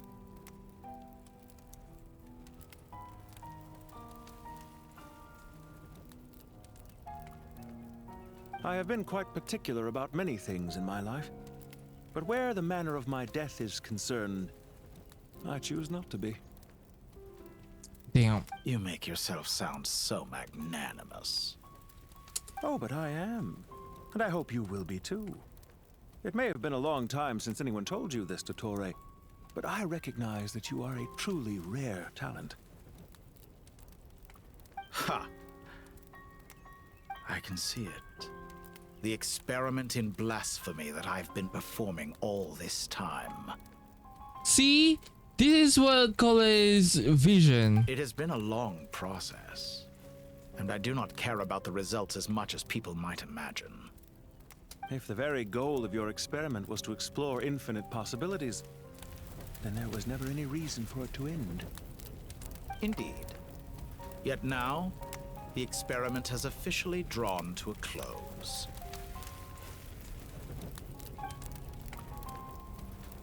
What should I call you? Zandik? Or do you prefer Dottore? Suit yourself. Goodbye, Feofan.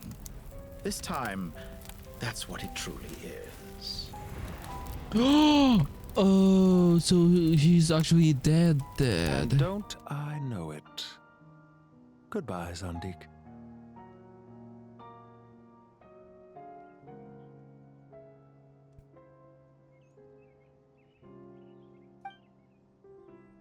That's quite a... I could have carried out many more experiments, but to me, Lord of Dendro, this outcome is certainly not the worst. I believe you.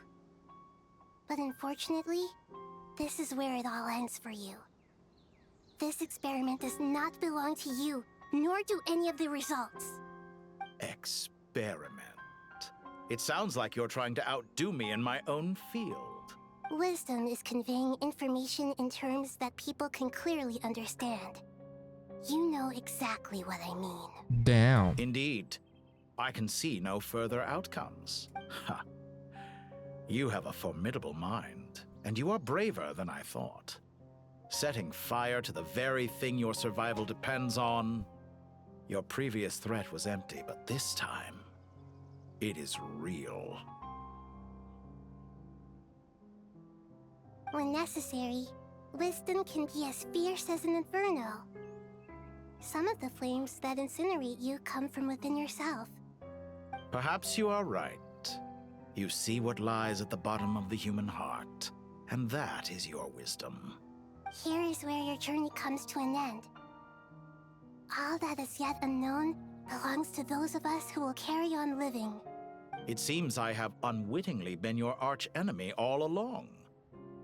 But now, it's all over. I do not deny your intelligence. But what you refer to as experiments, I would never describe in those terms. They are events that take place in the real world, and they are so much more than mere data. Goodbye. We will never meet again.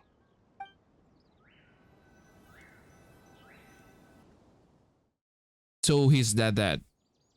For real, dead.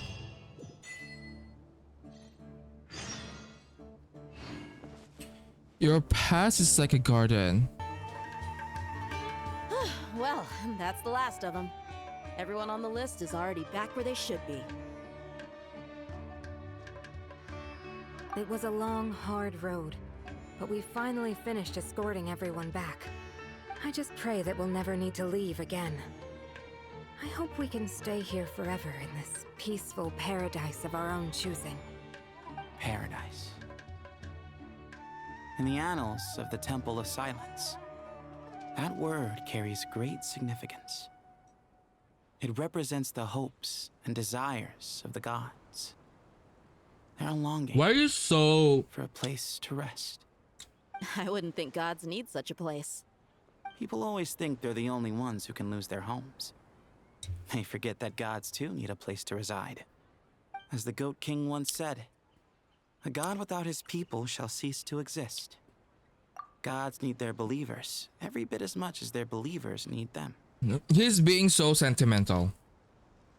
Only we can truly understand how much the desert faith has faded over the centuries. But we still talk about the gods as though they're part of our lives. Given the myriad ways in which gods and humans interact, I'd say they really are. How else could Dunyarzad consider the Dendro Archon a friend? Well, that sounds about right to me. Describing them as friends sure makes us feel a whole lot closer. If you told me a few years back that I'd have this many friends, I'd have called you a liar. Belief is a choice, just like friendship. We've made our choices through battle. The right ones, wouldn't you say? I'll be heading back to the Temple of Silence. I heard the Goat King and the Ibis King decided to pay us a visit. How about you? It's back to Aru Village for us. Still plenty of supplies to distribute and people to help. Until next time, old friend. As long as you can find the time, you're always welcome to visit us in Aru Village. Right back at you. Make sure to drop by the Temple of Silence the next time you're free. Word is that 2 of the other 7 pillars, Shezapang and Bennu, might also be dropping by. Since you're wearing the symbols of their power, it'd only be fitting if you came to see them for yourselves. Dropping by? That makes it sound like they're visiting a neighbor's home. Well, the temple was founded by Hermanubis, so I guess to them, that's exactly what it is. Guess that's true. All right. We'll make sure to find time to stop by. Stay safe on your journey home. I will.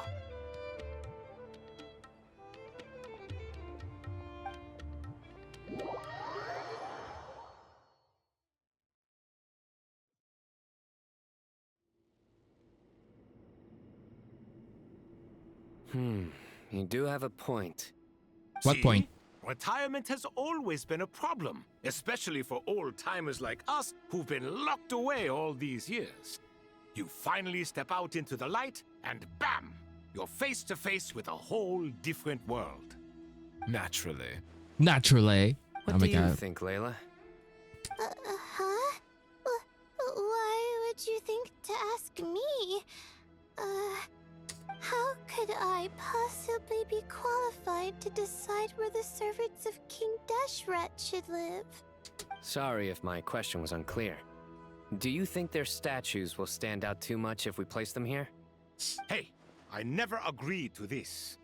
How could we possibly allow our statues to be left in Hermanubis' home? That would be like breaking into someone's house, then pretending it belonged to you in the first place. I mean, different beliefs can coexist. We still need to respect one another. By which you mean, you two plan to stay at the Temple of Silence, for a while at least. But you have no intention of relocating your statues here.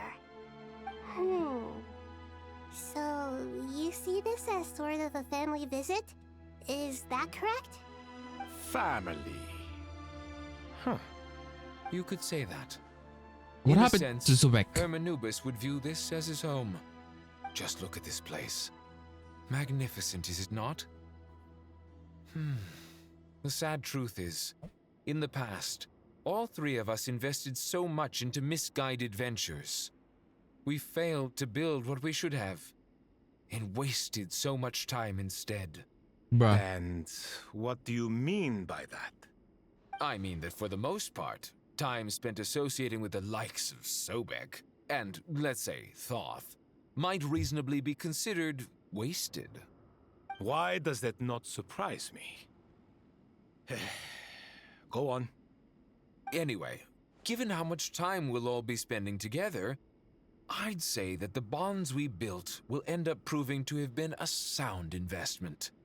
Once Sethos, the current leader of the Temple of Silence, returns, you can discuss the matter of staying here with him. But judging by the expressions of everyone here, I imagine you'll receive a very warm welcome. This sacred ground houses untold knowledge, after all. What better place for the servants of King Deshra to appear in the mortal world? How about we share a meal together first? I imagine it's been many years since you last tasted fresh food. Oh, that sounds wonderful! After so many hundreds of years, I can only surmise that desert cuisine has become a lot more varied. Are we having a get-together? If you'd like, I can help prepare some food. After all, Lord Thoth, you helped me so much in the desert, and I still haven't properly thanked you. Oh, my, that would be wonderful. I'm touched that you still remember. How the times have changed. To the people of today, it seems the Ibis King has become a kind and passionate god. And you, Mr. Herreshoff? What kind of god do you wish to be? To be honest, I haven't given it much thought. How about you, Dendro Archon? Do you have any hopes for your future? Me?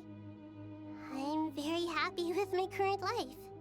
Forgive my bluntness, but you do not seem to derive your authority from majesty and might, like Lord Al-Akhmar. Clearly your approach has its advantages, but also its dangers, don't you think? I do, but projecting a majestic front doesn't really suit me. Besides, my relationship with others isn't simply one of a god and her people. Did something change about her outfit? Is it kind of like burnt or something? Or is it just me? Not putting on airs might earn you more adoration. Exactly. Besides, I really like parties where everyone brings their own food and we all come together to share. You should join us. I'm sure you'll find it fun. Last time when we got together for a picnic near the Avidia Forest, it was quite the occasion. Seeing as you're already here, how about we hold the next one in the desert? Can we do that? Wouldn't Tainari have to transport a ton of drinking water? Don't worry, I can help out. Layla, would you like to join us next time? Me? Sure. The more the merrier. That way we... Don't take this the wrong way. I just think you should know. When it comes to passing the time, chess is more our thing. In that case, Dendro Archon, what do you say? If I were to compete against you, I can't say with certainty I'd win, but I certainly wouldn't mind giving it a shot. Where's Sobek? I'm sure he'd be good for a few rounds. cards, cards, cards! I'll always prefer chess. I wonder what variant of chess we're talking here. Mr. Thoth, is there some sort of astrological significance to this game? Oh, I'm glad you brought that up. As long as the leader of the Temple of Silence agrees, we can search Hermanubis' place for books to teach you how to play. Invocation.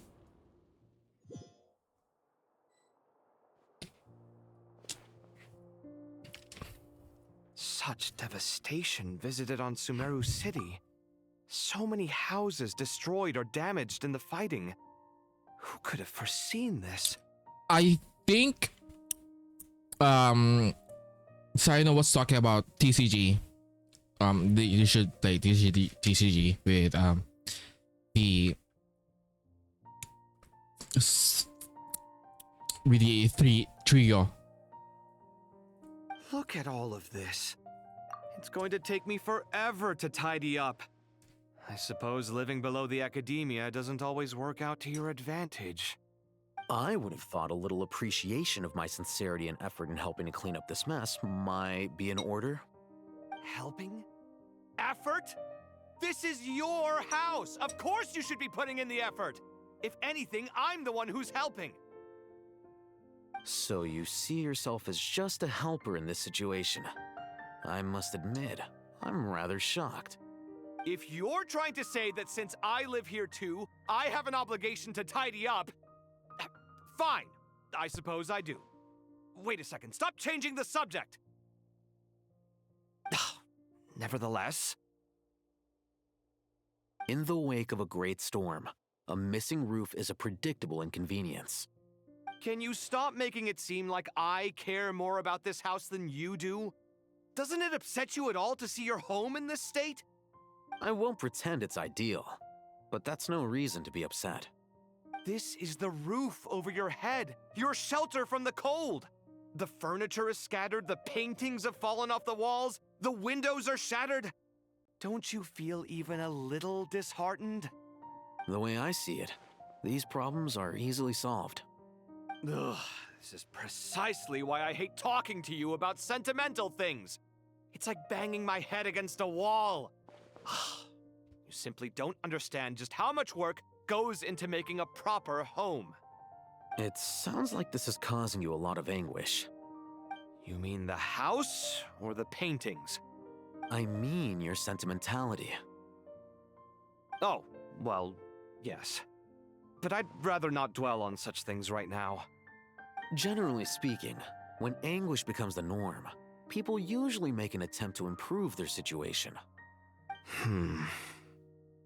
But there are so many people and things in life that are difficult to change. It's not like you can force them. Besides, anguish can be a source of inspiration. And I'm not sure I could break my reliance on it. I'm glad you're able to make yourself think like that. What kind of a response is that? I was stating a profound truth about the very nature of art. Suffering is the cradle of all creation. Even you can't deny that. And I wasn't trying to. I'm just happy for you. Pure and simple. Can't you tell? Happy about what? Happy that you can always find an answer that backs up your views. You... More often than not, life is a process of running into problems and then searching for answers. Yours more than most. Not everyone's so good at justifying things to themselves. It's something that you've been steadily mastering. Huh. What about you, then? What skills have you been mastering lately? Pass me that box. Huh? Okay. You may consider this my progress on the path to mastery. What? Wait a second. Isn't that box mine?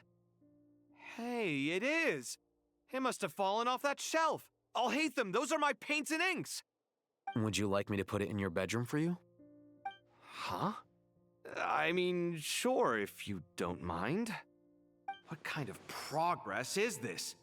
Does he think he can bribe me? Not that giving me back my own things is much of a bribe. These books on the floor, they're a complete mess. And this one, didn't he say it was an out-of-print collectible? It's completely covered in dust, and some of its pages have even fallen out. Ugh, guess I should help him repair it. This one too. And this one.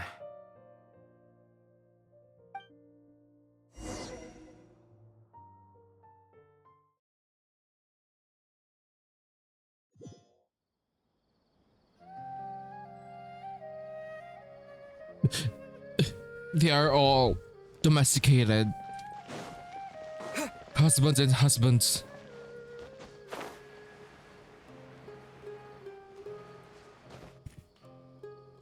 Local subter beasts, imported goods, such a bright future ahead. I can picture the Mora just rolling in.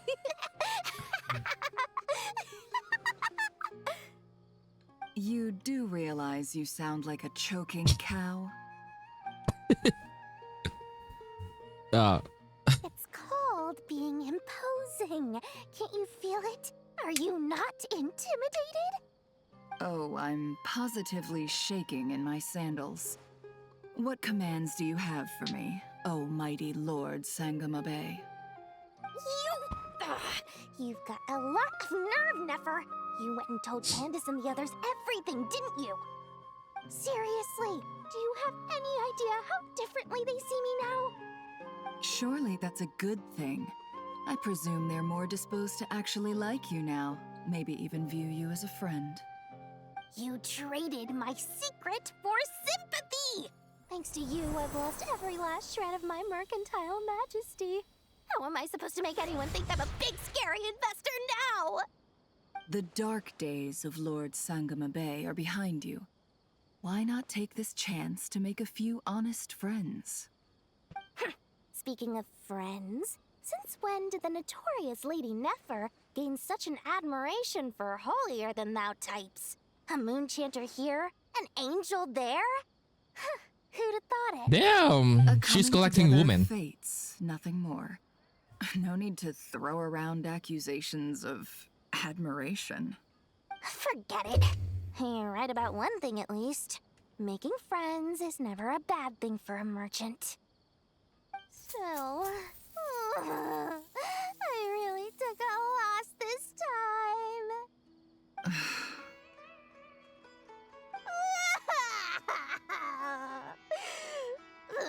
What are you looking at? I'm trying to see if you're really crying or if those are just crocodile tears. A little birdie told me that when Lord Sangama Bay makes money, the tears flow from the center of her eyes. But when she loses it, they flow from the corners. Which is it this time? Ugh, you are so annoying. I'm not talking to you anymore. Nefer, thank goodness you're here. I've been looking everywhere for you. Is this the on her not story quest, her quest, I guess, story quest portion of the main quest? Huh?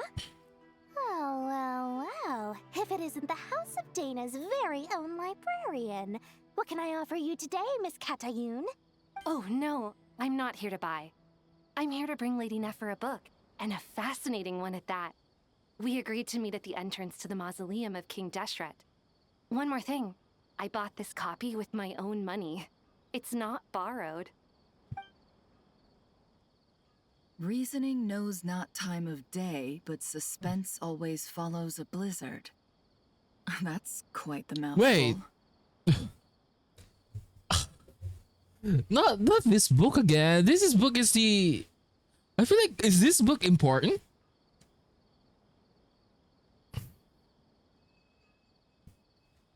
This book is the suspense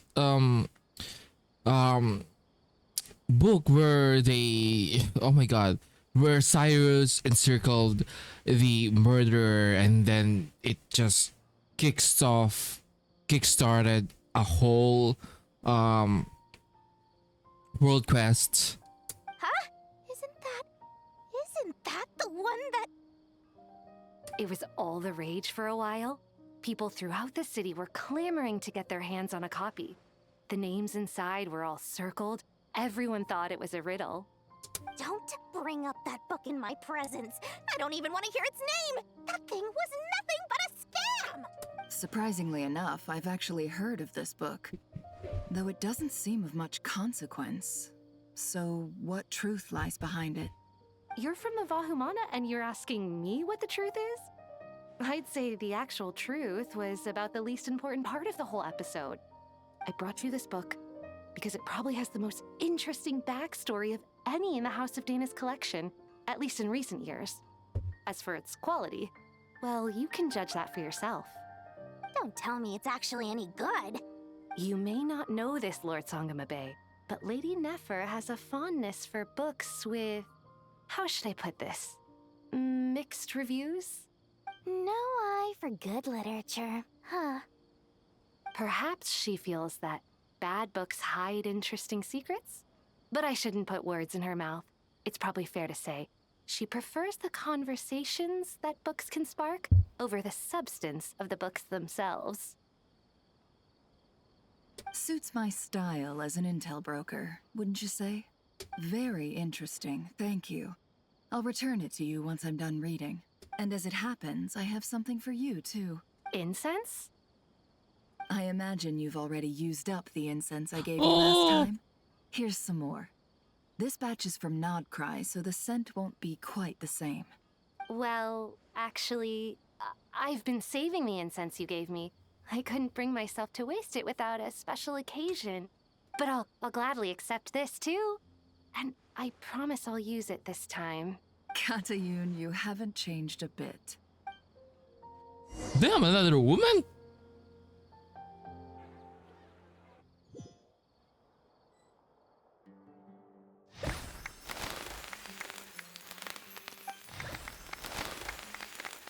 Damn! Congratulations, Kale. Well done, Kale. After studying for so long, you've finally become a full-fledged ranger. Sure hasn't been easy for you, huh? This Jahari. really is fantastic news. All grown up. No longer a trainee, but an official forest ranger. Oh, the next step is to secure tenure in the academia. Thanks, everyone. It's true. I'm an official forest ranger now. Master Tainari, thank you for your guidance and support. I wish Mr. Sino were here so I could thank him too. Sino had a matter to attend to at the Temple of Silence. I don't imagine he'll be back for some time. But don't worry, we can celebrate together once he's finished. I'm afraid the party will have to wait. Kale still has some matters to attend to first. Kale? Is everything all right? No, it's not what you think. There's nothing wrong with my health. I just have a few things I need to deal with. I've made plans with the Traveler and Paimon to visit Mondstadt. Master Tainari and Mr. Sino will be accompanying us too. Well, that's a relief. Let's get together when everyone's back. I'm sure you'll be doing even better by then. Of course. I have a feeling you're right.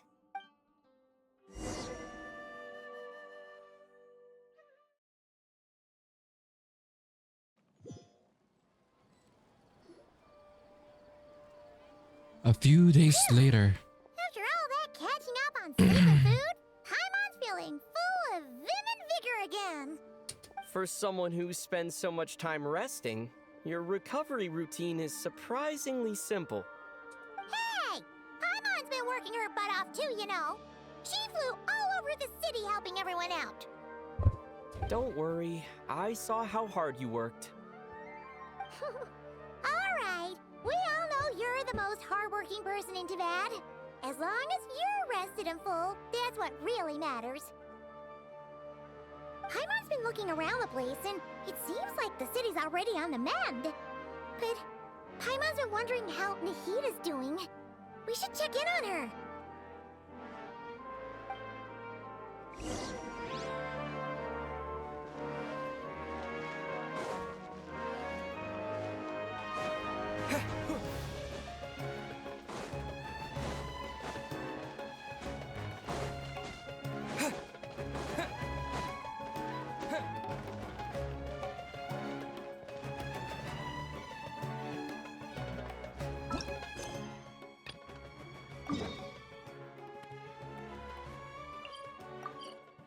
Hey, Nahida!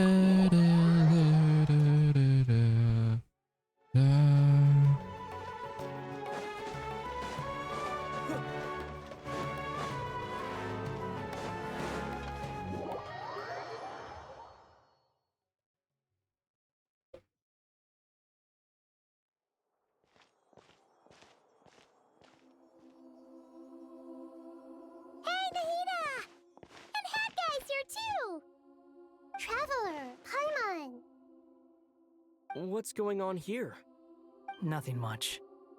Nahida was just expressing concern for my physical and mental well-being. Oh, the Traveler told Paimon all about that. We've both been very worried about you. Are you feeling alright? You make it sound like I'm on the brink of some kind of breakdown. Truth is, I'm doing much better than you might imagine.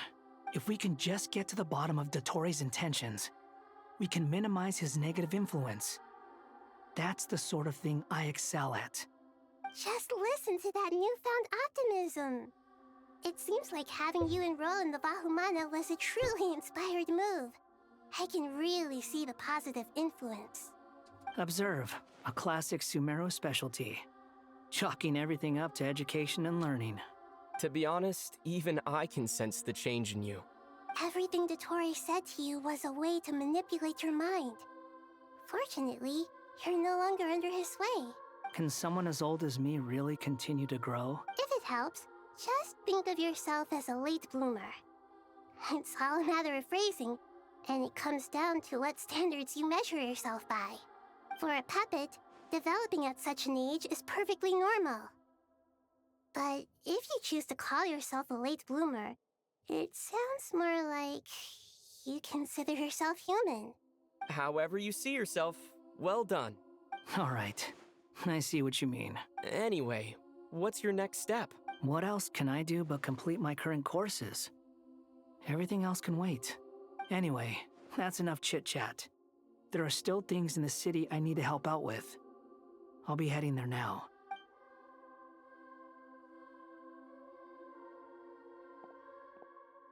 I'm so happy that Hat Guy is doing better than we thought.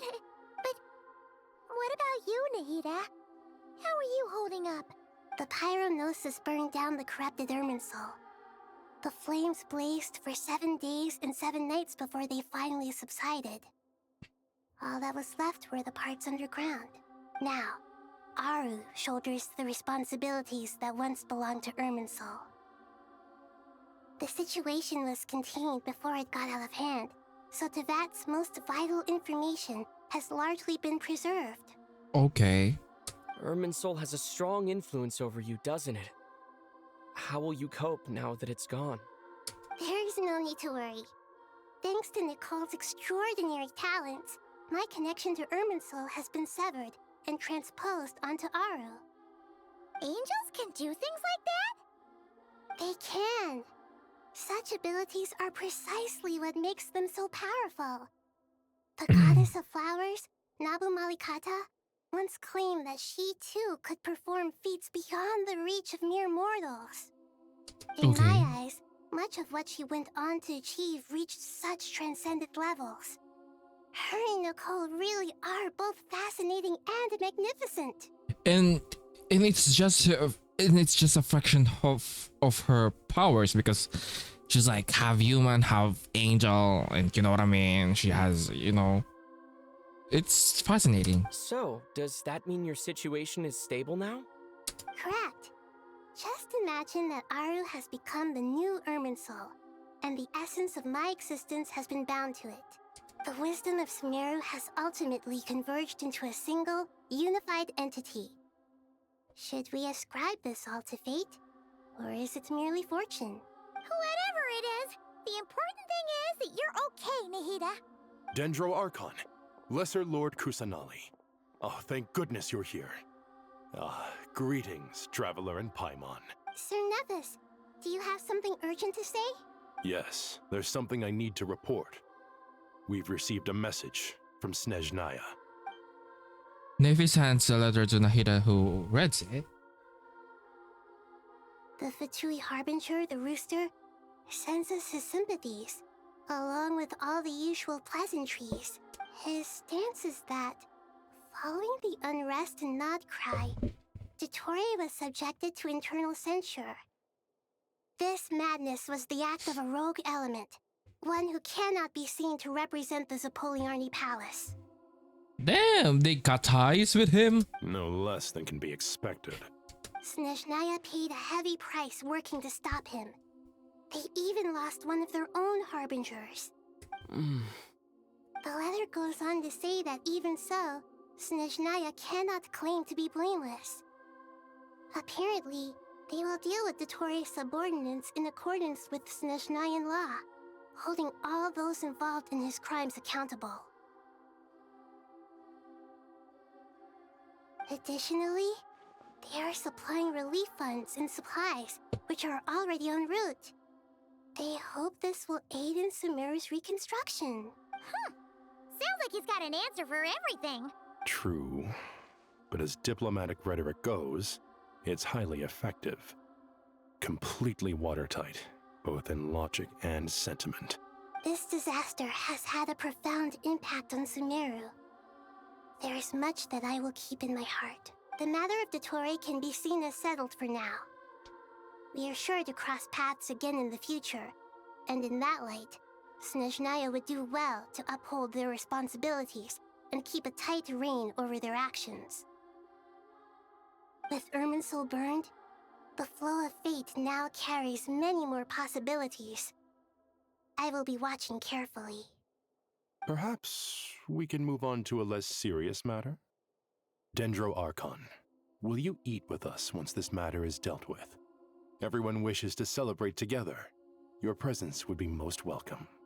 Of course! Junior Zod, Sino, and Hypatia all told me the same thing. If there isn't enough room for everyone, we can arrange back-to-back feasts. What a wonderful idea. That just leaves the question of what we should eat. Not more tomatoes, surely. More? Dendro Archon, what do you mean by more tomatoes?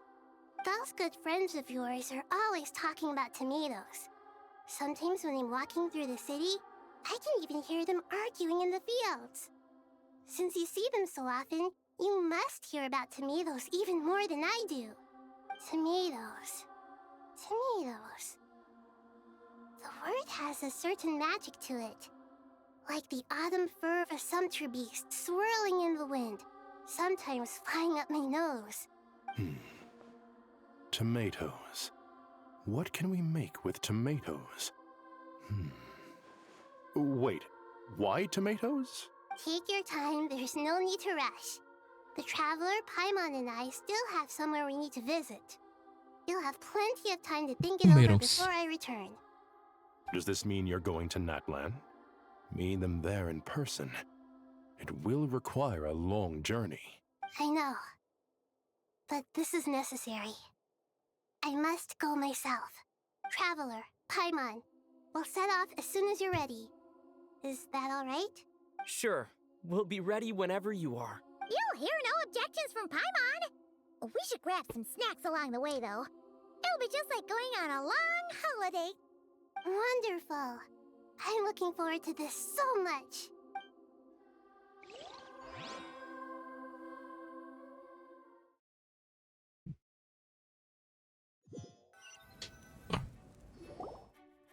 Natlan is such a lively place. Of course. It's super cheerful and positive, too. I can see that. There are people outside exercising at all hours. Such a healthy way of life. You came. Welcome, welcome. You must be hungry from your journey. Would you like something to eat? Oh, thanks, but no thanks. We've been eating the whole way here. We had a mushroom platter, Sab's meat stew, butter braised chicken, hot asara pudding. Paimon's positively stuffed. All right, all right. No need for all that detail. I'm starting to get hungry myself. Maybe later then. We can wait till everyone's got an appetite. Then I'll head out for a meal together. Sounds like a plan. Let's find somewhere to sit down.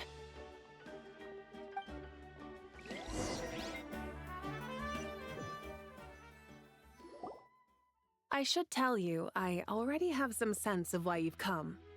Why's that, Malika? To say thank you. Your senses are spot on. But on top of that, we also feel guilty. What happened to the gnosis, though? Because the pyronosis has vanished? I sensed its loss. Despite scouring through the remnants of Irminsul, we couldn't find any sign of the pyronosis. Not even any trace of it burning to ash. That's certainly unusual. Still, the potential fallout from Irminsul's loss is significant, to say the least. Perhaps the pyronosis's disappearance is simply a knock-on effect of the impact it's had on a certain strand of fate. I bet There's no need to feel guilty. It's Pantalone. We were clear that this time, there was to be no returning, only giving. Pure and simple. Thank you really is a fascinating phrase. We use it to express gratitude for the smallest of things. Yet, when faced with a kindness too immense to describe, we use exactly the same words. It's not that we lack other means of expression. It's that when we truly need to express our feelings, the simplest and purest words are always the most powerful. You're right. In Natlan, we prefer simple expressions too. Companionship, friendship, support. They might not sound fancy, but the sentiment behind them is sincere. That's wonderful to hear. Sincere feelings are often a vehicle for the deepest wisdom of all. Irminsul's destruction doesn't seem to have done you much harm. I'm glad to see you're doing well. There's still a lot of work to do, but before we begin, we felt it was important to come here and speak with you. Partly to express our gratitude, but also because we felt that seeing you, in a sense, is like basking in warm sunlight. That's a nice way of putting it. I like that. To tell you the truth, though, I'm not a fan of somber meetings. So, since there's nothing more to say, why don't we go bask in some actual sunlight? The weather's beautiful today. What a great idea! Paimon's gonna lie back and soak up some rays.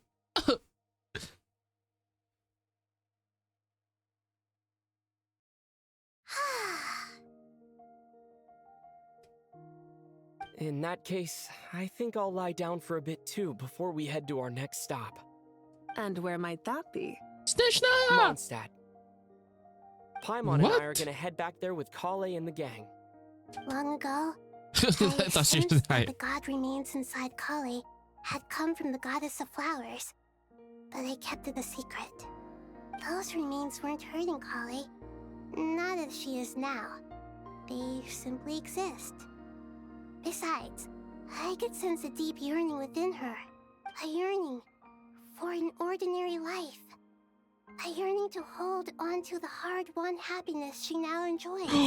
With someone like her, I have a responsibility to keep her secret. She should be ready to face the truth by now. Whenever people meet, there is always the potential to create warmth and kindness. Every child grows up, but even as adults, they are still children in the eyes of certain people. Oh, just like how Paimon sometimes sees Nahida as a little kid. Is that so? Well, anyone who's friends with a kid is probably a kid themselves. Of course! And there's nothing wrong with that. When we get back, we'll actually be hanging out with another of our friends who happens to be a kid. Or more like looking after, in her case. Anyway, we'll always be there to watch out for our friends. Dear Sucrose, when you receive this letter, I'll probably be as busy as always. But busy with wonderful things. That's because I'm no longer a trainee. I'm now an official forest ranger. Impressive, right? Sino said that official rangers sound much tougher than trainees. Though he did say it was already pretty tough to start out with. You probably heard that something big happened in Sumeru recently. Don't worry, it's all been taken care of. We're heading to Mondstadt soon, so if you're free, maybe we could meet up? Plus, it's not just me. A few of us are going. Hey, Do you still remember that time we all got together? You know, when we all went to the Windbloom Festival? It'll be just like that. Oh.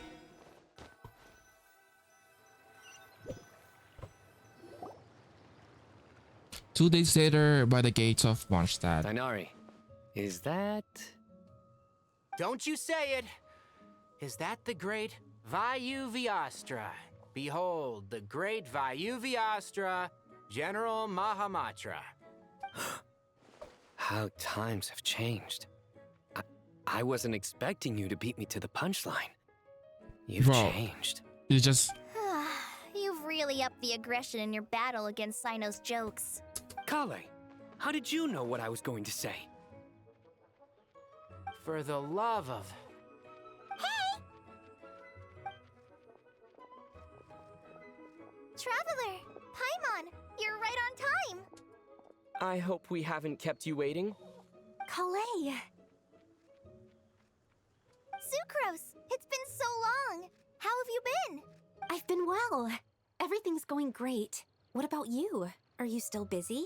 Wait, I kind of like her voice. Oh, right! That juicer you gave us works amazing! Farzan loves it! Seriously? That's wonderful. I don't suppose you drew up a detailed test report. Oh, what fruits did you use? How's the texture of the final product? Sucrose, you might want to try asking your questions one at a time. Albedo! Paimon didn't see you there!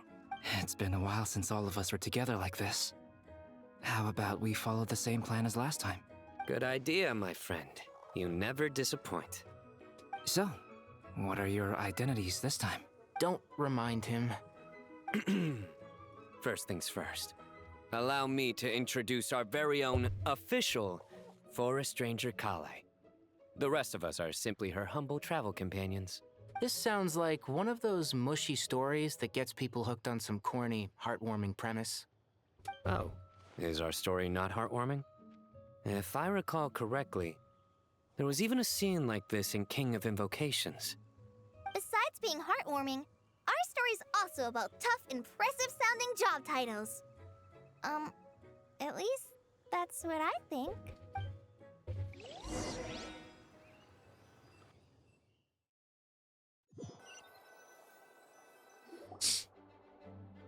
You, Kale, and other mates with the Lexapho after exchanging greetings. You head to the library where you're running to. You're here already?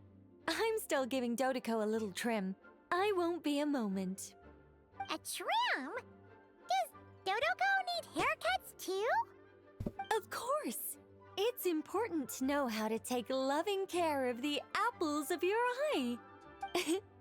All of these trivial matters get left to me. It's because I'm an angel, and angels are, in a way, the guardians of all Teyvat. Oh, right! Well, that's definitely an impressive-sounding job title. What are you writing? I'm just brainstorming some cool-sounding lines. Oh, write them on these card backs. Of course. Clearly, my lines are pretty amazing, wouldn't you say? Miss Nicole? Kale? You seem a little nervous. I was just wondering, who was the person you mentioned who needed their wish fulfilled? Wish? What do you mean? Miss Nicole asked if we could meet up in Mondstadt once everything was over. She said a friend of hers had a wish that needed my help to come true. Oh. You never mentioned that before. All we knew was that you'd arranged to meet in Mondstadt. But we thought it had something to do with the god remains. To be fair, everything I told you was true. Anyway, my friend is waiting. Come on, let's pay her a visit. Is it Mr. 9?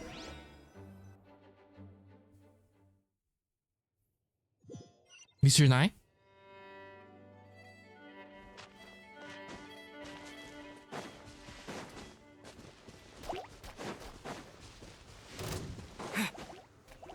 Bruh, skill issue. Skill issue. Oh my god. I'm pissed. Huh? You're... Surprised? I bet you weren't expecting to meet a woman like me beneath this beautiful tree in a faraway land. An oasis will spring from the place where a djinn resides. That saying falls somewhat flat here in Mondstadt, given that everywhere is already so lush and green. Lilupar, what are you doing here? I made friends with Miss Nicole.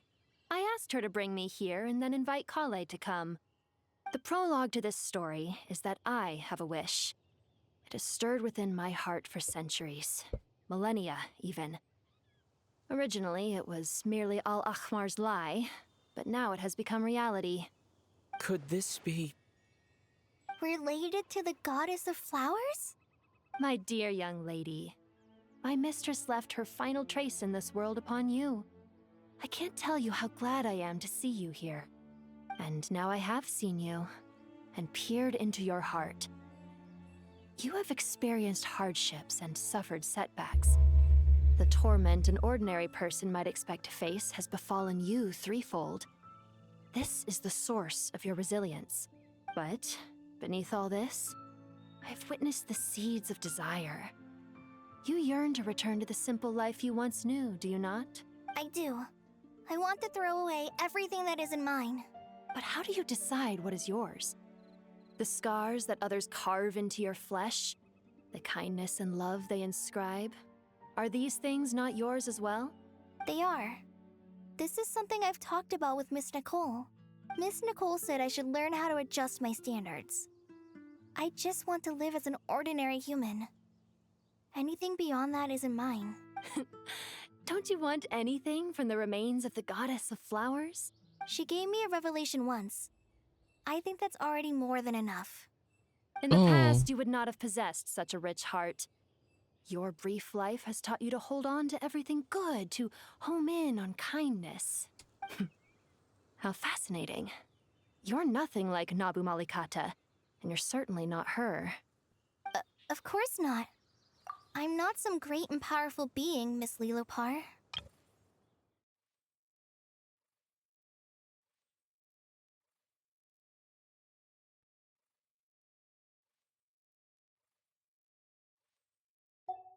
Yet I am a Djinn. We exist because of the Lord of Flowers.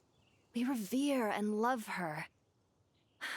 My wish is to see her one last time, to give everything for her. Kale, can you do this for me? But her remains won't be easy to remove. Are you sure this is what you want? That's beside the point. First, I need to know. Are you willing to do something for the soul of this lonely, wandering woman? I'm willing. But look, you know nothing about me. Even if you have heard the stories about me, all you would know is that I was rightly punished for the many evil deeds I committed. And also she's racist towards desert people, so I don't know. So you do know. Your lips are quivering, your eyes trembling, and still you're willing to do something for me. Life has been cruel to you, and yet you've learned to be kind. My dear young lady, to repay your kindness, I too must play my part. Are you sure about this, Lilupar? I yearn to see my mistress. For this moment, the world can burn to ashes, the universe be engulfed in flame. I care about nothing else. And you, Kale, I can give you a gift. You'll become just another ordinary human. But Miss Lilopar, what will happen to you? My wish will be fulfilled, and I can die happy. Why would you wish for that? A long, unending life might seem desirable for one who has never possessed it, yet it brings torment to one who has.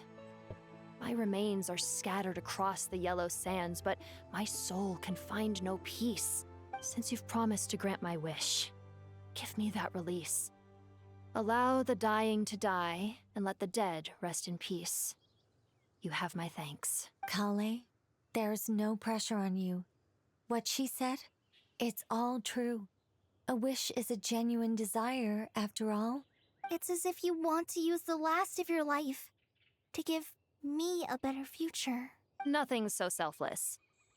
We'll be using our futures to fulfill each other's wishes. This is a noble act, a beautiful and secret transaction between two women. I understand. Miss Lilupar, I'm ready. Close your eyes, Kale. Then open your soul. From there, I will embrace my mistress. The downpour of flowers is your touch. Like returning to the very beginning. Like surrendering to your grace, my mistress. People say that devotion is beautiful, yet filled with pain. How foolish of them. For me, devotion is beautiful, pure and painless. Devotion is my love. Thank you.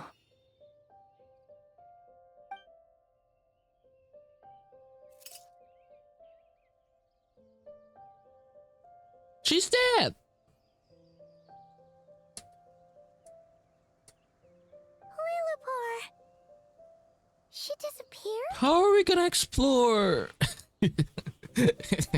I'm She kidding. left, carrying the blessing of flowers. Kale, are you alright? I'm fine. Now that the remains are gone, I don't actually feel any different at all. Those remains weren't hurting Kale. Not as she is now. They simply exist. Besides, I could sense a deep yearning within her. Kale must have already received what she was yearning for. I'm doing fine. I feel relaxed. There's really no need to worry. Then my wish has come true too. To become ordinary? That's just one of my wishes. Actually, I have a few more. For instance, I want to protect the people I meet and help them find happiness. That sort of thing. So between Miss Lilopar and me, you've fulfilled 2 wishes already. And protected 2 people. Wonderful, isn't it? I feel so fantastically happy. I guess that settles things here. So what's next? What do you want to do when we get back to town? Clay, look who I've brought to see you. Oh. Hey, Kale! I heard you guys were holding some kind of secret event. How come you started without me? Huh? Oh no, it's nothing like that. We were just saying goodbye to an old friend. Really? Who? She died. She died. Me. The old me. Oh. So that's what this is all about. Did you come all the way to Mondstadt for that? Because we knew the old you so we could witness the change? Exactly. The old me is gone. I puffed her into the air, and she became a fluffy pink cloud, floating into the sky, before disappearing forever. Do you think, maybe up in the sky, she has friends waiting for her with test tubes, flasks, and bows? Oh, when you put it like that, it doesn't sound so bad after all. What do you think, Miss Nicole? I think maybe that's right. At least, if it were up to me, I'd consider that a happy ending. Dear Sucrose, even though my childhood ended long ago, these past few days have really felt like growing up again. I've become stronger, and I feel like I can finally accomplish things by myself. Surely someone as mysterious as you will find a friend like this fascinating? Always growing, always thriving like a plant. I came to say goodbye to my old self. I know that after this, she'll be gone. Thinking about it makes me feel a little lonely. I know the weakness that kept me company will one day leave me too. But somewhere in my heart, I feel a great sense of joy. It feels like I've always wanted to take this step. To walk towards the new me.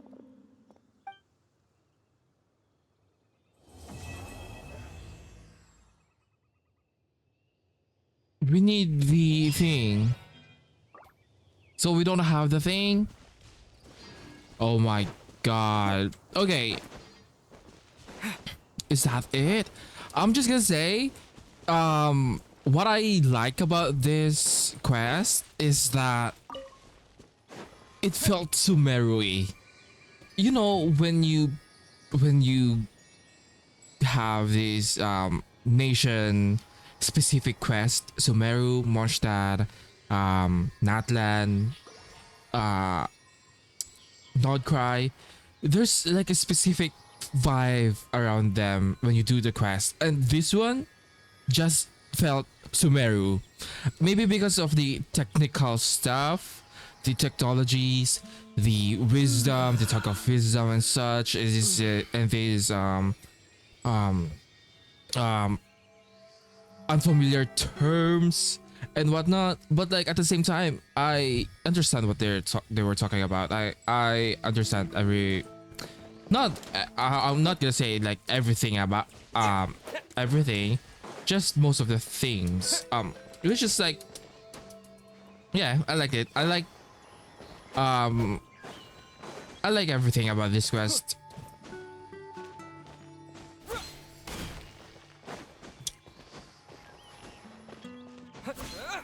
So technically, this Nordcry arc is actually about the Tory.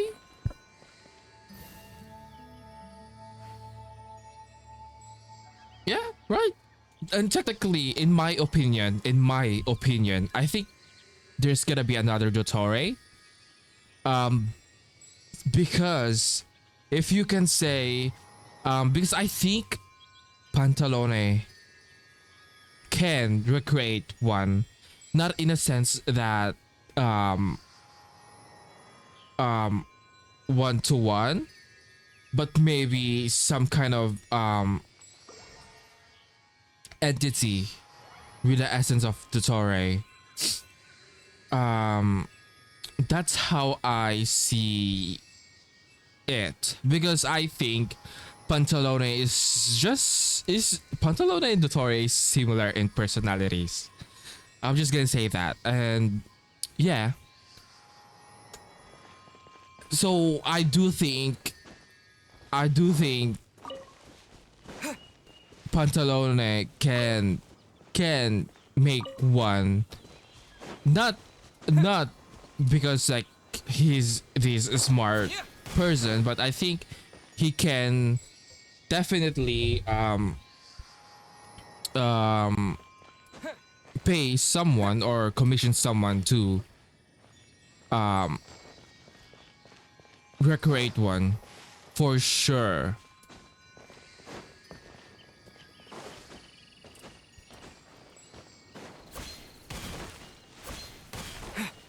I also like the NPCs, like the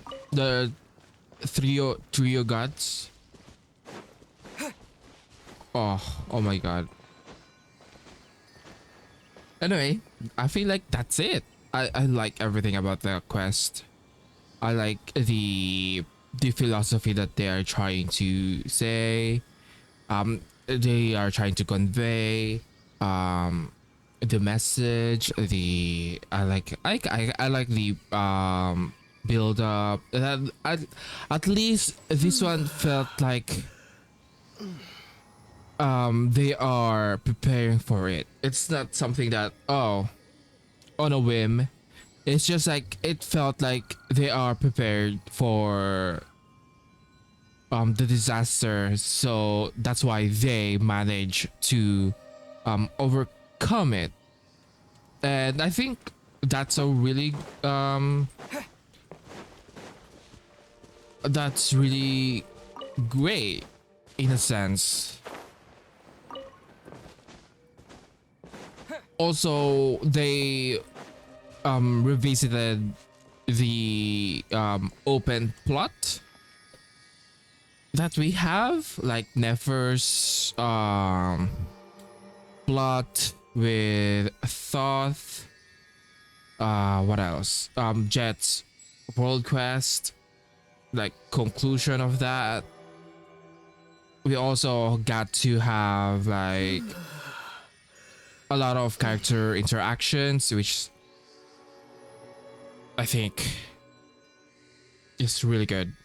Like I think right now with the initial impression, I'm just really tired from doing all of these quests, but like I enjoyed it. But I think that's it for now. Just so you know that I enjoyed it. Anyway, bye bye.